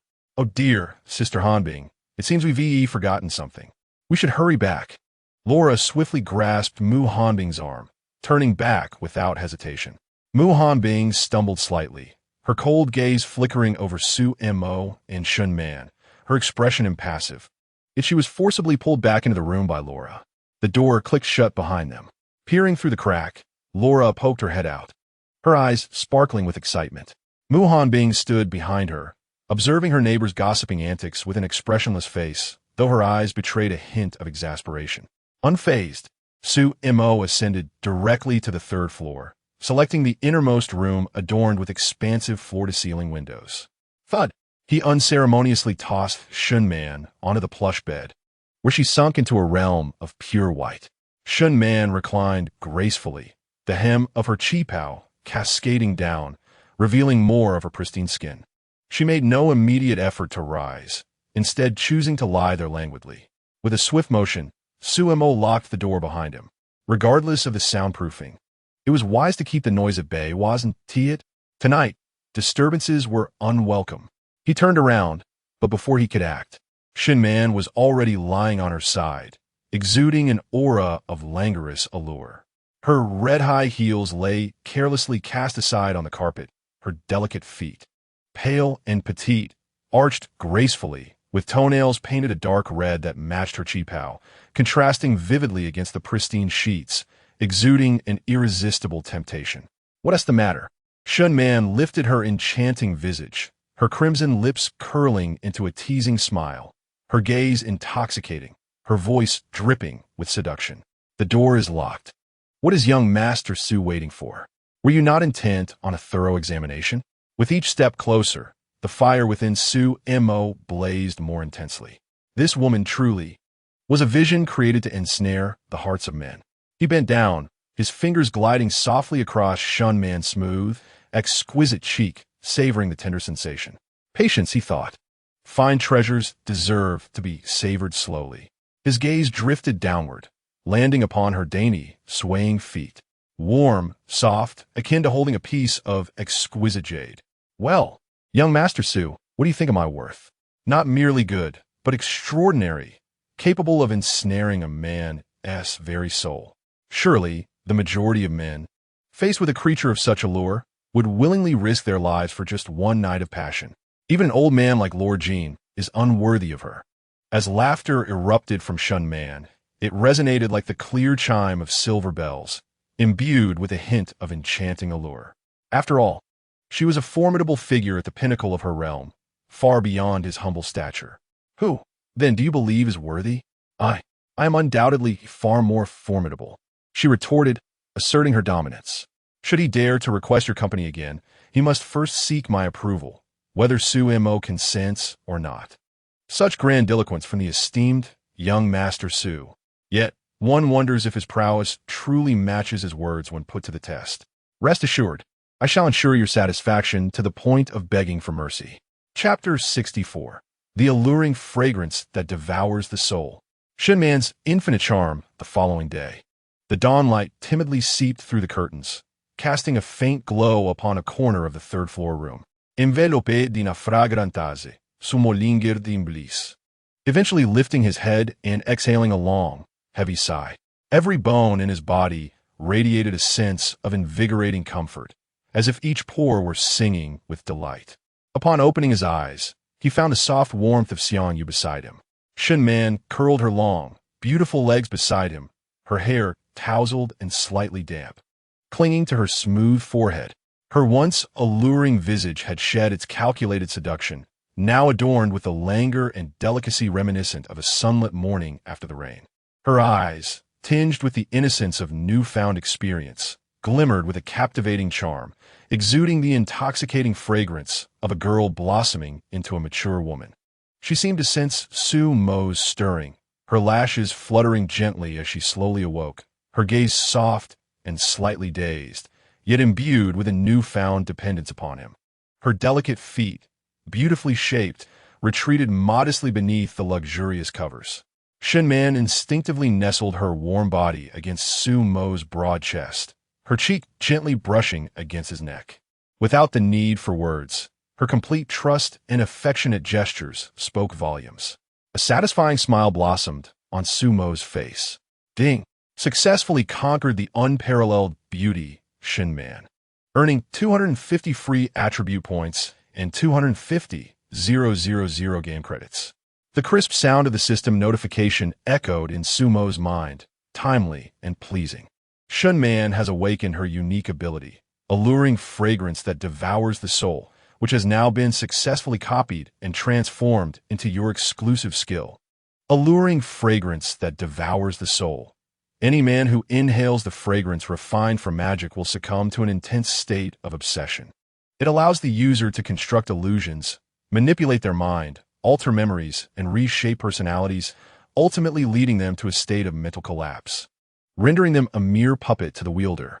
Su Mo raised an eyebrow. The alluring fragrance that devours the soul? It certainly did not sound like a conventional ability, yet it possessed a lethal allure. The capacity to manipulate minds, alter memories, and reshape identities? Such a power was tailor-made for a siren like Shen Man. Reflecting on the wild escapade of the previous night, he glanced at the system panel.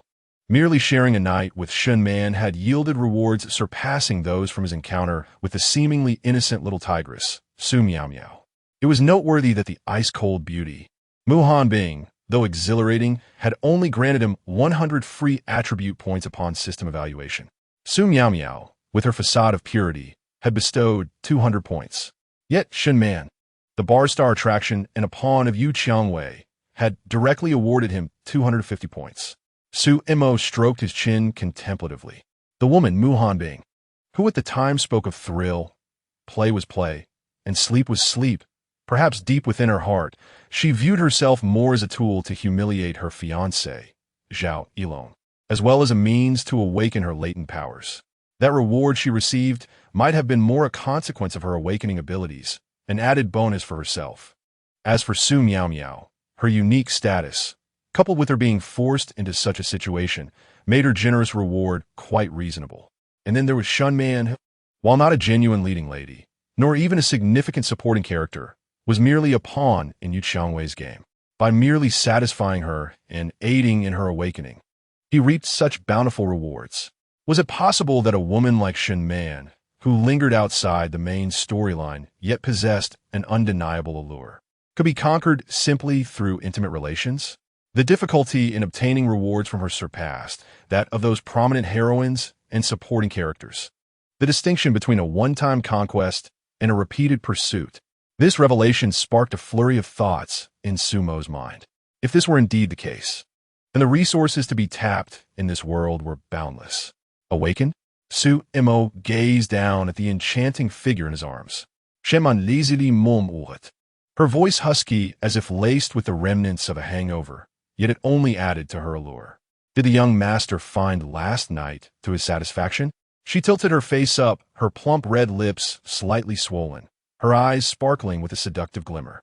Su Mo grasped her chin, his fingers tenderly caressing her delicate cheek. What do you think? A light chuckle escaped Shen Man, her ample bosom quivering gently with her laughter. Seeing the young master in such high spirits, it seems you were indeed satisfied. A glint of mischief flashed in her eyes. I have recently acquired something intriguing. Would the young master care to experience it? Oh, Formidable, intrigue. Something interesting? Do share. Shin Man did not keep him in suspense, gazing at him with sultry eyes. A fragrance that can evoke ecstasy beyond comprehension. The kind that can manipulate the heart. Suemo understood. It appeared this woman had become aware of his awakened powers and was eager to test their effects. Oh, such a remarkable thing exists? By all means, unleash it. I am curious to see whether your fragrance is more potent than my resolve. He was eager to witness the true might of this mesmerizing aroma that could cloud the soul, and to observe whether this woman, upon gaining power, would develop any unintended desires. The young master ought to be cautious, Shin Man warned, a flicker of excitement and anticipation dancing in her eyes, alongside a hidden desire for conquest brewing beneath her surface. She leaned closer to Sumo's face, her breath fragrant as orchids. Her luscious crimson lips parted slightly, releasing wisps of dusky pink fragrance like tendrils of smoke. Suemo did not flinch. He welcomed the aroma as it enveloped him. Instantly, a wave of intense dizziness washed over him, as if his very soul were being drawn away. The world before him began to warp and distort. The bedroom scene resembling an ink painting dropped into water, rapidly blurring and fading. Soon after, an entirely new setting unfolded before his eyes. It was a palace of unparalleled opulence, with golden pillars and jade steps. The air was suffused with an intoxicating fragrance, a scent that sent shivers down one's spine. In the heart of the palace stood not a throne, but an immense, opulent bed draped in pure black velvet. Reclining upon it was a figure. No, rather, there were many figures, each one a manifestation of Shin Man. Some were seated, others reclined, each posture exuding an exquisite allure and charm. One Shin Man donned a dark red, high-slit cheongsam from the previous night, her fair legs elegantly crossed, toes lightly tapping. The dark crimson lacquer shimmering with an enchanting glow under the dim light. Another Shin Man was clad in gossamer thin veils, her delicate curves subtly revealed, her gaze hazy, lips slightly parted. All of them directed their attention towards Suemo, their eyes filled with scrutiny, mockery, and an unmistakable sense of superiority. Young Master Su, young Master Su. The languid voices echoed, seemingly emanating from all directions, yet felt as if whispered directly into his ear. Do you enjoy this place? Sumo's gaze hardened, aware that this was an illusion. Yet, the blood coursing through his veins ignited with uncontrollable fervor. Kneel, commanded another Shin Man, her voice cool yet authoritative. Submit to me, and you shall experience the pleasures that all men desire. Another Shin Man giggled softly. Young Master Su, it seems your willpower is rather lacking. Look, you're already wavering. The myriad voices of Shun Man, like an enchanting melody, incessantly seduced Suemo. All you need to do is kneel and pledge your loyalty to us. Come now, tell me, do you wish to be my servant? Suemo felt his breath quickening. Reason urged him to recognize the deception, to see the illusion for what it was. Yet, those breathtakingly beautiful faces and the seductive whispers relentlessly assaulted his senses. His eyes began to blaze with a crimson hue. Reason teetering on the brink of collapse amidst the tempest of desire. Chapter 65. To punish Shun Man, the accursed temptress. Kneel. Submit. The enticing voices grew louder and clearer. Sumo's knees felt as if they might buckle. It was an impulse stemming from the depths of his soul, a yearning to worship, to surrender completely. To hell with reason. To hell with control. All he wanted was to overthrow them. A frenzied crimson glimmer flickered in Sumo's eyes. Ignoring all else, he roared like a famished tiger pouncing upon a sumptuous feast, lunging towards the nearest Shin Man. A deep, suppressed groan, tinged with pain yet laced with an indescribable pleasure, resonated from the real world. The illusion shattered like a mirror struck by a colossal rock, the luxurious palace and countless Shun Mans vanishing in an instant. Suemo found himself still upon the soft bed, but now, pinned beneath him, was but one Shin Man. Her face flushed, eyes wide with allure, her chest heaving. Her rosy lips parted as if to speak, yet no sound emerged.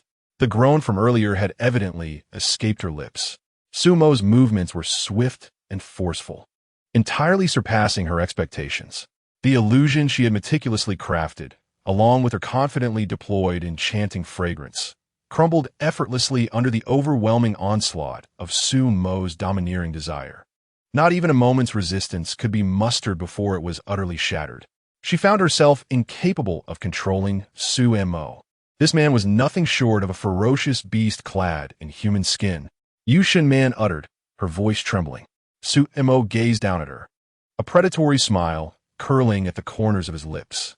Is this all you can do? You wish to manipulate me? Shenmun, you underestimate your man far too much. Shenman's expression was a tapestry of complexity as she regarded him. This man was stronger and more difficult to manage than she had ever imagined. Yet, it was precisely this strength that rendered him all the more alluring. She was profoundly aware of men and, at this moment, keenly understood what was required of her. The flickers of resentment and defeat dissipated rapidly, replaced by an intensified allure and willingness. She extended her delicate arms, wrapping them around Su Mo's neck, pressing her soft body against him. Young Master Su is truly remarkable. My humble skills, in the presence of such a distinguished man, are indeed trivial. Since you do not appreciate my initiative, she whispered sweetly, leaning into his ear, her voice barely above a breath. Then I shall continue to serve you, as I did last night. I will submit to your every desire. Any punishment you wish to bestow, I shall endure. As Su Mo observed her demeanor, the fire within him blazed even brighter. This woman was undeniably a natural seductress, adept at gauging the situation and understanding how to please a man. Nevertheless, he found it quite agreeable. Serving me well is far superior to mingling with Yu Qiangwei. What she can offer you, I can match. What she cannot provide, I shall double. Su Mo grinned wickedly, leaning down once more. Outside, the night had long been replaced by dawn, yet the springtime radiance within the room seemed unending. A new round of competition had begun anew. Downstairs, the dining room was ablaze with light. A long table was adorned with a white tablecloth, a cornucopia of dishes displayed, their aromas tantalizing. Each dish resembled a work of art, stirring the appetite. Remarkably, all of this was personally prepared by Yu Qiangwei. This renowned, thorny rose of the underground world was not only decisive in her actions, but also possessed culinary skills that were nothing short of breathtaking. Within the villa's dining room, the rich scent of the food intertwined with a subtle, elegant fragrance, silently permeating the air. A row of young maids stood with hands at their sides, their postures impeccably straight and silent. Clad in matching white silk, made uniforms and elevated by slender heels. Each stood no less than 170 centimeters tall. Every one of them had been personally selected by Yu Qiangwei, boasting striking features and graceful figures. This line of maids, standing quietly to the side, created a distinctive tableau, enhancing the allure of the luxurious dining atmosphere. Lola quietly shifted her chair. Inching closer to Muhanbing. In this villa, the aura of pride emanating from Yu Qiangwei was truly formidable. She had no courage to provoke such power. The former neighbor Mu Hanbing, though icy in demeanor, was at least an acquaintance, providing her with a semblance of illusory refuge. Even though Mu Hanbing could be considered one of the women associated with her man, Su Mo, Lola was keenly aware that this burden was not hers to bear. If blame were to be assigned, it would rest solely on the shoulders of Su Mo, that wayward scoundrel. Her peripheral vision discreetly swept over Mu Hanbing's flawless, ethereal profile. The skin, the grace, so pristine, so exquisite. A silent sigh escaped Lola as she reflected on herself. Compared to the women surrounding Su Mo, her own assets seemed woefully inadequate. Engaging in direct confrontation was futile. It was wiser to be a perceptive and sagacious observer. Clearing her throat, she forced a smile onto her face, her voice adopting an unusually soft tone. Sister Hanbing. Mu Hanbing lowered her eyes slightly, seemingly oblivious, responding only with a faint hum from her nasal cavity. That aloofness suggested that all the surrounding clamor was of no consequence to her. Lola had grown accustomed to this indifference and continued, "Tell me, who was that goddess gracing Su Ji's room last night? He hasn't shown his face since then. It's already late afternoon. Could something have happened? Should we check on him?" A flicker of change appeared in Mu Hanbing's demeanor as she delicately picked up the pristine napkin before her, gently wiping her lips. Then, she slowly parted her lips, her voice retaining its crystalline clarity. There's a woman by his side. Nothing serious will transpire. If there were no woman, then it is indeed possible someone would need to intervene. Lola paused, momentarily stunned by this revelation, then pondered thoughtfully. It did seem to make sense. Chapter 66. The Dependency of Mu Hanbing. Luo Bingyin's Invitation. After a lapse of 22 hours, Su Imo finally decided to don his attire. He rubbed his aching, fatigued back and descended the stairs with somewhat unsteady steps. His spirits were high, yet his body felt utterly drained, devoid of any energy. As he reached the staircase's bend, he caught snippets of conversation wafting from the dining room below. There is a woman by his side. Nothing serious would transpire. If there were no woman, then it is indeed possible someone would need to intervene. Su Imo nearly stumbled, almost tumbling down the staircase. What a surprise! Who was this charming individual? So early in the morning, crafting tales of his heroic deeds? And the notion of needing someone to intervene? Su Imo, with his integrity, had never needed such assistance. Quickening his pace, he entered the dining room. Inside, only 3 individuals occupied the long table. At the head sat Yu Qiangwei, with Lola seated not far from her, nibbling delicately on the pastries while casting glances toward Mu Hanbing, as if she were her guiding star. At that moment, the true instigator, Mu Hanbing, sat gracefully with a glass of red wine in hand. Sumo's gaze fell directly upon Mu Hanbing. I wonder who it could be. It turns out that the stunning Lola and the frosty Mu are conspiring against me. His voice echoed into the dining room. Lola jumped, nearly leaping from her chair, her milk glass swaying precariously, almost spilling. Mu Hanbing merely tightened her grip on the wine glass. Su Imo strolled confidently into the dining room, surveying the scene around him. At the dining table, Yu Qiangwei sat leisurely in the host's seat, a hint of a smile playing at the corners of her lips.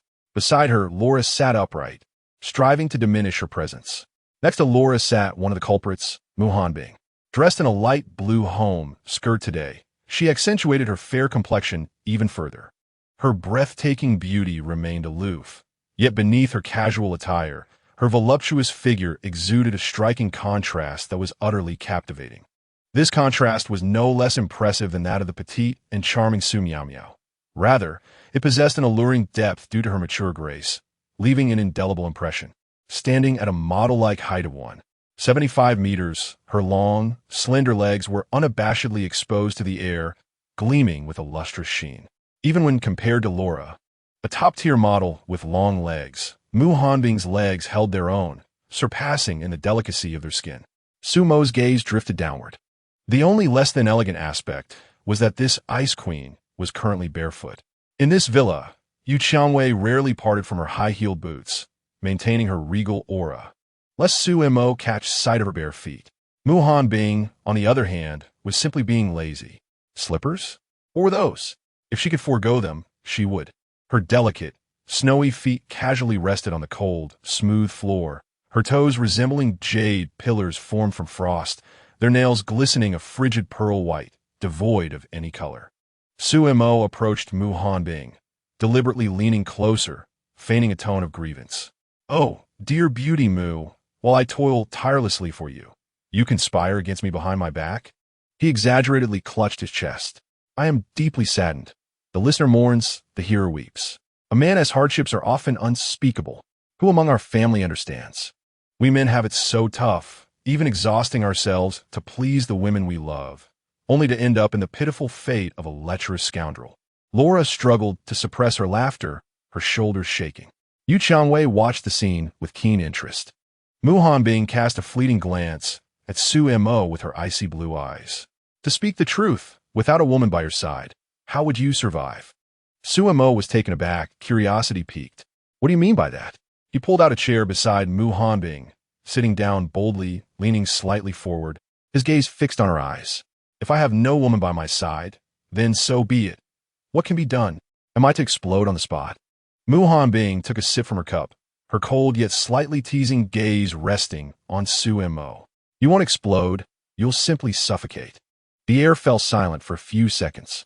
Then, with a burst of laughter, Laura could no longer contain herself. Milk sprang from her mouth as she quickly covered her lips, laughing uncontrollably. Even a few of the maids standing by could not suppress their shoulders from trembling slightly. Yu Qiangwei, seated at the head of the table, cast a look of approval at Mu Hanbing. Speak more if you can. I relish your words. Suemo rubbed his nose, bemused yet amused. The enchanting beauty, like an iceberg, remains silent until she speaks, at which point her words can leave one utterly speechless. He turned to glance at the hilariously laughing Laura, raising an eyebrow. My dear Laura, you seem quite amused. Do you find the insights of the magnificent Mu particularly compelling? Laura quickly waved her hands, striving to suppress her laughter, her cheeks still flushed. No, mo gu. I just think Sister Hanbing is exceedingly humorous. The statement was one she herself could hardly believe. Su Mo snorted and redirected his attention to Mu Hanbing. I must say, Hanbing, your line of thinking is rather perilous. A faint blush crept into Hanbing's ears, yet her demeanor remained as frosty as ever. Boring, she uttered dismissively, averting her gaze as if even a lingering glance at Su Mo would tarnish her sight. However, Su Mo was not inclined to let her off the hook so easily. What makes it boring? He asked with a mischievous grin. Hanbing was at a loss for words, contemplating how to retaliate against Su Mo. This scoundrel had an uncanny ability to provoke her emotions. One should not speak while eating. All right, then we shall converse thoroughly after the meal about this academic issue of suffocation. Hanbing resolved to ignore the rogue completely. Observing her indifference, Su Mo was unperturbed and shifted his gaze to the delectable dishes on the table. It must be said, though Yu Qiangwei's temperament left much to be desired. Her culinary skills were indeed exceptional. The dishes were a feast for the senses, surpassing even the finest Michelin-starred chefs. He picked up his chopsticks, selecting a crystal shrimp dumpling and savoring its exquisite taste and delightful texture. Qiangwei, he mumbled through a mouthful, your culinary talents deserve a private dining establishment. Yu Qiangwei elegantly dabbed the corner of her mouth, her phoenix eyes slightly arched. My culinary skills are solely for my own pleasure, and occasionally, to delight those I deem worthy, implying that Su Mo was indeed pleasing to the eye today. With Shen Man awakening her abilities, she now had an extraordinary assistant, capable of yielding even greater profits. Su Mo chuckled. Should I feel honored, then? Yu Qiangwei let out a cold snort, choosing not to respond.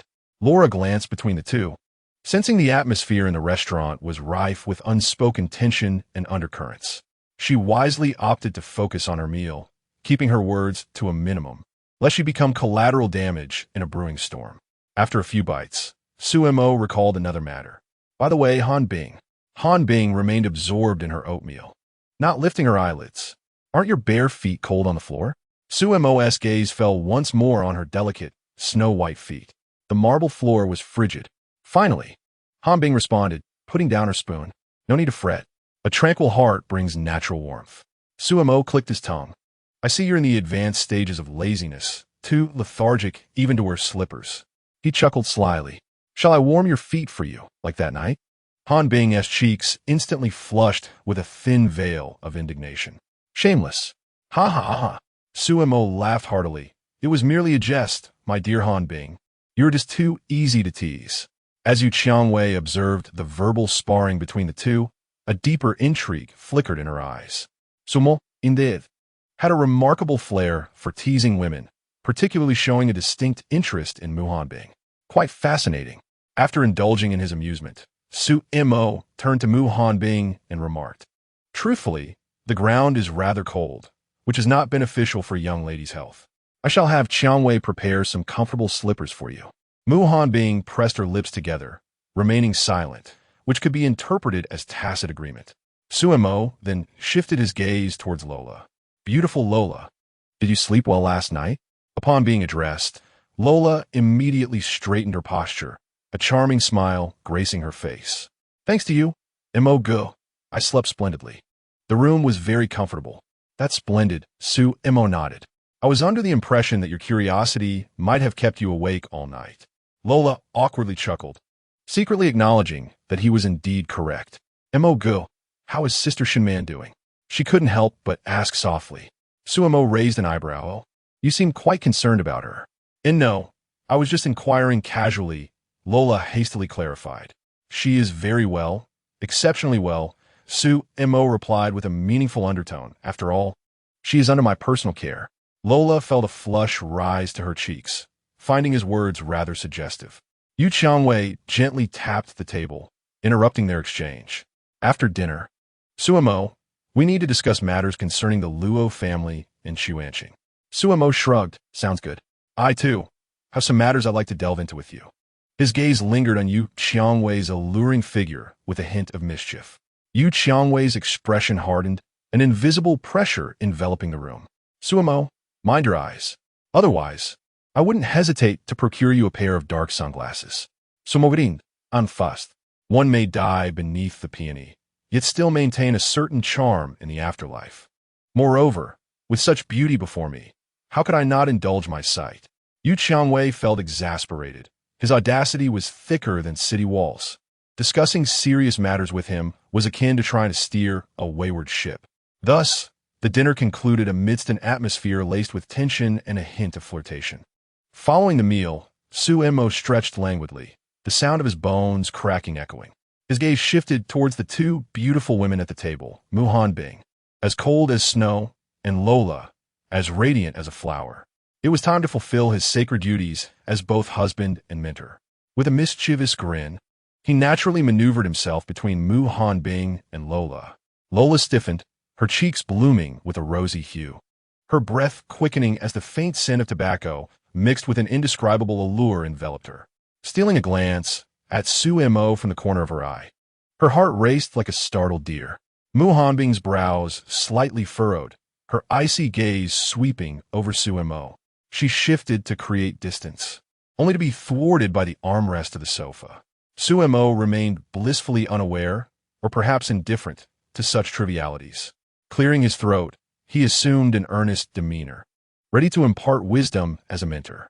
Ah, my dear ladies, regarding the mastery of magical powers, I deem it essential to provide you with a comprehensive yet accessible guidance. After all, you are now wielders of extraordinary abilities and can no longer afford to remain oblivious to your own potential. Upon hearing this, Laura's eyes sparkled with interest, nodding enthusiastically like a chick pecking a grain. Mo, I truly sense a force within me, but I am unsure how to harness it, she confessed. Meanwhile, Mu Hanbing remained silent.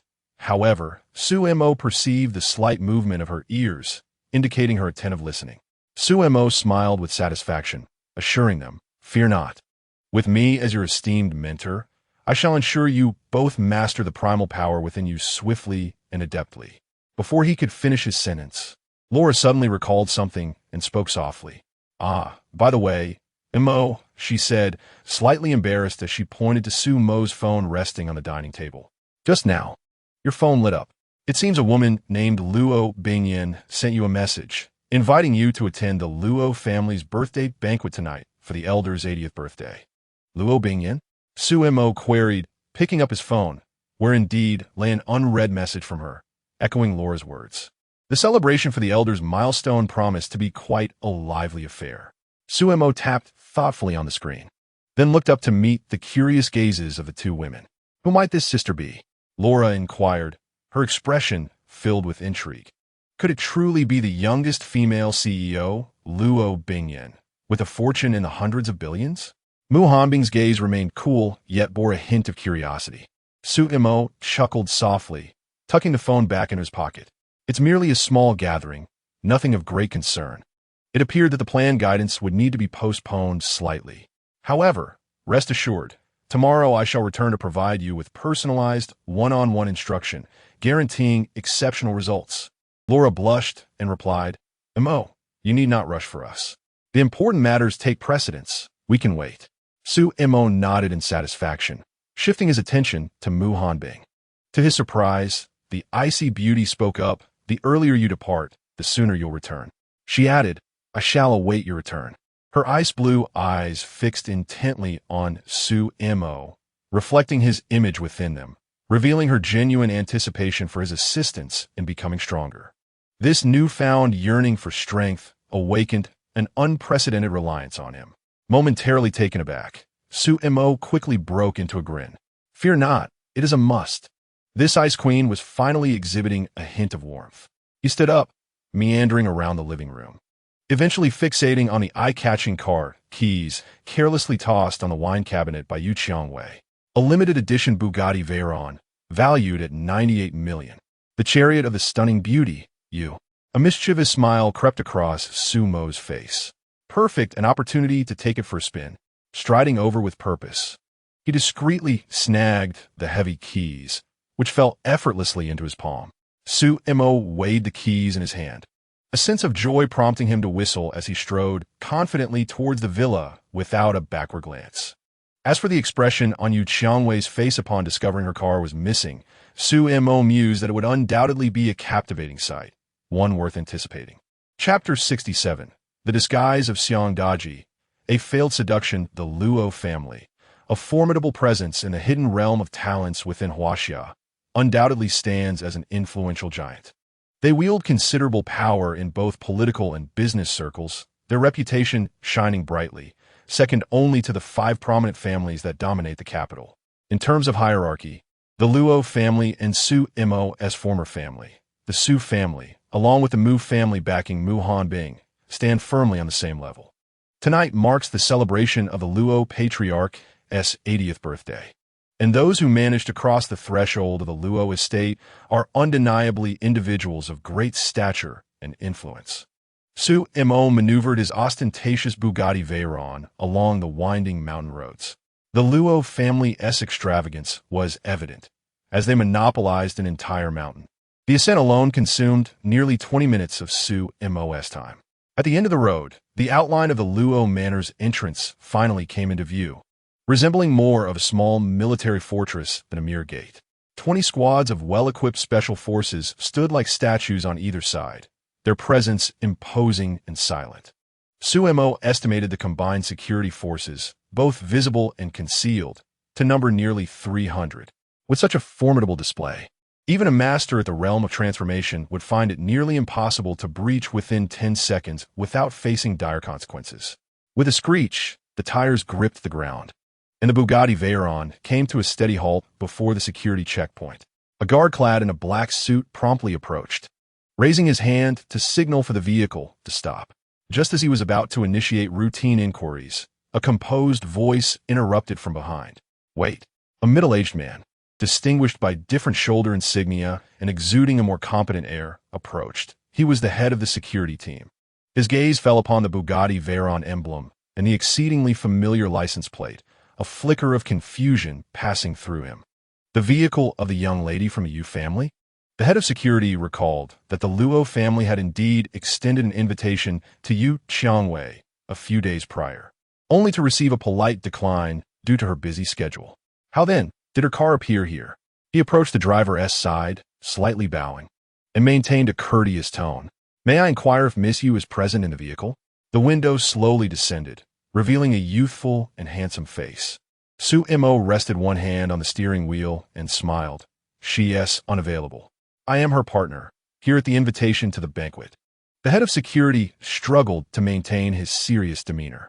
Yu Qiangwei's partner? In the capital, who was unaware that the young lady from the Yu family was a thorny rose, proud and unattainable, with suitors lining up from east to west. Yet, he had never heard of her having a steady companion, let alone a man referred to in such a manner.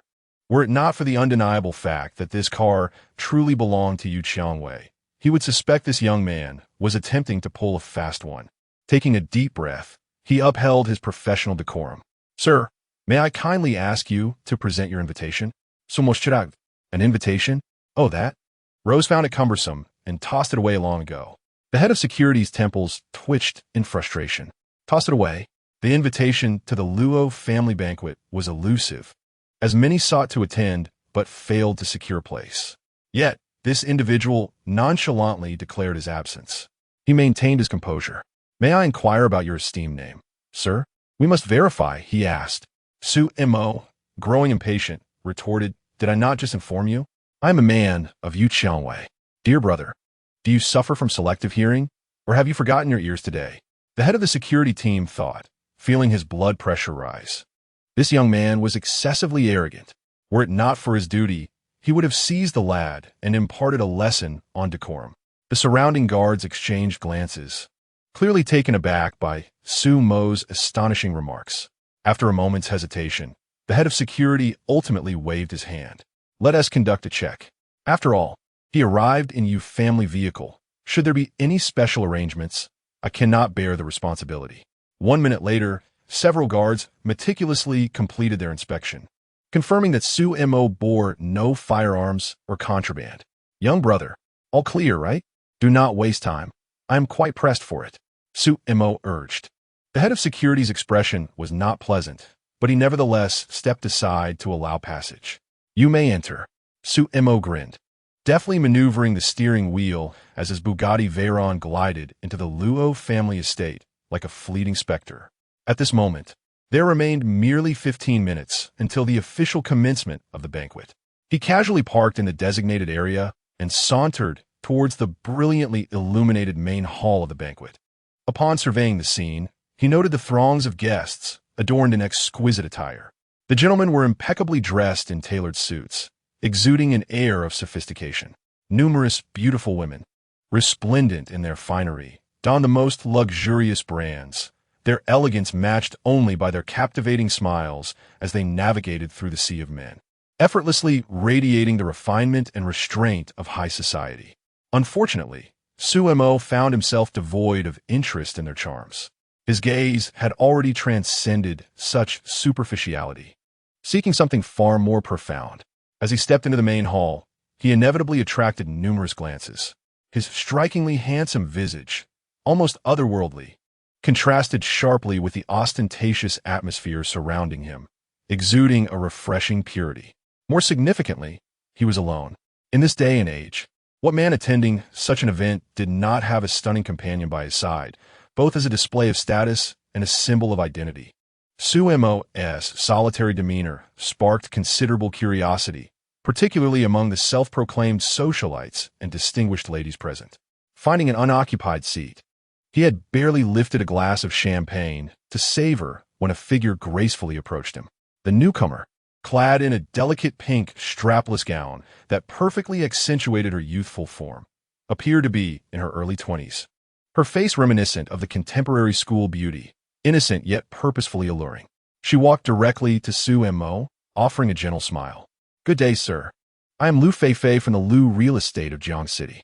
With poise, she extended her hand, her gaze seemingly affixed to Su Mo's face. Su Mo raised an eyebrow, engaging in a mere token touch of her fingertips. The infatuation in Lu Feifei's eyes deepened, undoubtedly influenced by Su Mo's captivating charm, which stood at an impressive 99 points, an allure that ordinary women could hardly resist. She gracefully took a seat on the sofa opposite Su Mo, leaning forward slightly to reveal a glimpse of her fair skin. Is this your first time attending a banquet at the Luo family S? She inquired. Su Mo offered no response, merely allowing a playful smile to linger at the corners of his mouth. Encouraged by this expression, Lu Feifei grew bolder and more forthright. To be honest, I fell for you at first sight.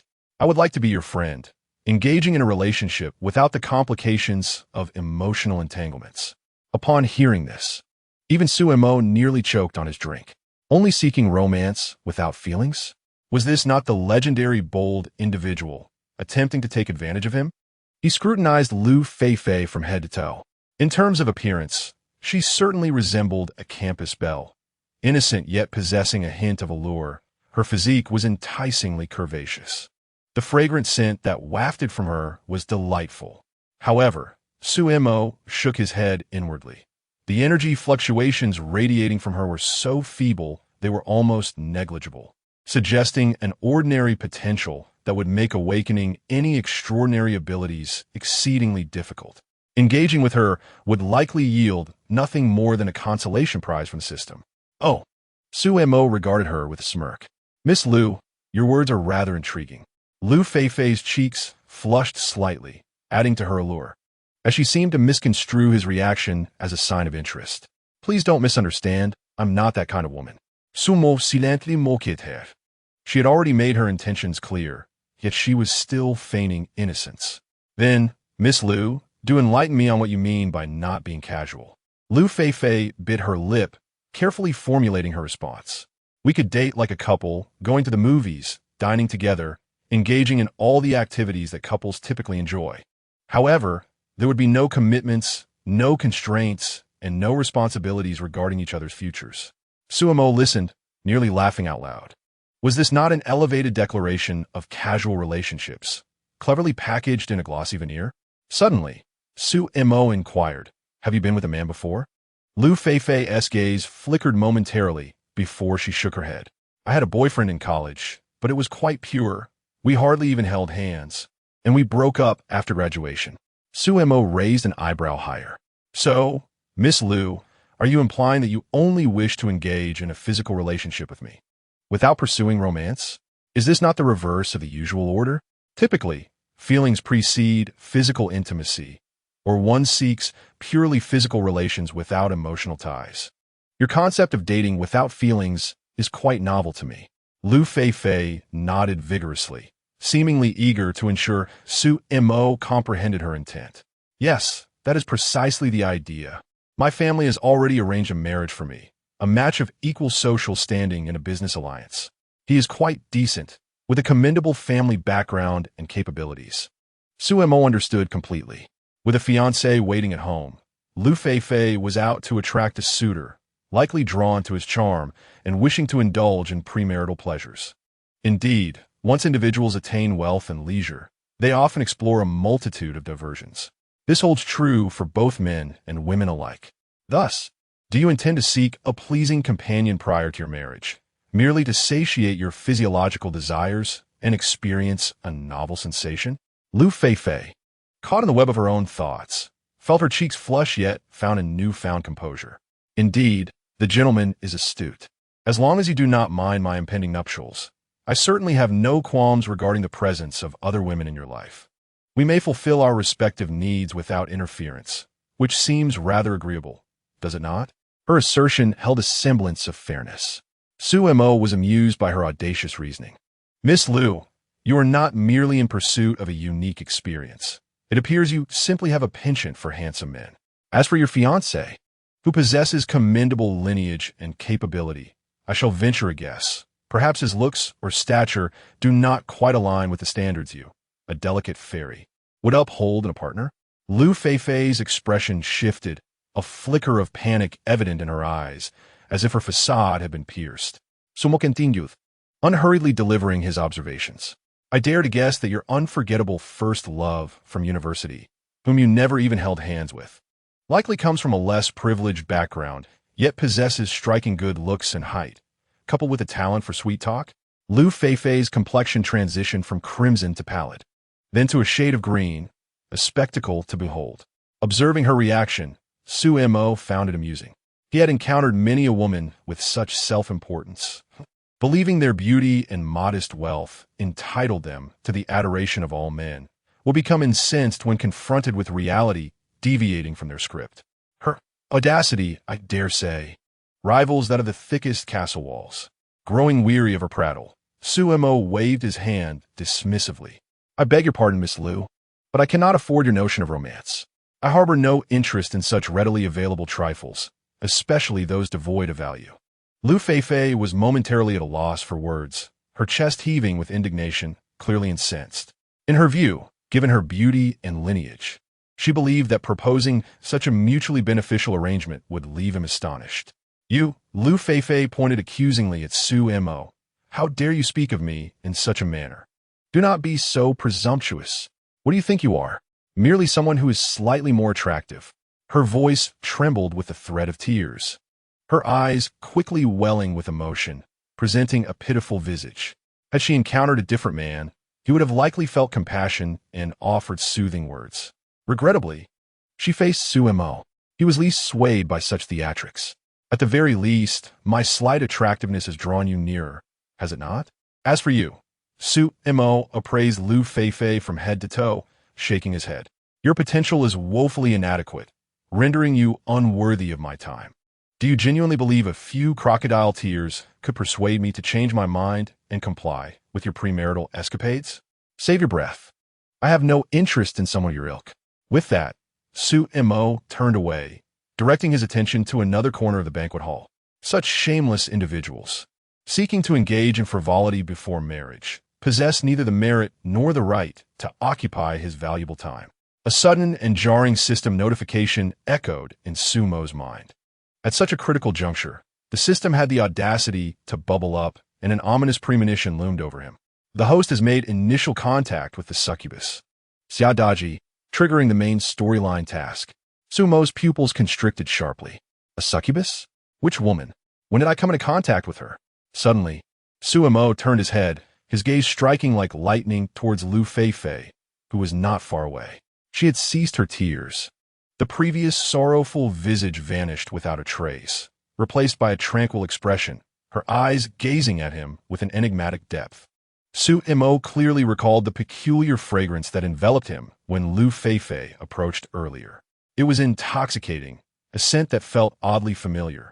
Under the watchful gaze of Lu Feifei's half-smiling, half-mocking beautiful eyes, Sumo's legs, which had instinctively moved forward, retreated once more. He resumed his previous position. Oh, Mr. Su, what does this signify? Just moments ago, you claimed to have no interest whatsoever in someone like me, who practically presents herself at your doorstep. Lu Feifei reclined on the sofa, her chin resting lightly on her fingers, her gaze flowing like spring water, a hint of mischief dancing in her smile. What? After merely taking a few steps, have you had a change of heart? Or perhaps Mr. Su has suddenly recognized my hidden potential, discovering that I possess a unique flavor worth savoring? Sumo displayed no signs of embarrassment. Rather, he maintained a serious demeanor, his expression solemn. Miss Lu, you have misunderstood. In truth, I am but a man of contradictions, and I believe we could make quite suitable friends.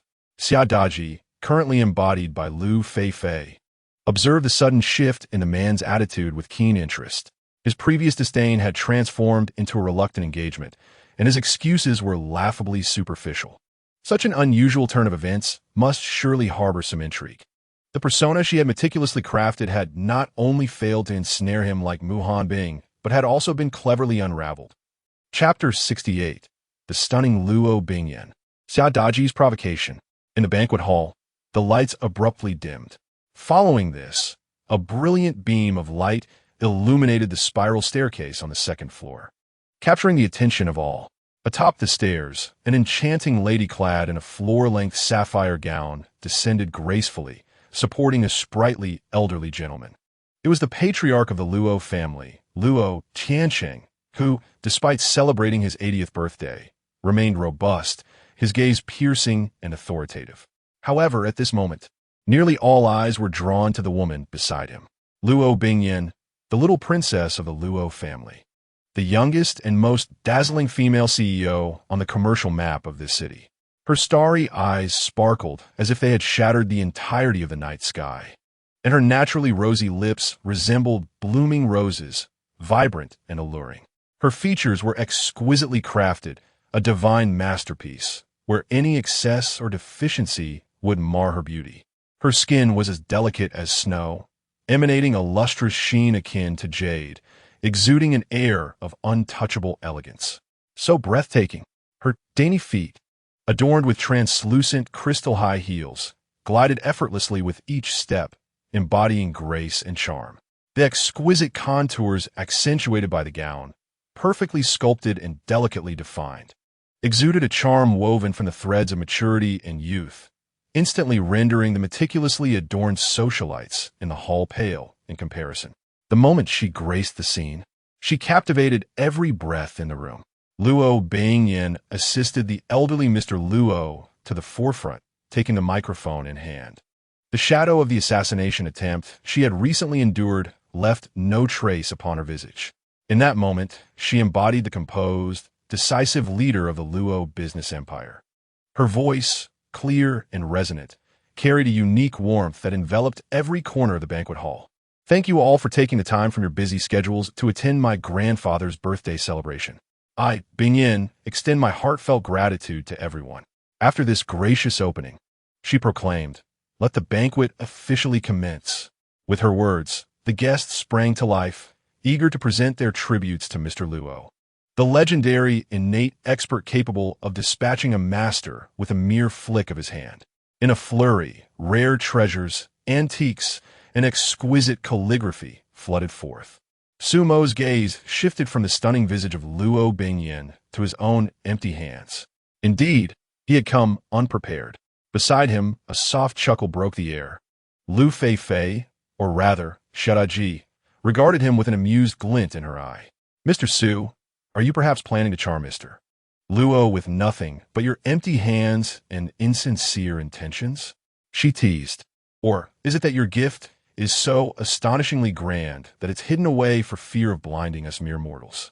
Unfazed, Suemo replied, "I am, in fact, the finest gift." The smile on Shadaji's face widened, her amusement unmistakable.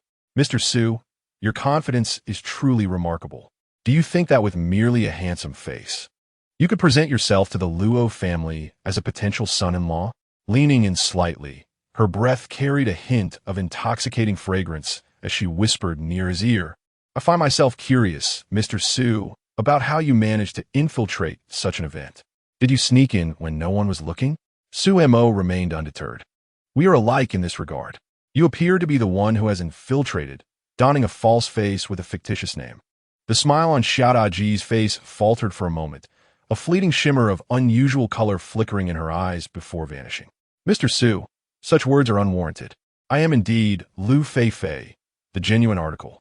Just then, the MC's booming voice resonated throughout the hall.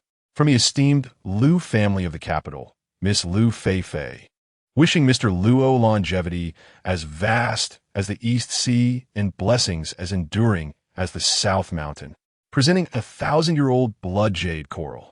The spotlight abruptly shifted to the entrance, where a woman clad in a black mini-skirt, her legs elegantly encased in sheer black stockings and perched upon towering heels, gracefully approached amidst gasps of admiration. This woman possessed remarkable beauty. She was indeed Lu Fei, the cherished daughter of the Lu family. Her figure and allure momentarily conjured another face in Sumo's mind, that of Lu Hanyin, the woman he had casually disposed of after their brief encounter. The women of the Lu family undoubtedly possess a certain allure, each favoring such an aesthetic. Suemo abruptly turned his head, fixating intently on the impostor beside him. "Repeat that. What is your name?" "Oh dear, it seems Mr. Su's memory surpasses my expectations," Daji remarked, delicately tapping her crimson lips with her slender fingers, exuding an irresistible charm. "Since you have seen through me, allow me to reintroduce myself. I am her sister, Lu Hanyin," she purred, her tone lingering with a beguiling cadence. Sumo's expression darkened entirely. Lu Hanyin.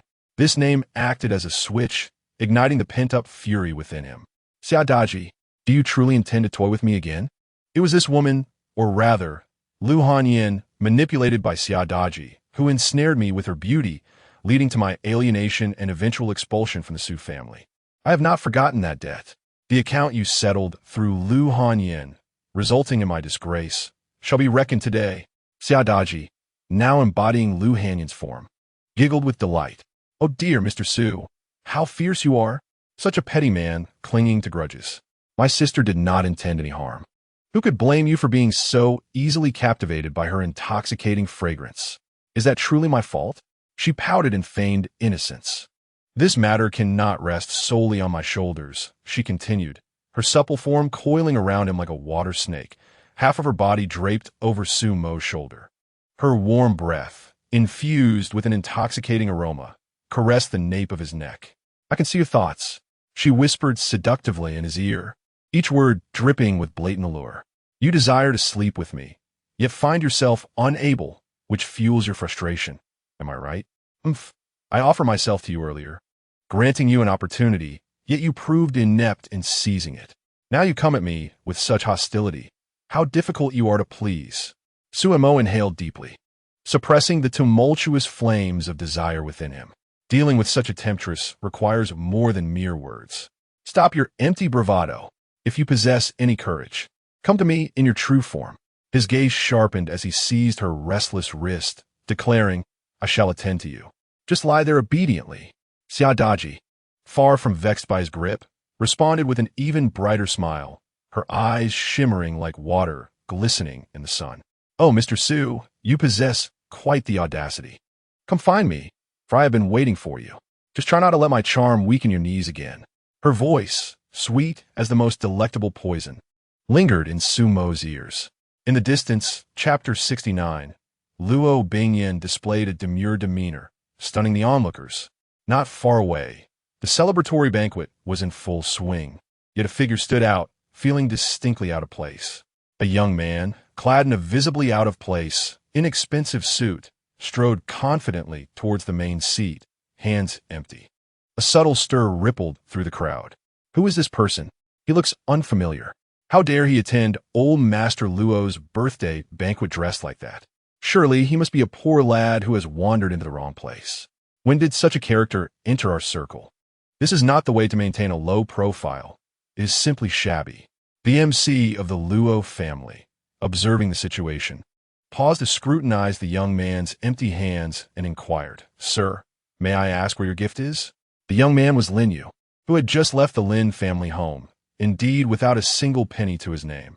This suit had been borrowed with great difficulty.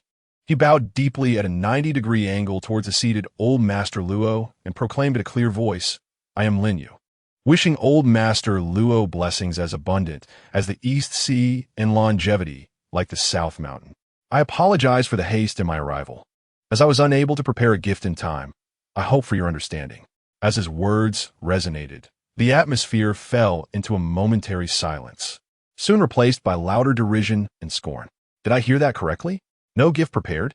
Who is this fool, daring to seek attention with empty hands? His audacity thicker than city walls?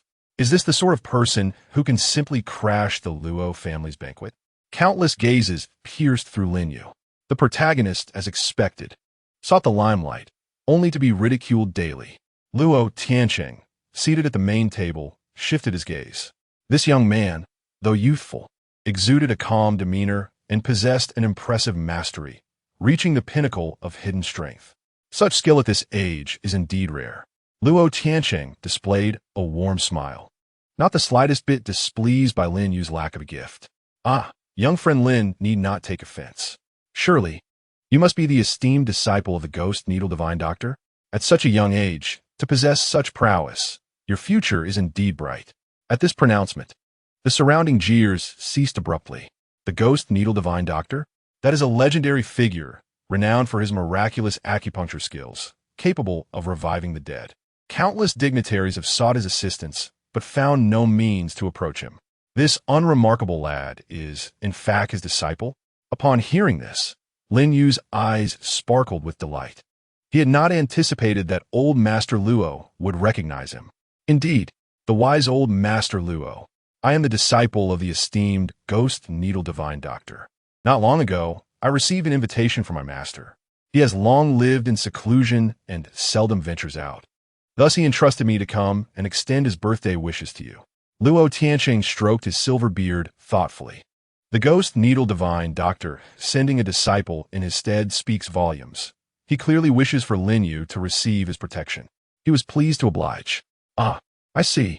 The Ghost Needle brother is indeed considerate." Luo Tiancheng nodded appreciatively, then turned his gaze to his granddaughter, Luo Bingyan, before addressing Lin Yu once more. "Since young friend Lin is the disciple of the Ghost Needle, I have a matter I wish to request your assistance with. My granddaughter Bingyan recently faced an attack and is in need of a capable bodyguard. Might you consider accompanying her for her protection?" Lin Yu's gaze involuntarily drifted towards Luo Bingyan. With just a glance, he felt his breath catch. The woman before him possessed sparkling eyes, cherry-red lips, and skin whiter than snow, her beauty breathtakingly exquisite. Her cold, noble demeanor surpassed even that of Lin Mengyao, the most renowned beauty of Jiangnan, by more than a notch. If he could become her personal bodyguard, he would be in an advantageous position. Once he secured Luo Bingyan's affection and became the grandson-in-law of the Luo family. Would Lin Yu not soar to great heights? His heart raced wildly. If Lin Mengyao, that short-sighted woman, were to learn of his fortuitous opportunity, she would surely be filled with regret. He could hardly contain his eagerness as he spoke. "I am deeply honored by your esteemed consideration, Elder Luo. As long as Miss Luo does not disdain me, I shall spare no effort in ensuring her safety, serving as her personal bodyguard, with 24-hour protection. Would be no trouble at all. Luo Tianqing nodded with a smile, turning his gaze to Luo Bingyan. Bingyan, what do you think? Luo Bingyan furrowed her delicate brows. The fervor and desire in this man's eyes were all too evident. His gaze resembled that of Chun Fan, the security captain she had dismissed just days prior. Each man seemed fixated on her beauty, coveting the power of the Luo family. Their ambitions were inflated, and their intentions insincere. Yet, Lin Yu was a favored individual of her grandfather and a disciple of the renowned physician, Ghost Needle. She could not publicly refute her grandfather's goodwill. Luo Bingyan found herself in a quandary. None of these men were trustworthy.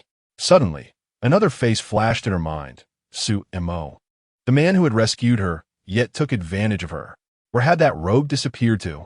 She had specifically sent him a message inviting him to her grandfather's birthday banquet. Yet now, he had not even responded. How infuriating. At that moment, another young man approached. Empty-handed. In stark contrast to Lin Yu's dismal reception, this newcomer attracted no criticism, nor did he face any ridicule. On the contrary, his strikingly handsome face, adorned with striking white hair, ignited the long-dormant hearts of many socialites, their eyes sparkling with interest. Indeed, to swiftly gauge a person's inner refinement, one must first consider the strength of their outward appearance. Lu Feifei stared at Su Mo, increasingly convinced that his visage was familiar, his features aligning with memories of someone from her past, though the aura he exuded seemed worlds apart. The MC was momentarily taken aback, pondering how yet another master of empty-handed martial arts had arrived. Just as he was about to inquire, Luo Bingyan, who had been quietly supporting Luo Tianqing, unexpectedly moved. She strode directly toward him, her frustration boiling over. Just a moment ago, she had been seething inwardly at Su Mo, and now, there he stood before her. The slap of reality struck her unexpectedly. Surprise? Perhaps there was a hint. Embarrassment? That too seemed to linger. A surge of impulse surged within her, a desire to press him down and rub him into the ground 100 times over. Thus, in full view of the audience, Miss Luo gracefully moved, her delicate hand darting forth like lightning, precisely gripping the soft flesh at Sumo's waist and twisting it fiercely. Sumogas Charapati, feeling as though his back was about to abandon him. Speak, Luo Bingyan exclaimed, her starry eyes wide with mock anger.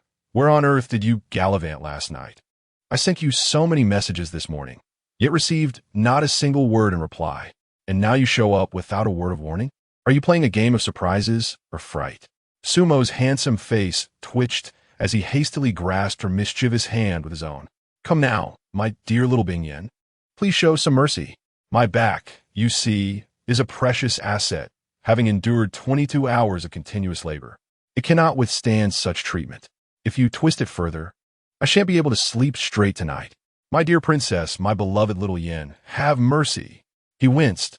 I was merely preparing an epic surprise for you, dedicating myself to intense training for 22 hours, contemplating how to defeat Thanos with my bare hands, while also pondering the issues of universal peace and sustainable development. My poor back has borne too much for the future of humanity. Luo Bingyan could not help but burst into laughter at his absurdity, her previously tense expression dissolving in an instant. This rascal, with his twisted logic, always managed to charm her. She shot him a playful glare, releasing her grip but still huffing in a mock haughty manner. I'll let you off this time, but do not expect it to happen again. Her demeanor, laced with feigned annoyance yet tinged with girlish charm, was a stark contrast to her usual image as the aloof and decisive female CEO. The guests around them, including the well-informed elders of the Luo family, were left utterly astonished. Was this truly the same Luo Bingyan they knew? When did this paragon of the Luo family display such girlish affection toward a man? Moreover, this man appeared to be neither a paragon of wealth nor an heir of a prestigious family. Lin Yu, standing a short distance away, felt darkness encroach upon his vision, his heart gripped by an invisible hand, causing him excruciating pain that made it nearly impossible to breathe. It was him again, that damned white-haired fellow, back at school. It was this very person who, like a ghost, had suddenly appeared and whisked away Lin Mengyao with just a few words. Now, having finally ascended to the heights of the Luo family, poised to marry a wealthy heiress and reach the pinnacle of success, this relentless specter had resurfaced. And judging by the intimacy between him and Luo Bingyan, their bond was evidently profound. Could it be that Luo Bingyan also despair engulfed Lin Yu? The sky had fallen. His world had truly collapsed. Chapter 70. Luo Bingyan became addicted to teasing. Luo Tianqing observed his daughter's intimate demeanor with Su Mo, remaining composed while scrutinizing the young man closely. Clad in casual attire, he seemed somewhat out of place amidst the grandiosity of the banquet. Yet, his calmness and poise suggested he was far from ordinary. Especially the rarely exhibited demeanor of his youngest daughter stirred a multitude of suspicions within him. Upon hearing his voice, Luo Bingyan realized her lapse in composure, her charming face flushing slightly as she withdrew a step from Sumo's side. "Grandfather, who is this?" she began, hesitating as the words hovered on the tip of her tongue. Should she refer to him as her boyfriend? That seemed premature. A friend? Yet their earlier intimacy transcended the bounds of mere friendship. As her mind raced, she came to a startling realization that there existed no clear, defined relationship between her and Su Mo Shirley. She could not say that he was the scoundrel who had nearly driven her to the brink of fury while simultaneously quickening her heartbeat. "Grandfather, he is the one who saved me last time and provided crucial information. My benefactor." She finally settled on a cautious expression. "Sumo stepped forward, unabashedly meeting Luo Tianqing's gaze, and proclaimed loudly, 'Luo Tianqing.' The room fell into stunned silence at the invocation of his name. Luo Tianqing's expression hardened in response. However, Su Mo appeared oblivious as he continued with unabated fervor. "Your granddaughter was so moved after I rescued her that she wept profusely, insisting on offering herself in gratitude. I am simply too soft-hearted. Seeing her sincerity, I reluctantly acquiesced. She has been urging me since this morning to come tonight and propose." Boom! Luo Bingyan felt a rush of blood surge to her head, her cheeks instantly blooming like a cooked shrimp. This scoundrel! What utter nonsense! Her delicate hand darted out once more, precisely targeting the soft flesh at Sumo's waist, and with a fierce twist of her fingers, she retaliated. Ouch! Su Mo nearly leaped from the pain. This little princess truly possessed a fierce grip. "Try saying another word." Luo Bingyan, both embarrassed and enraged, her voice trembling, lowered her tone in a threatening whisper. "I invited you to this banquet to express my gratitude for your life-saving deed. When did I ever say anything about offering myself? If you dare speak another word of nonsense and tarnish my reputation, I shall strangle you. You took such advantage of me that day in the car, and now you wish to exploit me again? Do you wish to court disaster?" Her ire intensified with each word, her grip tightening further. The elder members of the Luo family, observing from the sidelines, were left aghast, soon exchanging knowing glances. "Ahem, it seems our Bingyan has indeed become quite lively," remarked an elder, stroking his beard with a smile in his eyes. "Indeed, ever since she took over the company, she has maintained such a serious demeanor that we nearly forgot how much she used to laugh as a child." Another matron chimed in. "Have you noticed? Bingyan exhibits that little girl charm again when she around that white-haired lad." "Yes, it somewhat resembles the time she clamored for a Prince Charming doll," another added. "This girl has always been enchanted by fairy tales, Snow White, Cinderella, and those romantic novels. She has indulged in them endlessly. It seems that her princess complex has resurfaced, and judging by her current demeanor, it appears to be quite severe." Luo Tianqing's gaze once again fell upon Su Mo. He could sense that this young man emitted not a trace of true energy fluctuations. He might as well have been an ordinary person, vastly inferior in martial prowess compared to the promising Lin Yu he had favored. Yet, it was precisely this seemingly mundane individual who appeared to possess an uncanny foresight, unearthing the hidden enemies of the Luo family and revealing the internal traitors with astonishing clarity. This compelled Luo Tianqing to reassess him. "Young man, what is your esteemed name, and from whom do you hail?" Luo Tianqing inquired solemnly. Su Mo flashed a grin. showcasing a set of pearly whites. Me? I am Su Mo, once the scion of the Su family, diligently serving in that capacity for 2 decades. However, due to personal reasons, I recently resigned of my own volition. As of now, I consider myself a freelancer. With a subtle shift in tone, he added ambiguously, occasionally, I play the role of the enigmatic benefactor to the illustrious Yu Qiangwei in the underground city, while also taking on the part of her companion. Upon uttering these words, a profound silence enveloped the room. The Su family of the capital? The once illustrious clan that had now seen better days? And Yu Qiangwei? The infamous Black Rose known for her iron-fisted rule over Jiangchen? This white-haired youth was indeed Yu Qiangwei's man. The crowd exchanged incredulous glances, disbelief etched on their faces. Was this the same Su Mo, once regarded as a disgrace and cast out by the Su family? Rather than descending into despair as anticipated, he had latched on the powerful Yu Qiangwei. Now, he brazenly appeared at the Luo family banquet, flirting openly with the Luo family's own princess, Luo Bingyan. How had his fortunes improved so remarkably? The world had changed too swiftly for them to keep pace. After a brief, stunned silence, whispers erupted among the crowd. Barely contained. Is he truly the Su Mo? The one rumored to have abused the power of the Su family, running rampant in the capital with his lecherous ways? They recalled the tales of how he had been cast out, destitute, yet here he stood, transformed into Yu Qiangwei's consort. Look at that face, undeniably handsome.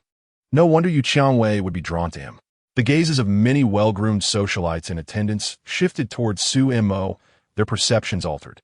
Initially, they had merely regarded him as a good-looking young man with audacity. Now, enlightened by his illustrious exploits, he seemed even more intriguing.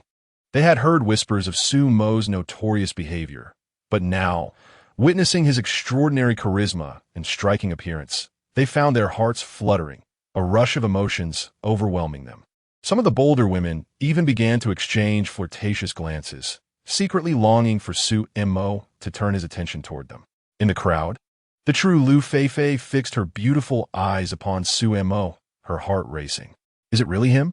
The very influential figure that Lu Hanyin, that foolish woman, had desperately sought to align herself with, the one rumored to be deeply infatuated with her, while in truth, he bore a grudge against the Su family?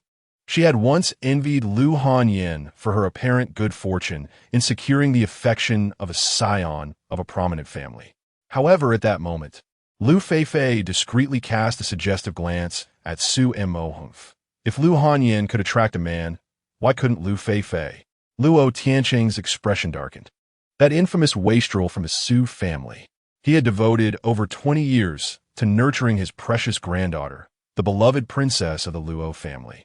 And now she had developed feelings for such a lecherous rogue. How could he possibly accept this? Not far away, Lin Yu observed Luo Tianqing's countenance with delight. An opportunity had presented itself. He immediately stepped forward, speaking with righteous indignation. Old Master Luo, Miss Luo, please allow me to speak candidly. He initially bowed respectfully to Luo Tianqing before turning to Luo Bingyan, his face etched with heartfelt concern. Miss Luo, do not be deceived by this man's flowery words. As far as I know, this Su Mo is nothing but a gigolo who relies on women to ascend. He flaunts his looks, swindling many naive women of their affections and wealth. Just a few days ago, I witnessed him driving a luxury car, intimately escorting the 2 most beautiful women from Jiangnan University. Lin Yu's voice rang out powerfully as he exposed Su Mo's true nature in public, attempting to make Luo Bingyan see the man's despicable character. Luo Bingyan's fair face was clouded with frost, her eyes filled with doubt. Did Su Mo really deceive others for money? She found it hard to believe. That afternoon, Su Mo had saved her. He could have demanded a princely sum, but chose not to. Instead, he had forcefully kissed her and provided all the information without asking for anything in return. However, if it were said that Su Mo had ulterior motives regarding her, Luo Bingyan's cheeks flushed with anger. Which normal man, after rescuing a damsel in distress, would demand payment in such a domineering and rude manner? His unprincipled hands had roamed over her, which was utterly infuriating. The thought of those shameful sensations only intensified her ire. Another delicate hand reached out, targeting Su Mo's vulnerable waist. You better confess. How many women are hiding around you? Since you are already surrounded by warmth and beauty, why did you take such liberties with me that day? Shamelessly exploiting me? Do you think I, Luo Bingyan, can be trifled with? You greedy scoundrel. Don't pinch. Su Mo reacted swiftly, grasping her delicate hand firmly just as it was about to succeed. Internally, he lamented, this little princess was certainly not easy to deal with. Where had that calm and composed female CEO gone? Why was she suddenly so inclined to pinch a man's flesh? If he were to marry her, wouldn't his future happiness be at stake? Chapter 71. Universal Disdain. Lin Yu's Ruin. Release Miss Luo. Came a furious shout. Lin Yu, propelled by a surge of formidable energy, swiftly charged forward. This is indeed a rare opportunity. A chance to showcase one's prowess before the Luo family and win the favor of Luo Tianqing and Luo Bingyan. He could not afford to let it slip away. Yet another pretentious individual seeking to ascend by trampling upon others? Suemo scoffed. His deepest disdain was reserved for those self-righteous hypocrites who, at critical moments of flirtation and emotional exchange with women, would suddenly emerge, cloaked in false virtue, yet harboring the most sordid intentions. Those incapable of embracing multiple partners would dare to criticize others for having numerous wives and concubines. It was akin to searching for death in a latrine with a lantern. Unhurriedly, Su Mo lifted his right foot. With a casual kick, a dull thud resounded. Lin Yu, who had just exuded an air of intimidation, was sent flying over 3 meters, akin to a deflated sack. At the instant he was propelled away, a subtle, secretive stream of dark pink energy silently emanated from Su Mo's toes, infiltrating Lin Yu's body. To confront such sanctimonious, duplicitous individuals, one had to expose their true nature before the eyes of all, leading to their utter disgrace. The elders of the Luo family, all of whom had reached the late stage of transformation, wore expressions of astonishment and confusion.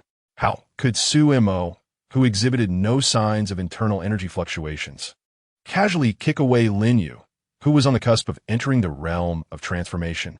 This was entirely at odds with their understanding of martial principles.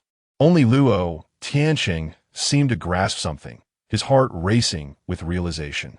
An awakened being, a force more mysterious and powerful than mere cultivation of internal energy. No wonder Su Mo appeared so fearless. In that moment, the balance in Luo Tianqing's judgment of potential future sons-in-law tilted dramatically. Compared to Lin Yu, who knew only the drudgery of diligent internal cultivation, Su Mo, an enigmatic individual brimming with untapped potential, seemed a far more worthy investment for the Luo family. Truly deserving of his precious granddaughter. Struggling to rise from the cold floor, Lin Yu underwent a radical transformation. His eyes were bloodshot, filled with a savage intensity, and a deep, beastly growl emanated from his throat. The dark pink mist, a manifestation of the ability illusory fragrance erosion, which Su Mo had replicated from the stunning Shin Man, proved exceptionally effective on Lin Yu, who had never encountered a woman. At that moment, Lin Yu lost all rationality, his mind consumed by primal urges. Under the gaze of hundreds in a banquet hall, Lin Yu suddenly tore open his somewhat cheap suit jacket. Like a rabid dog, he flared his nostrils, inhaling deeply. In the next instant, his gaze fixed upon Lu Fei, the source of the most potent perfume in the crowd. With a roar that was anything but human, Lin Yu lunged wildly towards Lu Fei. Lu Fei had never witnessed such an event. Her face drained of color as she screamed. My heavens! The disciple of the ghostly acupuncturist was actually going into heat in public? What did he intend to do? Did he mean to publicly defile the little princess of the Lu family? This was utterly inhumane, a beast unworthy of the title. The guards of the Luo and Lu families reacted with remarkable swiftness, several agile figures leaping from various directions, promptly intervening to repel the now irrational Lin Yu. Despite their efforts, however, a luxurious black stocking meticulously worn by Lu Fei was brutally torn open by Lin Yu, exposing her fair leg adorned with letters. A piece of the black stocking was tightly clenched in his grip. Su Mo observed the scene. a flicker of mischief sparkling in her eyes as an unusual thought crossed her mind. Lin Yu gazed dreamily at the remnant of the black stocking. Still warm and fragrant with Lu Feifei's essence, a rapturous expression of ecstasy spreading across his face. Then, to the shock and disbelief of all present, he executed a shocking act that plunged the banquet hall into stunned silence. He slowly, deliberately, in full view of the assembly, brought the piece of black stocking to his lips. He closed his eyes, a look of extreme pleasure gracing his features, as if he were transcending to a realm of bliss. What on earth? Has this man completely lost his mind? In the banquet hall, every male guest, without exception, was left agape, their jaws nearly grazing the floor. These were men of wealth and power, each harboring their own private eccentricities. Yet, who among them had ever witnessed such audacity? Who would dare to publicly disgrace themselves in front of so many distinguished guests, all while wearing that nauseating expression of enjoyment? This was an extreme deviation from the norm, a veritable paragon of depravity. All the elegantly dressed women present, whether socialites or noble women, regarded Lin Yu with a unified gaze of disdain and disgust. Such perversion! How revolting! How could such a person find a place at a Luo family gathering? It was an affront to the eyes. He was, after all, merely a disciple of that so-called ghost needle physician. I suspect his master is no better. What manner of teacher produces such a disciple? To behave so lewdly in broad daylight is no different in essence from those sordid news stories about individuals who infiltrate women's residences. Chapter 72. Lin Yu faces consequences. Su Mo negotiates with the Luo family 5 minutes, neither long nor short, was all it took for Lin Yu's life to plummet from grace into despair.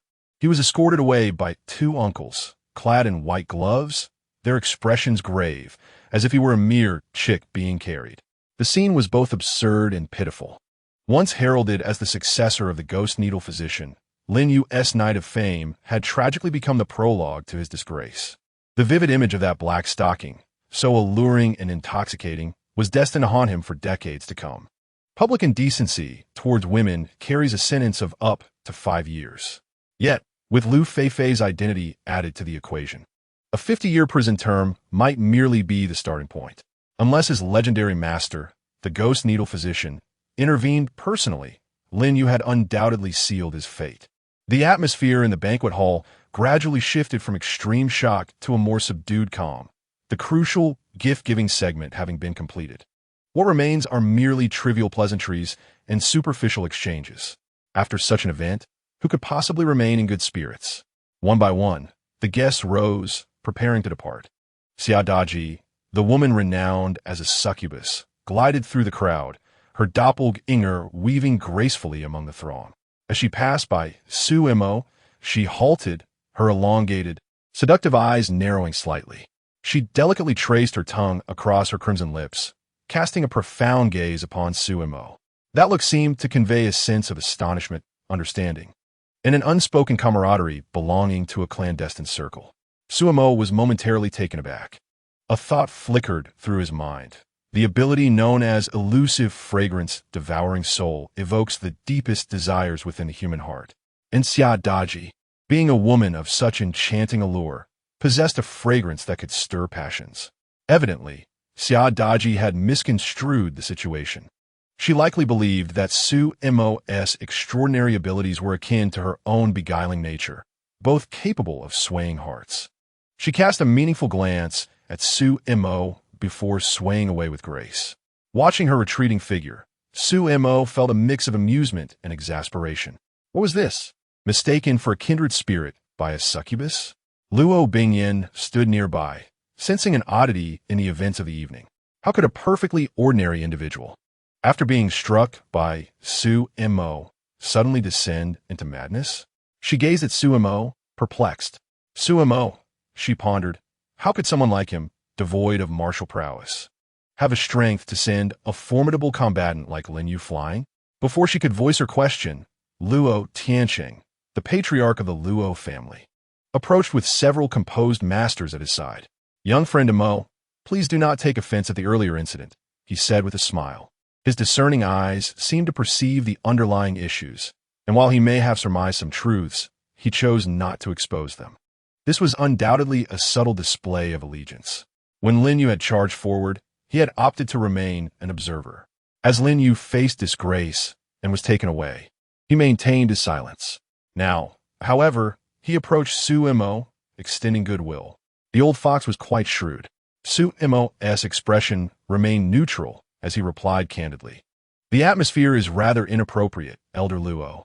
Once the banquet concludes, we should discuss serious matters. Is this meeting for collaboration at the behest of Yu Qiangwei? Or is it for your own interest in Bingyan? Luo Tianqing inquired cautiously.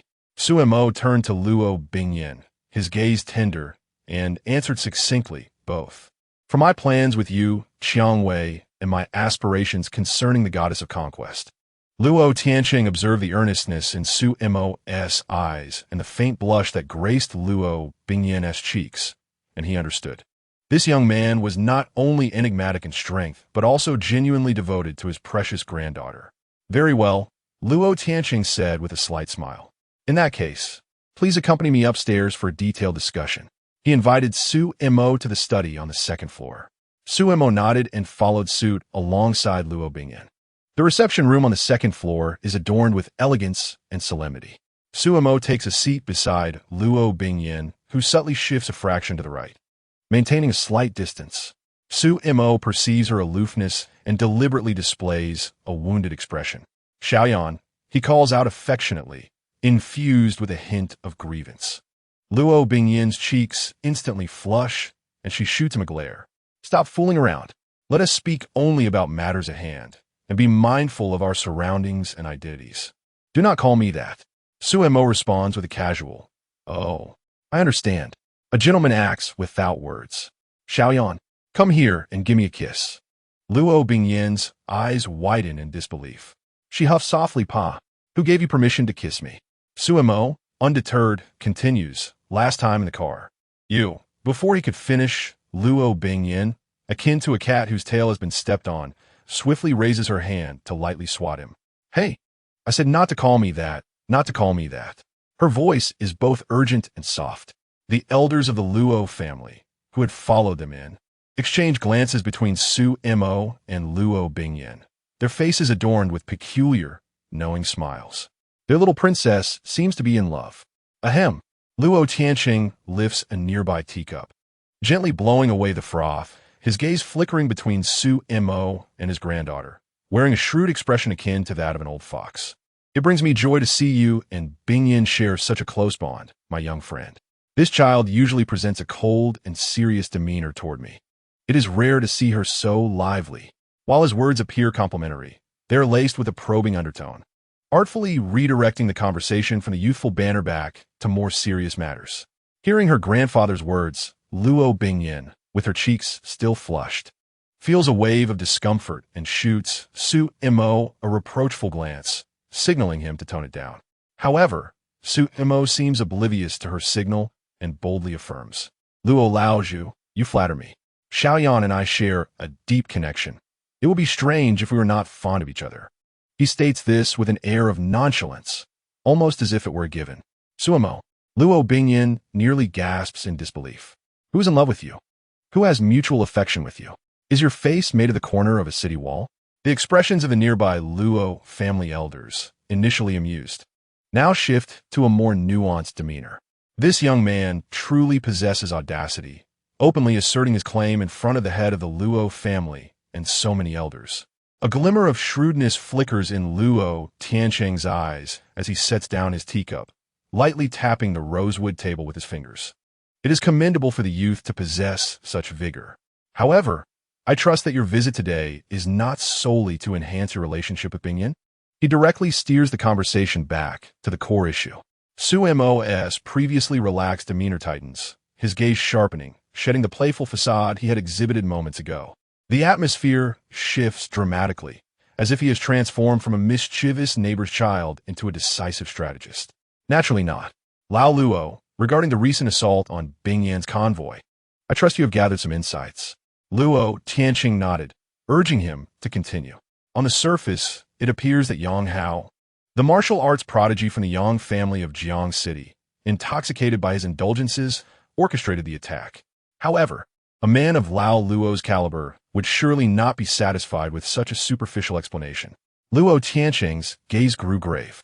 Indeed, the clues he uncovered pointed towards Yang Hao. Yet he sensed that the situation was far more intricate. Despite Yang Hao's arrogance, he lacked the audacity and meticulous planning necessary to directly assault the heir of the Luo family in the city center.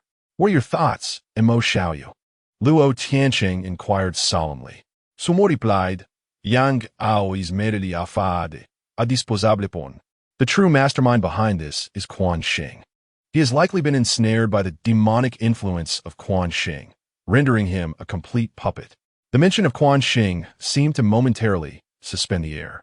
Luo Tianqing's pupils contracted. The elders of the Luo family nearby also paled at the name. Quan Xing symbolized chaos, malevolence, and unscrupulousness.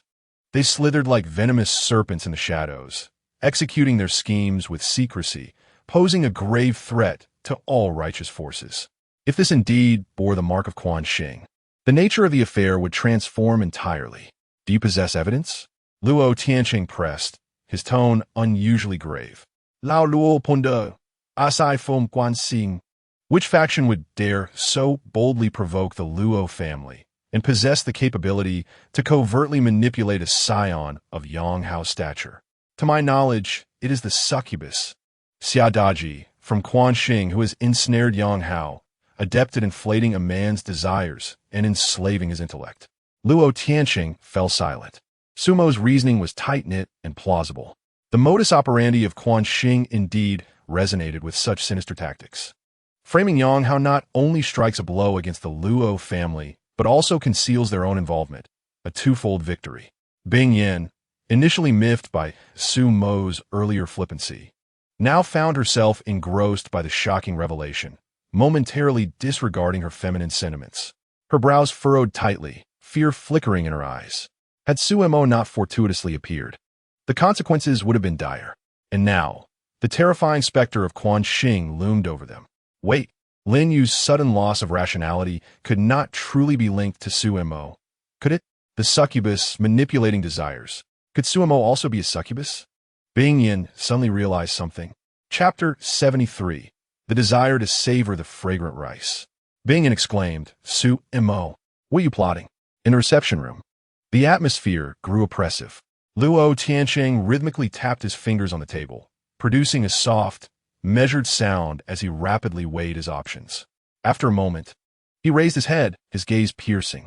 Mo Xiaoyu, you share this with me not merely as a warning, do you? Somos maíz. Engaging in discourse with an astute mind is indeed effortless. Certainly not merely that. He sat up straight, calm and composed. Quan Xing's power is surging. Their tendrils have already reached into various prominent families. The Luo family is a target, and so too is the Yu family. The plan I devised with Yu Qiangwei necessitates a formidable ally, and the Luo family undoubtedly stands as the most favorable choice. His gaze shifted towards Luo Bingyan. Softening as he spoke, we share common adversaries and mutual interests. The old fox's mind raced with thoughts. Forming an alliance to confront the entirety of the opposition indeed aligns with the interests of the Luo family. Furthermore, Su Mo is enigmatic and powerful, seemingly connected to that formidable woman from the Yu family, brimming with potential. More crucially, he harbors intentions towards Bingyan. An audacious thought suddenly surged within Luo Tianqing's mind. How do you propose we unite? He inquired.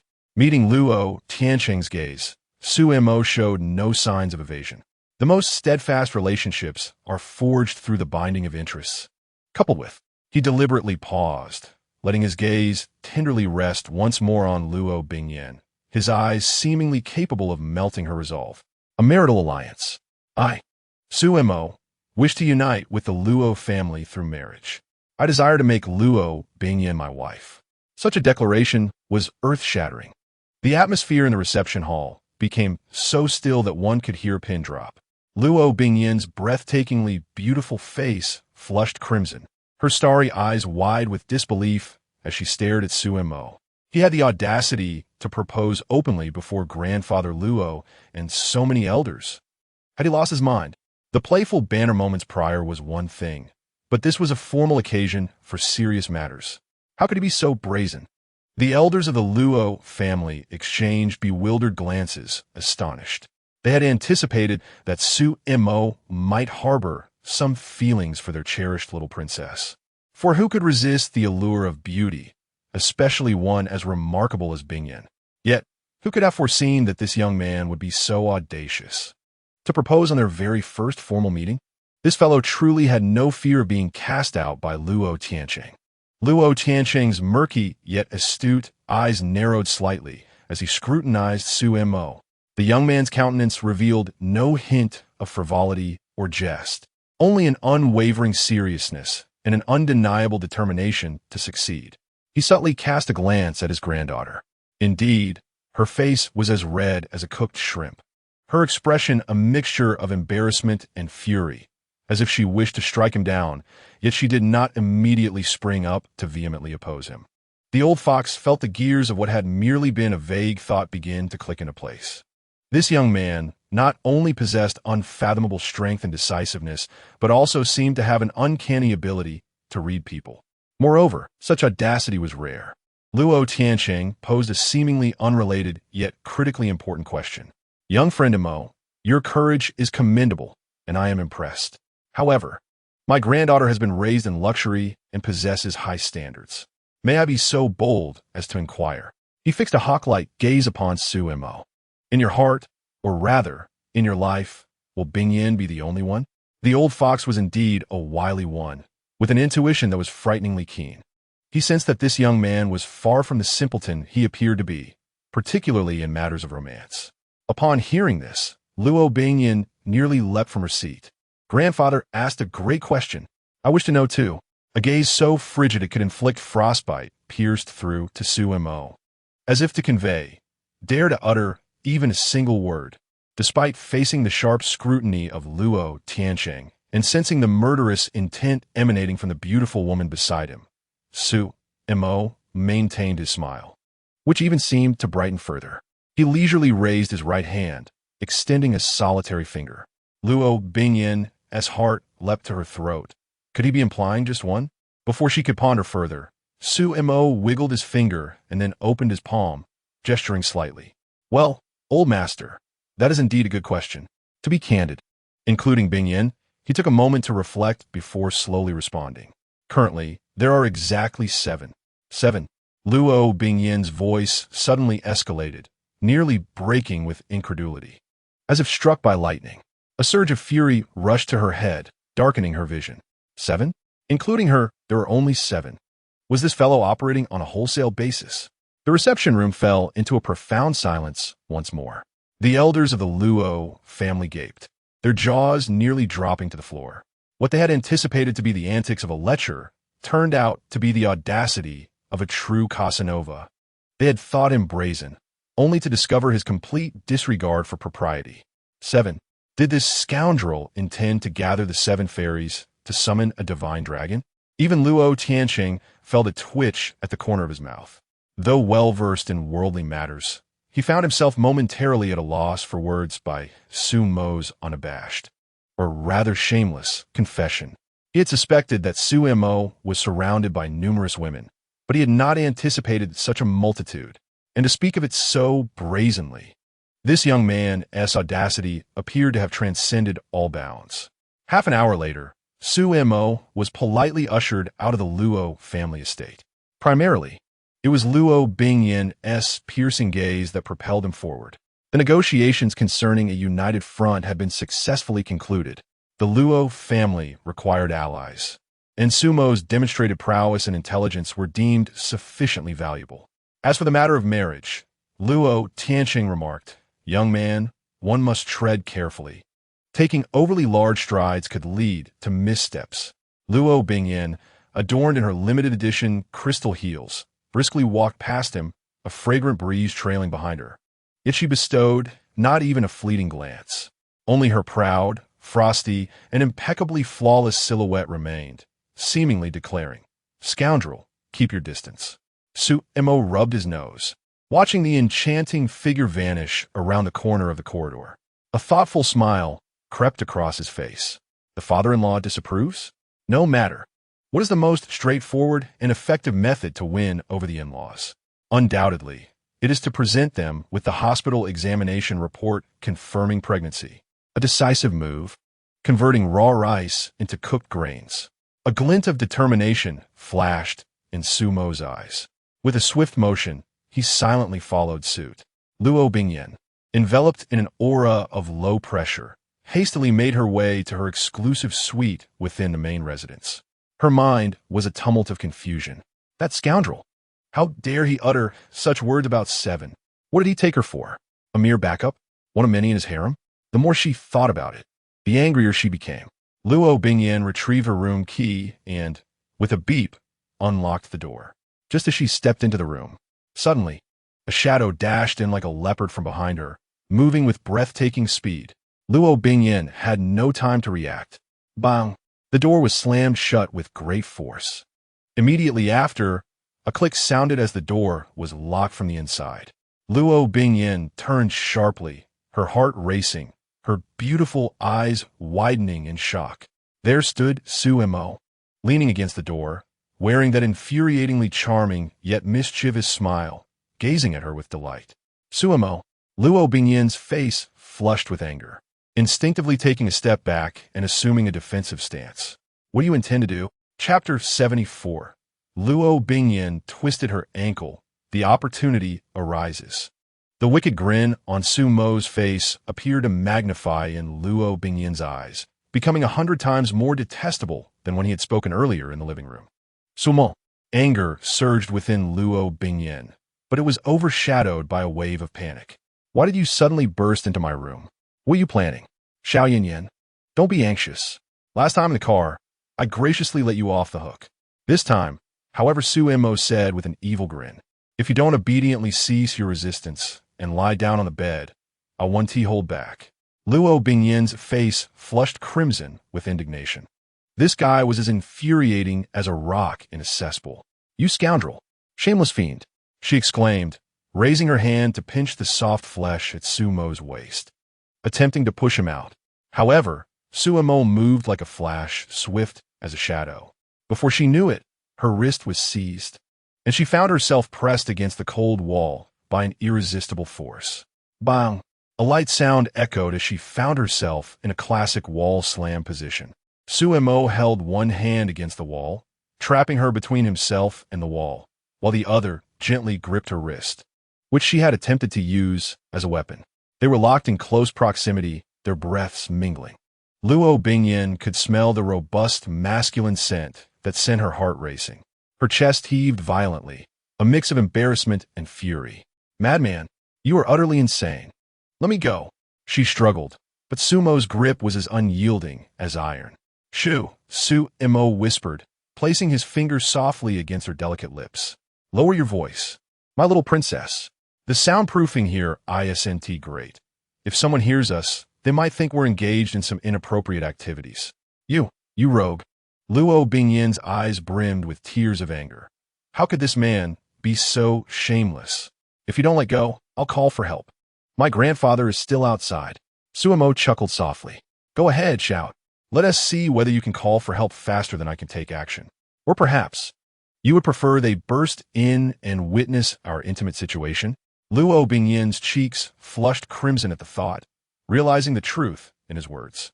With his skills, if he truly intended to do something, those outside would have no time to react. Moreover, she could not afford to lose face. Just as her emotions spiraled into a whirlwind of shame and fury, Sumo cupped her exquisitely beautiful face and leaned down. His mischievous smile loomed larger before her. And then he kissed her. It was utterly brazen and domineering. Luo Bingyan's starry eyes widened momentarily before dimming. She desperately pounded on Sumo's shoulder. It was akin to striking a solid rock, yielding no result.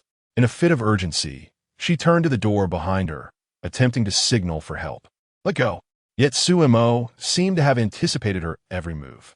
One hand firmly restrained her wrist, while the other pressed down on her delicate hand that was beating against the door, rendering her immobile. Simultaneously, A faint wave of magical energy emanated from him. An identical magical doppelganger materialized out of thin air, winking at Luo Bingyin before nimbly leaping out of the window. Moments later, the distinctive roar of a Bugatti Veyron's engine echoed from below, growing fainter as it sped away, creating the illusion that Su Mo had driven away from the Luo residence. Luo Bingyin, dazed from the kiss, gasped for breath, her fair cheeks still flushed. Anger and urgency coursed through her as she glared at Su Mo. You scoundrel! Is there any awakened supernatural being who employs their abilities in such a manner? It's an utter waste. Such formidable and rare supernatural powers were being exploited for such despicable deeds. Su Mo released her, finding amusement in her flustered demeanor. That's because they haven't encountered my little Yin Yin. He leaned closer to her ear, his voice laced with seduction. To obtain little Yin Yin, even the most precious abilities can be utilized in this manner without hesitation. Su Mo discovered that teasing this little princess of the Luo family was immensely entertaining. Watching the proud and exquisite young lady's flawless facade crack bit by bit, revealing the underlying confusion and disarray, was a guilty pleasure for him. She was frightened. He could sense it from her slightly trembling fingertips and the rapid pulse at her neck. Yet, she refrained from calling out for help. At least the muffled cries, just moments ago, seemed more instinctive than genuine pleas for rescue. How intriguing. She bore a striking resemblance to that Muhan Bing, always donning two masks. Beneath the icy beauty lay a hidden fragility, perhaps even an unspoken flame. Sumo's playful spirit ignited further, and he decided to stoke the fire. Stepping back, he allowed his smile to fade, replacing it with a sinister expression, intentionally lowering his voice. Little beauty, since you've fallen into my hands, you might as well submit to me. A moment of indulgence is worth 1,000 gold pieces. Let us not waste time. He advanced towards Luo Bingyin step by step, arms outstretched, intending to embrace her. Don't come any closer. Startled by his wicked performance, she retreated repeatedly. The limited edition crystal high heels she wore were already precariously tall. In her flustered state, she lost her footing. Luo Bingyin cried out in pain as her ankle twisted, sending her sprawling backward onto the soft bed. Pain etched across her delicate features, her exquisite countenance contorting, eyes quickly glistening with unshed tears. Sumes vikid green tholted momentarily. Something about the script seemed off. How amusing. This young lady must have indulged in her fair share of Japanese and Korean comics, for her fall was executed with such finesse. However, observing the way she grimaced in pain, it seemed rather genuine. Could it be that she truly had injured herself? Su Mo regained his composure and stepped forward. Hey, Xiao Yinyin, are you all right? That performance was quite convincing. Luo Bingyin, on the verge of tears from the pain, felt her anger flare even more upon hearing his words. What a ridiculous notion. I'm in agony. It's all your fault, you jerk. Su Mo crouched down, examining her slightly swollen ankle. He cautiously extended his hand, intending to assist her in removing the troublesome high heels. Luo Bingyin attempted to retract her foot, but found herself unable to move due to the pain. Sumo's fingers gently grasped her injured foot, a flawless masterpiece reminiscent of exquisite jade. It was translucent and appeared as though it had been sculpted from the finest mutton fat jade. Her toes were as rounded as peeled lychees, and the arch formed a gentle crescent, her skin possessing a lustrous, cool sheen akin to jade. Yet, her delicate ankle was now slightly swollen and reddened. Su Mo admired her beauty in silence. Even her feet were charmingly exquisite. Don't move. Let me take a look, he said, his tone inadvertently softening. Ouch. It seems a bit swollen. These high heels are quite exaggerated, almost like walking on stilts. Luo Bingyin gasped in pain, but refused to concede. Mind your own business. It's not my fault I was scared by your insanity. Sumo checked helplessly. All right. My mistake. What should we do now? Do you want me to massage it for you?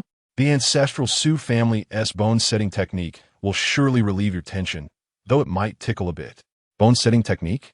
Luo Bingyin regarded him with skepticism. Are you genuinely skilled, or do you merely wish to touch my foot for your own gain? Both, Su Mo admitted with unabashed honesty. Luo Bingyin was at a loss for words. His audacity was astonishing. Chapter 75. A A surprise attack on Luo Bingyan, success. Suemo had already crouched down, his hands enveloping her swollen ankle.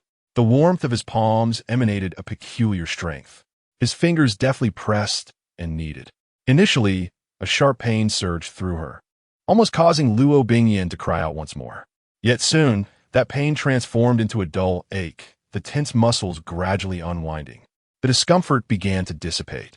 Perhaps he truly has some skill, Luo Bingyan thought, secretly lifting her eyelids to glance at Suemo. His focused profile, with a prominent nose and defined jawline, was illuminated by the soft light, exuding an unusual allure. Her heart skipped a beat. How could this man possess a beauty that rivaled her own? No, he was even more handsome than any man she had ever encountered. She found herself momentarily entranced, even overlooking the slight itch at her ankle. 10 minutes later, Suemo released her foot. Luo Bingyan cautiously moved her ankle. Aside from the initial sharp pain, only a bit of swelling and warmth remained. How does it feel? Xiao Yinyan? Still questioning my expertise? Luo Bingyan turned her face away, avoiding his triumphant gaze, her lips still sharp. Now that it's better, you should leave quickly. If it weren't for your madness scaring me, I wouldn't have gotten hurt in the first place. Sumocheka softly, realizing that this girl held quite a grudge. He leisurely rose to his feet, conceding, all right, I take the blame. However, Xiao Yinyan, it seems you were rather concerned about my mention of having 7 women, including you? Luo Bingyan nearly choked on her breath. Was he really embarrassed about that? Who cared? She raised her snow-white chin, resembling a proud swan. Let me tell you, Suemo, how many women you have is of no concern to me. And do not include me in your count. I, Luo Bingyan, am the cherished little princess of the Luo family, the youngest female president of a publicly listed company in Jiangcheng, and the line of men pursuing me could stretch all the way to the Huangpu River, she declared with haughty pride, expressing her complete disinterest in his romantic escapades, and she would never marry him, nor would she lower herself to the level of those women. Suemo stroked his chin, feigning enlightenment. Oh, so our little Princess Luo is not angry, but rather insecure, afraid to compete with him? Luo Bingyan was nearly breathless with indignation. Insecure? That word did not exist in her vocabulary. What do I have to fear? She glared at Suemo. Am I afraid of your little flings? What a ridiculous joke. Suemo shrugged, wearing an expression that seemed to say, see, I hit the nail on the head. Otherwise, they dare to be my women, so why wouldn't you? Luo Bingyan realized that arguing with this man was merely a futile endeavor. His audacity and twisted reasoning utterly shattered her previous understanding of limits. How shameless! How brazen! Infuriated, she took a deep breath, deciding to change her approach. All right then, do enlighten me about who these women are, whose status can rival mine, whose beauty and figure can surpass my own. She refused to believe that there existed a woman more outstanding than herself, who would foolishly choose this rogue. Suemo replied, well, you might actually know them. For instance, Yu Qiangwei from the Yu family in Jiangcheng. Luo Bingyan's delicate features shifted. Yu Qiangwei? That woman renowned for her iron will and beauty, whose reputation eclipses her own. Suemo continued. And then there's the eldest daughter of the Mu family in the capital, Mu Hanbing. Boom! Luo Bingyan's head bust. Mu Hanbing, the one acclaimed as the ice queen of the capital, the dream lover of countless noble heirs. Her beauty was undoubtedly comparable to hers, but her 170 centimeters height and 36 figure could not be compared to Mu Hanbing's. Are you joking? I never joke. Luo Bingyan was momentarily stunned. Her mind struggled to grasp the situation. Both Yu Qiangwei and Mu Hanbing were top tier in terms of family background, capability, and beauty. How could he have possibly won their favor? Did he employ the same despicable tactics he had just used on her? No. Both Yu Qiangwei and Mu Hanbing were no pushovers. How could they be easily swayed by him? What could they possibly seek in him? Was there truly a woman more outrageous than herself willing to become Suemo's partner? What were they thinking? Suemo, seeing through her confusion, spoke softly. It's quite simple. I have awakened their extraordinary abilities, empowering them to become stronger. Naturally, they willingly accepted the role of my women. Awaken extraordinary abilities? A profound shock coursed through Luo Bingyan's heart. She recalled her grandfather, Luo Tiansheng, lamenting on multiple occasions that her physique was frail and her talent mediocre, rendering her unfit for the family's martial arts training. This had always been a lingering regret in her heart. If only she could awaken her extraordinary abilities. Would she not then cast off the label of being merely a decorative flower in her family and truly seize her own destiny? Are you truly speaking the truth? How do you help them awaken their extraordinary abilities? Indeed, it is true, Su Mo replied leisurely. The method is quite simple. Become my woman, and you shall naturally awaken. I possess a rather unique, extraordinary ability that allows me to assist my women in awakening and enhancing their potential. Sumo's gaze was intense as he looked at her. The prerequisite is that you must be my woman. You understand my meaning, don't you, Xiao Yinyin? Luo Bingyin's heart raced uncontrollably. This condition, this temptation, was simply overwhelming. Throughout her life, she had never lacked anything, but she had an almost obsessive desire to grow stronger in martial arts, to become a transcendent being as formidable as Luo Tiansheng. Yet, the thought of becoming this rogue's woman left her in hesitation, torn between her desires. However, Su Mo had no intention of granting her much time for contemplation. His eyes glinted with mischief, and taking advantage of Luo Bingyin's moment of distraction, he swiftly closed the distance between them. In a blink, he had seized her injured jade foot, deftly removing the other bothersome crystal high heel. Before Luo Bingyin could react, a powerful masculine aura enveloped her. Following that, an aggressive kiss descended heavily upon her soft, pink lips. Luo Bingyin's beautiful eyes widened in surprise. Sumo's assault was too swift, too unexpected. He struck hard, providing her no opportunity for evasion or thought. Luo Bingyin felt her body weaken. Her startled gasp caught in her throat, allowing only delicate whimpers to escape, rather than being unable to resist. It was more accurate to say that her defenses crumbled far too rapidly under Su Mo's relentless barrage. Be gentle, you scoundrel. Chapter 76. The lightning ability and Su Mo's apology after an hour of intense battle. Su Mo comfortably leaned against the headboard, a half-burnt cigarette nestled between his fingers. Wisps of pale smoke curling upwards, obscuring his profound gaze. Luo Bingyin curled beneath the silk quilt, fragrant sweat dampening her hair, clinging to her snow-white forehead. Her face, capable of captivating the heavens and earth, was adorned with a rosy hue akin to a rose blooming after the rain, radiant and dripping with beauty. Her once cold and proud starry eyes shimmered with a watery brilliance, sparkling brilliantly. Upon closer observation, one could see faint arcs of electricity dancing deep within her gaze, subtly hinting at the might of thunder. The ability to control lightning had indeed awakened. Su Mo inhaled deeply, slowly exhaling smoke rings, his gaze fixed upon her. The little princess is delightful, both inexperienced and amusing. A mere flick of my hand suffices to satisfy. Unlike that enchanting creature, Shinman, who exudes an irresistible allure from her very toes, this woman indulges in a multitude of captivating games, her innate talent astonishingly remarkable, nearly depleting his very essence. After a considerable time, Luo Bingyin finally emerged from the profound shock of that exquisite experience, feeling a surge of power coursing through her transformed body.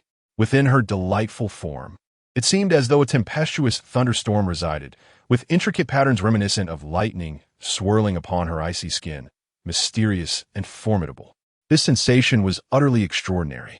Oh, has our little princess successfully transcended her tribulation and ascended to immortality?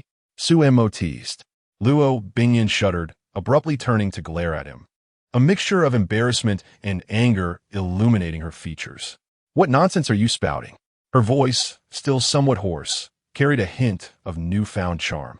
Such a glint in those little eyes, sparking with electricity, Su Mo quipped, raising an eyebrow with a playful tone. It appears the effect is quite impressive. You need not fear thunder or rain anymore. You have become your own lightning rod. You are the lightning rod, Luo Bingyin retorted, her cheeks flushed crimson. Infuriated by his audacity, her starry eyes sparkled with a flicker of electricity, a wave of indignation momentarily overshadowing her physical fatigue. In an instant, She boldly extended her delicate, pearly foot, tinged with a nascent, barely controllable electric current, and aimed it directly at Sumo's chest. Sumo, you shameless scoundrel, apologize to me at once, she growled, though her voice lacked the force she intended, tinged with embarrassment. Or else I shall electrocute you. She endeavored to appear more intimidating, but to Sumo, her sparkling, doe-like eyes resembled those of a harmless kitten, all claws and no bite. Sensing the gentle touch of her foot on his chest and the faint, almost negligible electric thrill it produced, he smirked mischievously. Apologize? He said with a playful grin, swiftly capturing her assertive foot in his hand. All right. I will apologize right away. A sense of foreboding surged within Luo Bingyin as she sensed his intentions. What are you planning? I warn you not to act recklessly. Stop. You perverted fiend. Her cheeks blazed with a vibrant hue, more vivid than before. She wished to struggle, yet her body felt as limp as water, devoid of any strength. That scoundrel. This was no apology. It was an even more egregious form of bullying. Sumo gazed at her, a mixture of embarrassment and fury evident in her tear-rimmed eyes. So how is that? Apology complete? Are you satisfied, little Yin Yin? If not, I can continue to apologize. Get lost. After a prolonged moment, Luo Bingyin regained her composure, her cheeks still ablaze. She hurriedly thrust her delicate foot into a pair of crystal high heels beside the bed, hastily slipping on the other as well. You must leave. She pointed towards the window, utterly mortified. Hurry and exit my home, if Grandpa Luo discovers us. At that moment, all she desired was for this scoundrel to vanish from her sight. This clandestine, shameful affair, should it come to the knowledge of grandfather or other elders of the Luo family, would indeed cast a shadow over Luo Bingyin. While Sumo might rely on his strength to evade serious repercussions, her own reputation would be utterly tarnished. The little princess of the Luo family, the future heir, caught engaging in such disgraceful conduct with a man behind closed doors. The very thought of the consequences is beyond her imagination. Sumo leisurely rose from the bed, casually adjusting his slightly disheveled attire, observing Luo Bingyin's mortified expression as if she wished to vanish into thin air brought him great amusement. Approaching the bedside, he suddenly leaned down and gently kissed her still flushed cheek. Ah, what a delightful scent! Luo Bingyin recoiled as if scalded, instinctively raising her hand to wipe the spot he had kissed. Get away! Don't touch me! It's disgusting! She exclaimed, her voice tinged with disdain, her eyes glistening with unshed tears. In response, Sumo chuckled, his laughter ringing with unrestrained joy. Ha ha ha, Xiaoyan! How could anyone disdain their own self? He turned towards the window, his tone laced with mockery. Remember, should you miss me or wish to experience this again, feel free to seek out this young master. You scoundrel! Just because you aren't repulsed doesn't mean others aren't. Luo Bingyin retorted, seizing a pillow from the bed and hurling it at him with all her might. Yet, Sumo did not look back. He vanished outside the window in the blink of an eye. Chapter 77. The two stunning beauties that could take one's life. As dawn broke, golden light pierced through the mist, marking the hour of 8 in the morning. The intricately wrought iron gate of Qiangwei Manor slowly swung open. Sumo's figure stepped into this realm of luxury, greeted by the harmonious welcome of a line of bowing maids. His gaze casually swept the room, only to be ensnared by the vibrant scene at the center of the living room, on a spacious, plush, top-tier velvet sofa. For enchanting beauties formed a picturesque sight that would compel any man to eagerly return home. Yu Qiangwei, clad in a loosely tied fiery red robe, sat with her long, fair legs elegantly crossed, engaged in hushed discussion with Shun Man, exuding an aura of commanding authority. Shun Man, in her captivating dark red slit chong sam, showcased a tantalizing silhouette, radiating the essence of mature elegance. On the opposite side of the sofa, Mu Hanbing and Luolar nestled closely, their heads together as they diligently studied an ancient tome entitled Mastering Magical Control, from beginner to expert. Yu Qiangwei was the first to notice Sumo. The busy man returns. With that triumphant expression, I dare say you have thoroughly won over your little princess. Haven to you? Sumo chuckled lightly, not directly responding to her teasing inquiry, and made his way towards Mu Hanbing. Even if he had not succeeded, he still needed to report back. The promises made to the beautiful Mu must not be delayed, for that would be an affront to justice. Mu Hanbing retained her refreshing ensemble from the previous day. A light blue short dress, her long, slender legs bare, with pearly white toes slightly curled, resting on the cool, smooth marble floor. Since her initial entrance into the villa of Yu Qiangwei, Su Mo eagerly whisked her upstairs for a more intimate exchange. The classic ensemble of a black uniform paired with sleek black stilettos was disdainfully discarded in the corner of the room and had not been touched since. Su Mo speculated that the young lady was likely apprehensive about encountering that attire again, fearing it would provoke his primal instincts, compelling him to press her against the ground. He approached Mu Hanbing, effortlessly crouching before her, his large hand gently clasping her two delicate, unadorned feet. The tender sensation emanating from his palm was still as frigid as ever. As he softly kneaded her icy soles, his fingers meticulously brushed away any possible dust, while his tone turned playful. "Dear beauty, might we request you to grace us with a pair of shoes? You traipse around barefoot on this gleaming floor, which surely has become cleaner than a mirror from your steps. I dare say, with your prowess, you, the stunning lady, could save a fortune on cleaning maid wages by simply assigning you the task of floor polishing." A subtle blush crept onto Mu Hanbing's exquisite face. Yet her demeanor remained composed and indifferent as she softly exhaled, "I do not wish to wear them. They are uncomfortable. They confine me." Hearing this, Su Mo continued his gentle ministrations, a deeper smile gracing his lips. "It seems you are in the advanced stages of laziness, my dear. Even the thought of putting on shoes is a bother. At this rate, I fear you will soon require someone to feed you." Just as Su Mo was teasing the reticent, icy beauty, a languorous, seductive voice emerged from beside him. Su Mo, the drawn-out, sultry intonation seemed to weave a spell, enticing and tantalizing the senses. Shen Man had, unbeknownst to him, glided to his side, her sinuous figure exuding an effortless allure. Her radiant face tilted slightly, shadowed by an air of subtle melancholy. "I wish to partake as well." With that, she leaned her soft, pliable form against Su Mo's shoulder. The daringly tailored qipao she wore clung tightly to her ample curves, yet the closeness of their bodies caused the neckline to part ever so slightly. A mere glance from Su Mo ensnared his gaze as if drawn by an irresistible magnet, leaving him parched and speechless. Her warm breath brushed against his ear, imbued with hints of longing, playfulness, and an undeniable allure. "Scoundrel, when I awoke last night, the bed was cold, and you had vanished." As she spoke, she deliberately swayed her voluptuous, mature form. Su Mo felt a surge of heat rising from his core, accompanied by a dull ache in his waist from the previous night's exertions, as if protesting against the weight of desire. Silently lamenting, he recognized that Shen Man was a natural enchantress. Every smile, every movement tugged at the strings of a man's heart. Were an ordinary man, to win over such a captivating woman would be an extraordinary feat, not merely enduring half a year, but even surviving 2 months would be a testament to his formidable vitality and the virtues of his ancestors. From her vantage point, the observant Laura beheld the entire scene, her gaze towards Shen Man brimming with admiration and astonishment. She considered herself somewhat adept at alluring men, yet upon witnessing Shen Man's unparalleled charm and innate seduction, she realized the vast chasm separating her skills from true mastery. This woman far transcended the ranks of the cunning vixens she had encountered, who tirelessly schemed for favor and position.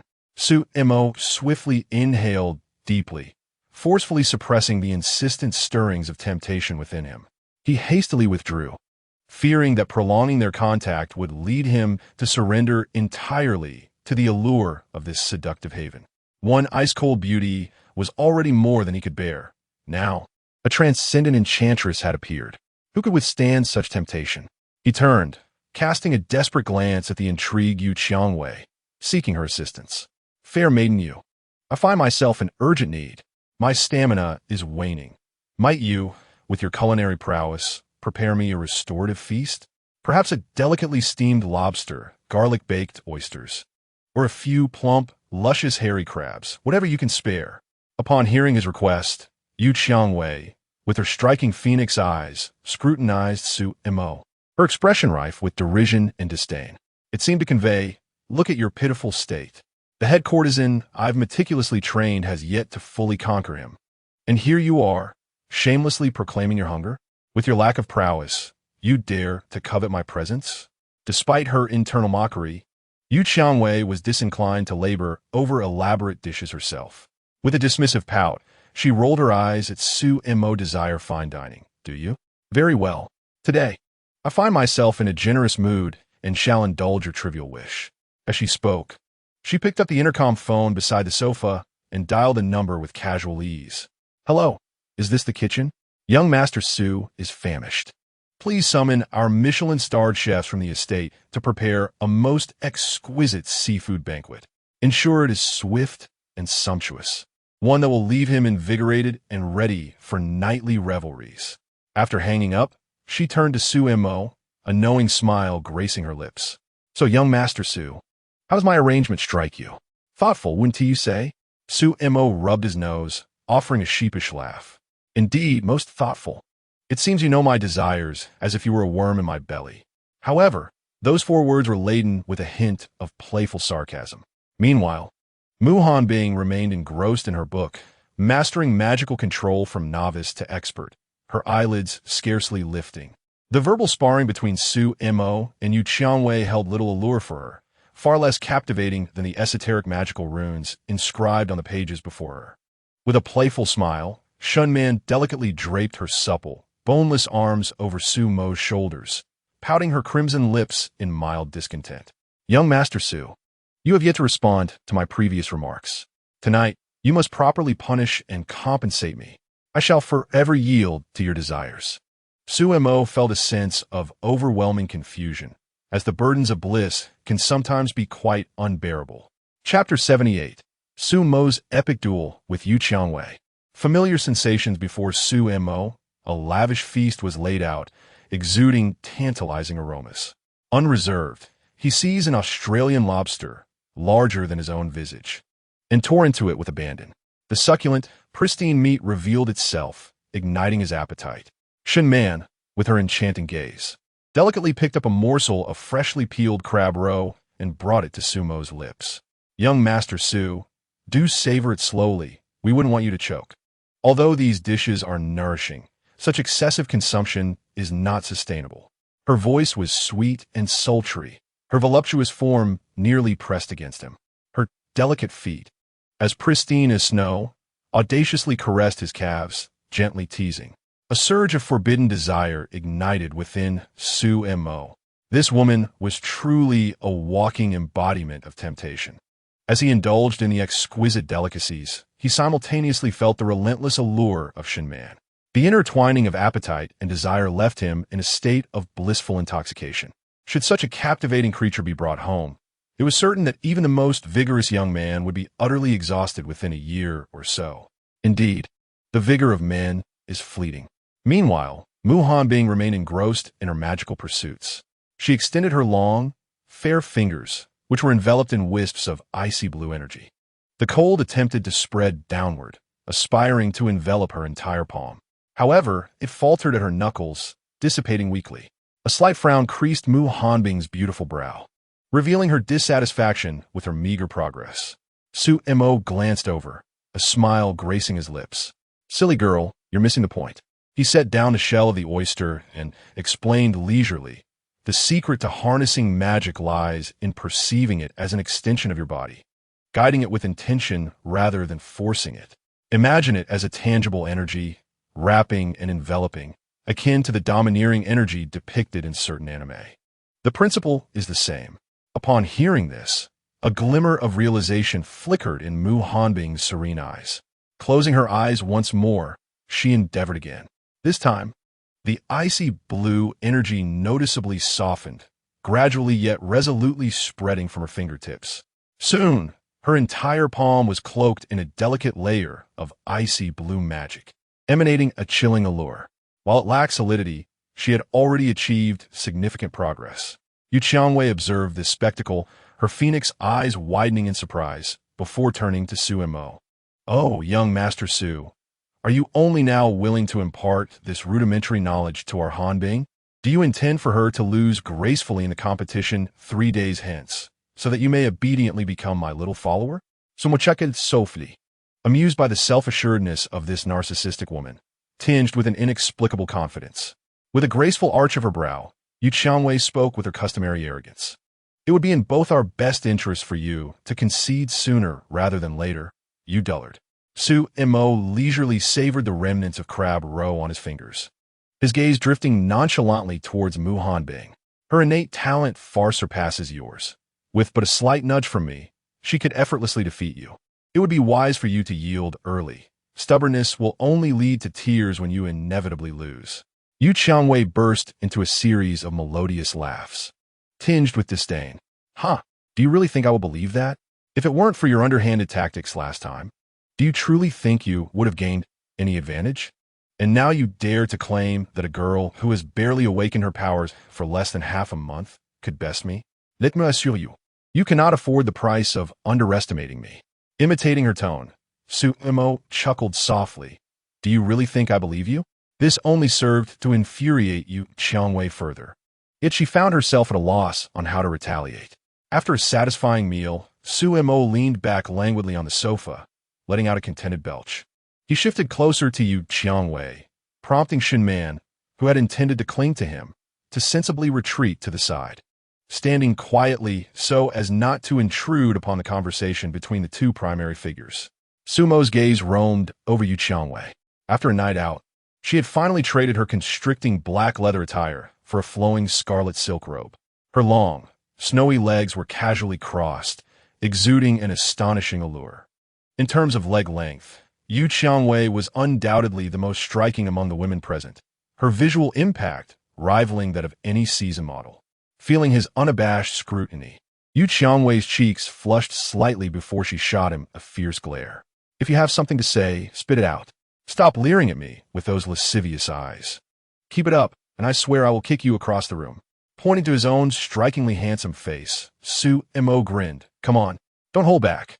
If I were to dodge, it would be a sign of disrespect to you, the magnificent you." Yu Qiangwei thought to herself how astonishingly thick-skinned this man was, far beyond her imagination. "Now, let us get serious," Su Mo said, his playful demeanor fading as his gaze deepened. "What is the current situation over in the capital? Has that old fox, Zhao Yilong, made any recent moves?"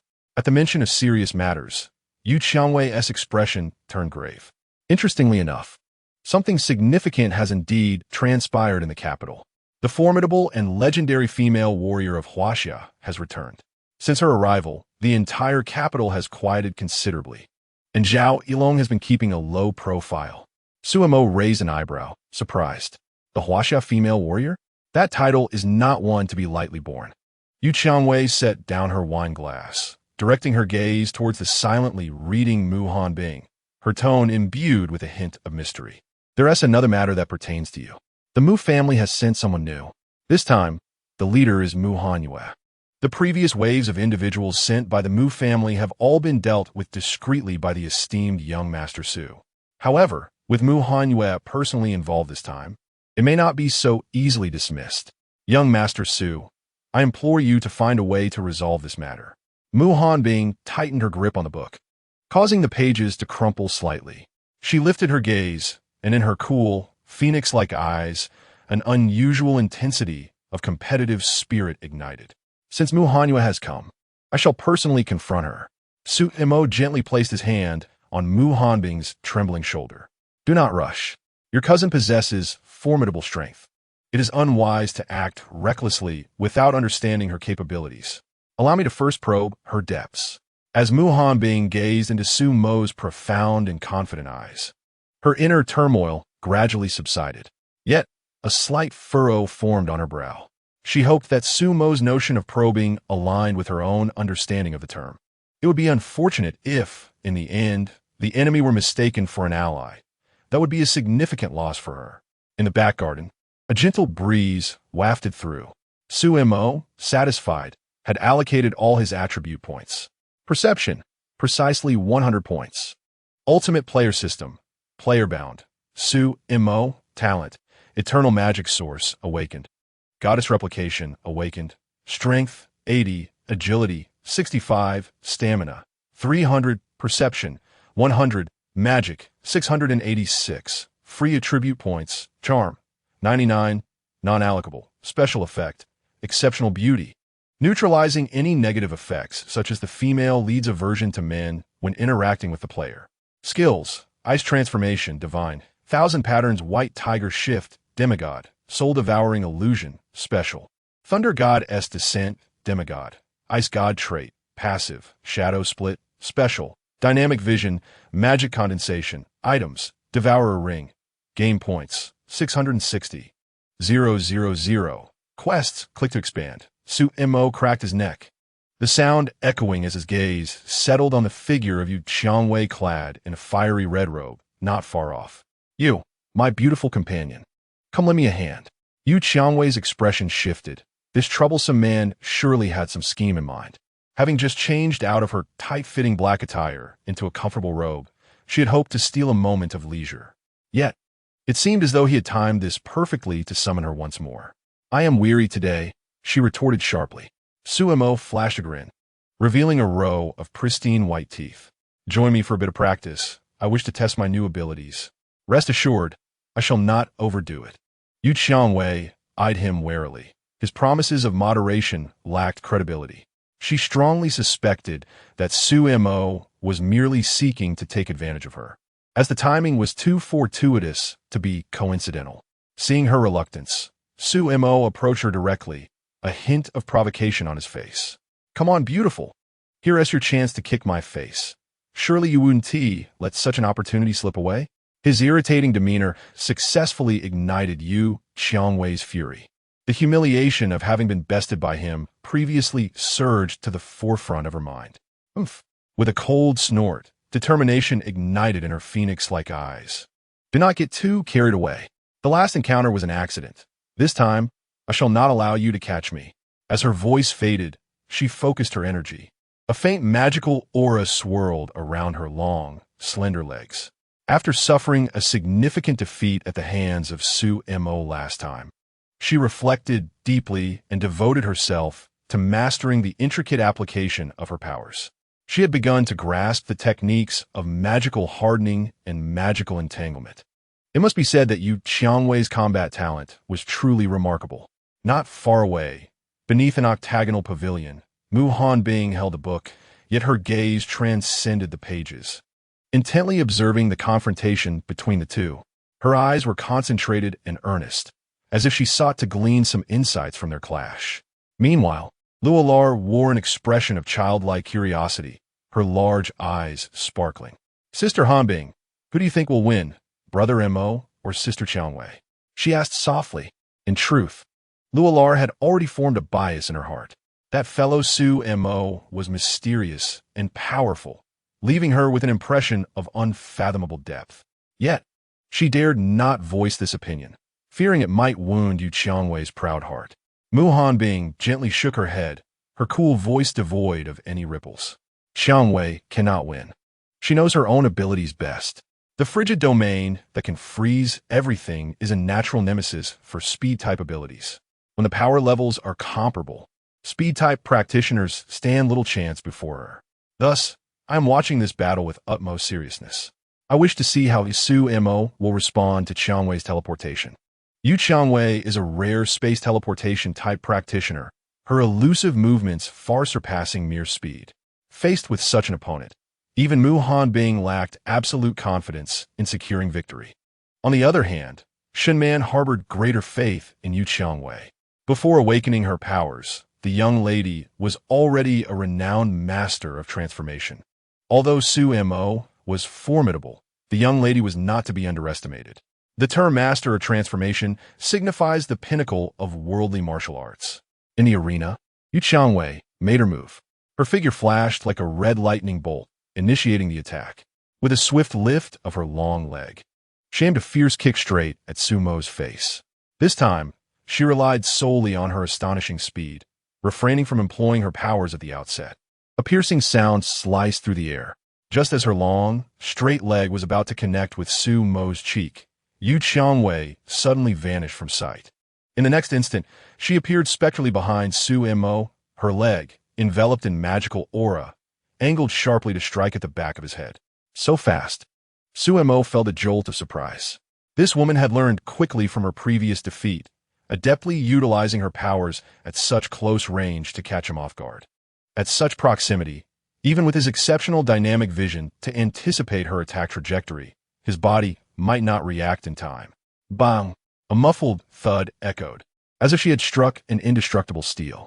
Wai-Chi and GW felt an immense recoil surge through her legs, causing her ankles to tingle. Upon focusing her gaze, a flicker of alarm flashed in her beautiful eyes.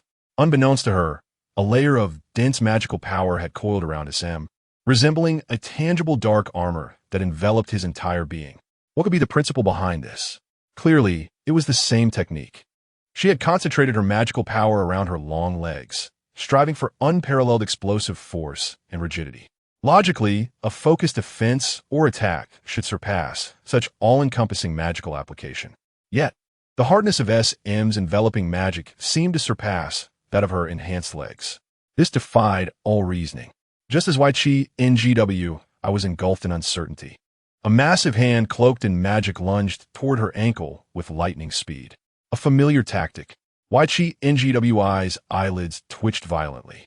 It was how he had caught her last time, subsequently holding her close. She would not make the same mistake twice. With a swift motion, she propelled herself backward, retreating several dozen meters. Once distance was established, she warily fixed her gaze on SM, her chest slightly heaving. She speculated that SM's all-encompassing magical state must be a tremendous drain, and he could not maintain it for long. Observing her reaction, SM leisurely spoke, his voice soft yet unmistakably reaching Wai-Chi NGWI's ears. "What this? YDMIRN? Are you already frightened? Where did that fierce spirit go? Weren't you going to kick my face? Why are you running so far?" Wai-Chi NGWI's delicate features hardened, a glimmer of annoyance flashing in her phoenix-like eyes. "Do not revel in your own triumph. I am merely contemplating how long that tortoiseshell of yours can hold out. If you only know how to retreat like a turtle, then I shall cease my attacks. What does it matter if you win?" Chapter 79, Transformation of the Thousand-Pattern White Tiger. 50-fold amplification. SM gradually withdrew the magical power enveloping him. The dense dark armor dissipated in an instant, revealing his true form. He casually moved his wrists and ankles, the joints emitting a series of crisp crackling sounds. Since his arrival in this realm, SM had not truly engaged in physical activity. His days had been filled with deep exchanges with various beauties or on the path to seek the next enchanting encounter. Thus his life had been rather fulfilling. Suddenly, SM's gaze sharpened, the earlier mockery vanishing without a trace. An overwhelming aura radiated from him. I shall now become serious. You had best remain fully alert. Take care not to be harmed, especially that lovely face of yours. If by chance it gets marred, I'll be heartbroken. Wai-Chi NGWI's heart tightened. SM's aura at that moment was as different from before as night is from day. A flame of defiance ignited in her phoenix-like eyes. "Enough with the idle talk. Show me what you can do. I shall accompany you to the very end." "Very well." SM grinned, brimming with excitement. The magical power within him surged forth in a brand new manner. Transformation of the Thousand-Pattern White Tiger. With a thunderous roar, a golden character symbolizing King suddenly manifested at the center of Su Mo's forehead, emanating a gentle luminosity. His hands crackled ominously, fingers elongating into sharp, metallic claws, resembling the formidable talons of a tiger. The fine fabric of his shirt tore apart under the strain of his bulging muscles, sending fragments flying and revealing a bronzed, muscular chest. A tail, adorned with stripes of black and white, lashed out from behind him, slicing through the air with a resounding whoosh. Simultaneously, intricate golden runes illuminated his skin, reminiscent of ancient totems, brimming with mystery and power. Sumo's aura transformed dramatically, radiating a primal, overwhelming pressure that spread outwards from him. If the previous iteration of Su Mo was akin to a wolf cloaked in sheep's clothing, at this moment, he had become a ferocious beast unshackled from all constraints. He could distinctly sense the explosive power coursing through every muscle and bone within him. Strength 4,000, agility 2,600, stamina 15,000. These three core attributes had surged 50-fold. His perception had also escalated tenfold, reaching an astonishing 1,000 points. What thrilled him further was the evolution of his extraordinary dynamic vision, now transformed into a more profound ability to foresee the next 10 seconds. Suemo could not help but release a howl of exhilaration. His laughter filled with unrestrained joy. He reveled in the surging power within him. The sensation was simply exquisite. How do you find me now, Yumarin? Sumo's golden pupils mischievously fixed on the distant Yu Qiangwei. Am I not more to your liking? Surrender gracefully and allow me a brief embrace, and I shall make your defeat a touch more dignified and splendid. What say you? Yu Qiangwei thought to herself, this guy can even transform? This half-human, half-tiger visage, combined with his handsome features, appeared not grotesque, but rather exuded an ineffable wild allure. He has turned into a tiger, yet remains a little playful cub, not far away. Mu Hanbing seemed to sport a giant question mark above her head. Shouldn't Su Mo be employing her peculiar ice abilities against Yu Qiangwei? While this half-human, half-tiger form was undeniably striking and imposing, how could she possibly emulate it? She couldn't transform into a majestic white tiger. Meanwhile, Shen Man's eyes sparkled with intrigue as she secretly observed Su Mo's current form. His chiseled face bore a hint of wild beauty, broad shoulders tapering to a narrow waist. And his 8-pack abs, adorned with golden runes, radiated explosive strength. The occasionally flicking tiger tail added an extra touch of raw magnetism. She was captivated by such a strikingly handsome and powerful man, brimming with vitality and masculine energy. Her heart raced uncontrollably. Another deafening roar erupted from Sumo's lips.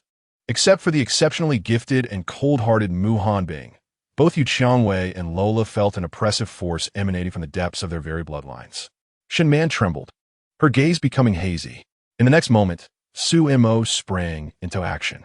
With a sudden burst of power in his limbs, the ground erupted into a small crater, propelling him forward like a cannonball, launching himself at Yu Qiangwei. The swiftness of his movement stirred up a tempestuous gust of wind. Alarm bells rang in Yu Qiangwei's mind. Leaving no room for hesitation, she flickered away, employing spatial teleportation to continually increase the distance between them. Each time, Su Mo's sharp claws came perilously close. They grazed her crimson nightgown. On several occasions, she could even feel the razor-sharp wind slicing through the air. With a rip, a fragment of red fabric was torn away, fluttering to the ground. When Yu Qiangwei glanced down, she saw a long gash in the hem of her robe, revealing a glimpse of her snow-white thigh. She caught sight of the unabashed mockery and amusement on Su Mo's face.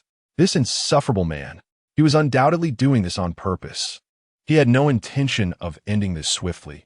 He was merely relishing this cat-and-mouse game, eager to witness her embarrassment and take advantage of her. Yu Qiangwei seethed, her delicate features flushed with indignation. Su Mo steadied himself, flicking his tail with a hint of teasing in his tone. Yumarin, why are you so preoccupied with evasion? If you, the proud black rose, continue to hide, you shall become nothing more than a timid mimosa.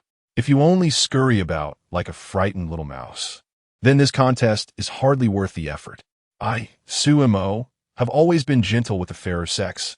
I could graciously allow you a victory this time. What say you? Yu Qiangwei retorted defiantly. Who asked the little mouse? Su Mo, do not revel in your triumph too soon. I am merely observing your flaws. Once I seize the opportunity, I shall trample that insufferable face of yours beneath my feet. Soy excited at the. Oh dear, I am terribly frightened. To trample my face? That is quite the intriguing notion, a formidable challenge indeed. However, dear you must first manage to touch me. Otherwise, you shall have to settle for merely treading upon my shadow in your dreams. Ha ha. Yu Qiangwei's chest heaved violently, nearly grinding her silver teeth to dust. In the next instant, she executed several rapid teleportations, each landing more unexpected than the last. Ultimately, she appeared like a specter at Sumo's left side. Her long, straight leg, imbued with an unmatched force, traced a graceful arc as she unleashed a swift and powerful sidekick aimed at Sumo's cheek. With all her strength behind it, she vowed to repay the humiliation she had just endured. Yet, the mocking smile on Sumo's lips remained undiminished. At the very moment Yu Qiangwei initiated her attack, a glimmer of golden light flickered in his eyes. He foresaw the future. Just as her enchanted foot was about to make contact with his cheek, Suemo bent backward at an incredible angle, like a willow bending in the wind. Simultaneously, his claws shot forward with lightning speed. Yu Qiangwei's kick missed its target, and a sense of dread washed over her. She attempted to retract her foot, but was already too late. With another resounding rip, the fabric tore once more.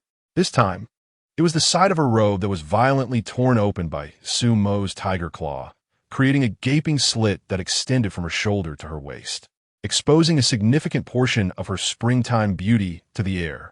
Her snow-white skin and alluring curves were tantalizingly revealed.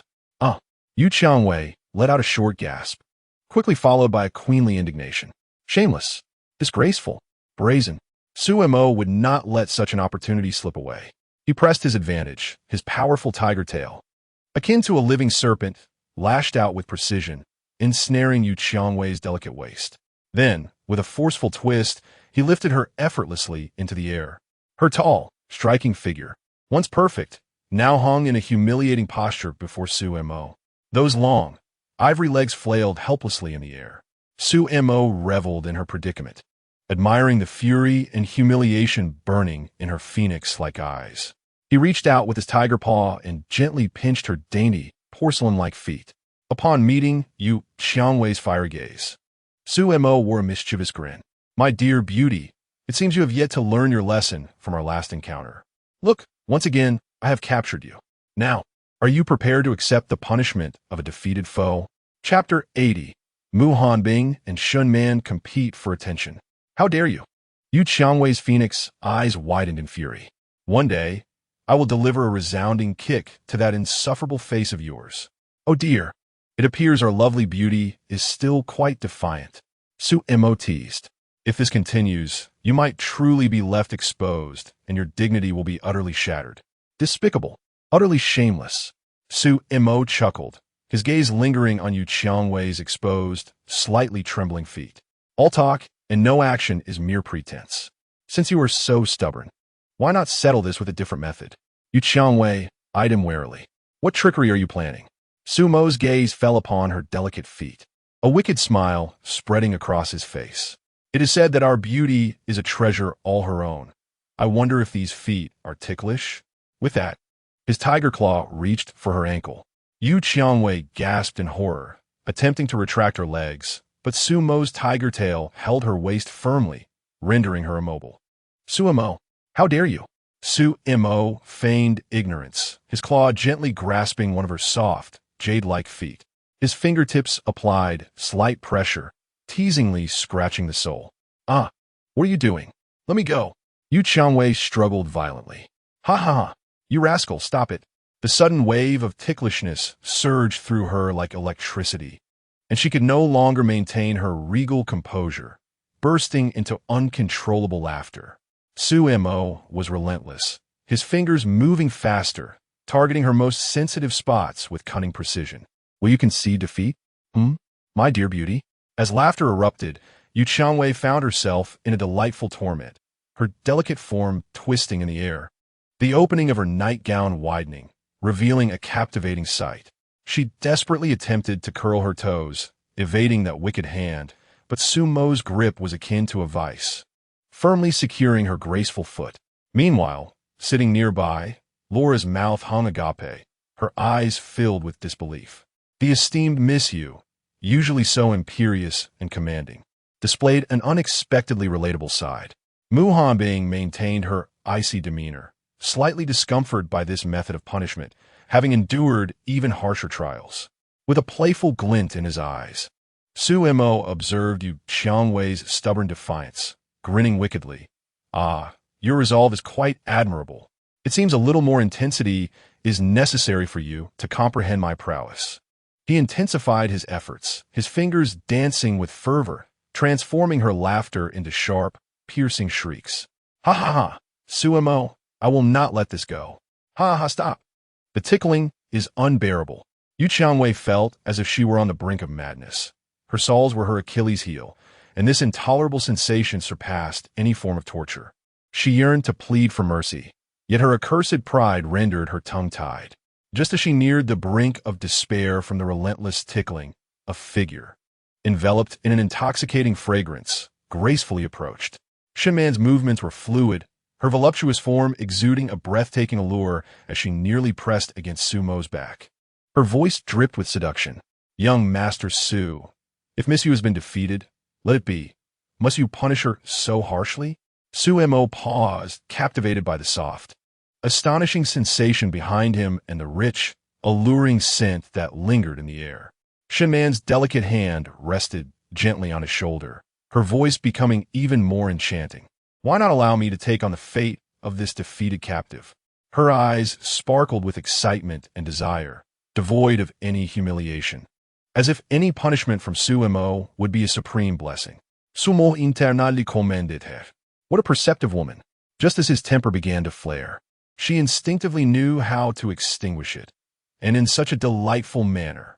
He tightened his embrace around her slender waist, inhaling her intoxicating aroma deeply. With the release of his grip, Yu Qiangwei fell onto the soft carpet with a thud, finally liberated from the humiliating ticklish ordeal. She gasped for breath, her cheeks flushed, her phoenix eyes still ablaze with anger, now mixed with a tinge of complexity. Suemo glanced down at Shunman, gently pinching her smooth chin, and chuckled. "You are truly understanding, Shun." He cast a disdainful look at Yu Qiangwei on the floor. "Look at Shunman, and then at you. You possess a modicum of arrogance, yet lack the strength to match it. In terms of understanding, you do not even measure up to half of Shun. Next time, do not be obstinate. If surrender is warranted, then surrender. It will spare you further suffering. I hope you honor our wager in 3 days' time. Prepare yourself in the evening and await me." Yu Qiangwei's chest heaved with a tumult of emotions, uncertain whether it was due to the profound insult she felt or her unwillingness to concede in such a disheveled manner. She shot Suemo a fierce glare, her gaze inadvertently wandering over Shunman's exaggerated hourglass figure. The Qipao clung tightly to her mature curves, the astonishing fullness at her bosom nearly straining the fabric to its limits. Instinctively, Yu Qiangwei puffed out her own chest, only to feel disheartened upon realizing that aside from her enviable long legs, she seemed to be outclassed elsewhere. The more she pondered, the more incensed she became.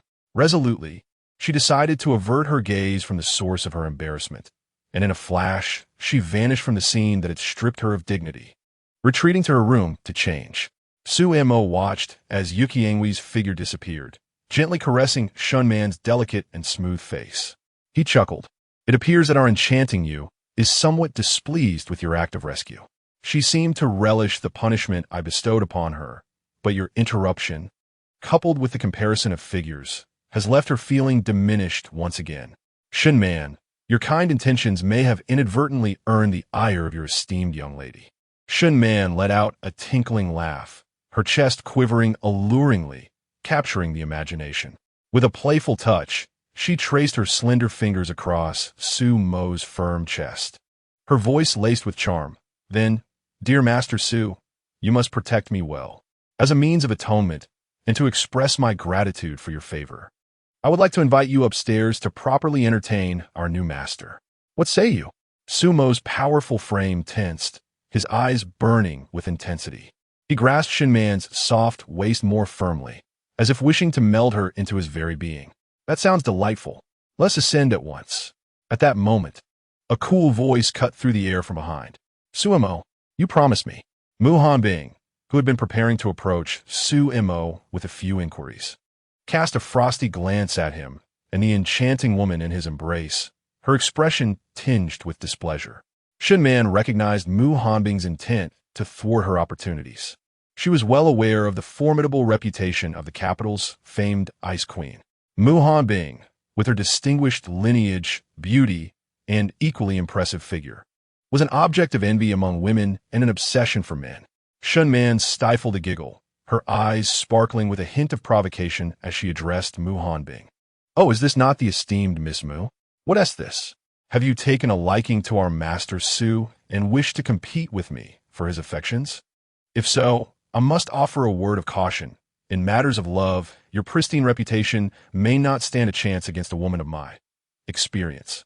Upon hearing this, Mu Hanbing's icy gaze flickered with disdain. In terms of beauty and figure, she had never been surpassed by any woman in the capital, a realm teeming with talented individuals.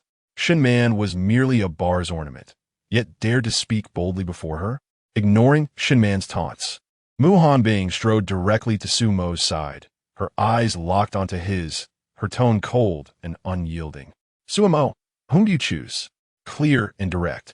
Her words left no room for ambiguity. Seeing this, Shun Man was not only unafraid but rather puffed out her chest with an air of confidence, flaunting her ample assets. The deep crimson Chong Sam she wore, already snug, appeared to be on the verge of bursting at the seams, revealing swathes of creamy spring beauty. In that moment, the two women stood beside Su Mo, one an icy beauty reminiscent of a snow lotus, the other a seductive siren akin to a blooming poppy. Both possessed striking figures that defied belief, creating a vivid visual contrast. In the distance, within the octagonal pavilion, Laura, who had been quietly observing the scene, glanced at her own reflection, feeling a wave of insecurity wash over her. How could other women possibly compete? At this juncture, Su Mo found himself in a predicament that would perplex any man. On his left stood the frosty and alluring Mu Hanbing, a queen with a figure that was explosively captivating. To his right was the enchanting Shun Man, whose every glance seemed to ensnare the soul. Each of these women, in the world he had traversed from, would have driven countless men to madness, firmly securing a place among the top 3 goddesses. Now, he was confronted with the challenge of choosing between them. This was a true test for him. His gaze flitted back and forth between the two women, each representing an extreme allure, one a chilling contrast, the other a tantalizing temptation. Either choice would undoubtedly cause the other heartbreak. Suddenly, his eyes brightened as he noticed Laura, who was peeking from the pavilion, and beckoned her over. "Laura, come here for a moment," he called. "Ah, Imoga, are you calling me?" Laura, who had been engrossed in the spectacle, was startled by his summons, her face registering surprise. She hurried over with her long legs, her heart racing with a flurry of thoughts. What did this mean? Did he need her help to choose? Or perhaps he was reluctant to select anyone and wanted to sample her as an appetizer first. The more she pondered, the redder her face became, her heartbeat quickening with an undercurrent of anticipation. She reached Su Mo's side, positioning herself perfectly between Mu Hanbing and Shin Man. The moment she stood there, she was taken aback. Though Laura had previously held a modest confidence in her height of 178 centimeters and her graceful figure, being sandwiched between these two heavyweight contenders made her feel like a tiny dwarf lost in the land of giants. If she were a delicate dumpling, these two were undoubtedly colossal seafood feasts, completely incomparable. The disparity was not merely a matter of degrees. It was as vast as the difference between the bright moon in the sky and the crescent moon reflected in the water. With Laura as a reference point, Su Mo gained a clearer understanding of just how extraordinary the figures of Mu Hanbing and Shun Man truly were.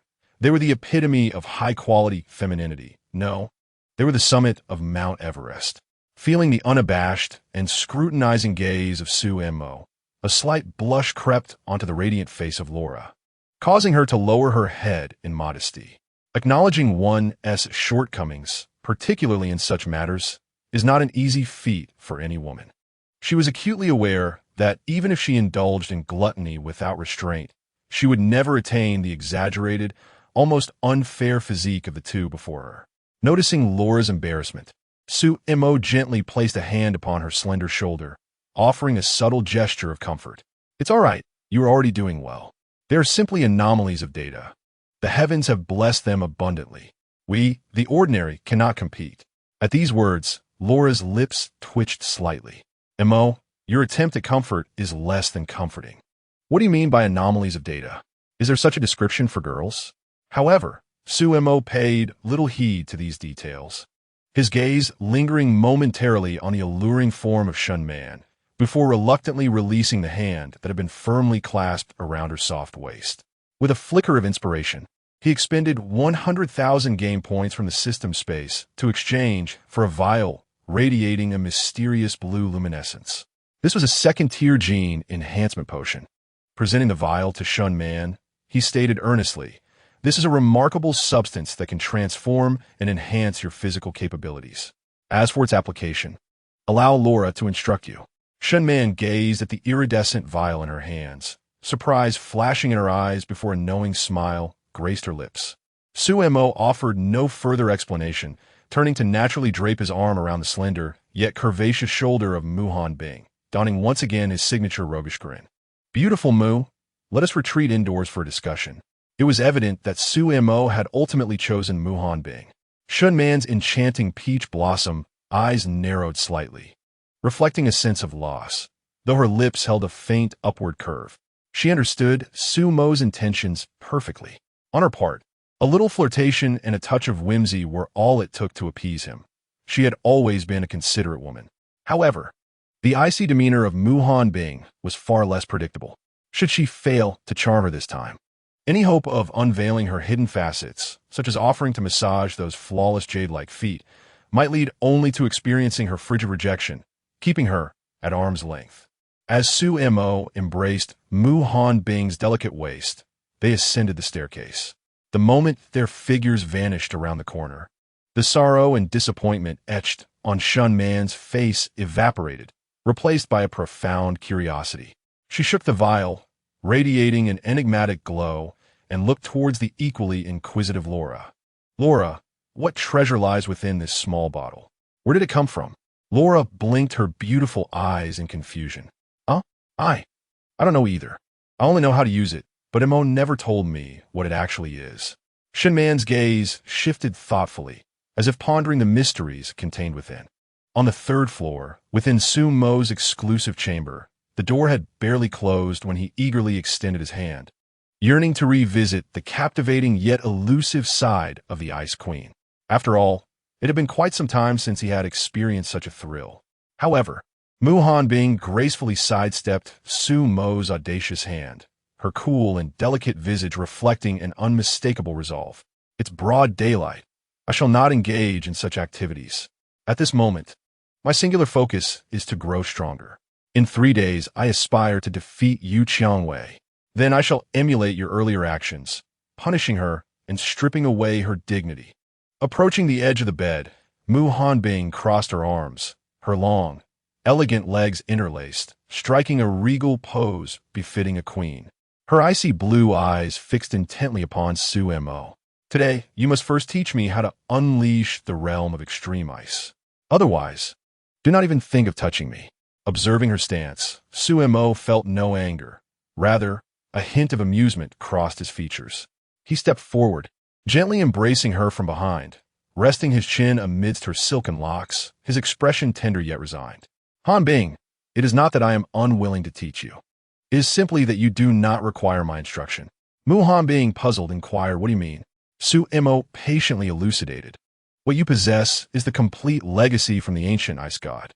When the time is right, all abilities and techniques related to ice will naturally coalesce within you, requiring no deliberate effort to learn. It will become as instinctive as eating or drinking." Her icy blue eyes flickered with uncertainty as she processed Sumo's words. "When is this time you speak of? When will it arrive?" After a moment of contemplation, Suemo offered a somewhat vague response. "It should be soon. If your magical energy is sufficiently abundant, perhaps you can catalyze the inheritance, awakening those powers ahead of schedule." Upon hearing this, Mu Bing's eyes brightened, and she pressed further. "How can I swiftly increase the total amount of magical energy?" A knowing smile graced Sumo's lips, his gaze igniting with fervor as he leaned closer, his warm breath caressing her ear. "Well, shouldn't you already know the answer? Do you not recall how I helped you awaken your abilities initially?" The warm breath brushing against her ear sent a shiver through Mu Bing's body, and a faint blush crept on her icy cheeks. She understood. completely. In the next instant, without a moment's hesitation, she reclined backward onto the soft bed, her long, fair legs gracefully resting, her icy blue eyes unwaveringly focused on Suemo, her expression now infused with an enigmatic warmth. Let us proceed as we did on that first night. Do not dawdle and waste time. Whatever you desire, I am willing. Suemo, witnessing her inviting demeanor, felt a surge of passion rise within him, a primal urge overtaking his senses. With a primal roar, he lunged forward like a fierce tiger descending a mountain, pouncing directly upon the alluring and frosty figure before him. Chapter 82. Two Stunning Beauties. The Dilemma of Suemo. 2 hours had passed. After several days of intense exertion, even Suemo felt a wave of exhaustion wash over him. The surging power within him, akin to a mighty tiger, suddenly receded, and his transformation dissipated automatically. He exhaled deeply, tightening his arms to embrace the delicate beauty of Mu Hanbing more closely. At this moment, Mu Hanbing, having undergone a profound nurturing, appeared to radiate a warm, jade-like glow, her once icy visage now softened. Her icy blue eyes shimmered with a glimmer of water, devoid of their usual chill, replaced with a hint of languid allure. Her captivating and untamed side, seemingly insatiable, beckoned for more. A dissatisfied huff escaped Mu Hanbing's nose as her delicate arms coiled around Sumo's neck. Is this all there is? She slightly raised her snow-white chin, her gaze laced with curiosity and a hint of urgency. Surely, you are not at your limit? Upon hearing her teasing words, Sumo's lips involuntarily twitched. This Ice Queen, once her Fade was shed, was even more formidable than a siren. He lamented inwardly, grappling with the sweet trouble of having a partner with such an extraordinary physique and remarkable talents. This enhancement in speed and critical strikes was truly a divine configuration. Yet it was particularly challenging to satiate. Maintaining a stoic demeanor, Suemo clung to the last vestiges of his masculine dignity. Nonsense. I merely require a brief respite to replenish my strength. Once I recover, I shall be ready to engage in 300 more rounds, and you will come to understand what it truly means to be vigorous and full of life. Mu Hanbing's azure eyes sparkled as she extended her delicate finger, gently prodding at Sumo's chest. Really? Suemo seized her mischievous hand, bringing it to his lips for a soft kiss. Indeed, it is true. When have I ever deceived you? Mu Hanbing, still somewhat skeptical, let out a light huff and attempted to rise. Suemo, sensing her intent, released her. She tenderly supported Sumo's arm. Observing her demeanor, the fatigue in his heart seemed to dissipate considerably. The contrast was simply irresistible. As the two descended the stairs, they arrived just in time for dinner. The dining room on the first floor of the villa was adorned with a long table laden with sumptuous dishes. At the head of the table, Yu Qiangwei had donned a form-fitting black outfit that accentuated her figure, with sleek leather pants embracing her stunningly long legs, and her feet adorned with towering heels capable of deadly precision. She leisurely sliced into her steak, yet her gaze frequently darted towards Suemo and Mu Hanbing, who had just descended from the staircase. Upon witnessing Mu Hanbing's refreshed demeanor and Sumo's slightly fatigued yet composed appearance, Yu Qiangwei could easily surmise the intense struggle that had transpired upstairs. Suemo, until I can defeat you fairly and avenge our previous encounters, I advise you to exercise some restraint. Otherwise, you may find yourself utterly drained, and that would be too easy a fate for you, Yu Qiangwei remarked. Suemo flashed a broad grin, nonchalantly sitting down at the dining table, picking up his chopsticks, yet not in haste to serve himself. Instead, she provocatively made a gesture of scratching her foot in front of Yu Qiangwei. TSK. You Marin, your soles are quite sensitive. I merely grazed them lightly. Suemo raised his eyebrows playfully. Your smile is truly exquisite. I couldn't help but wonder why the stunning you always prefers to wear those suffocating high-heeled boots at home. So this is her weakness. Who would have thought that the formidable underground queen, renowned for her notoriety, is so ticklish? Ha ha ha. Yu Qiangwei shot a fiery glare at Suemo, her eyes almost ablaze with indignation. This scoundrel. Why must he bring up such matters? Suemo. Yu Qiangwei ground her teeth in fury. Just wait. One day, I will trample you beneath my feet. I will avenge the grievances from last time. You will learn the consequences of crossing me. Sumo's smile grew even brighter. He feigned innocence, shrugging his shoulders. Trampled underfoot? What kind of punishment is that? Sumo chuckled inwardly. This Humaran is still too naive, too oblivious to the nature of man. Once she truly becomes his woman, he, Sumo, would gladly accept such a cruel reward whenever she desired. In fact, he found himself rather looking forward to it. At that moment, another door swung open. Laura and Shunman entered with charming smiles from the direction of the back garden. Shunman radiated a markedly stronger aura than before. Her figure appeared more voluptuous and full, each step accentuating her exaggerated hourglass shape, swaying gracefully, exuding an allure potent enough to captivate any man's soul. Enhanced by genetic serum, her strength, agility, and stamina had increased by 110 points, a transformation that left her exhilarated. Shaman's gaze immediately locked onto Sumo. She swayed her sinuous waist and approached him, sitting closely by his side. A captivating fragrance enveloped Sumo in an instant. Young Master Su, the genetic serum you provided is truly miraculous, just like you. She delicately traced her slender fingers along his arm. Just a tiny injection, and my body feels rejuvenated as if I've shed years. My strength and speed have multiplied several times over. I feel an abundance of energy. Shinman's breath quickened, her eyes becoming somewhat dreamy. However, she leaned even closer to Sumo, nearly resting against him. I would prefer if young Master Su could administer the injection himself, just like that night, when a single prick awakened my powers. If I could have another, it would help me. Her words trailed off, yet the teasing glint in her eyes and the slight upturn of her lips spoke volumes. I truly adore young Master Su. That enchanting gaze and the fragrance wafting from her lips were enough to send Sumo's heart racing once more. However, before she could finish her sentence, a cold voice interjected. Today is not your turn. Muhan Bing had unknowingly laid down her chopsticks, her icy blue gaze sweeping coldly towards Shunman. Shinman giggled charmingly, playfully tossing her hair. Oh, what does Miss Mu mean by this? Do you wish to monopolize young Master Su all for yourself? She retorted without hesitation. Such an exceptional man as young Master Su cannot belong to just one person. I too deserve a share of his affections. Good things, after all, are meant to be shared. A chill swept across Mu Hanbing's delicate features. My man requires no sharing with others.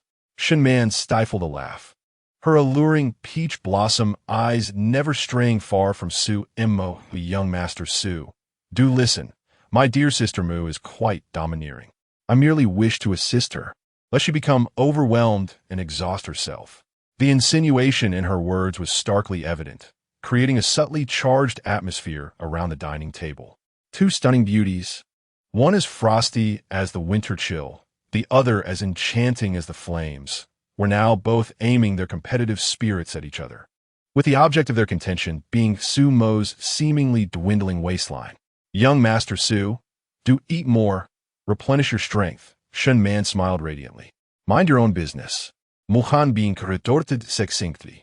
Yu Qiangwei, observing from the side, was nearly overcome with amusement. Meanwhile, Luolar looked on with envy at Shunman and Muhan Bing. Casting a furtive glance at Sumo, Sumo felt a shiver run down his spine, foreseeing impending doom. Previously, he had only contended with Muhan Bing and Luolar, which had been a formidable challenge, but manageable. Now, with the addition of the fiercely competitive Shinman, who had mastered the art of seduction, he feared that his very being might soon unravel.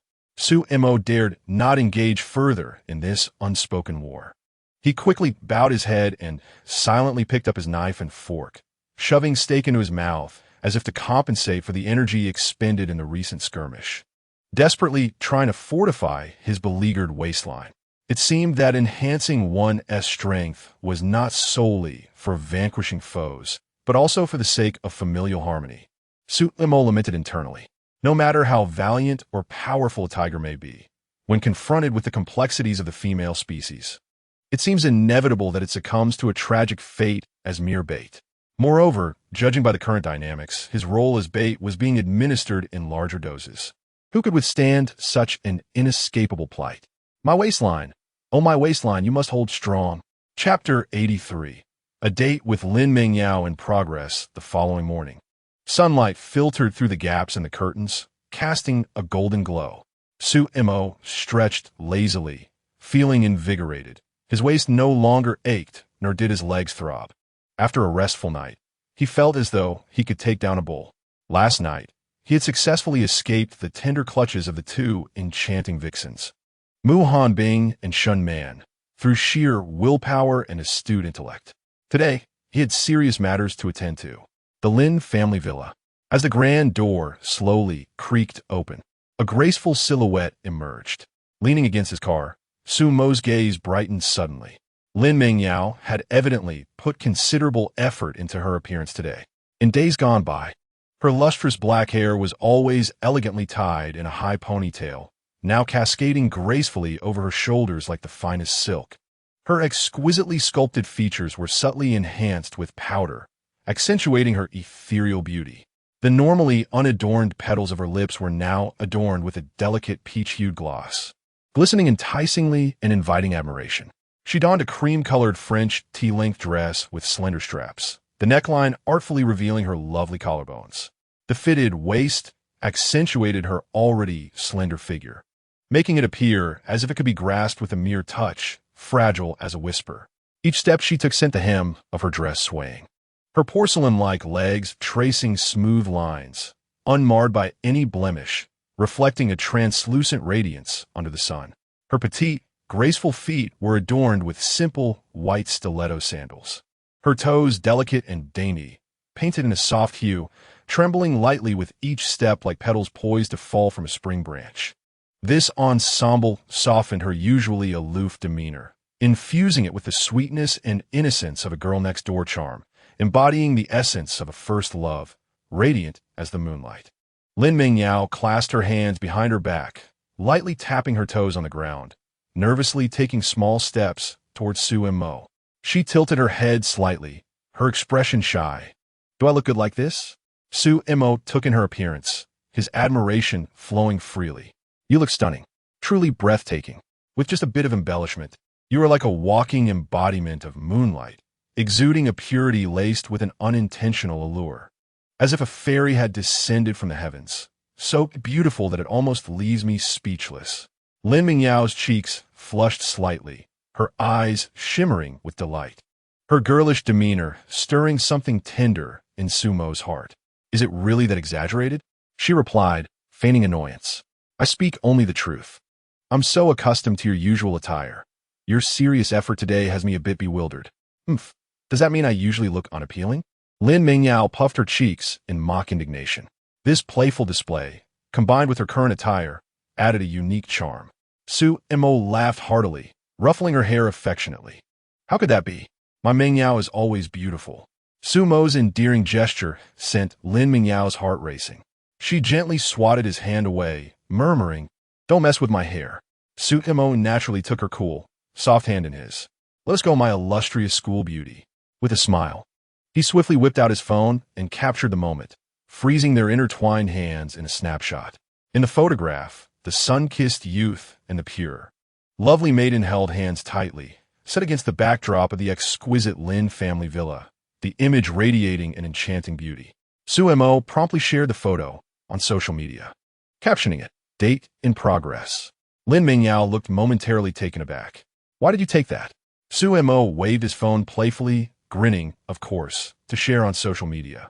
Officially announcing my beloved girlfriend. With a teasing glimmer in his eye, he added, Have you thought it through? Tonight's date promises to be a romantic evening that won't end at home. Lin Mingyao's heart skipped a beat, her cheeks flushed crimson, even her ears tinged with pink. To Su Mo's surprise, she resolutely nodded. Yes, I've already spoken to my family. I have mentally prepared myself. Though her voice is soft, it resonates with remarkable clarity. As your legitimate girlfriend, I believe that this day would inevitably arrive. I can accept it a little earlier. Primarily, Su Mo's assertion that this endeavor could assist her in unearthing her potential and awakening her extraordinary abilities has provided her with immense encouragement and motivation.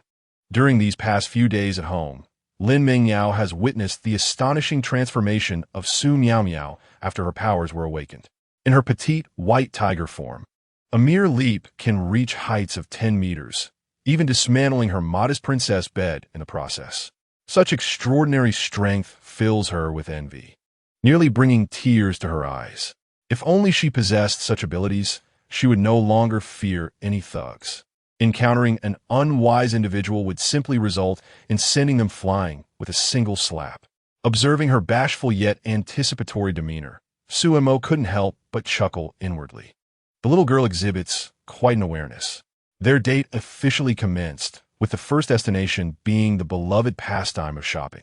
Su Mo, lacking any desire to shop himself, found joy in accompanying Lin Mingyao as she eagerly flitted between various stores. Passing by a boutique, Lin Mingyao would tug Su Mo inside to browse. Although most of the time, they merely admired without purchasing. Despite being labeled as shopping, much of their time was spent simply enjoying the leisurely ambience. The afternoon sun filtered through the gaps in the sycamore leaves, casting dappled shadows. Su Mo indulged in a dual scoop ice cream, one vanilla and one strawberry, offering a spoonful of vanilla to Lin Mingyao. Would you like to try? Lin Mingyao opened her mouth to take it in, the cool, sweet flavor melting on her tongue. Delicious. She mimicked Su Mo, carefully scooping a spoonful of strawberry to feed him. Su Mo unabashedly devoured it, even playfully licking her fingers. Lin Mingyao's cheeks flushed, and she shot him an admonishing glare, yet she hesitated to withdraw her hand. They shared the ice cream, oblivious to the world around them, the sweet atmosphere drawing glances from passers-by. They relished this pure companionship, indulging in the simple pleasure of being together. Subsequently, Su Mo and Lin Mingyao strolled along the banks of the Jiangnan River. A gentle breeze rustled the willow branches, and the river shimmered with light. Leaning against the railing, they gazed into the distance, savoring the tranquility and beauty surrounding them. From time to time, Su Mo would glance at Lin Mingyao's hair fluttering in the wind, feeling that this serene passage of time was a rare treasure. They then visited a contemporary art exhibition. Lin Mingyao immersed herself in the artworks, while Su Mo primarily focused on appreciating her enthusiasm. Although Su Mo found some pieces perplexing, Lin Mingyao articulated her insights with clarity, earning his admiration. Who would have thought that our little Yao Yao is such an artistic spirit? Somewhat east. Lin Mingyao shot him a disapproving look. Don't underestimate me. I possess a wealth of depth. As the sun began to set, they arrived at the highlight of their outing, the amusement park.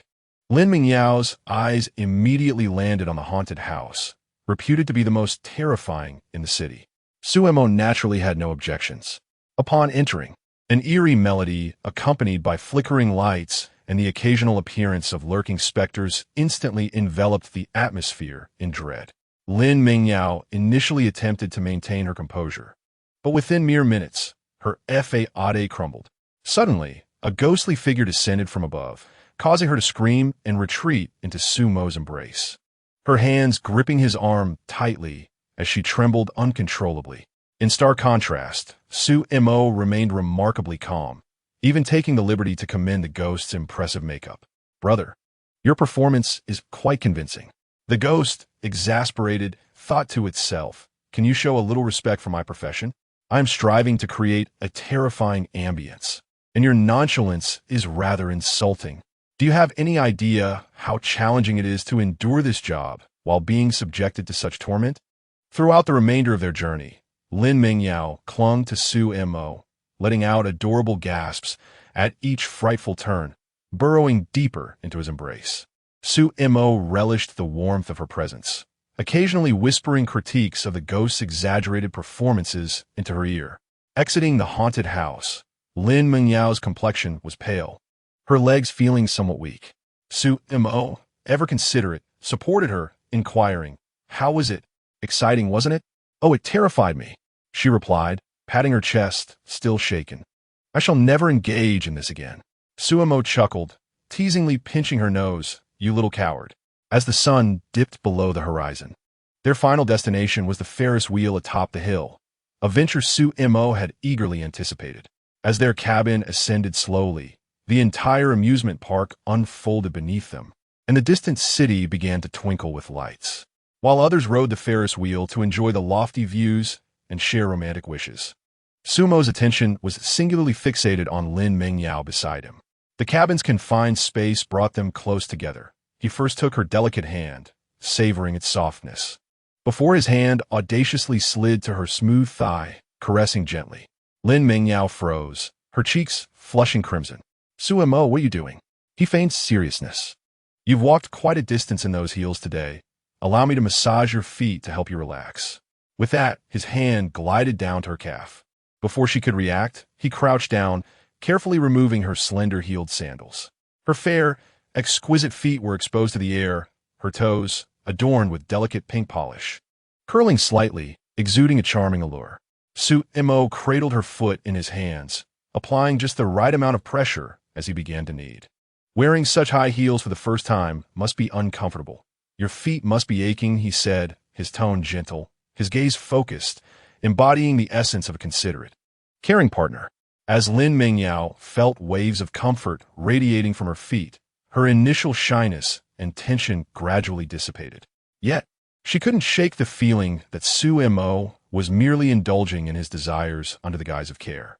From caressing her thigh to her calf, and now to her feet, he seemed to be taking liberties. Yet, there was something undeniably pleasant about being so tenderly attended to. The atmosphere within the compact cabin gradually grew ambiguous. Dinner was enjoyed at an elegantly styled Western restaurant.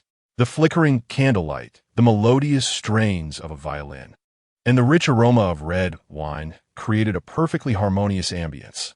After the meal, Sumo suggested watching a film. The recently popular domestic animated movie Nezha 2 had received rave reviews online. The private cinema boasted an excellent environment, with comfortable sofas, an enormous screen, and impeccable sound quality. The plot of the film was full of twists and turns, and the special effects were dazzling, captivating Sumo entirely. However, Lin Mingyao seemed somewhat distracted, her attention more focused on the man beside her, who occasionally made subtle advances. Sumo would often glance her way, finding her far more enchanting than the film. Prejudice in one's heart is akin to a towering mountain. Chapter 84. Lin Mingyao's last-minute hesitation? Has she truly gone all out? As the movie concluded, Sumo took Lin Mingyao's hand, strolling leisurely down the neon-lit street. He had no particular destination in mind, merely wandering aimlessly. At such moments, a man must not appear overly eager. The opportunity was ripe, and there was no escaping it now. It was far more prudent and romantic to await her initiative. The evening breeze caressed them, yet it did little to dispel the lingering warmth. They walked in silence, savoring this unspoken tranquility. After meandering for over 20 minutes, a dazzling five-star hotel came into view on their right. Its opulent sign shone brilliantly against the night sky. Luxury vehicles entered and exited the hotel, while elegantly dressed men and women made their way inside. Sumo continued his pace without the slightest hesitation, maintaining his rhythm. However, Lin Mingyao's breathing grew subtly more rapid. Stealing a glance at Sumo's profile, she found him entirely unfazed, as if he had not noticed the hotel at all. Her heart raced faster, and her palms began to sweat. After a few more steps, Lin Mingyao finally mustered her courage and gently tugged at Sumo's sleeve. She had decided to take the plunge. Sumo halted, turning to her with a gentle gaze. What is the matter?" Lin Mingyao took a deep breath. Her cheeks flushed like ripe apples, yet her eyes sparkled with determination. I'm a bit tired, and it's getting late. Shall we go inside and rest for a while?" She pointed her slender finger toward the Grand Hotel. A broad smile spread across Sumo's face. "Of course." He reached out, gently brushing aside a strand of her hair that the wind had tousled. Then, taking her hand, he stepped towards the revolving door. As Lin Mingyao was led by him, her heart raced uncontrollably. She was acutely aware of what was about to transpire. A man and a woman, two silhouettes, slowly entered a realm filled with mystery and allure under the brilliant lights. The door clicked softly behind them as Sumo and Lin Mingyao crossed the threshold into the presidential suite 666. At that moment, a faint sound seemed to emanate from the adjacent room 667, a delicate tap of a heel, which quickly faded away. She was an enchanting figure, her long, straight hair cascading like a waterfall. Stepping in alone, she stood just a wall away from the vibrant revelry of room 666. Yet it felt like two entirely different worlds. Inside the room, Suemo swiftly locked the door behind him.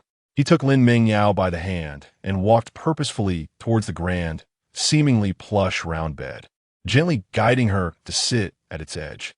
Lin Mingyao's head hung low, her gaze firmly fixated on her delicate toes, a palpable tension enveloping her. Without uttering a word, Suemo gracefully knelt before her, his warm hand enveloping her ankle. With a subtle movement of his fingers, the high heels that had constrained her all day slipped off, revealing her soft, fair feet. In that instant of liberation, Lin Mingyao felt a rush of freedom mingled with an unsettling loss of support, her heart racing with anxiety. After this, Suemo slowly rose, his fingers already poised at the buttons of his shirt, as if about to unfasten them. "Ah!" Lin Mingyao gasped, instinctively covering her eyes with her hands, though a small gap between her fingers allowed her to sneak a glimpse. Through that narrow slit, the perfect inverted triangle of Suemo's physique came into view. His shirt was half open, revealing not exaggerated muscles, but rather smooth, firm lines, his well-defined abs clearly visible, each one exuding strength without appearing overly fierce.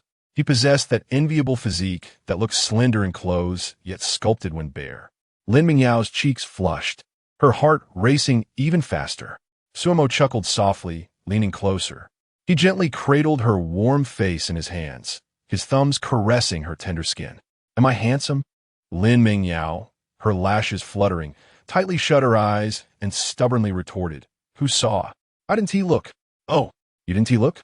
Then when you were covering your eyes just now, was that a thorough examination of the ceiling's patterns?" "I just had sand in my eyes," Lin Mingyao stammered, scrambling for excuses. "Is that so?" Sumo's nose brushed against hers, his gaze filled with mischief.